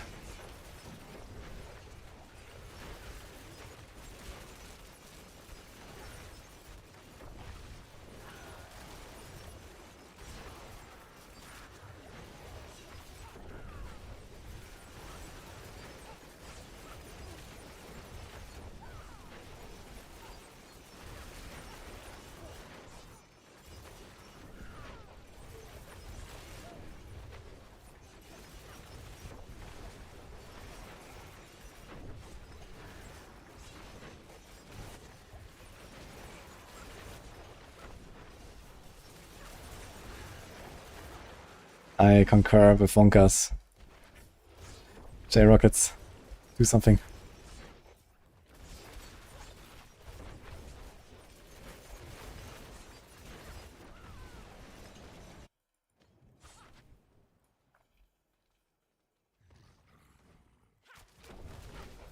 I'm not sure in what worlds 2 billion damage is impressive, Pulse Array, but Yeah. Good, I guess. Hi, Die. How's it going?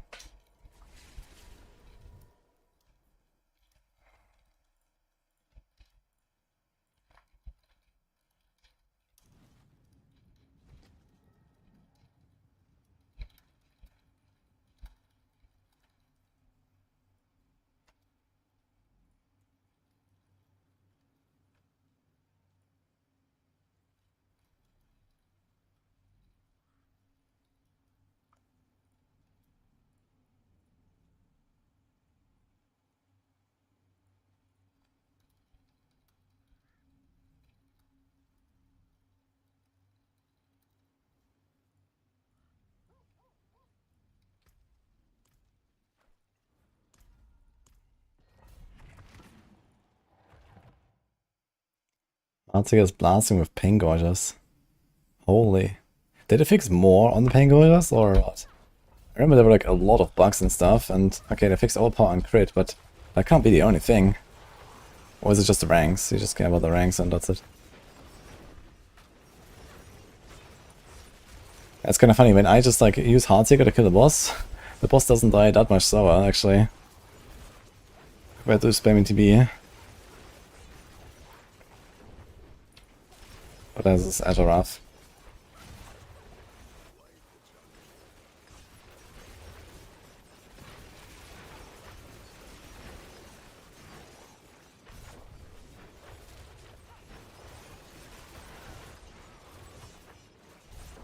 How far does this go? What the hell?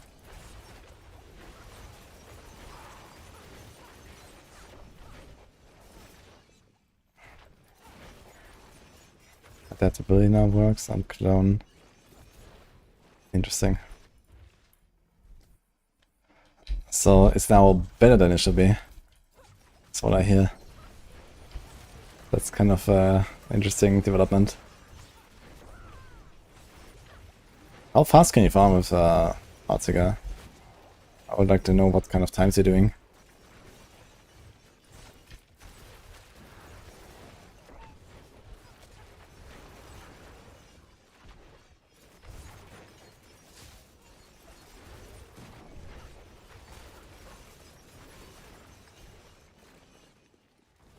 Julio? You should scroll up.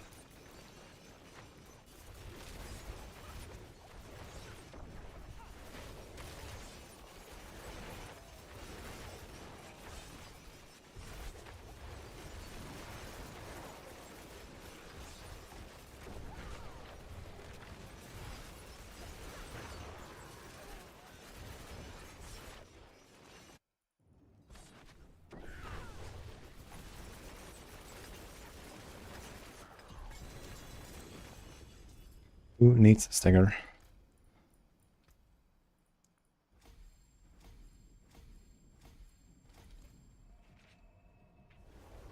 T75 in 3 minutes, that's kinda good.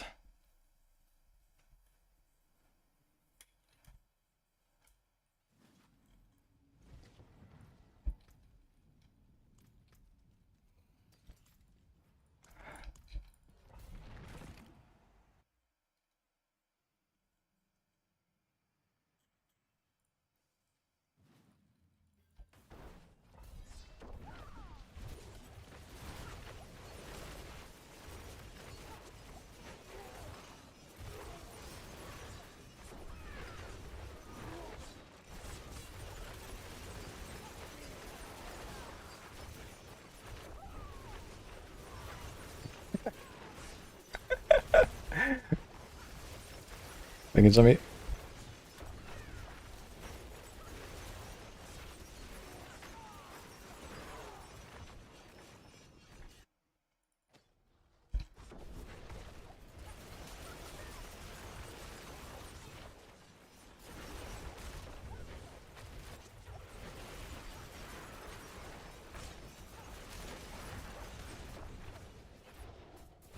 Dude, 3 minutes 75 on Heartseeker is nice. Can you go faster on like a 70? What is like the fastest you can do? Dude, imagine we actually had a world, you know, where 3 minute runs are meta. Holy. So a build like Heartseeker would be considered good.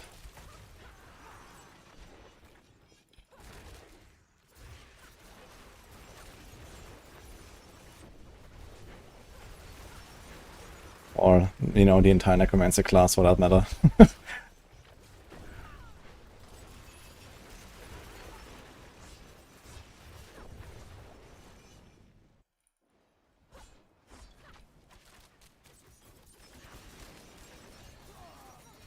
Why I found tier 50? Because this character is 2 hours old.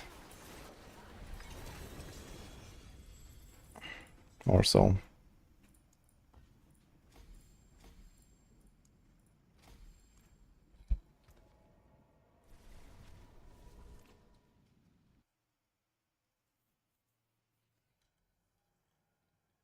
Should I go to 2 minutes 70s? Stuff just dies. Okay.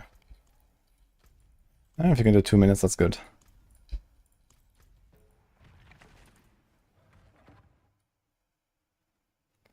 Need to wait for the wolves. Oh my god, here's the wolves. I see. I mean, they're pretty aggressive though. Not that bad. But yeah, I actually have AoE like that with the pain ghost. Is the pain ghost actually like pumping? It's interesting. Somehow I cannot imagine a world where pain ghost actually does something. It doesn't compute in my head. I need to see it.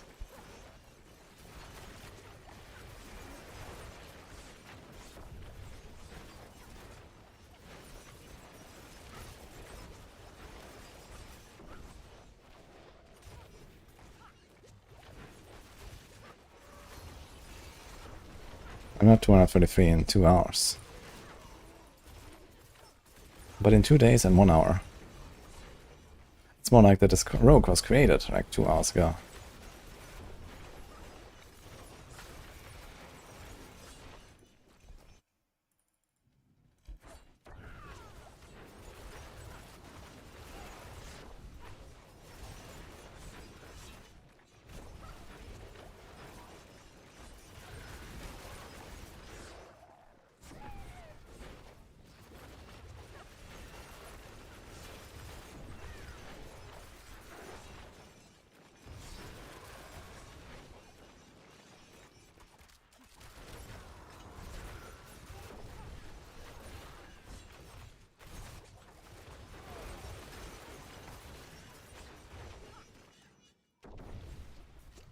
I have no plans to play Death Trap right now. But if we get a few good uniques, we'll save some stuff.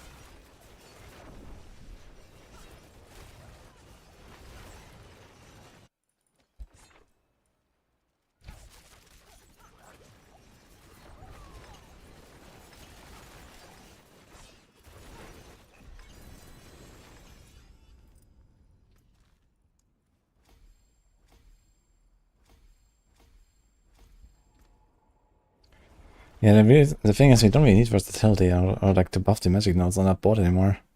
Like this ultimate damage is just not that great, right? The Shadow Clone is not doing that crazy damage. We don't even need it to stack no witnesses now. Because it only goes to 40. What do?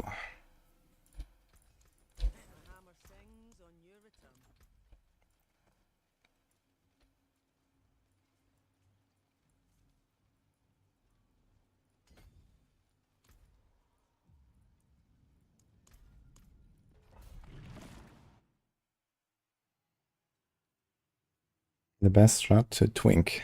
Open Whisper Caches. Get to at least level 35, equip all your mythics, you know, see all the mythics. And then get to level 50, do the strongholds. And then go to 4.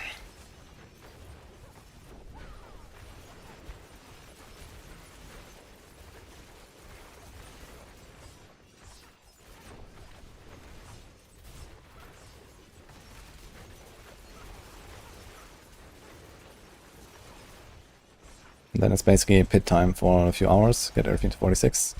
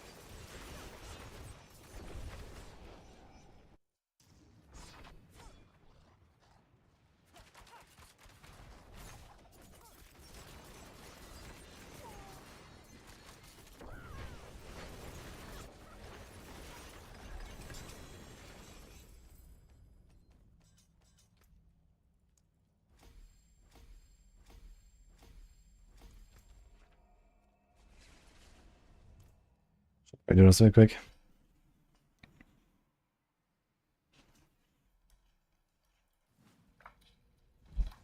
That's not the right link.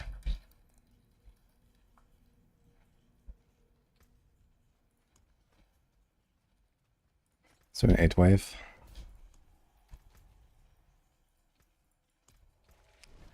TP is not it, I guess, for hordes right now, but I'm doing it anyway.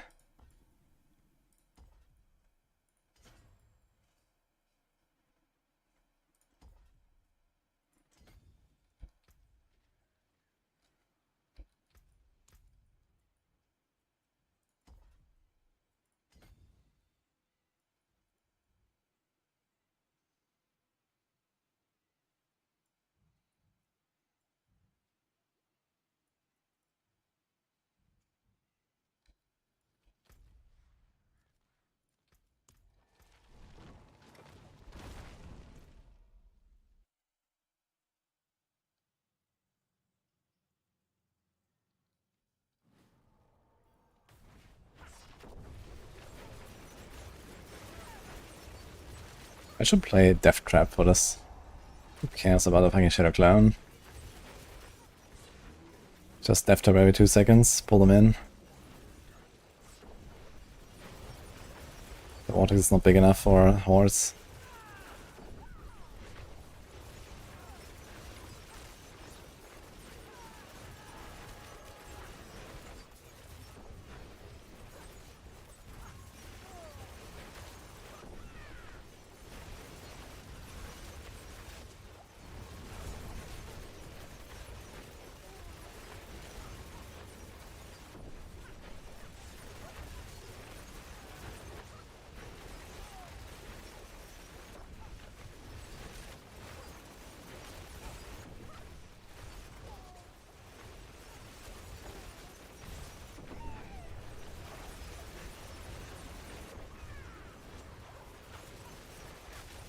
Seriously, it kind of feels like I do less damage against these guys compared to the pit. But I was doing the same T in the pit. Bit sus.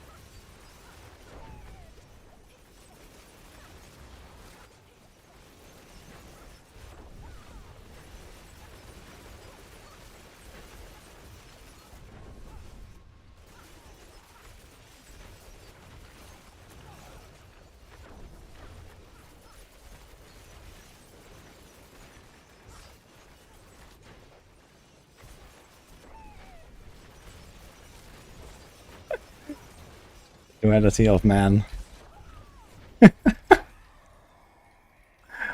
That's funny.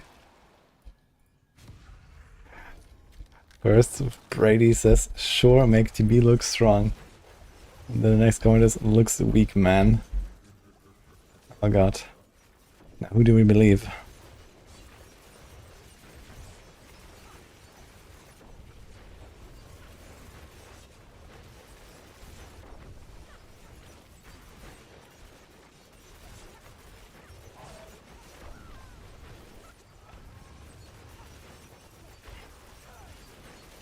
When do we have class balance in D4?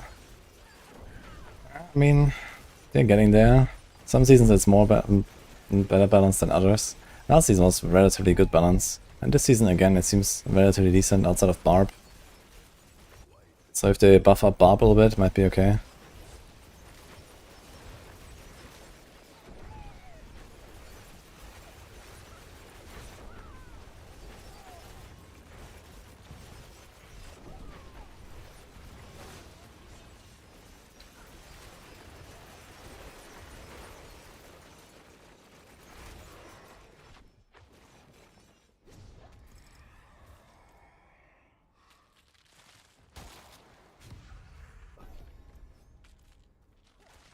This is a giraffe, yes.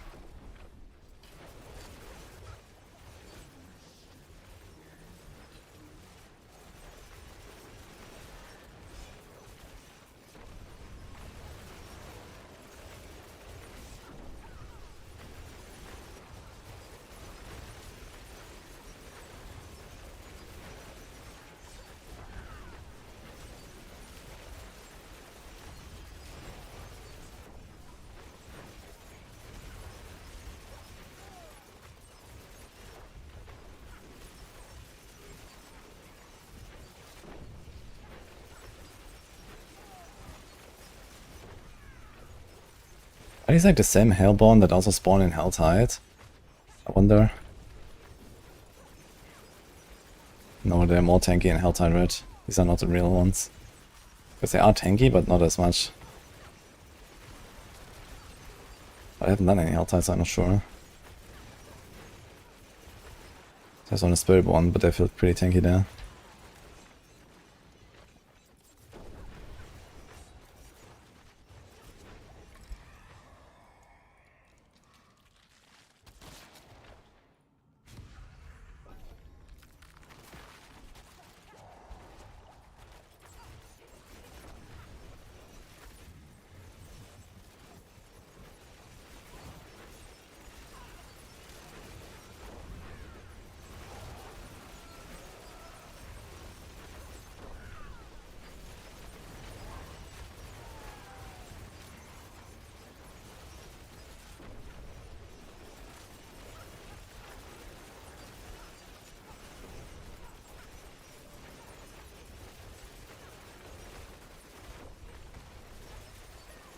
Yes, Matthew.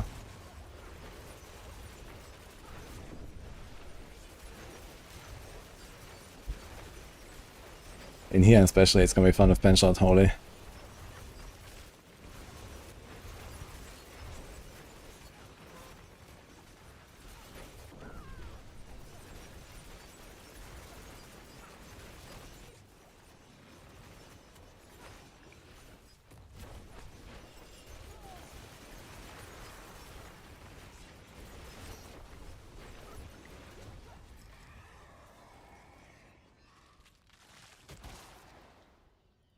Seen that a lot.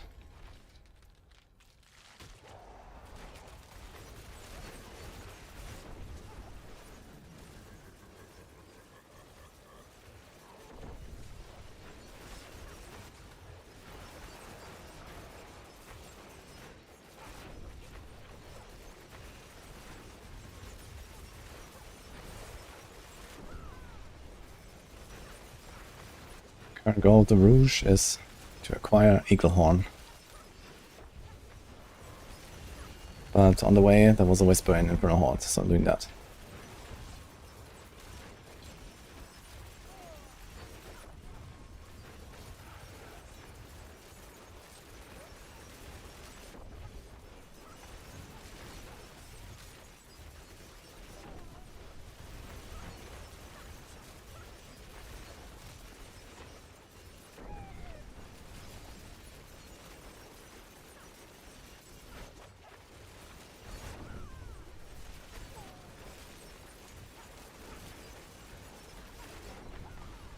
Okay, those are pretty tanky.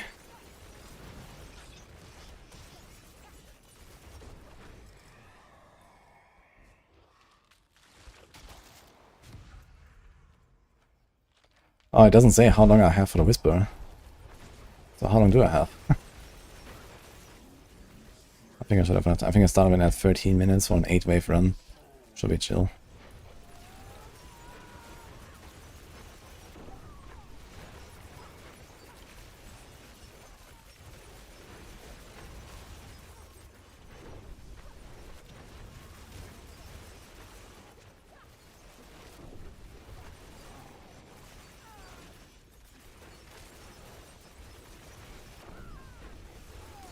Ja. Wahrscheinlich Ignore, ja.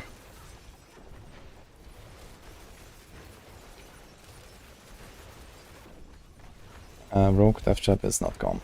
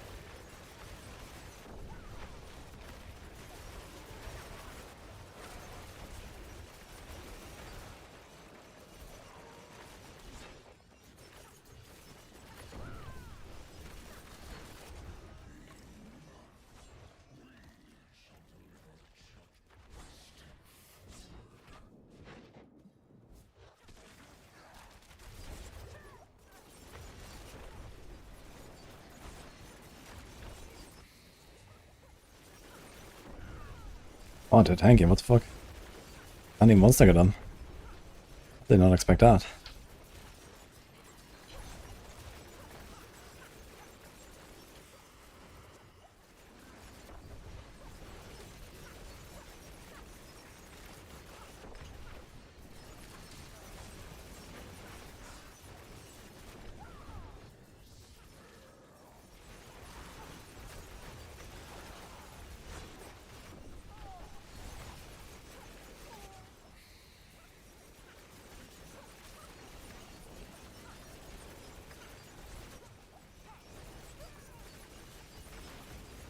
Might actually fail the whisper timer now.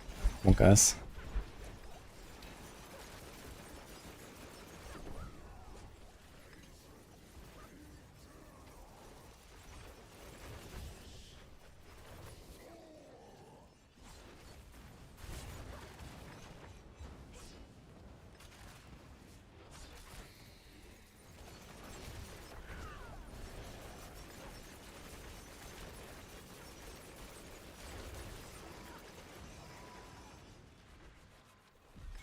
Okay. That's a bit unexpected.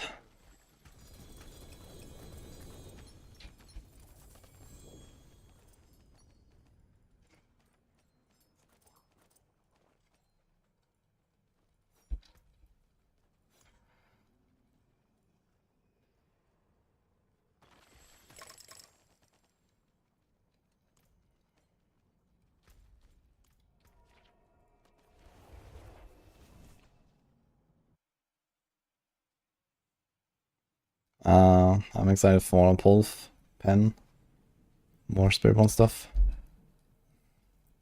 I will play Hydra, but we'll see for how long.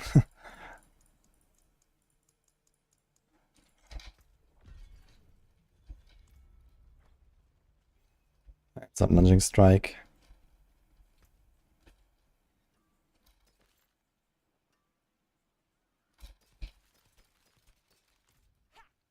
Come, traveler. The stars of Sanctuary await.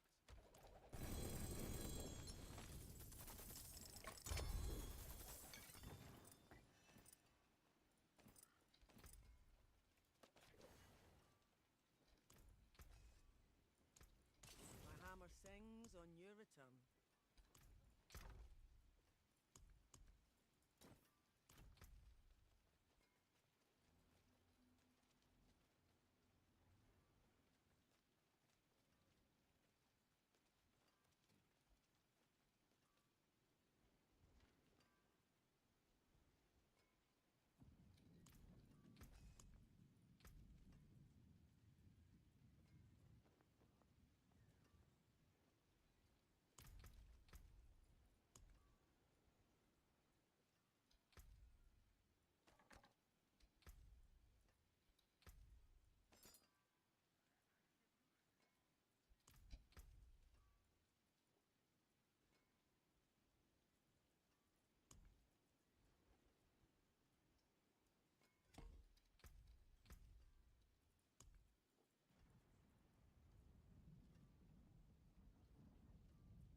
So easy to stack this now, 50%. Where's that even coming from?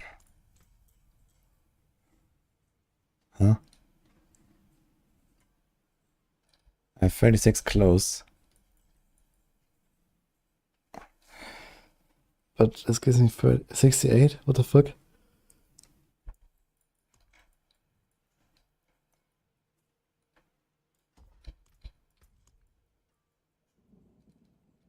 What?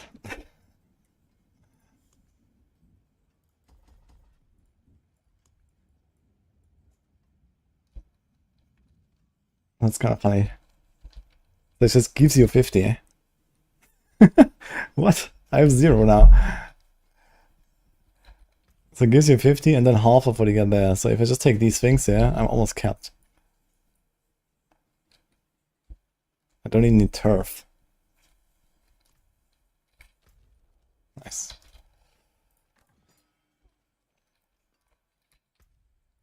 Blizzard math.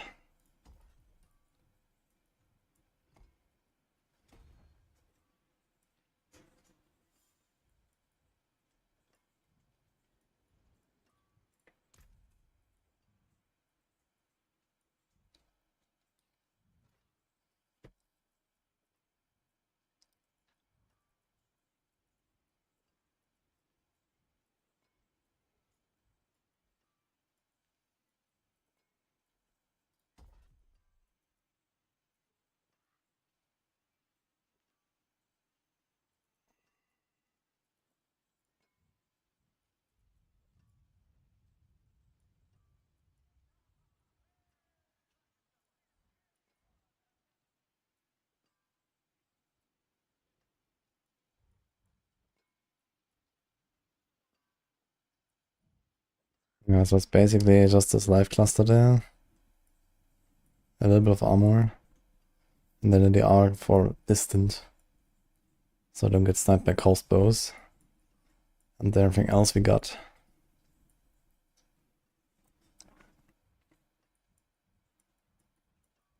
One, two, three, 4, 5, 6, 7, 8, 9. Can probably make that happen. We have 2.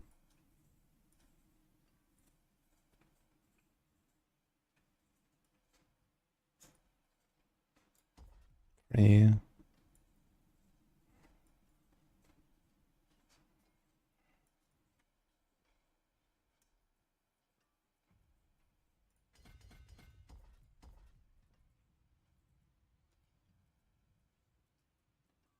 Meh.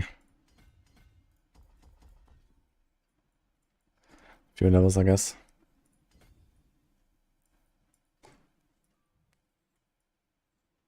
Also, this is not leveled actually, this is still lower level. Let's just go towards there.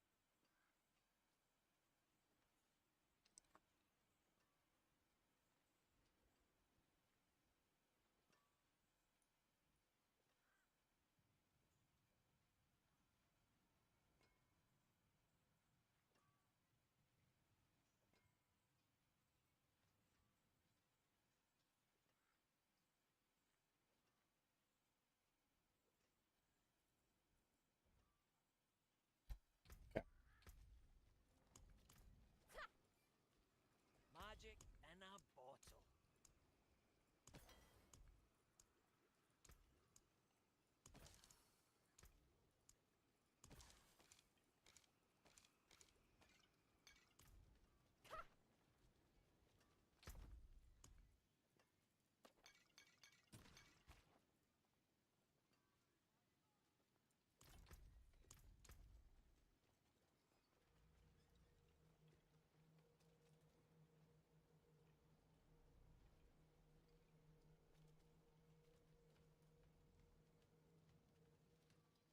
I may have been looking at the wrong stat when I was trying to look at my stat sheet.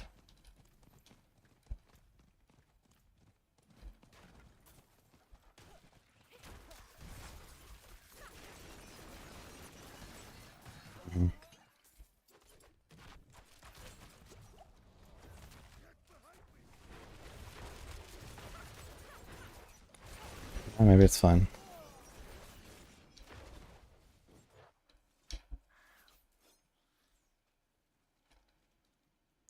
$64. So we have 94, 109. Can actually get rid of one of the attack speeds.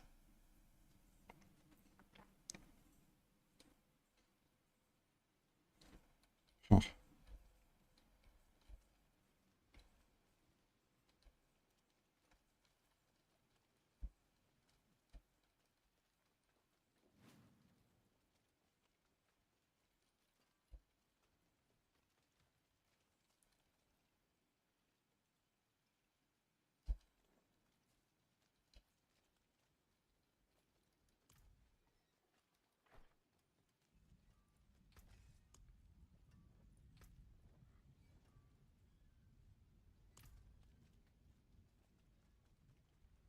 I like the rake a lot, blunt. The pitmans come from everything that's not a pit, basically, random. Side and whispers is usually good. I'm gonna be a bee, like a few minutes.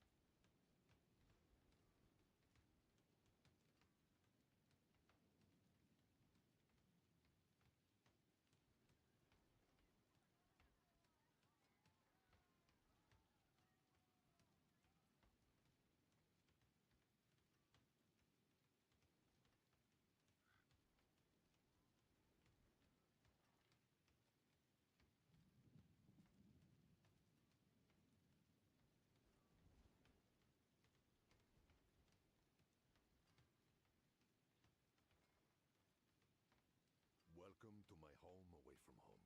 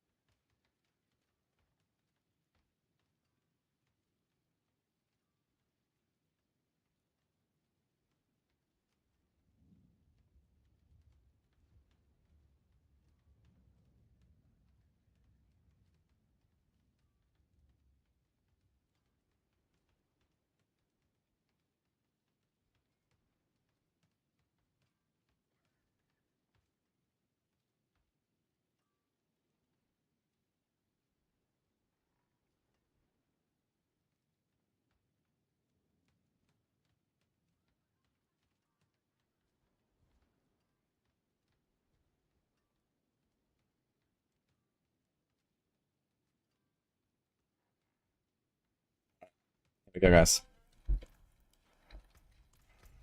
We have the pit, right? Let's do that. 3 minutes. No problemo.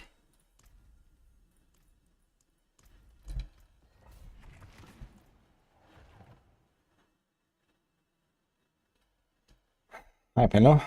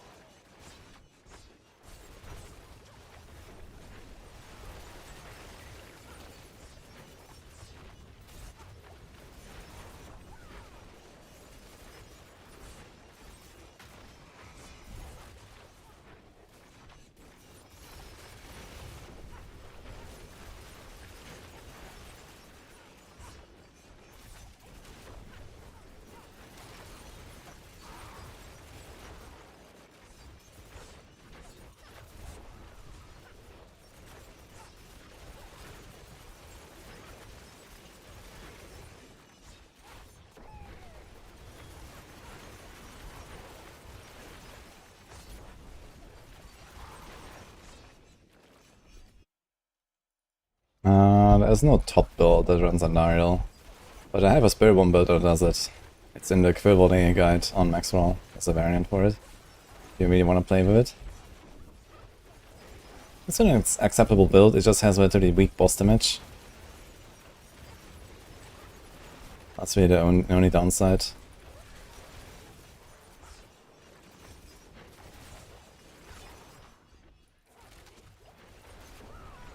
If you're fresh 60 on Spiritborn, you should play Evade until you get your Balazan.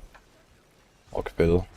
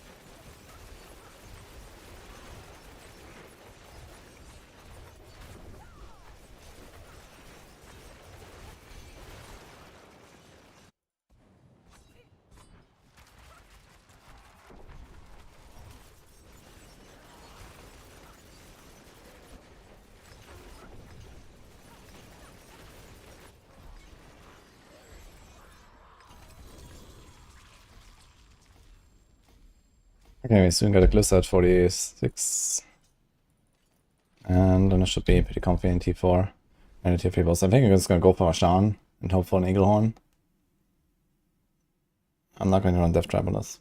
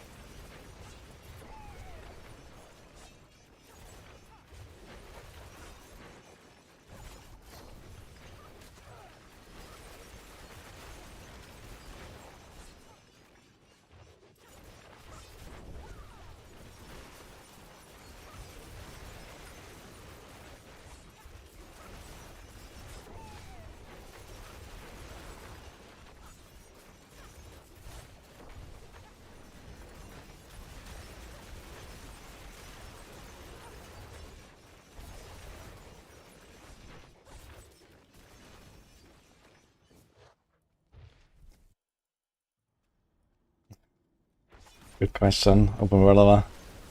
I guess we forgot to untick the archive thing. Alter the chronics.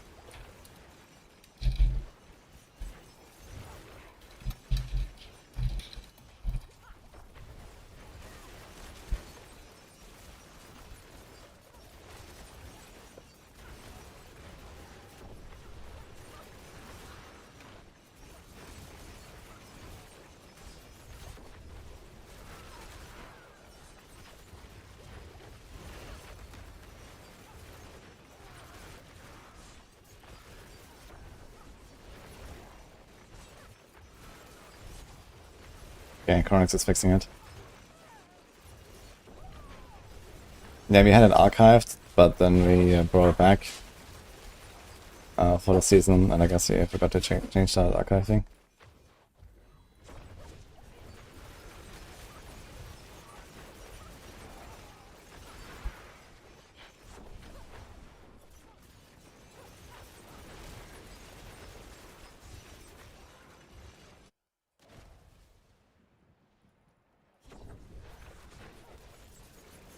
Open world lover, can you tell me where you saw that?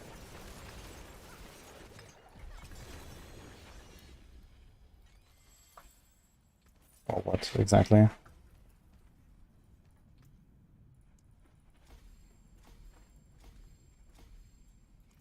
Nice full flip. Okay, so quick. Builds.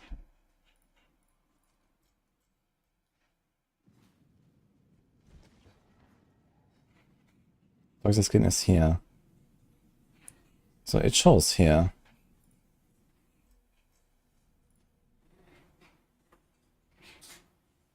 So what exactly are you looking at?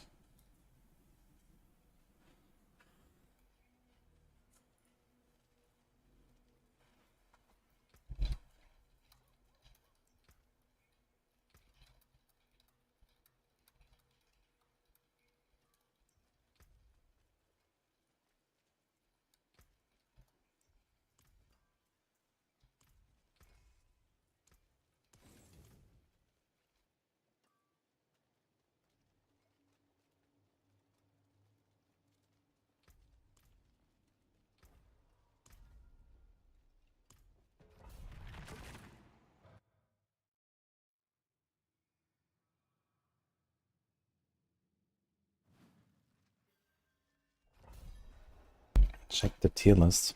Okay, I will check the tier list.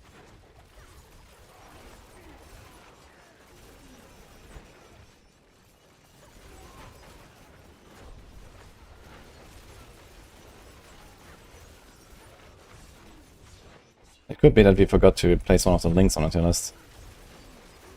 Because basically the Toxic Skin guide was the Rushing Claw guide. And we have two guides, one is called Rushing Claw, one is Toxic Skin, but they're also the same build. We decided Rushing Claw sucks so much, it's gonna bring back the Toxic Skin. And we also changed the links and the entries on the tier list to the other, so maybe one of the tier list entries is not changed.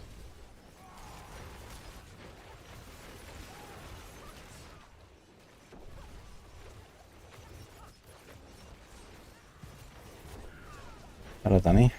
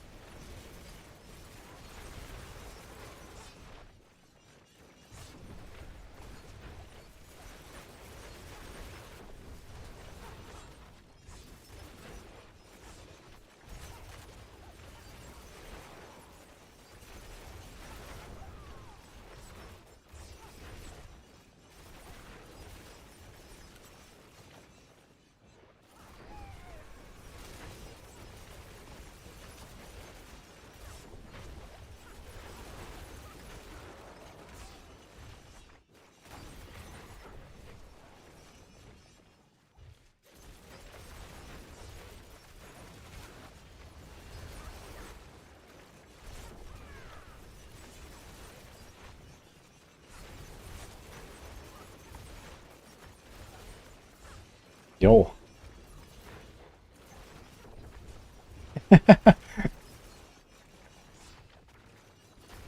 Oh, you've been DM. Thank you, man.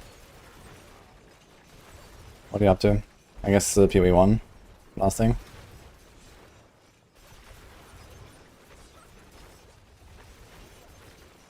Danke für das Geschenk-Abo. Sieh an, sieh an.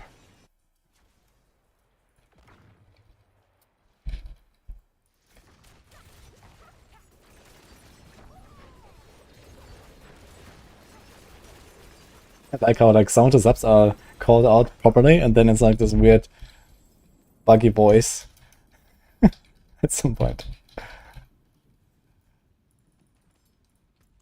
We got good temper finally.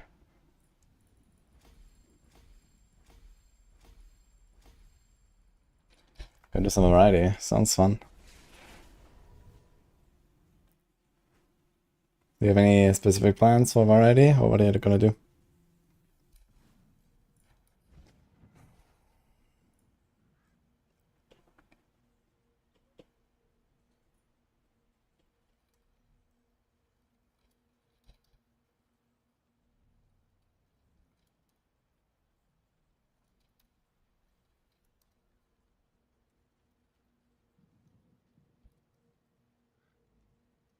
Oh. Yeah, this is the wrong link here on Proxy Skin. That's the Rushing Claw on the Speed Farm. Okay, I need to fix those. That'll be quick.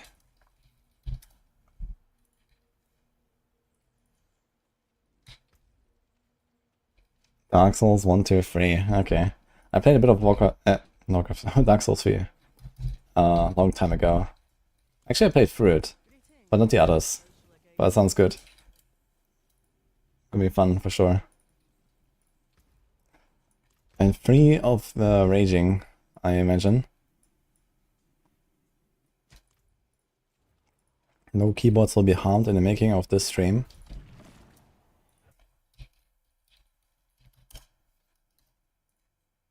Thanks, Cyrox. What's up, Griffs?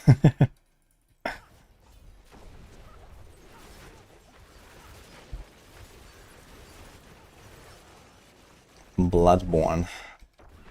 I saw like the there was like some YouTube video where a guy did like a no-hit run in all the Souls games in one go or something. I'm not sure what it was called. The God Run or something like that. And yeah, that's one of them was also the Bloodborne.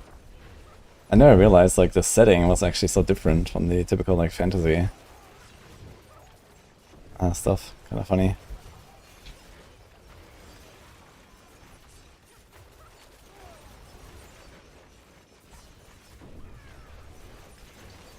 What makes it better than the others?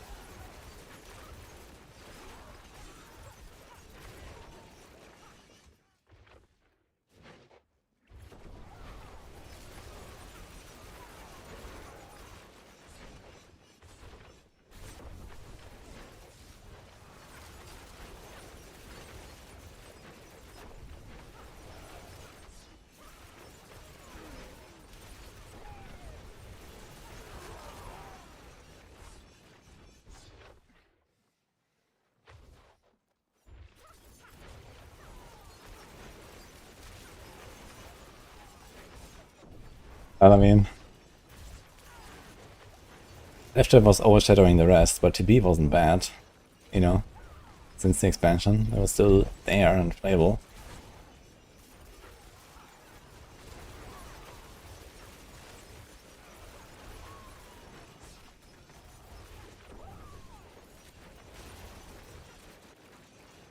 Hello, J. Lowray. It is. How about you?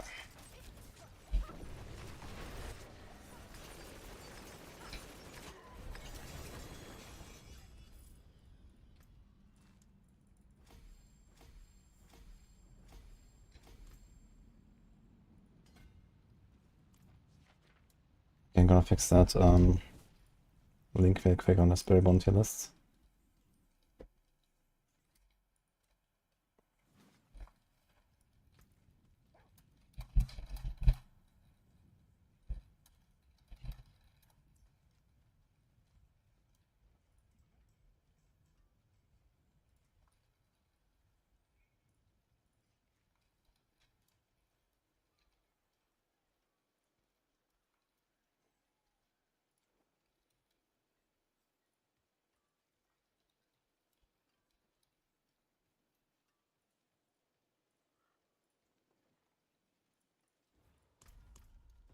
There. I fixed the link. Thank you, open world lover. I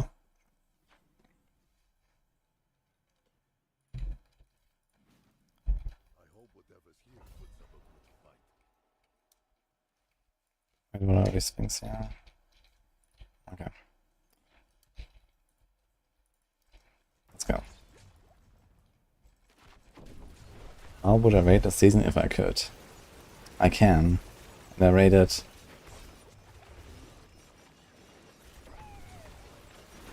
7.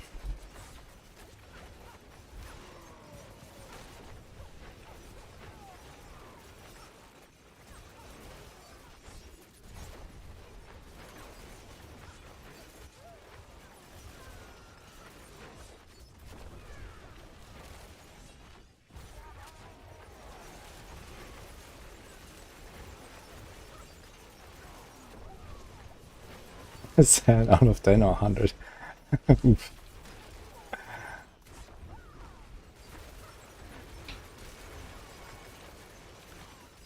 How's the pensioner build performing? It's insane. You'll see it later. We are going for it soon.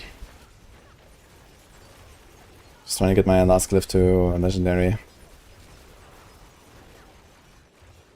Why 7? Well, lots of cool builds.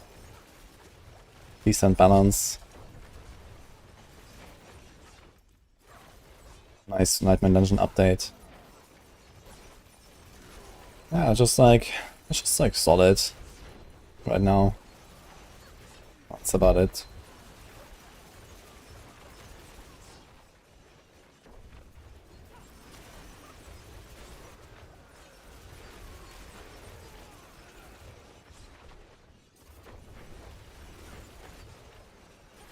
If a death trap build and it feels clunky. What makes it feel clunky?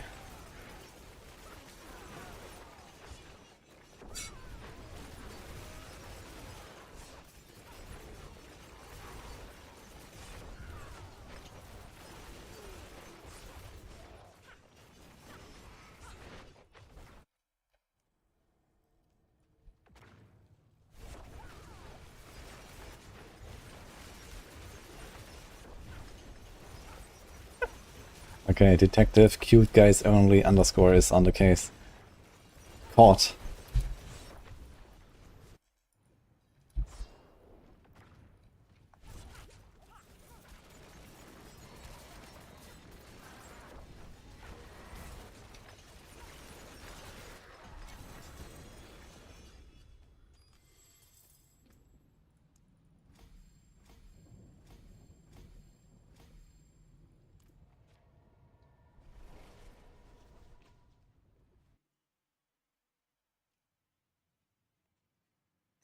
Usually I finish an Nonsense, yes, because you get new sigils at the end.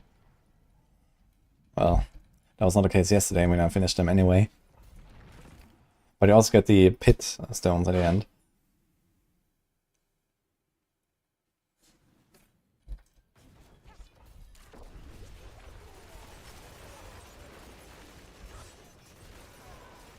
Because I have 5 points in TB. Oops. I just realized I don't think I actually ever fixed my skill tree properly. So look into some things there. Do I have weapon mastery? 7 points for free, guys.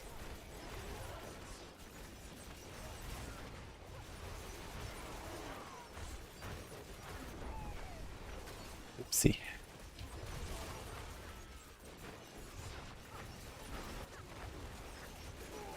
Yes, pardon.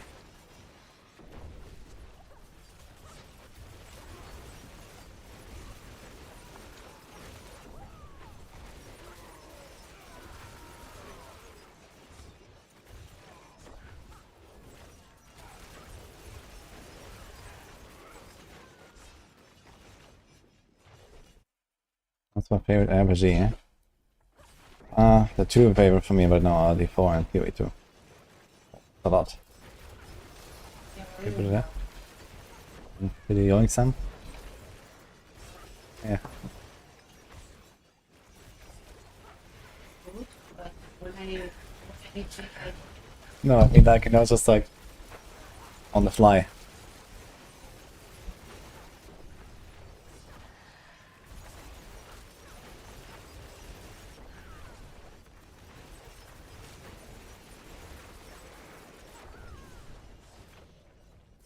You need blasting to 100. Yeah, I doubt she's doing it 100. She's at 98, so 100 is far, far away. Unless you like do rotas or some shit.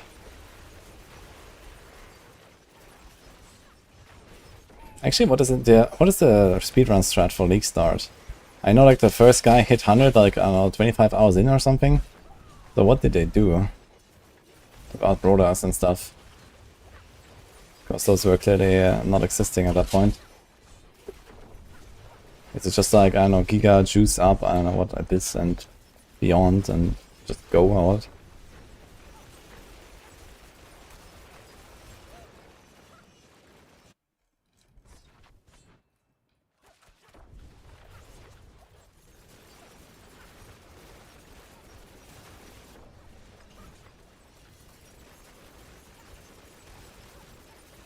Cloud? Sometimes I feel like this is so little damage, and the other time they exploded. Did I like, not proc my close quarters or something properly? What? Ugh, we have to do one more run.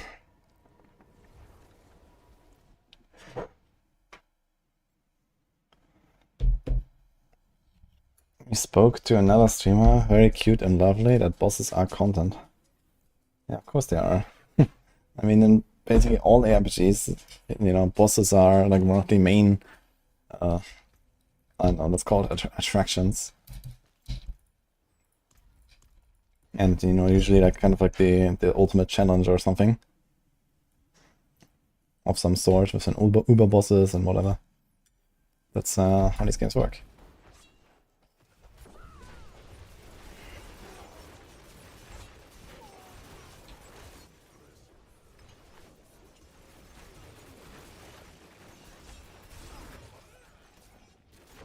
Mage Mark builds. Right, matchup. He even used the command.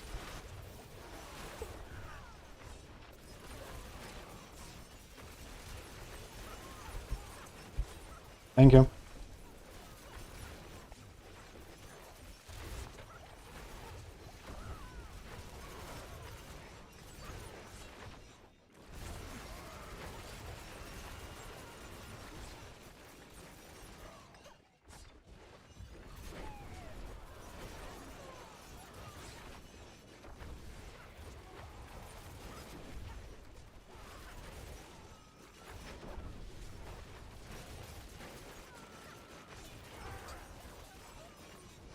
I think Blizzard is very well aware that a lot of people think that Diablo 4 is not good.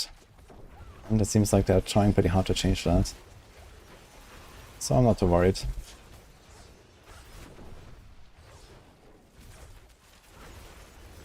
Heartseeker is good, yes.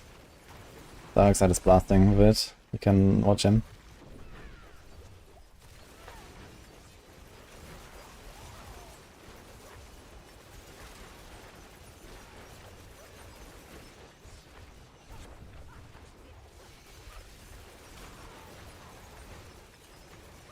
For the campfire chat. I mean, to be fair, the campfire chat presentations are really bad most of the time. I agree with that. They're long and boring most of the time. And could be... They could just present it better, basically. That would already help a lot.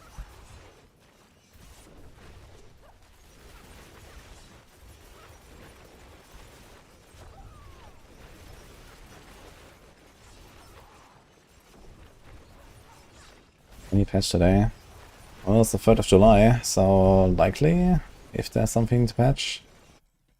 But otherwise, I guess next week.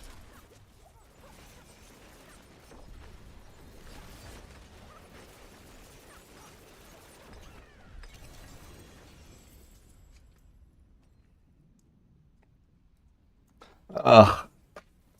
I don't have the emerald fragments. Okay. Let's get another level, something else, I guess. Yo, all level ups.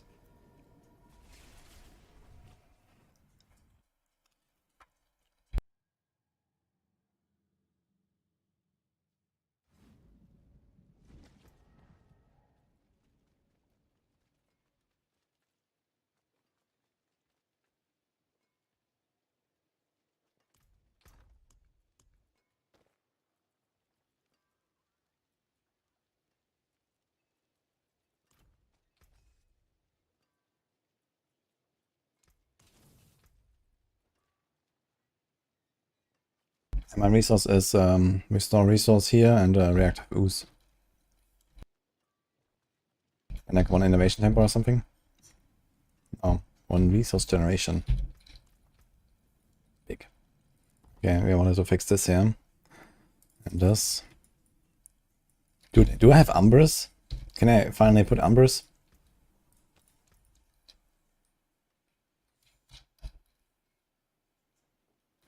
Unbelievable. My magics await your return. Okay, climb B.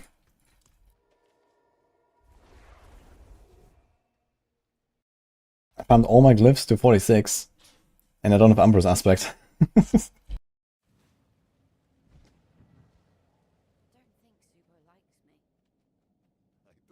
Happy birthday, Bell.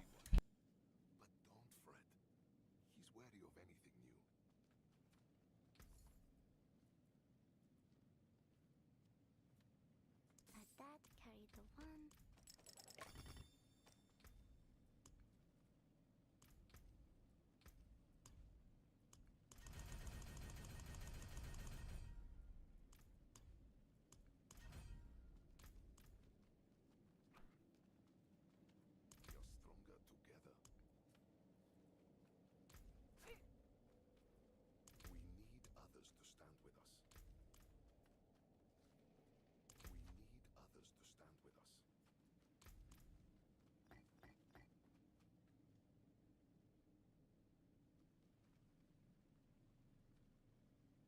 Missing dates in S tier on max roll. Is it? Last time I saw it was like middle of A or so. And that's where it still is. Actually, more like top of A.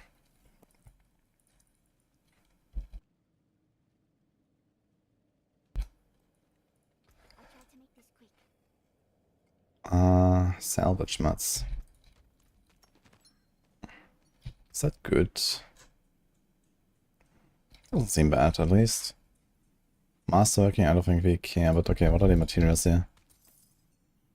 Obols, yeah, okay. We're not doing that. Resource aspects. Resource aspects could have rings.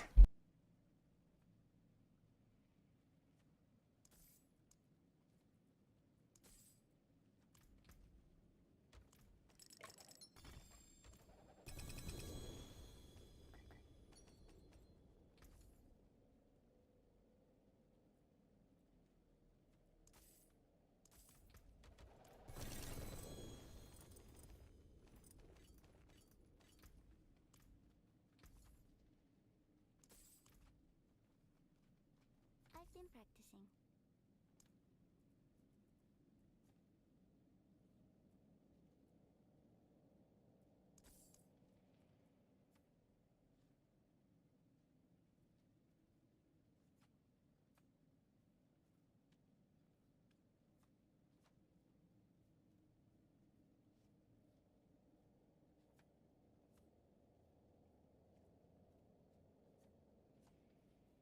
Thank you.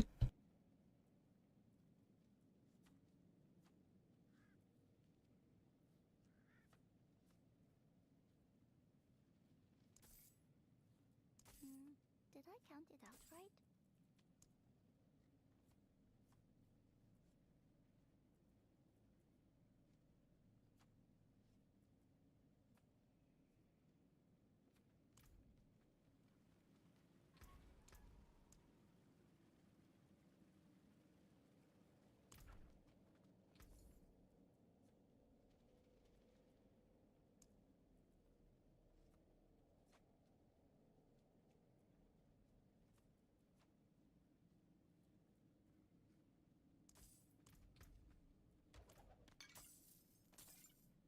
Dude, that seems terrible. The boss material thing. I like seeing what Papa's friends collect. Oh, glad that's done.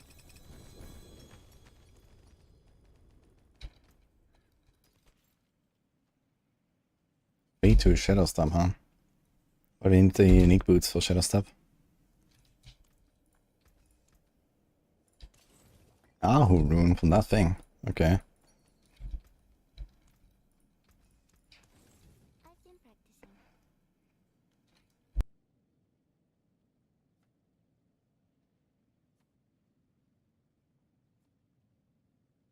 I did not try any T4 bosses yet. We're gonna do some T3. And this character is like 3 hours older, so I'm not gonna go T4 bosses right now.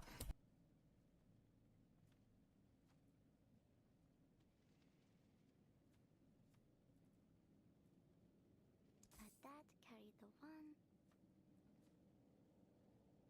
Wait a minute, what? Look.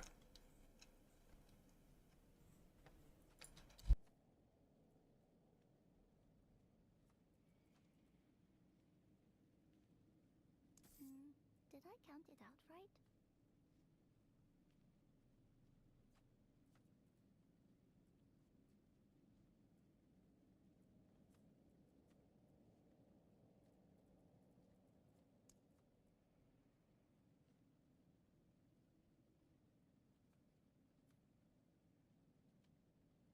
I think we want that. I'm gonna buy it.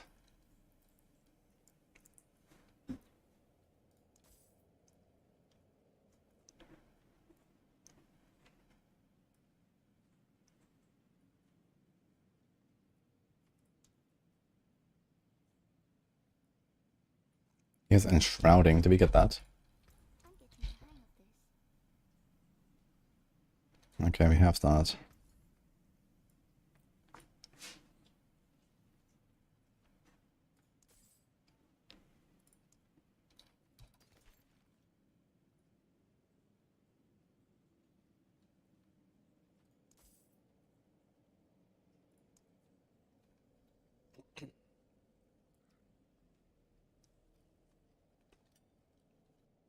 Oh, oops.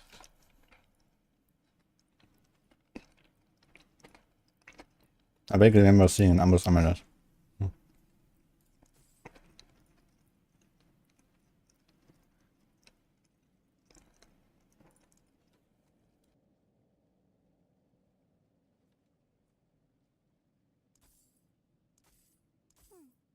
like seeing what Papa's friends collect.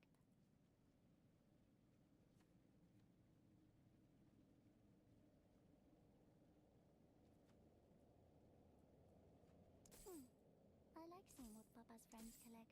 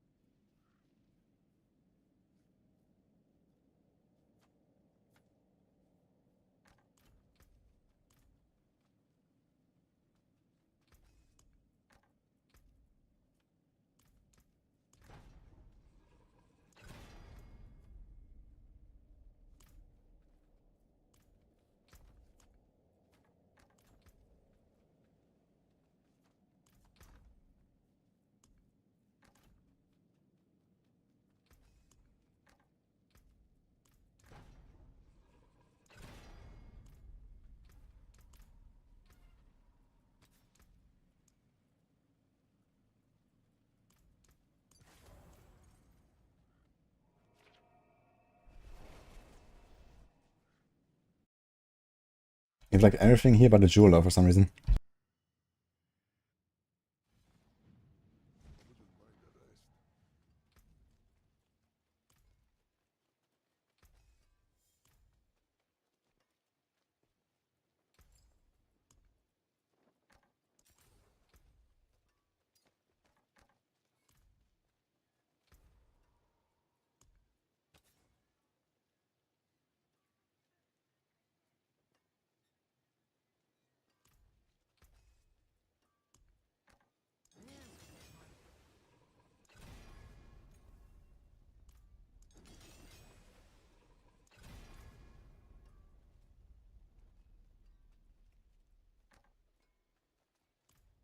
See some steel you need?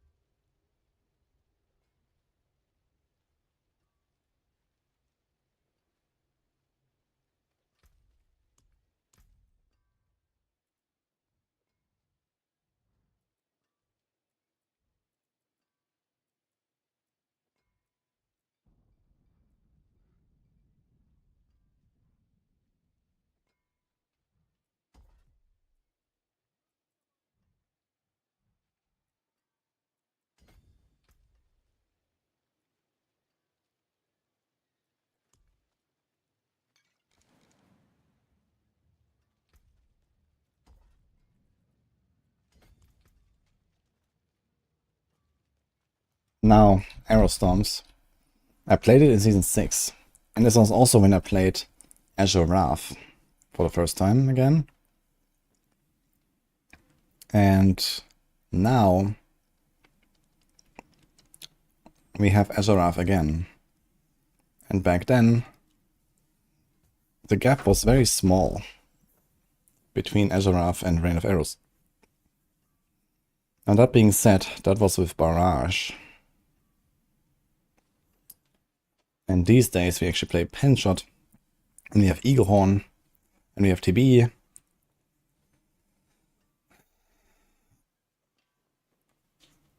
Now the gap between Barrage and Penshot currently is probably kind of comparable, maybe better for Barrage on single target. But I'm not sure about that with Eaglehorn now. But AoE is way better on Penshot. And I think there's probably at least like a 5 to 10 pit tier gap between Barrage and Penshot. And then there's maybe like a 5 tier gap from there to Rain of Arrows. So something like that. So whatever Penshot can do, minus 15 maybe, is Arrow Storms.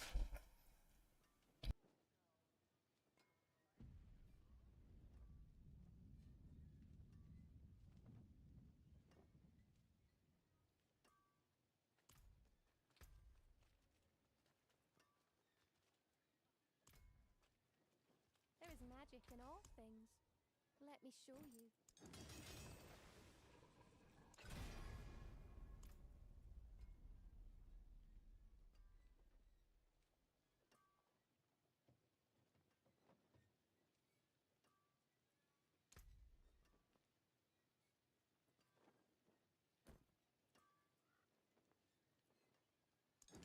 Solid decks here.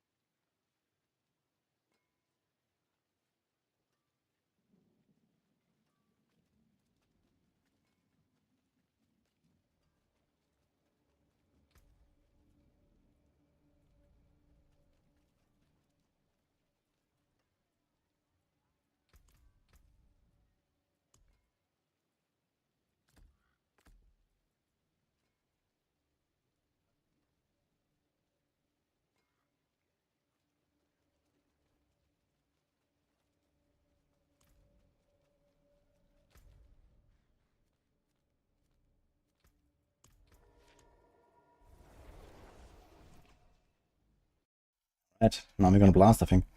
And it's soon time for the boss. I'm gonna just Acrest, turn in. Let me see.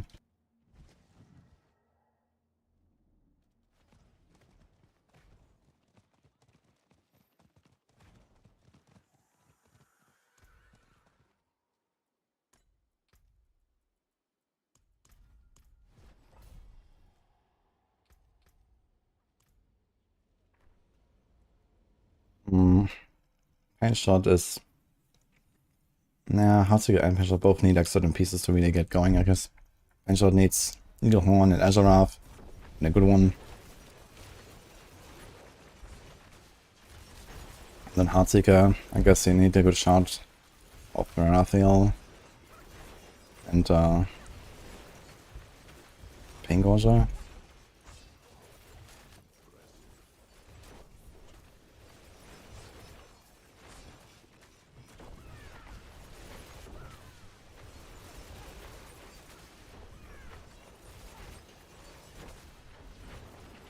I mean, above the basic skills. I probably played it from pretty early on, it's gonna be fine.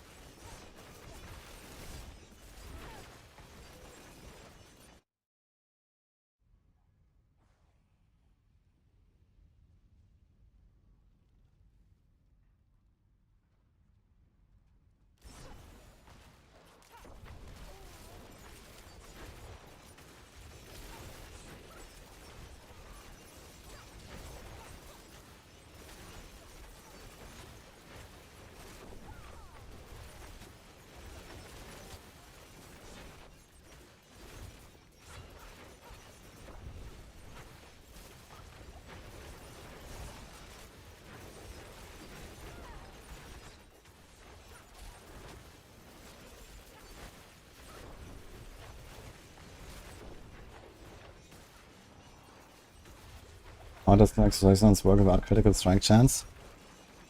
You always have a bit of baseline critical strike chance. And you hit very often on most of the Spiritborn builds, so you just need to get some hit sometimes, and that's it. You know, like, if you get like 1 crit per second or something like that, it's fine. Maybe a little bit of extra crit doesn't hurt. It's actually something I wanted to experiment with, maybe putting like 1 crit roll or something like that on a glove. But it's not really a huge deal, I think. But I do wonder if it could mean a little bit more DPS than, let's say, a dex roll or something. Because you have, you know, less of the dot that's just like, you know, dots out, basically. Basically, you know, versus getting exploded by Noxious Resonance, and the Noxious Resonance is really the big damage. So it might be worth to have like a tiny bit of crit.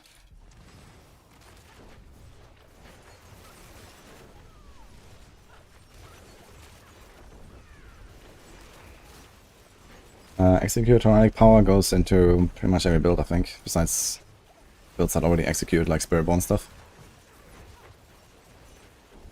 At least when it comes to like higher tier pushing and stuff, that is really strong.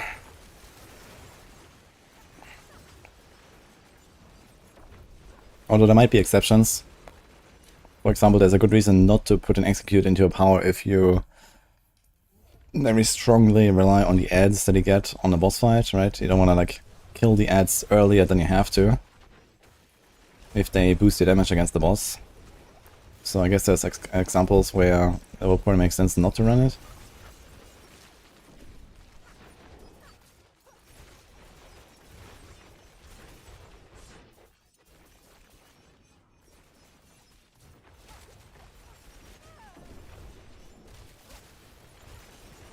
Dungeons and level 50 strongholds, normal.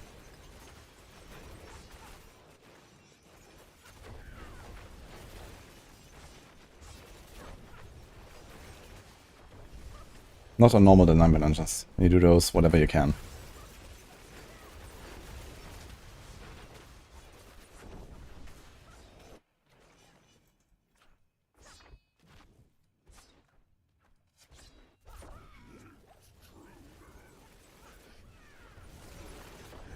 I wonder how tanky this guy is versus like a lair boss.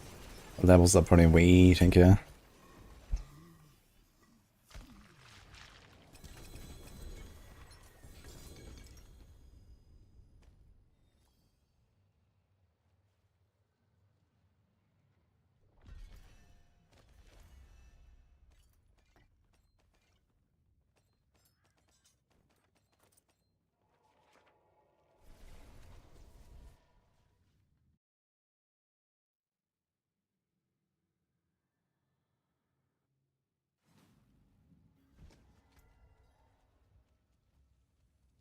It is done.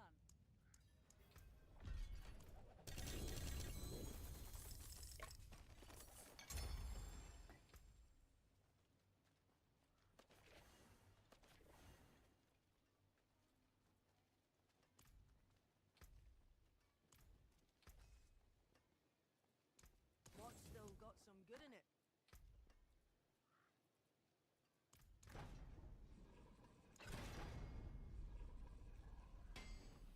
Nice. That was just the right timing for this drop, actually.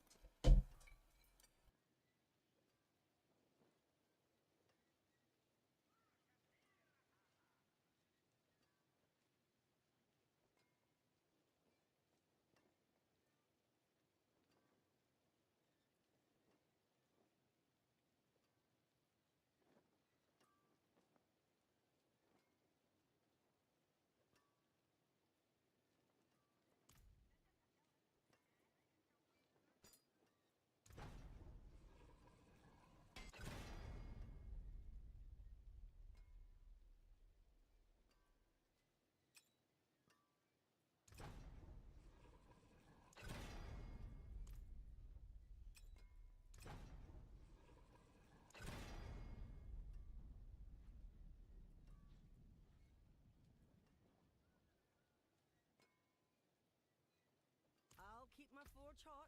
Return soon.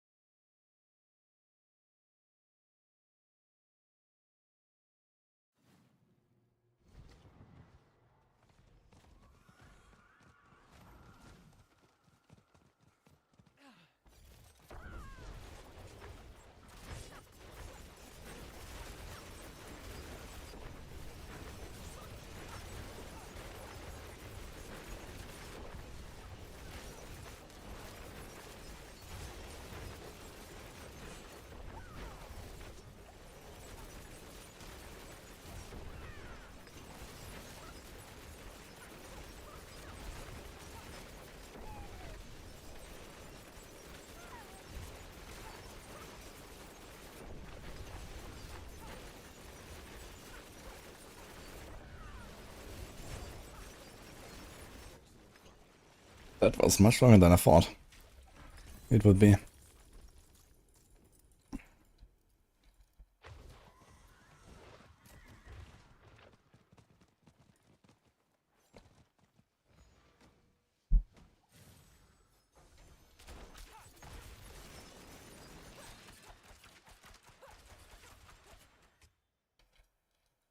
Top 3 builds right now.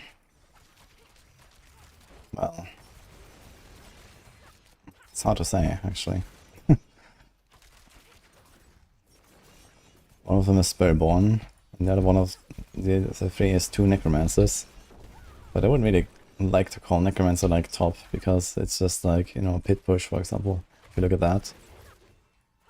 These builds are very different from what you normally play. In some cases. Or it's just like not very well suited for anything outside of that.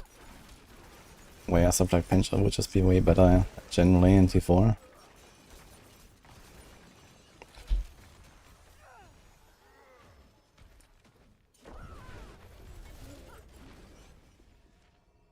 Barb. I won actually, Zar. I killed the boss in the PvP zone. I extracted. No one can stop me. Uh-huh.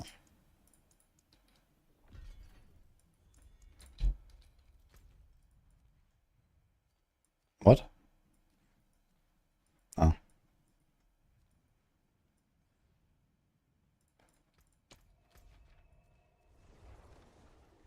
I thought I had gone to the other PvP zone for some reason.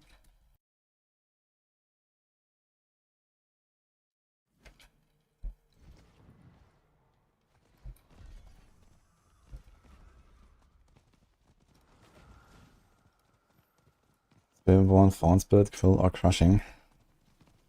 They're pretty similar. Crushing Ant has the advantage, it's like tankier.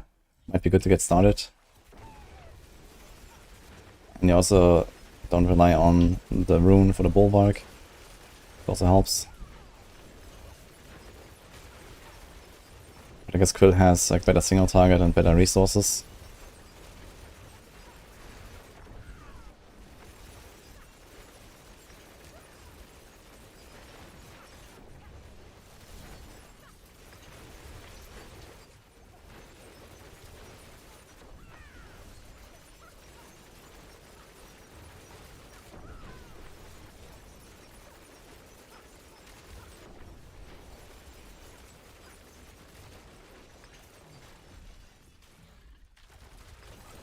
Boy, this guy is tanky.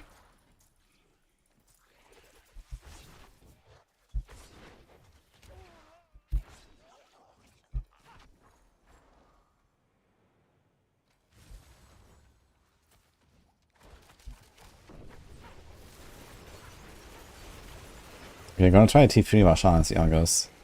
And you can compare this to this guy.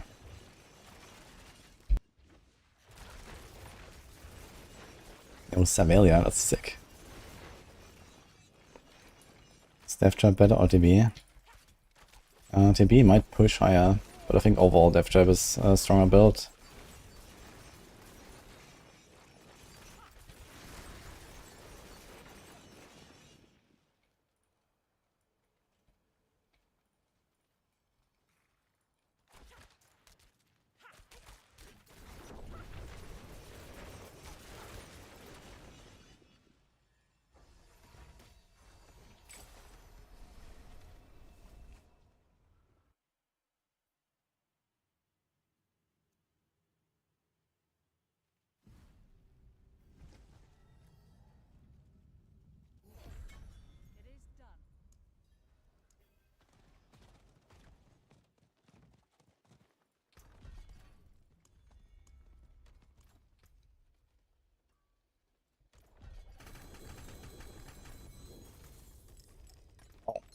Wait. It's just Radiance. I got a bunch of these now.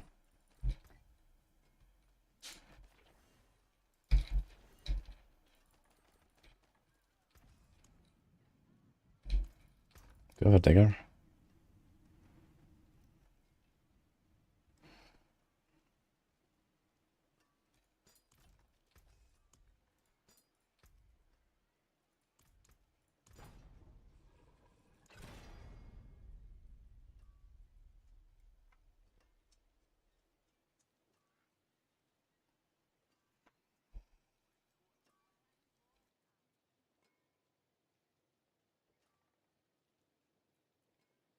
Actually, I realize I have the poison proc here, and I should probably keep that.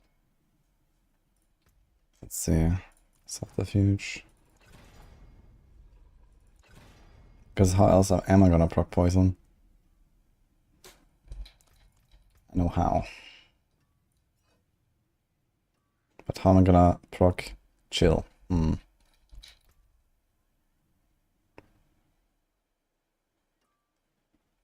think we're supposed to have Penitent Greaves, yeah. We're not running those right now.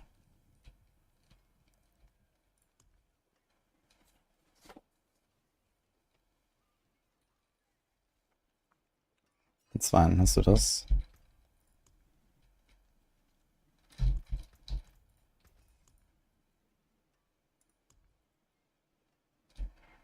Magic is neither. Now I need to roll the restore. How may I help you?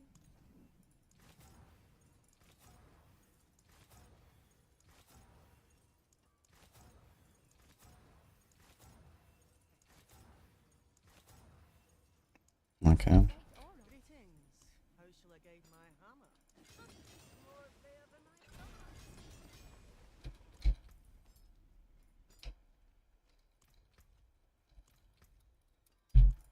I forge more than horseshoes and nails, with what's still got some good in it.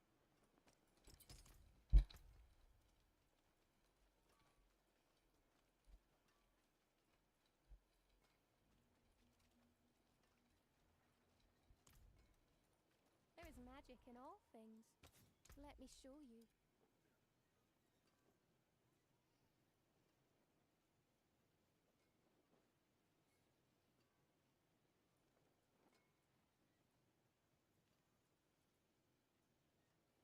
Fuck, I didn't actually favorite what I wanted here, so... What did I have?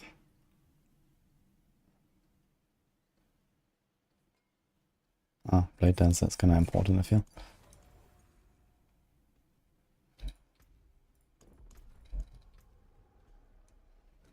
Okay, T3 Vashan, we have Dark Shrouds.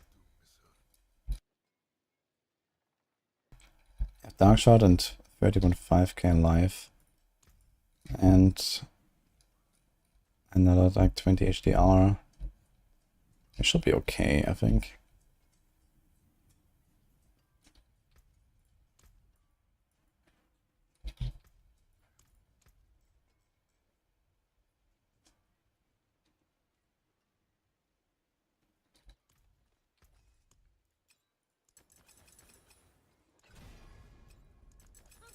More there than I thought.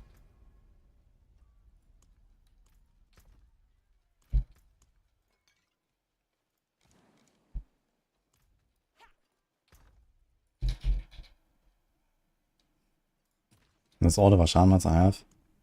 Oh fuck, it's only 4 kills.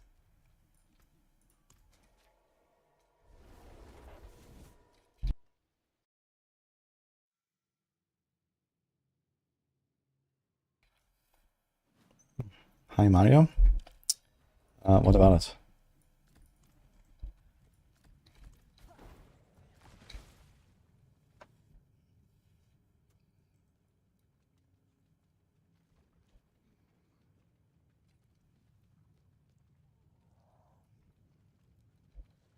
You should read what the Iris does, Colossius.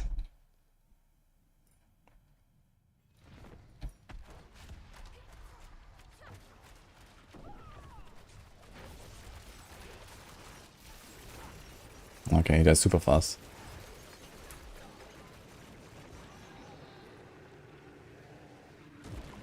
Ah, they fixed his death animation.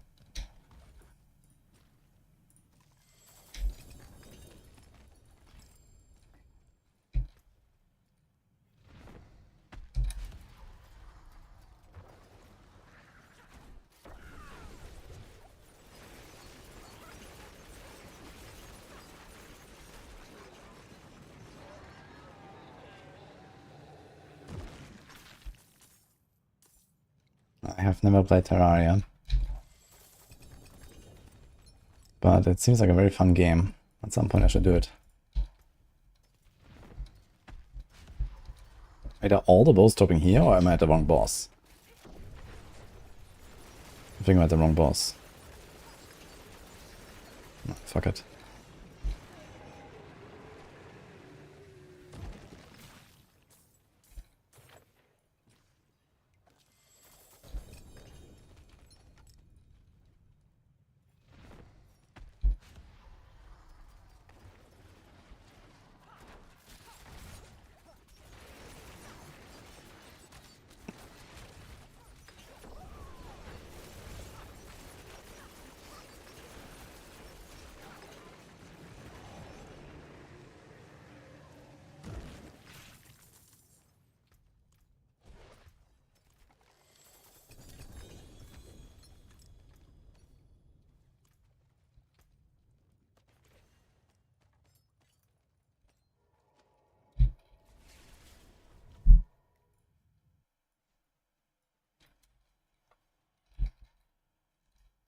Beast in the eyes. Okay. I don't think I have much of that.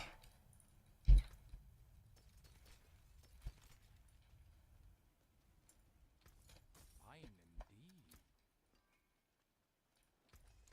The hammer sings on your return.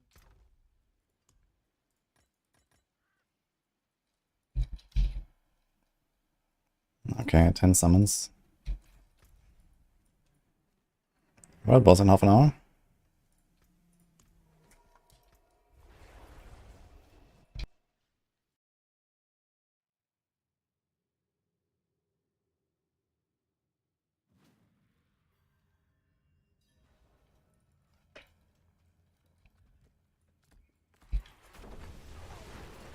Actually, we don't have to do this here. We can just get Umbers.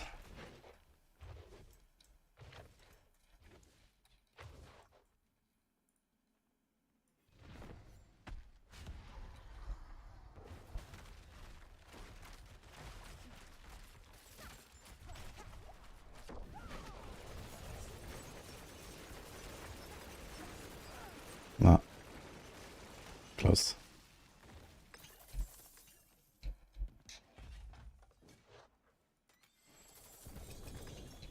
Low.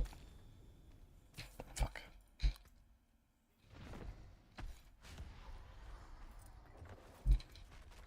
Oh. God damn it.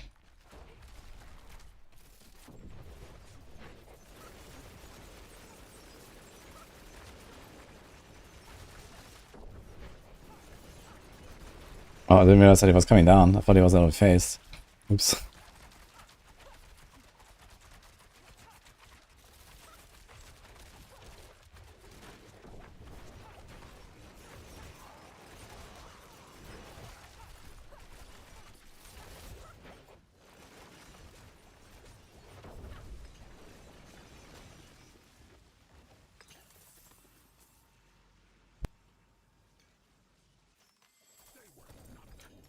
Did you truly think all of this would be that easy?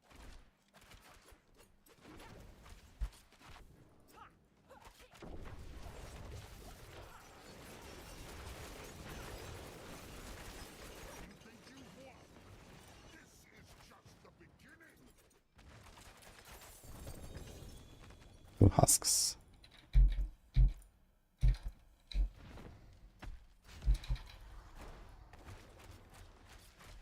Yeah, we're going for Eaglehorn right now.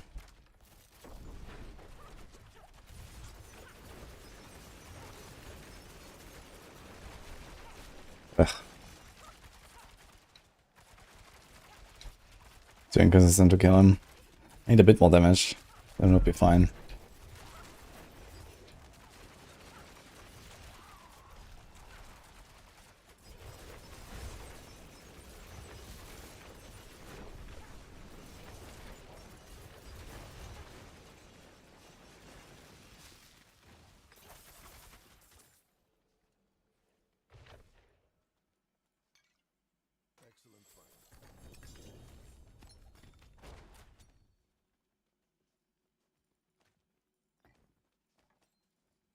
can probably ask Macro, Dictator Rabbit, but I suppose there's a reason.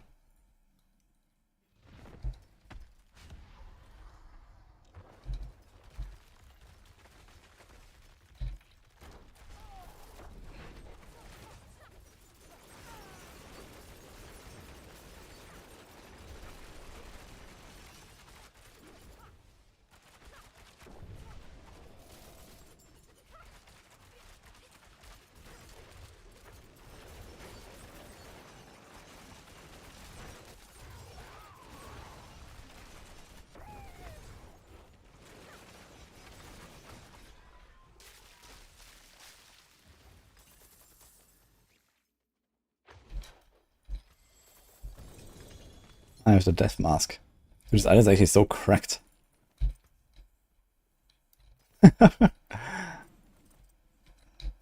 Yeah. You get something like this early on a Flurry Man, it's so much damage, it's insane.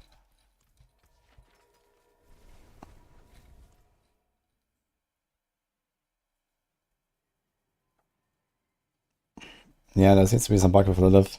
Apparently it's a thing in party, yeah. Maybe solo is better. Flurry looks fun and dangerous. Nah, it's not that bad actually. You don't actually go to low life with Flurry. You have second wind up all the time, and you never really lose life. And the only way to proc this helm actually is to use Quack's Rune, and every few seconds you go down to 0 energy, you spend 8% life, and then you fill up anyway. So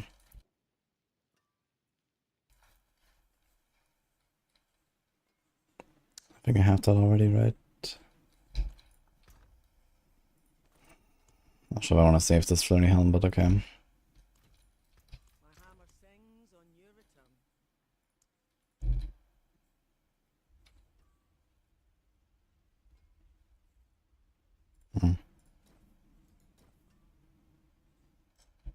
I forge more than horseshoes and nails. What do you need? Hello. Well, hello. Oh, not a bad pull, that.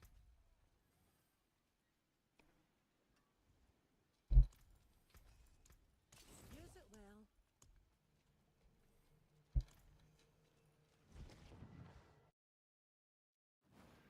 I'm not sure I will try Flurry, but we'll see.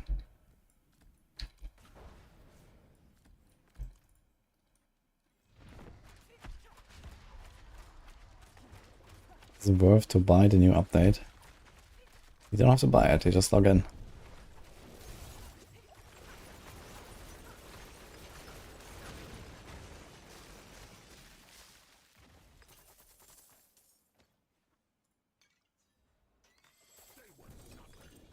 Did you truly think all of this would be that easy?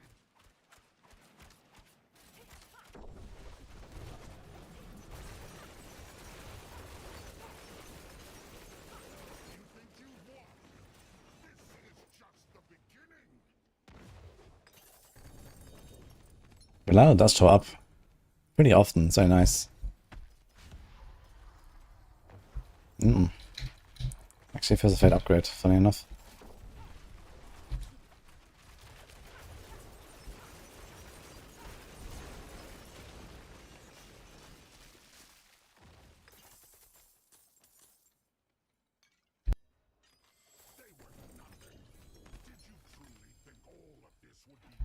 Yeah, Flurry is actually like okay palatable, I think. I think it's like a decent build.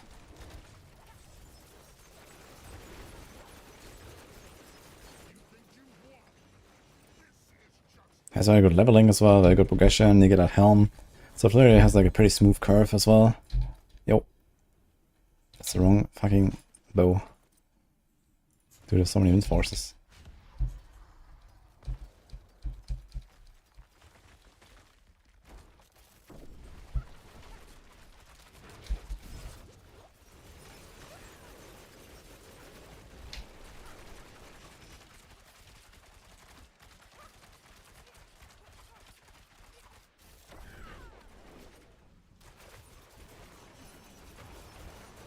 You hit the rate breakpoint. Did you also calculate it properly? Or did you just add your numbers together?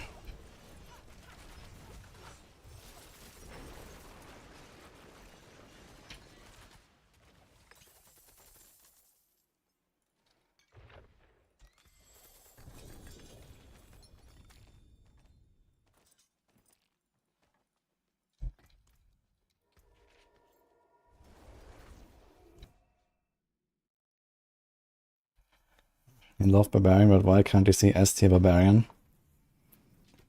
Well, because there's a difference between what you would like to see and what is reality. That's it.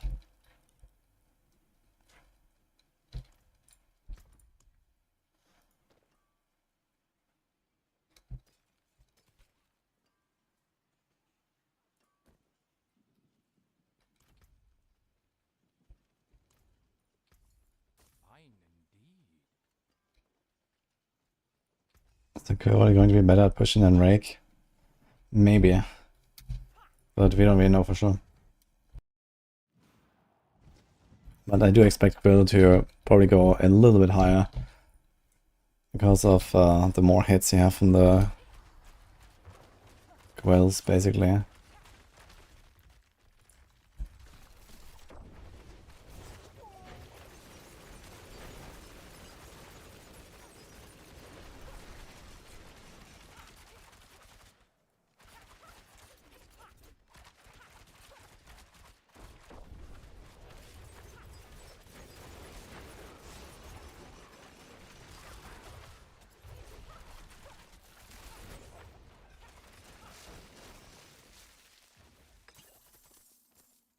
The item can drop anywhere, so Danny.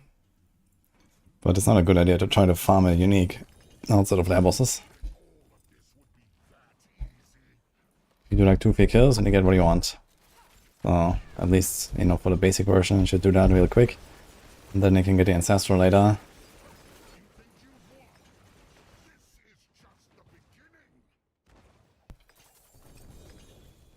You don't really need like an Ancestral version of Balazar Pants that badly anyway.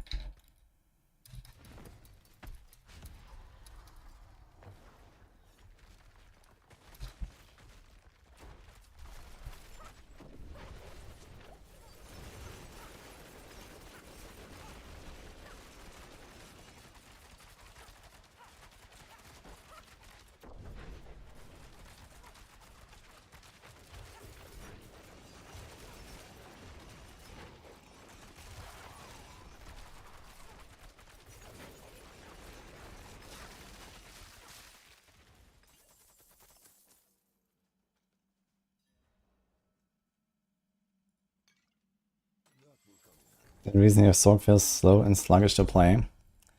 Yes, that's because of your build. There's Hydra.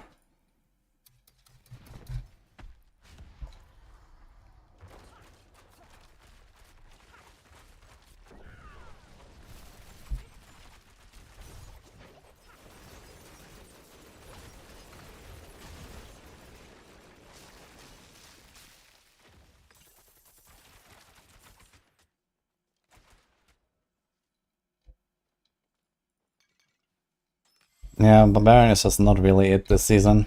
Yo. Wrong Jada. I really wouldn't mind having a Doombringer, to be honest, for their bosses on T4. It's gonna be pretty comfy.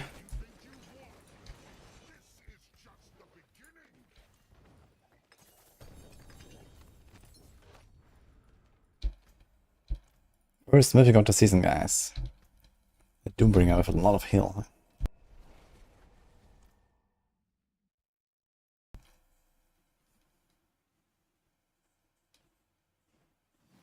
You killed 10 times Druid, only 1 time Belial spawned. I'm not sure what's the spawn rate actually. I think last season it was like maybe 5% and then went to 9% with the season blessing. Or so. Do I have an Eaglehorn at all? I actually don't have one, what the fuck?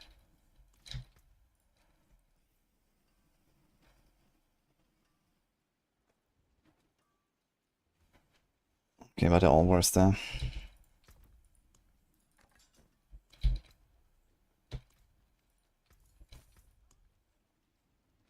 That was all my beasts. Fuck. Can do Belial? T3 Belial?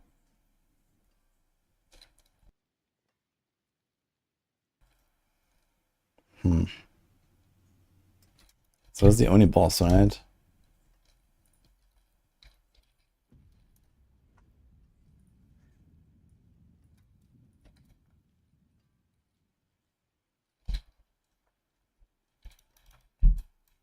Okay.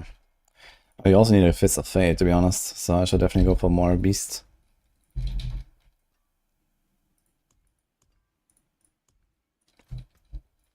Maybe I'll try the Belial kill. Let's put some stuff in the stash. Don't want to hurt that, and this.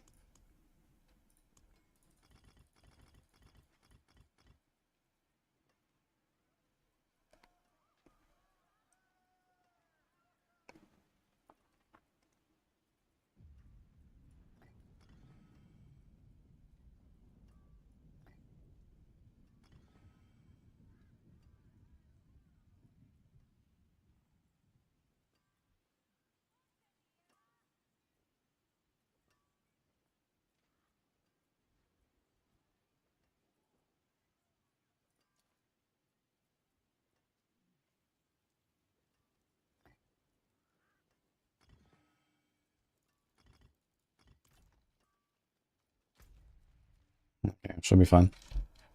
Maybe a bit overkill defense.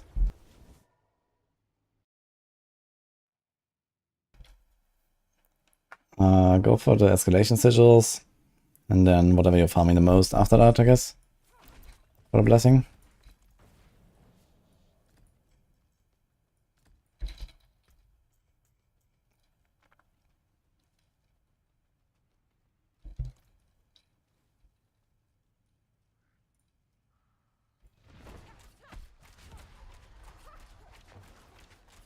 What is reality?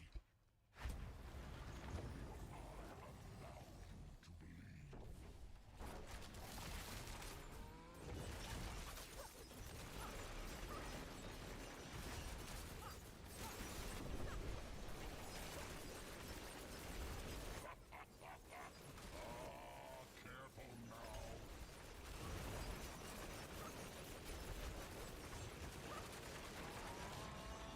now. You can just like, it's actually kind of funny, this build. I can actually snipe him when I can't reach him, and I do okay damage. I kind of like that, actually.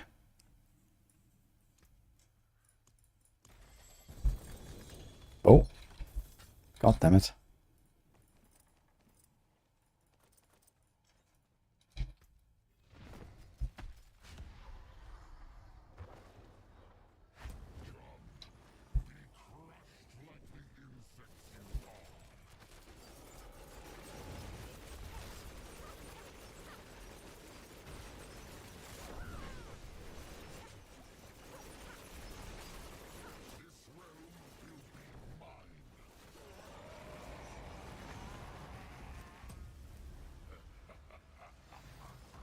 You find tempers just by playing the video game.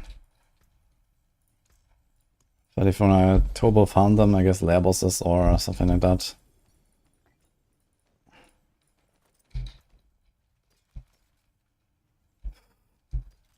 Always win force.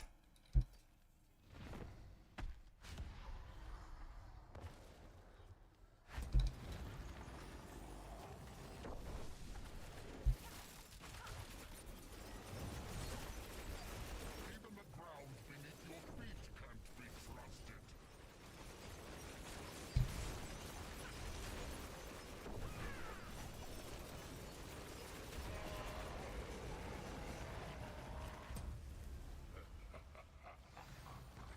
That's the idea. Yeah, usually at the end of like a run or something. 9 dimensions as well, like it. I mean, Supermanuals, they come really fast. This character has like a few hours. And in Torment 4 and I have almost everything. It's an ancestral one, but not what you're looking for. It looks funny. 8.7, 8.7, 8.7. What the hell?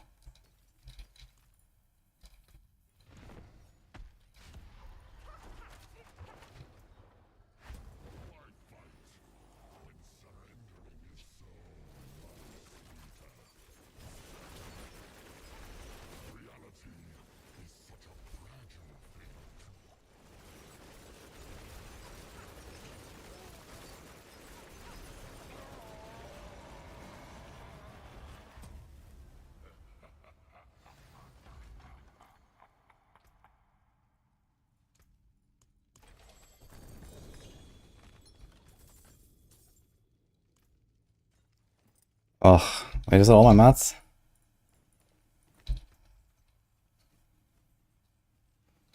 Wait, do I have more?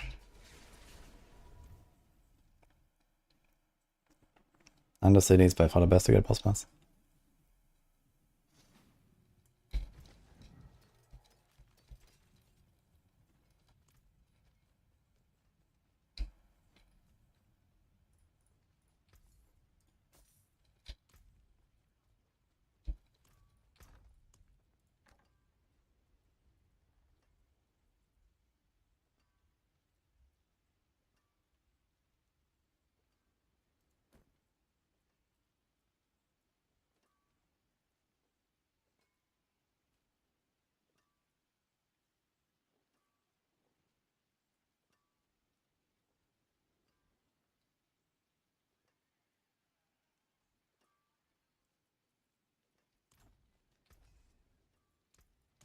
What's left, you ask?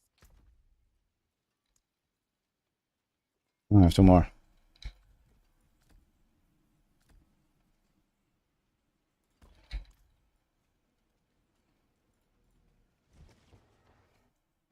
I made a video on this, Solomon, yes. And there's a planner in the description.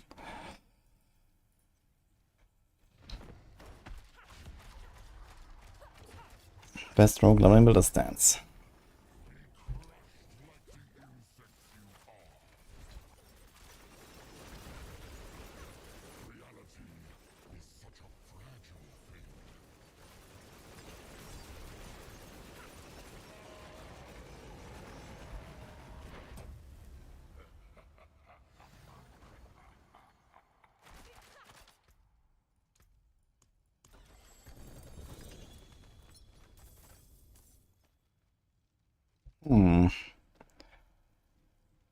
Stonks.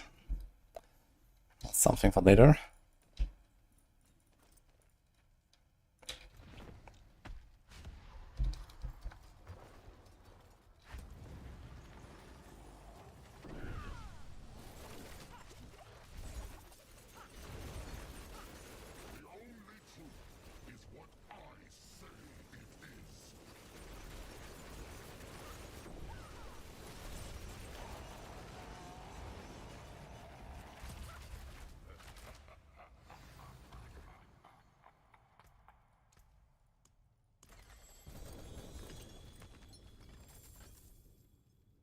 Okay.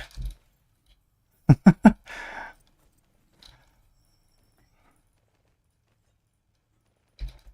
the hell, man?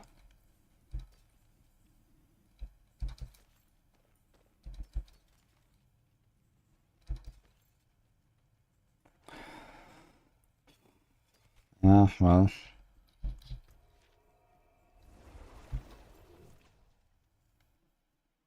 We're gonna save the tacits. They have a lot of auras. You can just slap them on anything and go into Torment 4.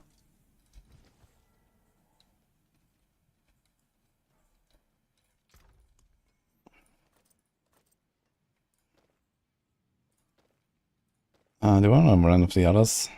This is 270, yeah.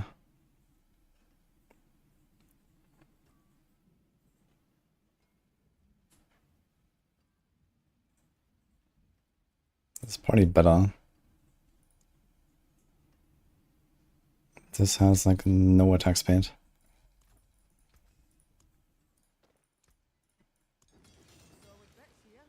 Oh god.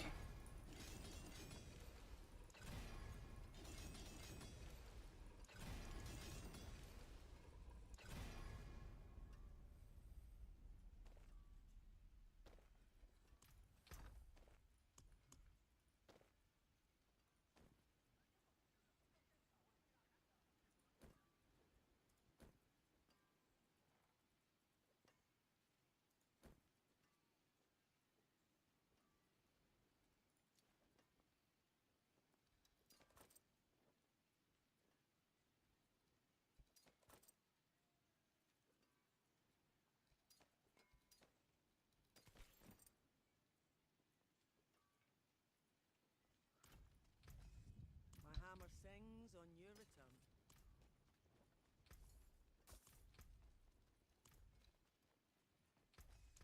What's still got some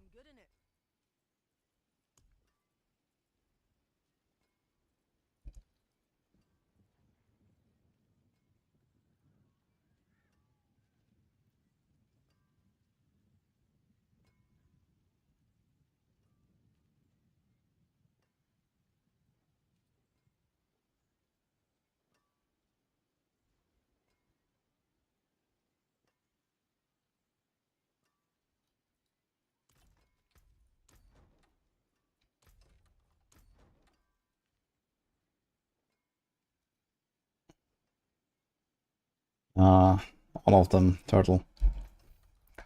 What's going on with my wardrobe? Okay.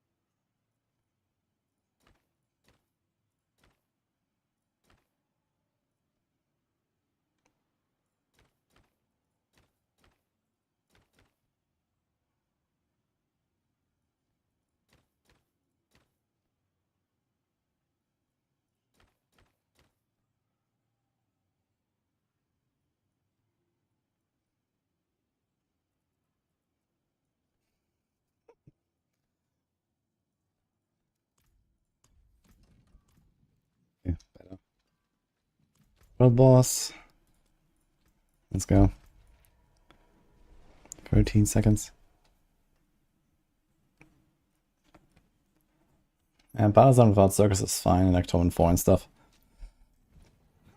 You can ignore them. But you should probably still put the circles anyway, just so you have good boss damage, even if it matters.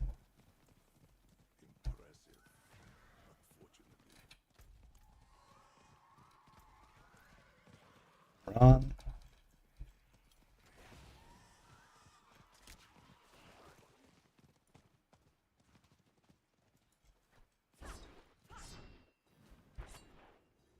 Great. I'm done. Goodbye.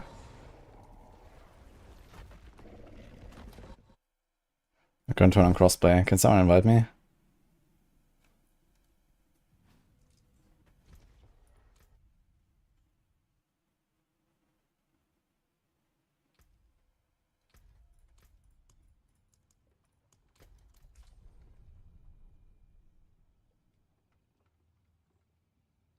Made you laugh, Ben? What do you mean exactly? I should get a Spiritborn big JX, I think. What is that area? Seared Basin.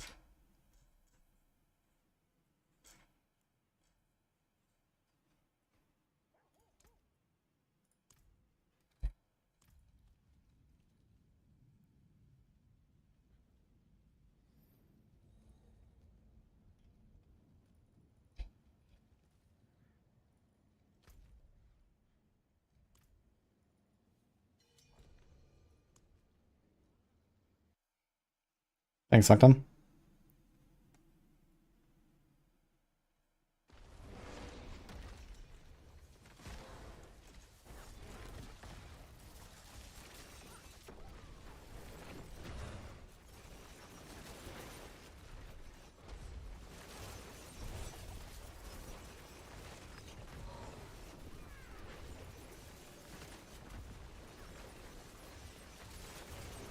Wait, did they fix the lucky hit bugs and stuff on the world bosses?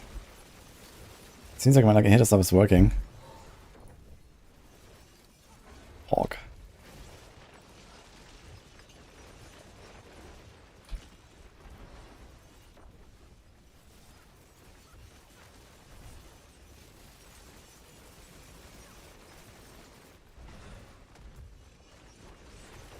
Okay, I found, like, this is the first time I actually see Eaglehorn in action.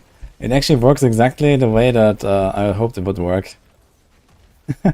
I gave them this feedback a long time ago. I was like, guys, at least make it do like a heat-seeking missile or something, so we have some boss damage.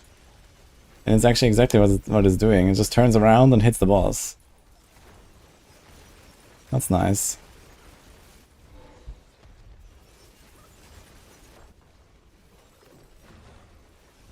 Seems like they really like changing uniques the way exactly I want them. I don't mind.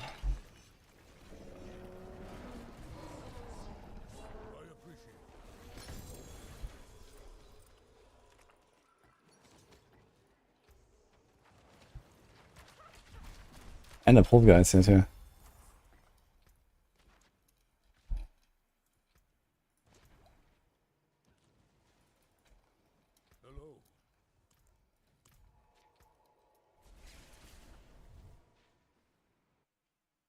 Oh, I just need snipe. Yeah, we need that snipe bow, man, as well. I hope they're gonna make it. That'll be fun.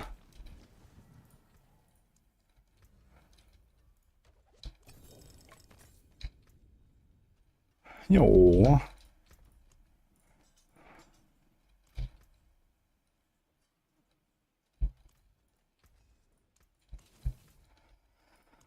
Alright, so do we just do it?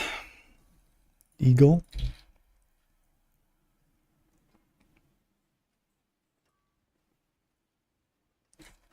And here's a funny thought, actually.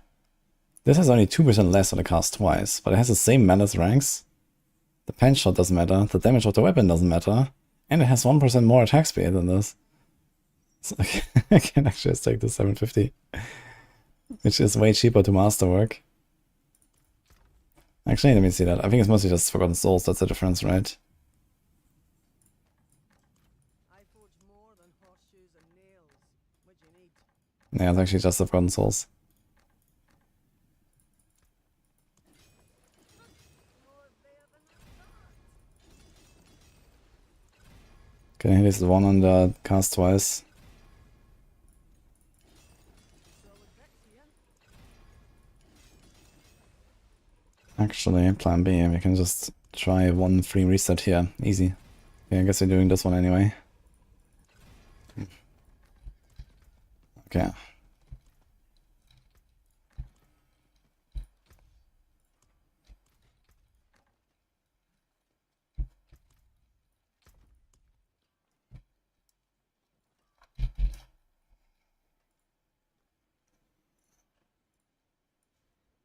I'd like to compare the single target on this Azure Wrath.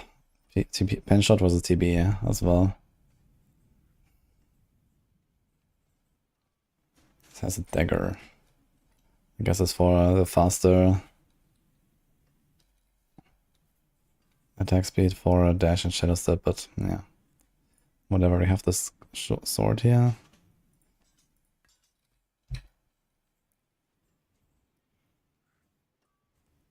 Poison damage. We put Mangler. Air, Shroud. I'm missing so much damage, dude. Like, this thing alone is like double damage. And this.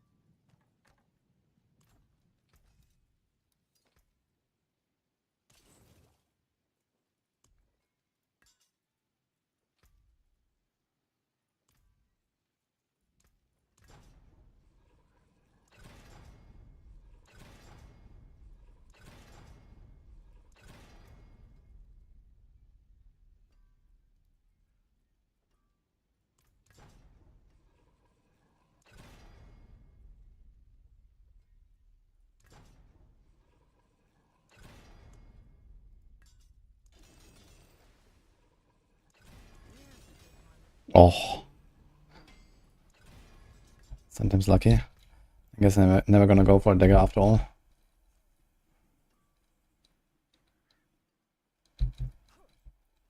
Finest jewels in sanction. Fashion this into something very well.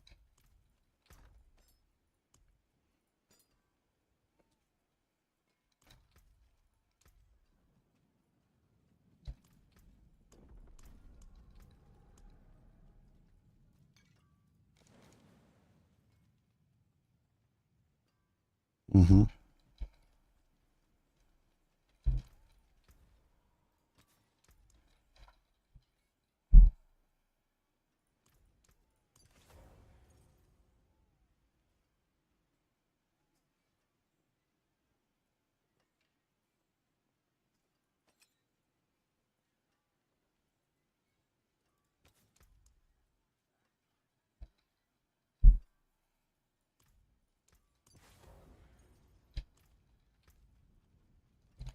Oh, that's already it.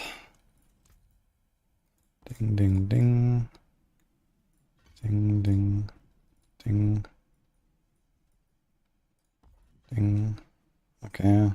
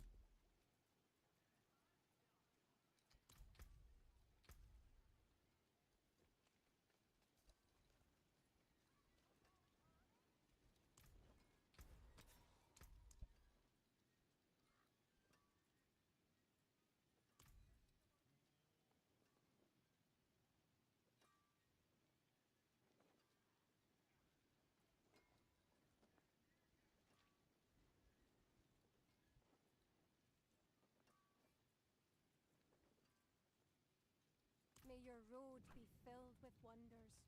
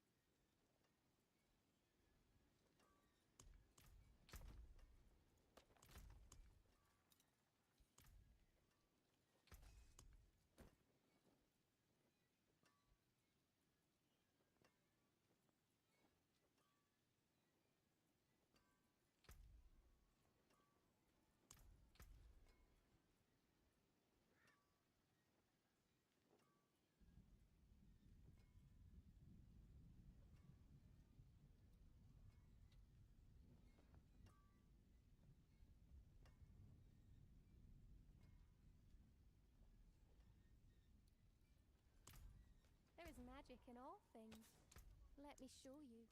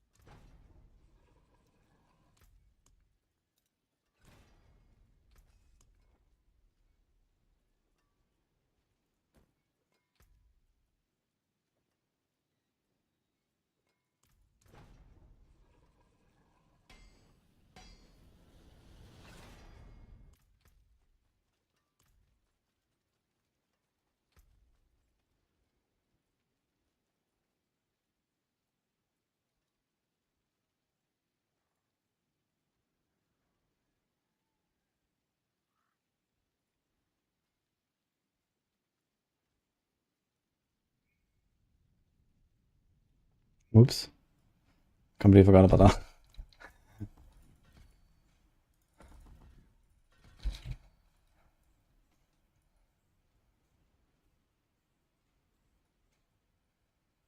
Okay, the rest is the same.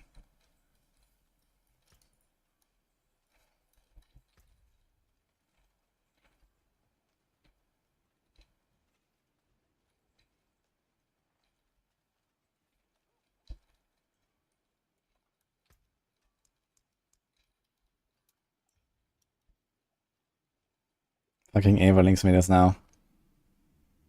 God damn it.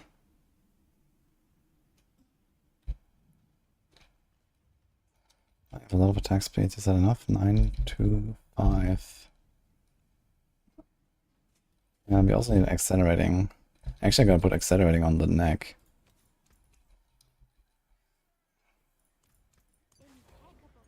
Vehement element. So this is conceded.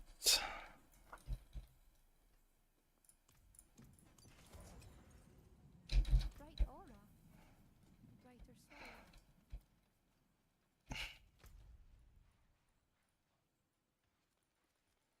Okay. Let's try it out. We also lose a lot of life, as realized. Only 10k now.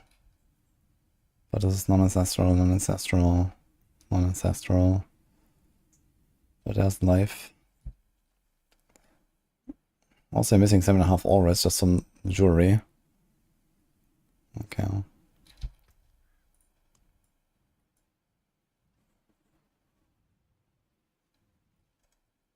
And we're getting life here soon.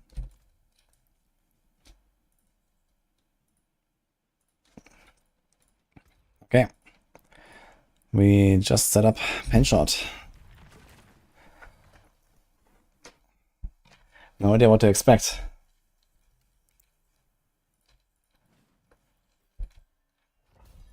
Podcast. We can do one. Maybe next weekend though. Maybe this weekend. I don't know. This weekend might be a bit early.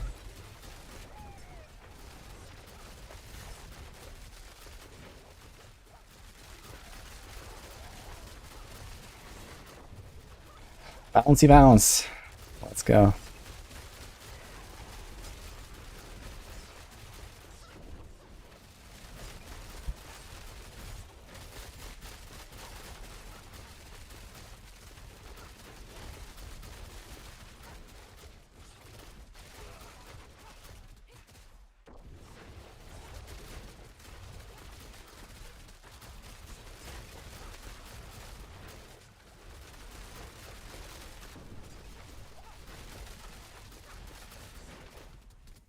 I want to see what happens if I actively aim away from the elite. Does it turn around when I hit the elite? I guess so.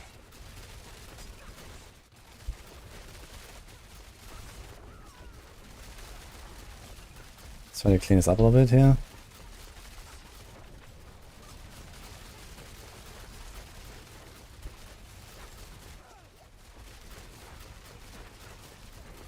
Yeah, it kind of looks like it does. Should see it on the boss actually. It's the easiest there.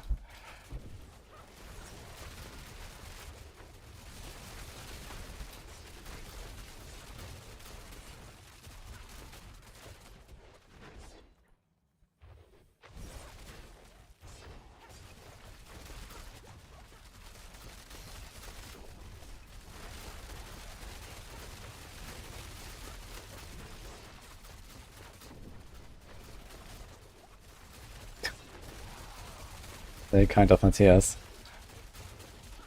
But I have no plans for softcore right now.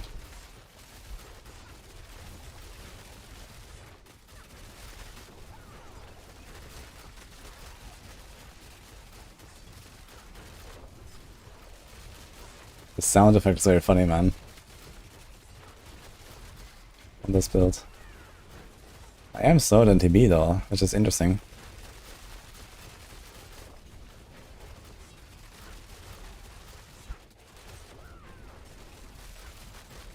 I guess I need a bit more damage so I can actually like one-shot stuff here. Need to burn the quacks or something. I think that's really the next upgrade.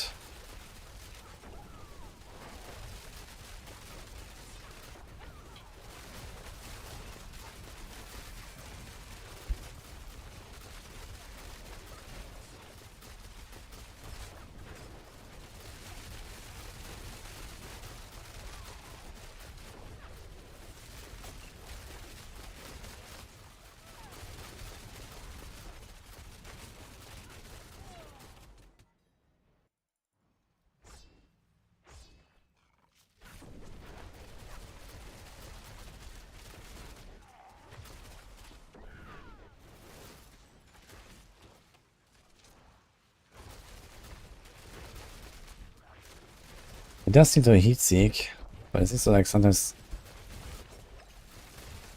it's just kind of like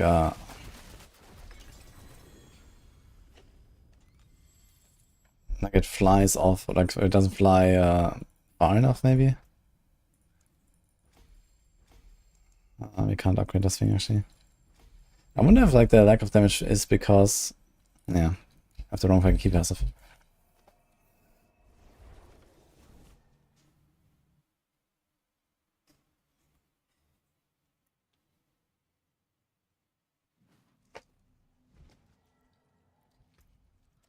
This might be a bit different from Exile, but probably not much. I wonder how consistent the Victimize is actually up on everything. Because Victimize has like this weird cooldown problem. But maybe it's not so bad now. Damage definitely seems way higher now. Dude, Ahu and Ja is something else, holy shit. Just teleport. It's like a Sorc, almost. If I had a better Fist of Fate, man.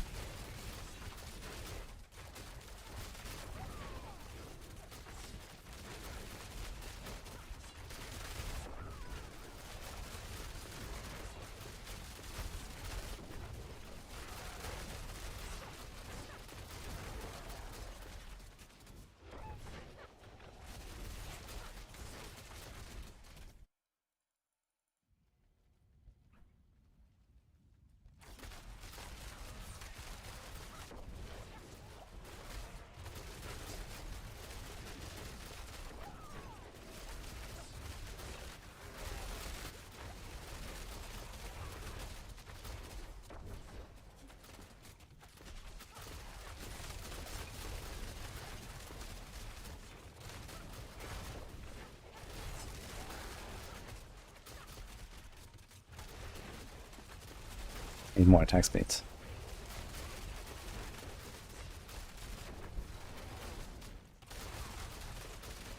Maybe only 42%.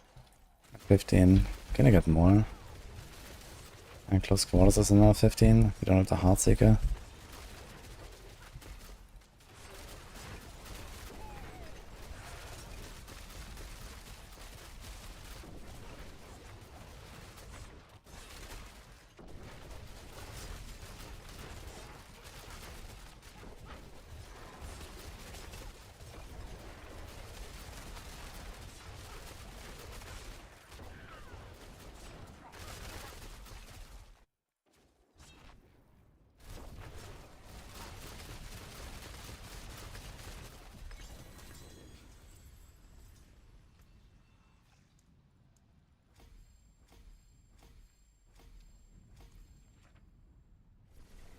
Minor close quarters.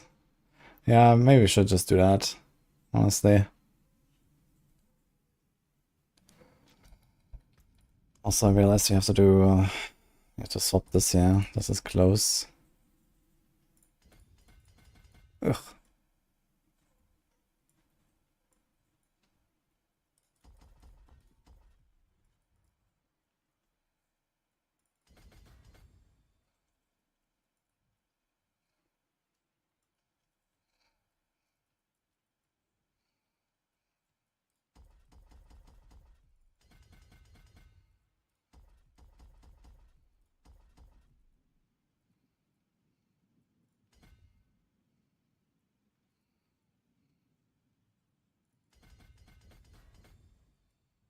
Hog, one saved.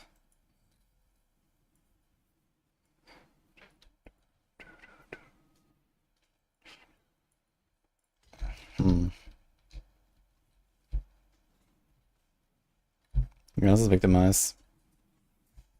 I think I should just do close quarters. But I have to put turf again.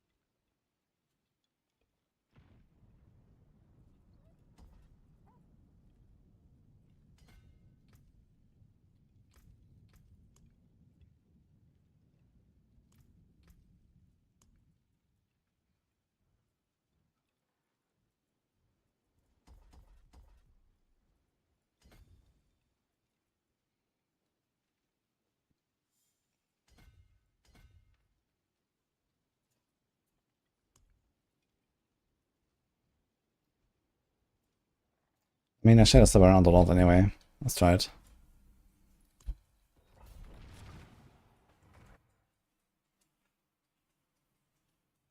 We might reroll Hydra to this. This permanent barrier. Hydra has easy permanent barrier. You have Ice Armor. And they made it work now. It was bugged on the PTR, but now it actually works when you do the Hydra cast. You can proc multiple times the Ice Armor.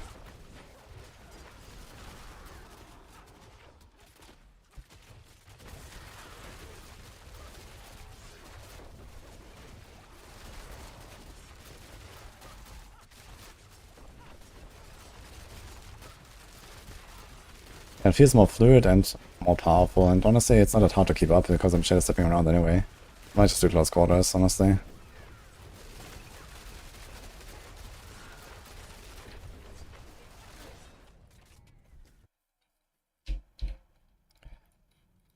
have to press more buttons for permanent barrier on Sorc. Yeah, one time Ice Armor and one time Hydra, holy. With a good Chakra, not even that.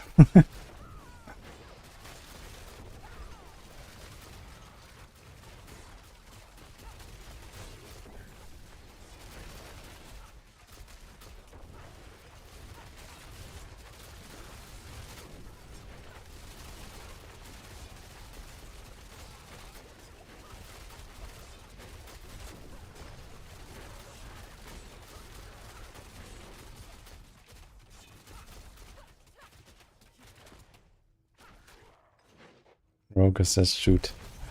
Yeah, that's true, but Rogue has a lot more buttons. You know, than like Sorc. Sorc is teleport Hydra at a very slow pace. And maybe an Inferno if you're lucky. On a good day.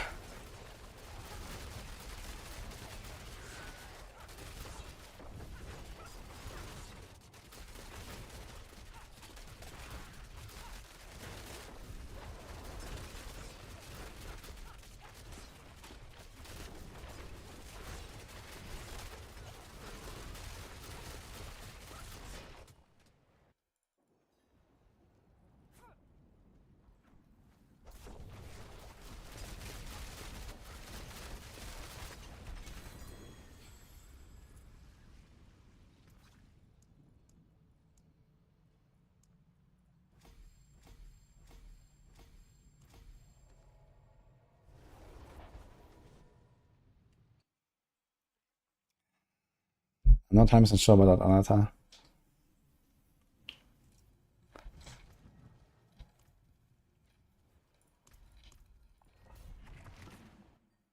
I'll guess yes.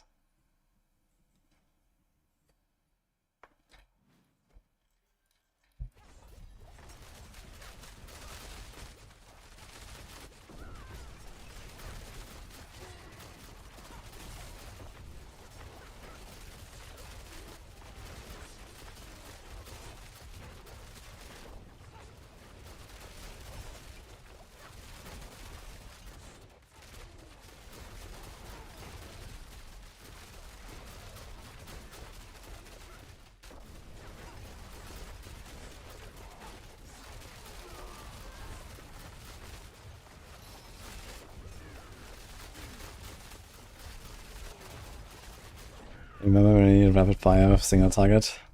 Good days. Good times. It is a fun build, but man, Penna Alpha was great.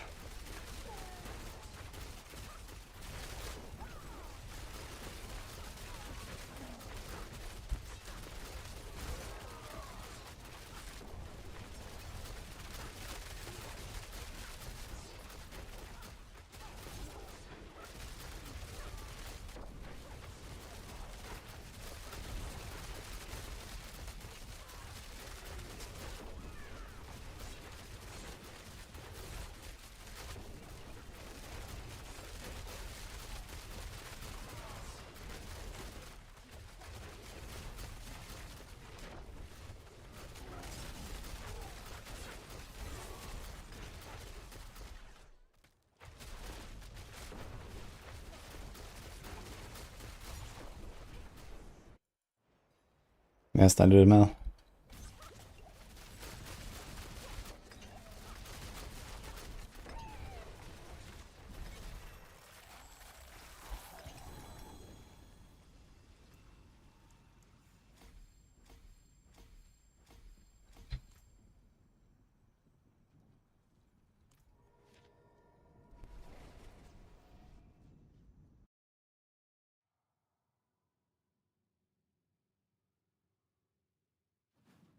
I do have 50 songs that I own that were made for me. Maybe more in the future, actually. But those are only like around 5% of my playlist. The rest is other people.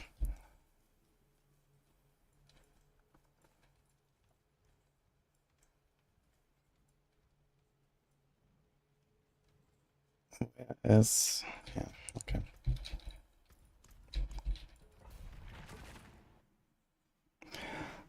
Yeah, I kind of feel like we should go close quarters no matter what.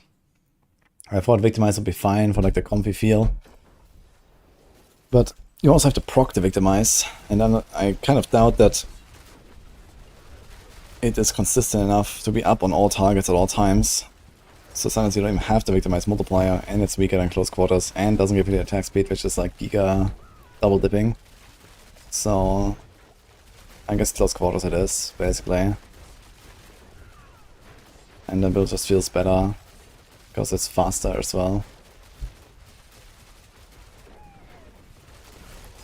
I'll update it in a planner.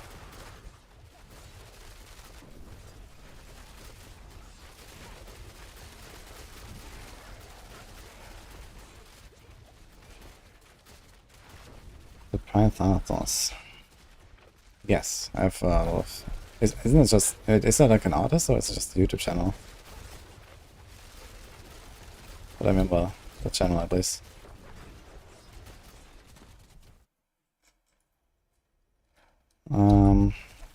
Well, pre-pit scaling change, Poison TB was estimated to be like mid-90s. So I guess you're talking about like 100, 105, 110 now, I don't know. I'm not sure how much it's changed this pit.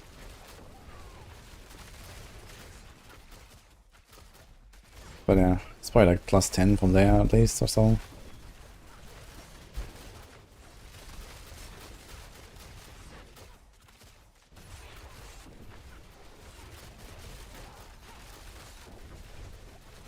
It's 79. That seems a bit rough. That's 25 tiers up from here. I mean, my gear can be much better and stuff, but 79 might be a bit tough.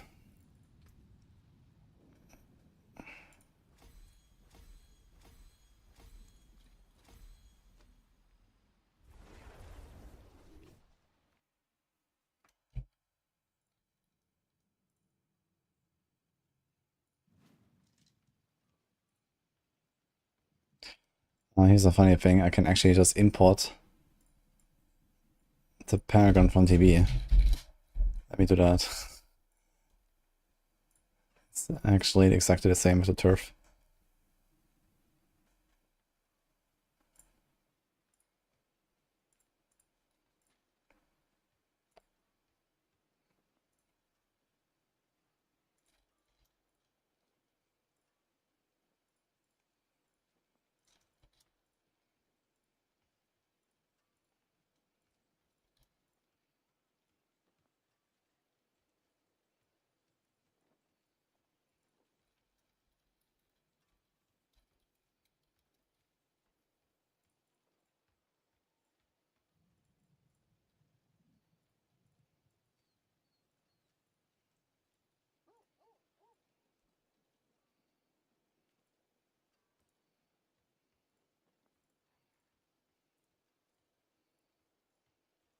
Which already had it.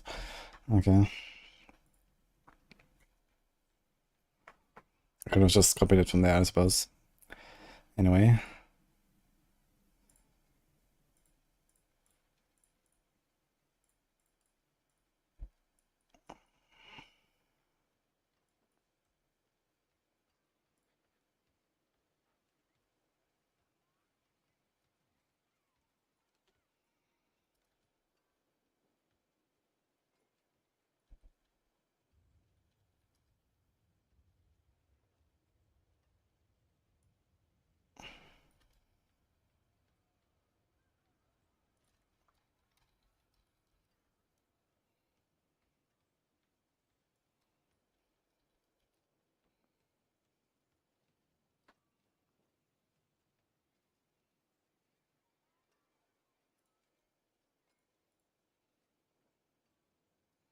I wonder if it would be better to go accelerating over conceded here.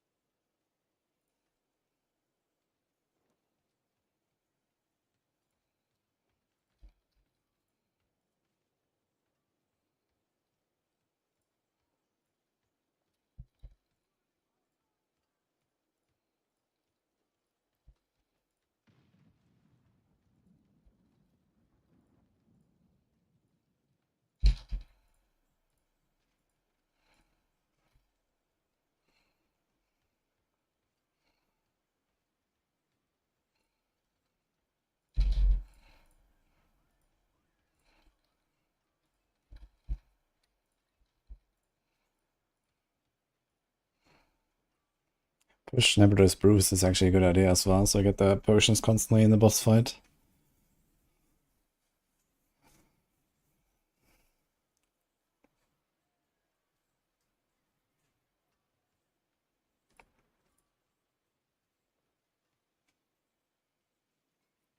Okay, the short tempers were already there everywhere.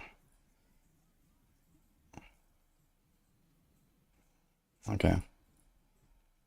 Easy clap, so I changed the utility tempo on the boots, the aspect on the boots, turf cliff instead of headhunter, close quarters instead of victimize. Then you just check the attack speed.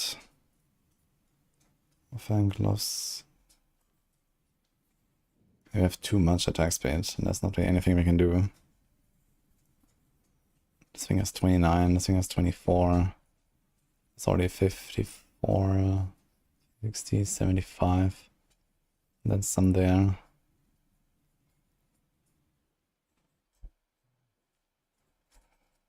could actually just do like help at Exile if you want.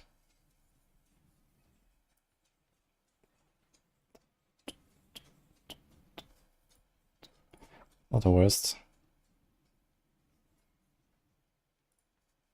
It's a lot of defense.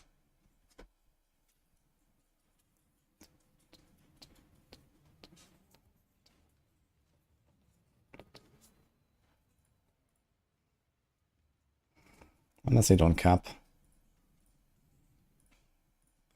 This assumes a good fist of fate and stuff.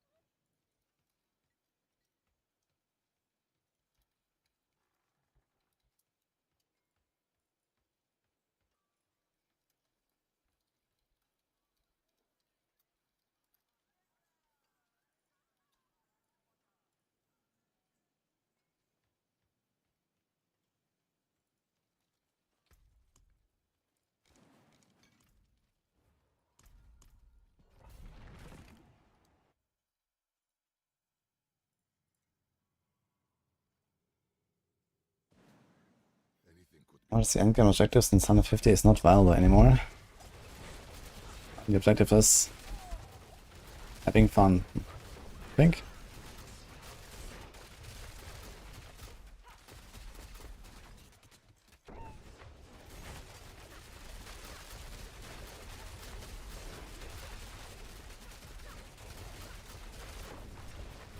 The 150 being achievable was just an oopsie anyway.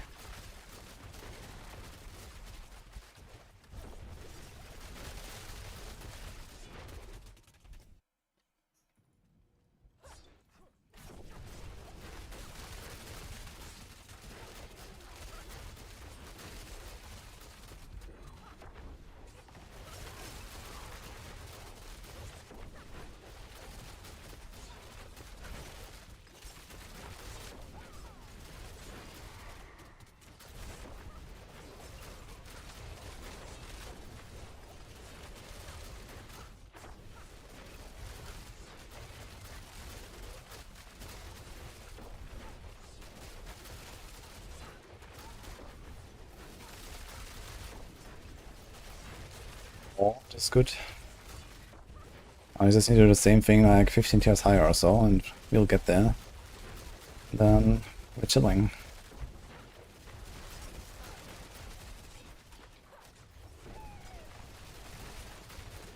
You know, Azure alone can be like double damage.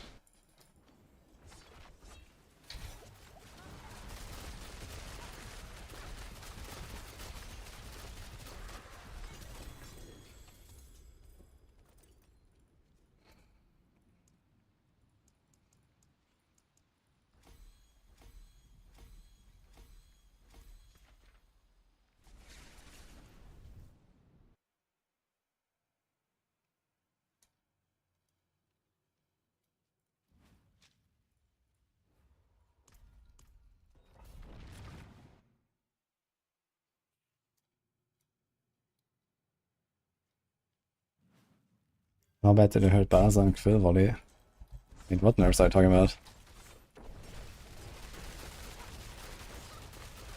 There was a nerf for Spiritborn?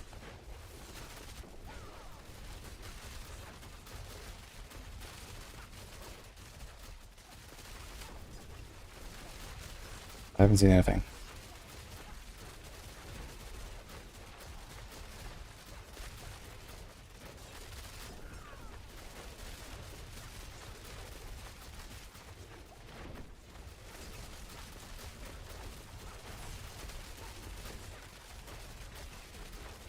But how about I just go Quack's Rune instead of Full? Let me just say, fuck it. Who needs Frost Novas?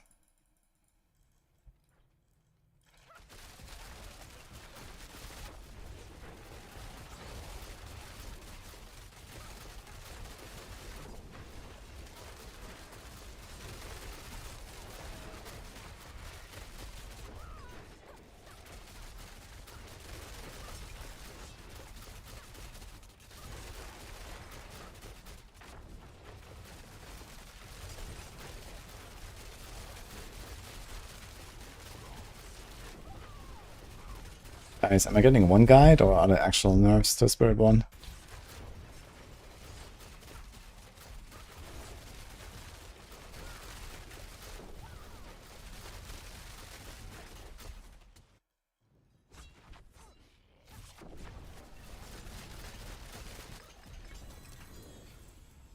Boss damage is actually really good.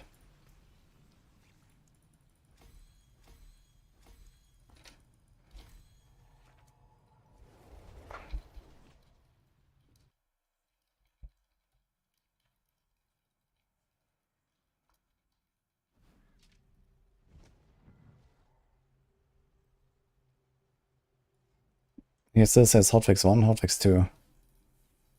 Anything else?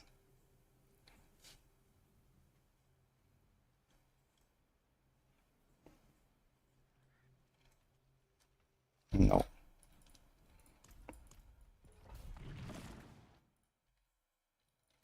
Surely no one guy. Okay then.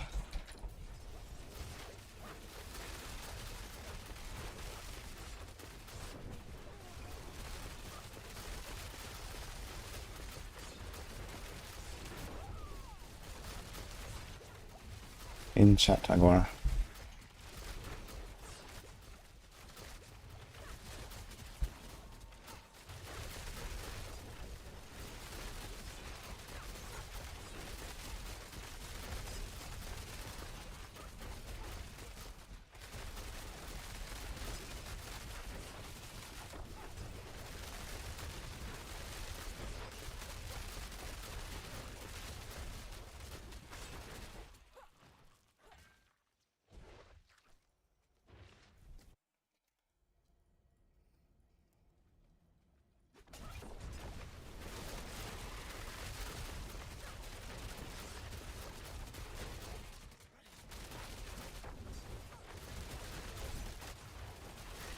Yeah, Spiritborn is scary anti-4 for sure.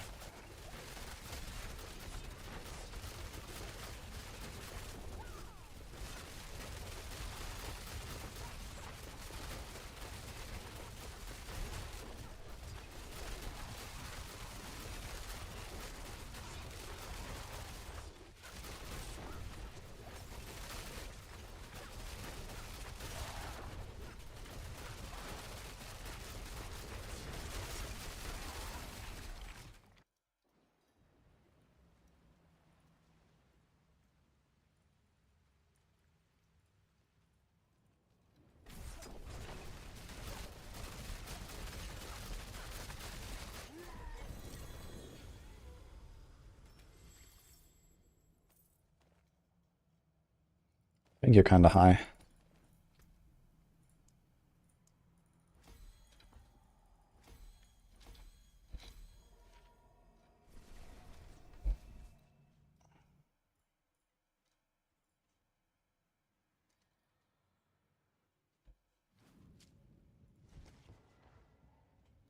Okay.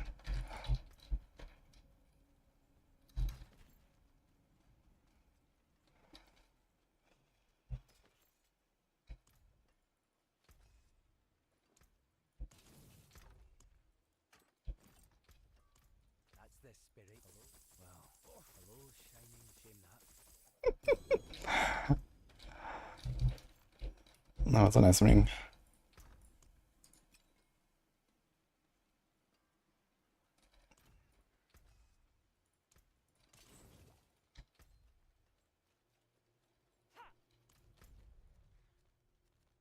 So I hoard with this.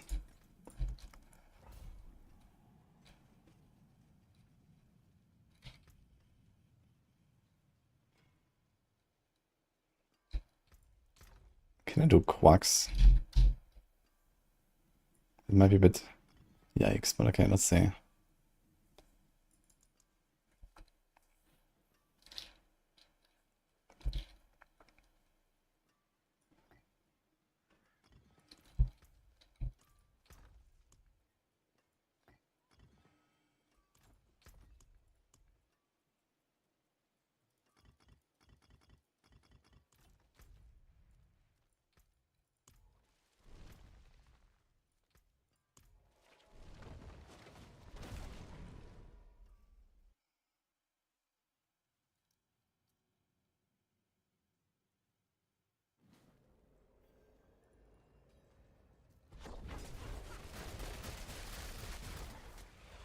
Well, you might be missing something that comes from like an item or something. Meme machine fan. You can also open the planner and it can maybe more easily count it there.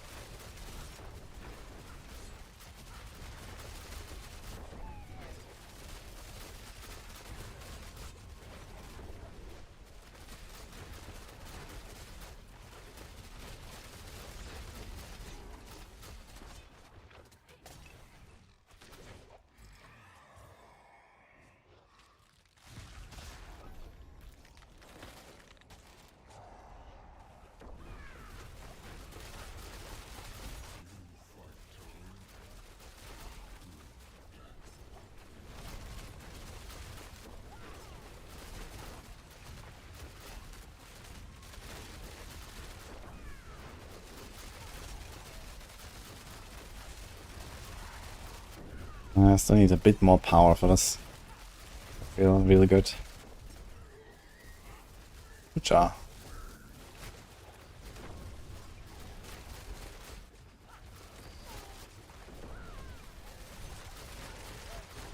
Dude, what? Is he so tanky?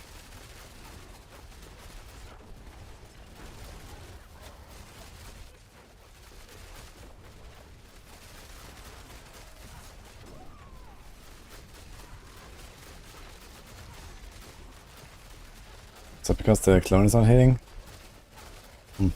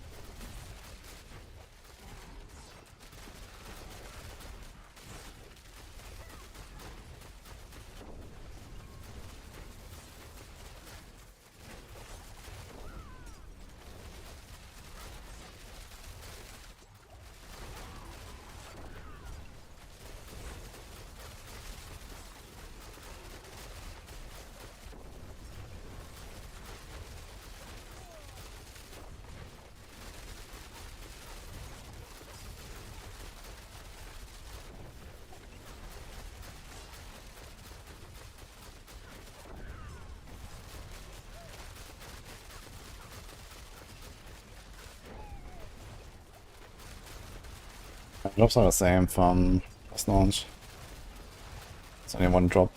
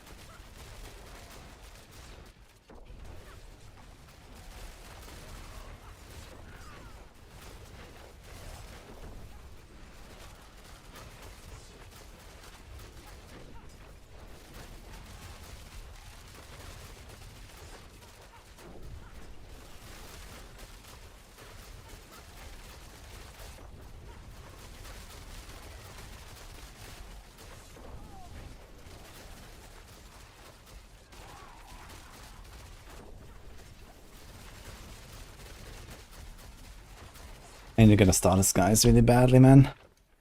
And then we're blasting.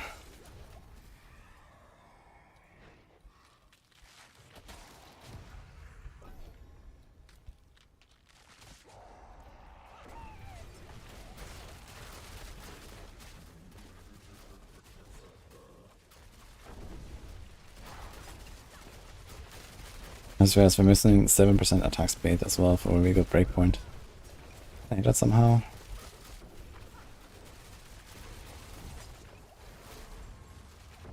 Get 3 on the accelerating. And then Shroud plus 5. So it's actually possible.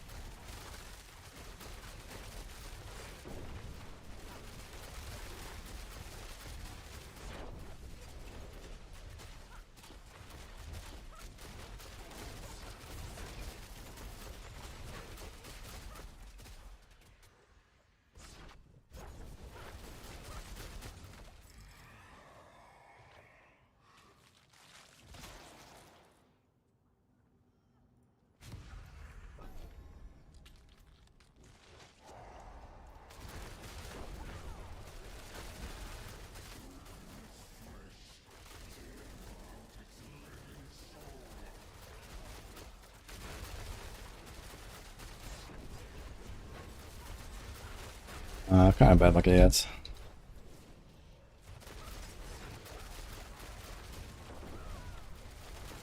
140 bonus. And that's with the jewel.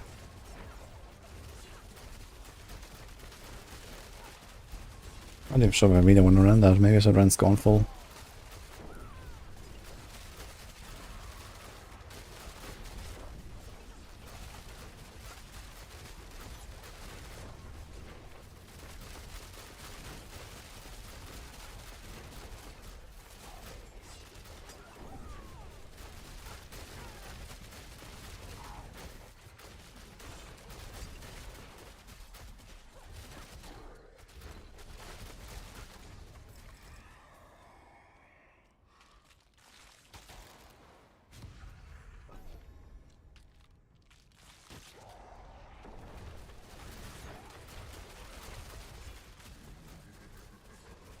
Balazan is from Urivar and something. TB or Pen? Yeah, Pen. That's the season for Pen shot here for sure.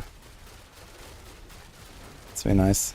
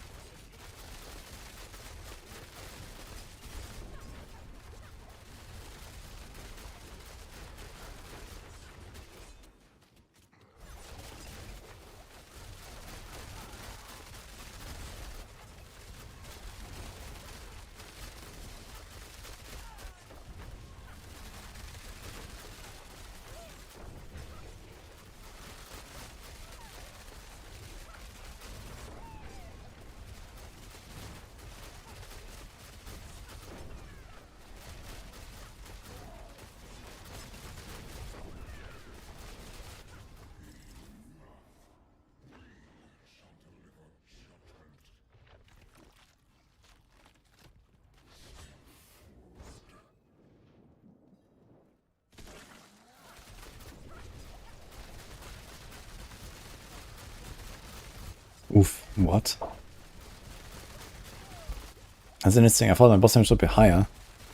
Because the Elder-Lords died really fast and easy. Ah, here. The fuck?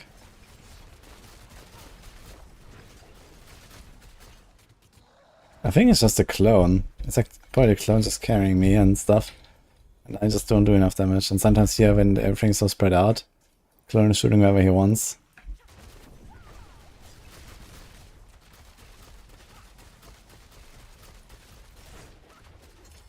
Oh.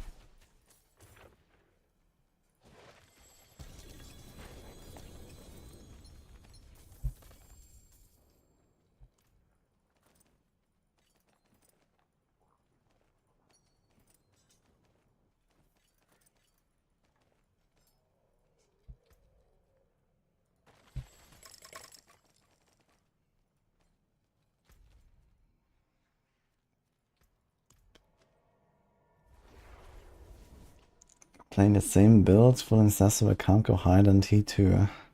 Do you have an Azure Wrath equipped? This is the center. TB is very fun, yeah. I just played it earlier for a bit.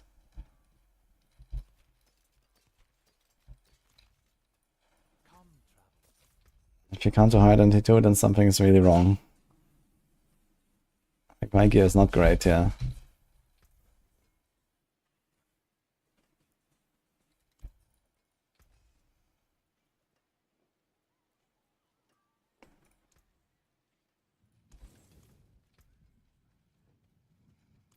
Speaking of greatness.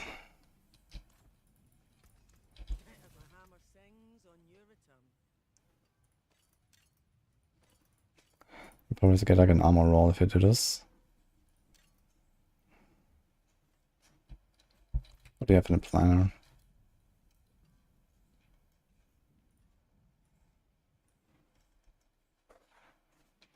GA armor.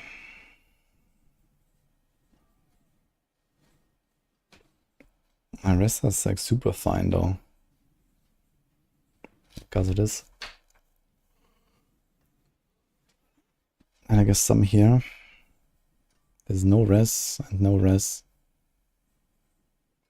We have 13.5 overcut.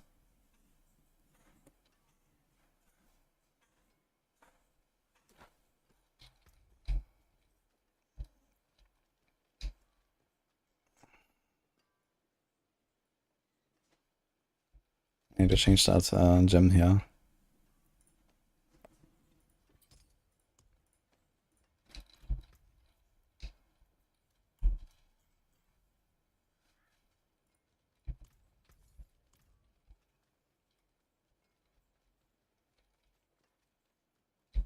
In Epic Bazaar build I have Scourge. Are you sure you're not looking at the Quill Volley guide? There's a Quill Volley Balazan and a normal Quill Volley. Or which one do you mean?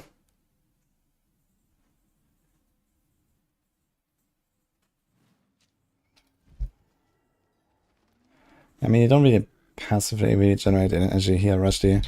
The energy comes from this lucky hit restore proc and innovation.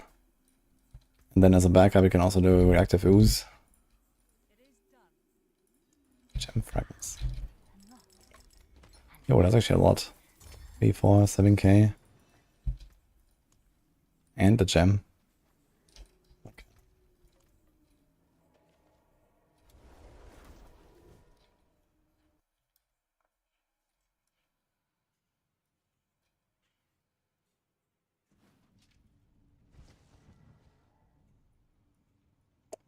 I don't know what you're talking about. Sorry. There's no Scourge.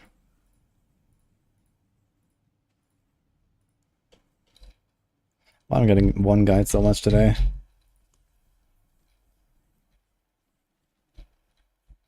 There's also 71 points spent and not 70.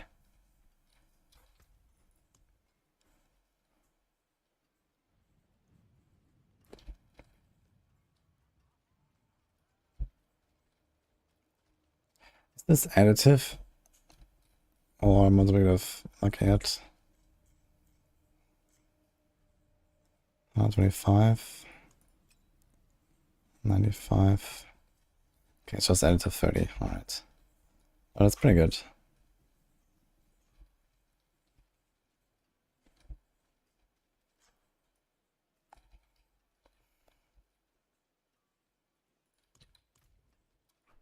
Let's see how far I am with the reward track here.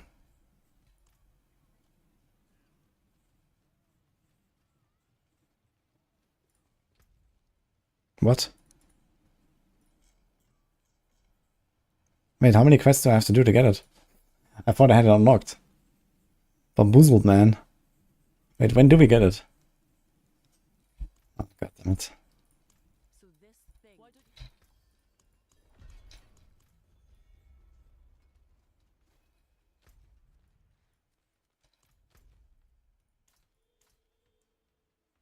Gain heraldic knowledge.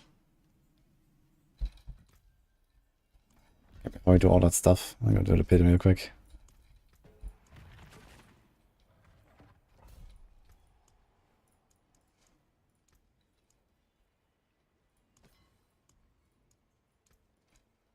A potent quantity indeed.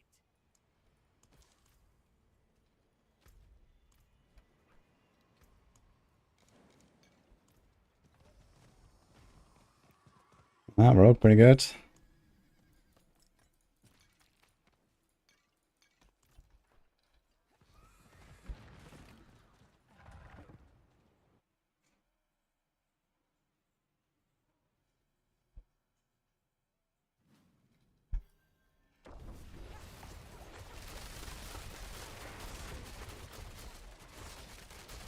Are like monsters harder in Infernal Horde or something?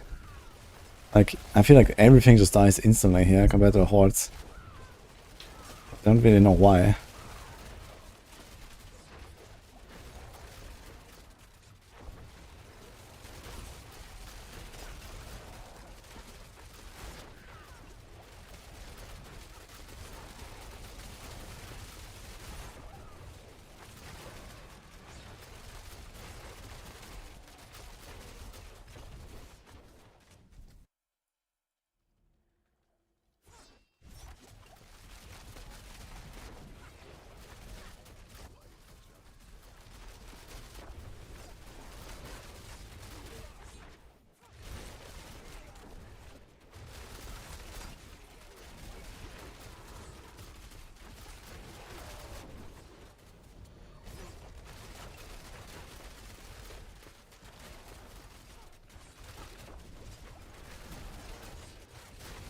There's a ricochet.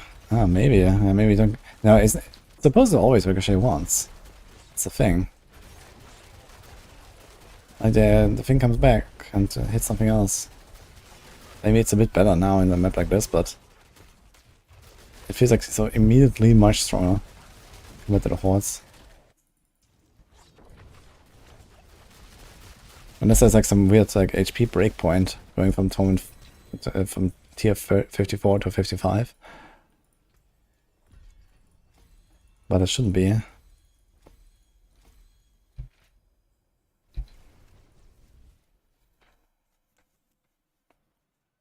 This is tier 3.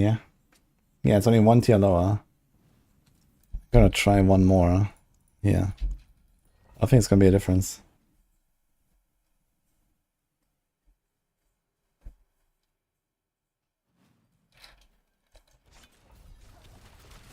Funny how one single pen shot instantly gives me 5 dark shrouds. Kinda cool. Like I couldn't even see it stack up, it just boom, 5.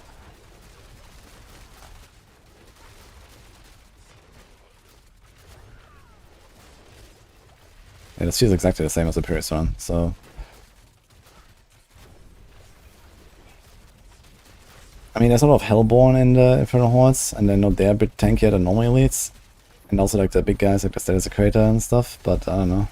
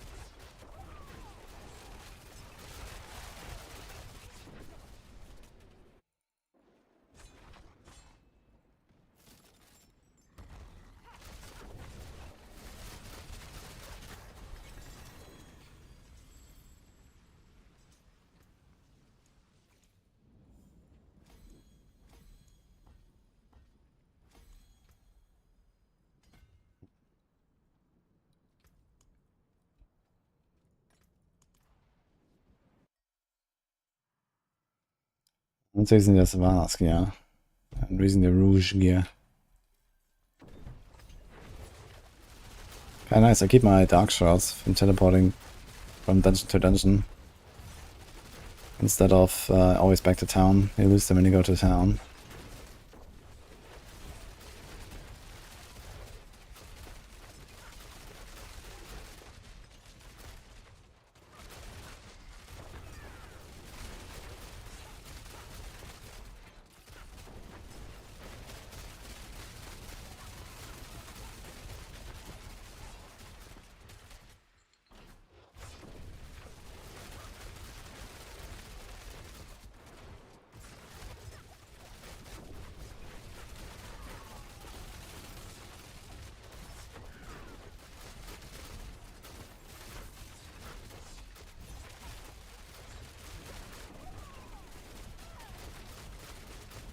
Yeah, I think it's just the Shadow Claws doing so much damage.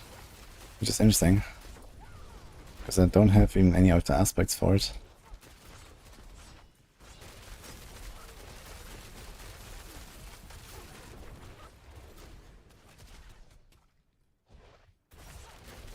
Heartseeker's pretty good, yes. Darkseid has been telling us about it.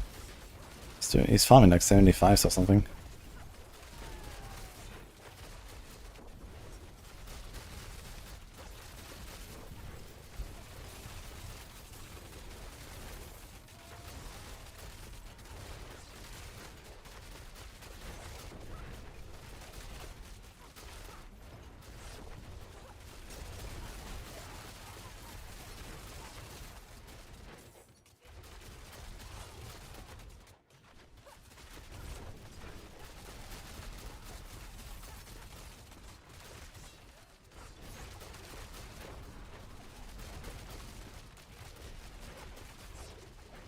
To be clear, I wasn't going faster. But it was pretty close.